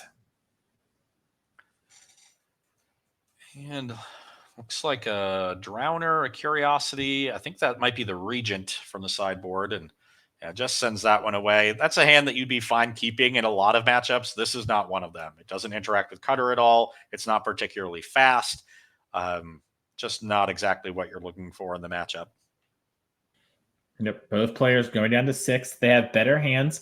And this is probably a big factor also in our players reaching here today, Ross, being disciplined going in mulligans. Obviously, these weren't the closest, hardest decisions in the world, but those hard spots where players keep hands that are a little too greedy when they could go to 6 and have a completely good hand. It makes or breaks tournaments. Yes, and particularly from Jess's side, the Dimir midrange deck plays quite well off mulligans. It has a lot of powerful individual threats that can generate card advantage. It can punish opposing mulligans with the discard spells and the cheap interaction. So Jess is very happy if both players mulligan in these games. That is advantage Dimir for sure. I found that Dimir is very good at winning games where both players stumble, but if it's both players have their best hands, usually Dimir is behind because their deck is just altogether not as mana efficient as the other top decks in Standard, and especially not as mana efficient as Is It Prowess. Yeah, I think one of the interesting things about this deck in my mind is that, and this being Is It Prowess, is that it actually plays like basically as good a mid-range game as the Dimir mid-range deck does, right? Like it plays it can play very similar styles of games while being faster and more efficient. And that's some of the big selling points to me Is It Prowess. But both players have put something back. Dark Slick Shores past the turn here for Jess into Shivan Reef. Gonna take a pang here for Hunter and see a Storm Chaser's talent. The key cards for Hunter to be able to play on that mid-range level with Dimir, like you were talking about, are Storm Chaser's talent and answers to big creatures. Because if you can effectively trade for those creatures and stop them from generating card advantage, then your talent will take over as the game goes along and you'll win those attrition fights. All right, Deep Cavern Bet sees slide up, stock up, Torch of the Tower, Opt, and a mountain hiding back there. Ross, I imagine this is a take the torch moment, so you actually get to keep your bat around, but is there something better you like doing? No, I like taking the torch here for sure. Hunter doesn't have a proactive play in his hand that is going to put you behind on tempo, which would be the one time you'd maybe take a different card. Like if there was a Corey Steel Cutter in hand, maybe you want to take that to prevent it from being cast on turn 2, force their hand to play the removal spell. Maybe you can find a duress or untap with mana for a counter spell. But here I would have just preferred to take the torch. Yeah, it might be just trying to make sure that this Torch of Tower is actually gone and not another removal spell coming in to clear the bat. Could be just really wanting to protect something like Enduring Curiosity here. It could be Spell Pierce. If there is Spell Pierce in Jess's hand, then taking the stock up, I think, makes sense. But even then, they're not going to stock up next turn. You could just take the torch and still have the Pierce up. So I don't quite understand this play. All right, we drew a land here for Jess, so 2 islands in hand with a Flood Pit Drowner. And that's unfortunate. If that turn was a Preacher of the Schism for Jess, they'd be in pretty good shape. It not being a Preacher and now giving Hunter time to set up and pull ahead again is a problem. Though Hunter does not really take advantage of it, does not play out the stock up, potentially reading that there's a Spell Pierce in hand that isn't there. Yeah. Hunter giving a lot of respect to this makes sense that this happens and I'm in a good spot, so let's just wait around for a bit. And it might continue that way as Jess just has a bunch of lands in hand. We could see this Flood Pit Drowner go back into the deck and answer the Otter.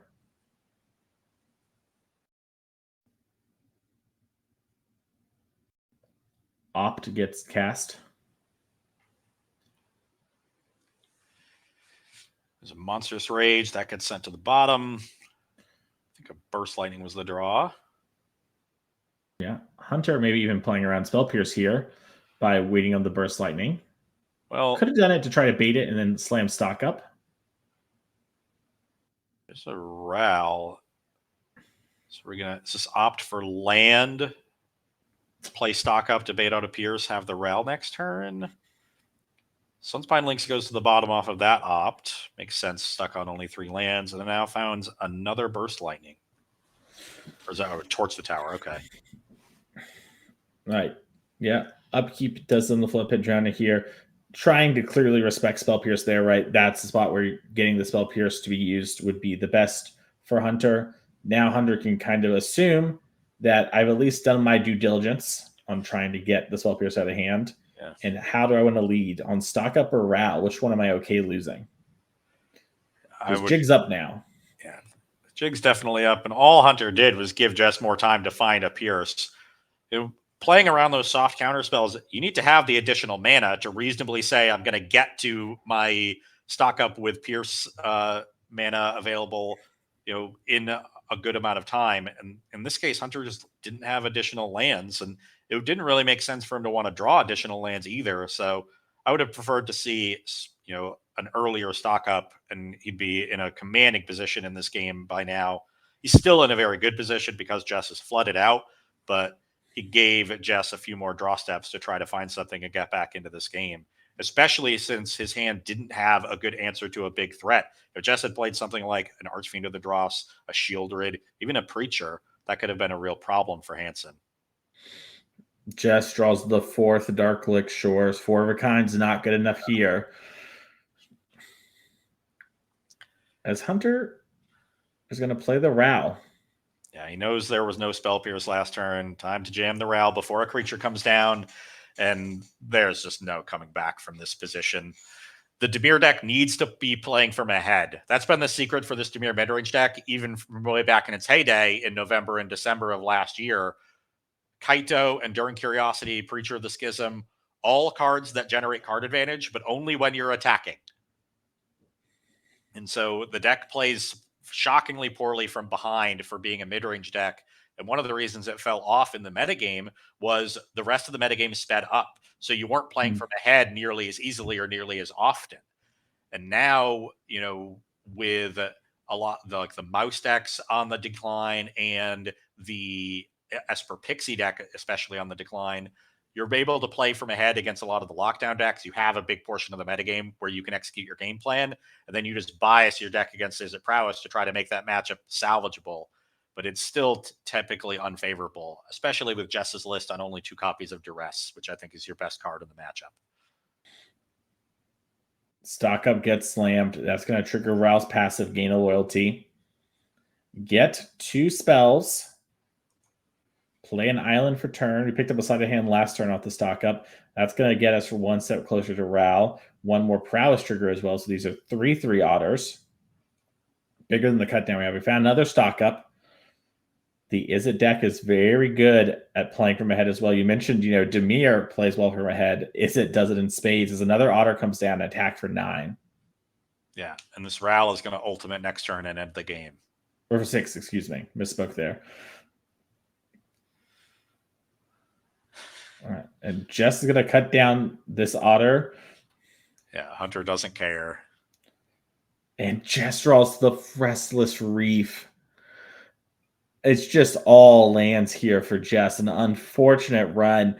A great day overall, and you hate to see it end like this, but it is something that can happen. Need 1 more, Hunter. 1 more spell. Yeah, any spell, and then you're going to ult your Ral, draw 3 cards, and all your non-creatures, all your instants and sorcery have Storm. Well, this is already lethal. The 2 otters and the monk are 8 damage, and the burst lightning deals 2. Hunter's going to draw 3. No Tashani's Tidebinder to stop it. Just 3 lands. Yeah. Tidebinder has been a surprisingly good card in the matchup. Yep. And then Storm, my burst lightning hit you. Jess shows the hands. And congratulations to Hunter Hansen winning the trial today. Comes away with a lot of points, a lot of cash, and a W and a trophy as well. Jess put up a great fight, made the finals here, went undefeated today until this moment, but unfortunately just drew too many lands in game 1 and 2. Yeah, flooded out a bit. And the Dimir deck is vulnerable to things like that, especially in matchups where you're playing from behind and your Kaitos and Curiosities aren't as reliable to draw cards. Your deck is a lot of 1-for-1s, suddenly not as reliable sources of card advantage. And if you draw a couple of extra lands, you run out of resources very quickly. Who doesn't though? Hunter Hansen, congratulations on winning the tournament. Stock Up did you well. How you feeling? I'm feeling really good. I actually haven't played an NRG since NRG Minneapolis about a year ago, so it was really nice to come back this weekend and play again. Nice. That's so awesome.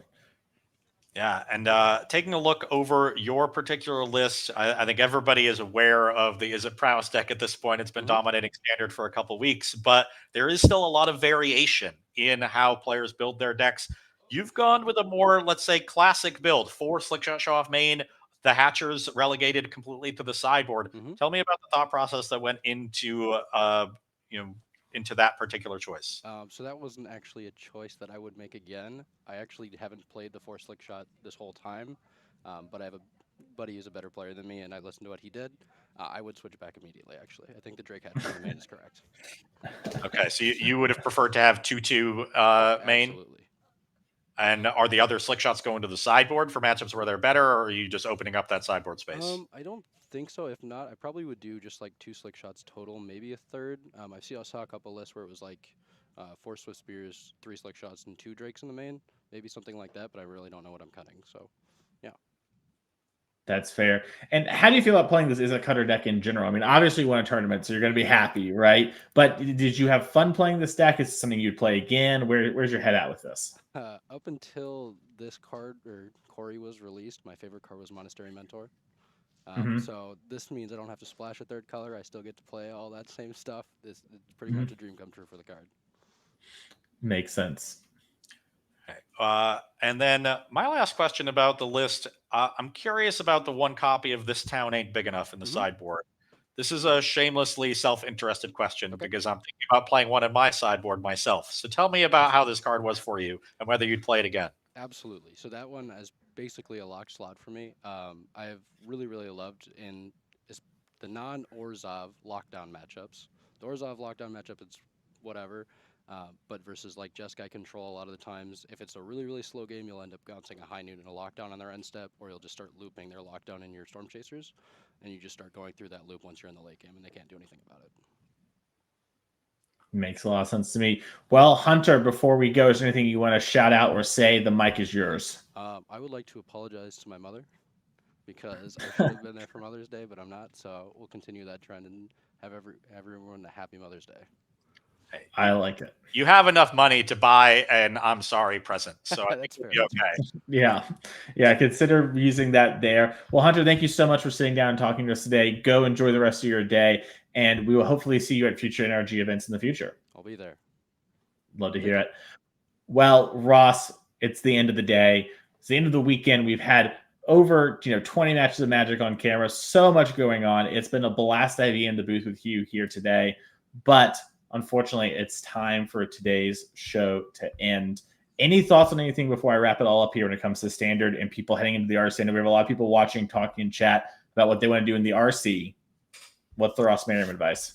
So my advice is to worry less about what deck you want to play and worry more about exactly how you're building it, because we kind of have an idea of what the established archetypes are. I think, Is It Prowess is the default best deck, but we saw plenty of other decks in the top 8. You noted that we had more cutters in yesterday's modern top 8 than we did today in standard. Dimir midrange having success. The Orzhov Pixie deck was in the top 8. We had a mono black demons deck. We had a mono red mouse deck with cutter in it. So I think if you tune your deck well and your plans are good, you can win with a lot of different things in this standard environment. And there's a ton of different ways to build every single deck. We've talked about a lot of little micro decisions on how you build the Is It Prowess deck, which 2-drops you play, which removal you play, how you sideboard, do you change things on the play and the draw? Those micro decisions happen across every single deck in this standard environment. And so having a well-tuned list for the weekend is incredibly important. So if you're waffling on your deck choice right now, pick one, lock it in, and work on getting your deck well tuned. That will serve you better in this standard format right now than making a slightly better deck choice overall, but having a worse list of it because you had less time to prepare it. I like that advice. Well, thank you everyone that made this event go on today when it comes to the staff of NRG, to Norm for helping put on the coverage, to the production side and who is behind the camera talking to us, making all this happen. Without you, this wouldn't be possible. We wouldn't be able to bring these people paper magic here on Twitch. So thank you so much for making that happen. If you're watching on Twitch, you don't want to miss any of our future events, click that follow button, and we'll see you all very soon for our next event, June 28th and 29th. So it's going to be Standard on Saturday, Team Final Fantasy on Sunday. We'll see you there.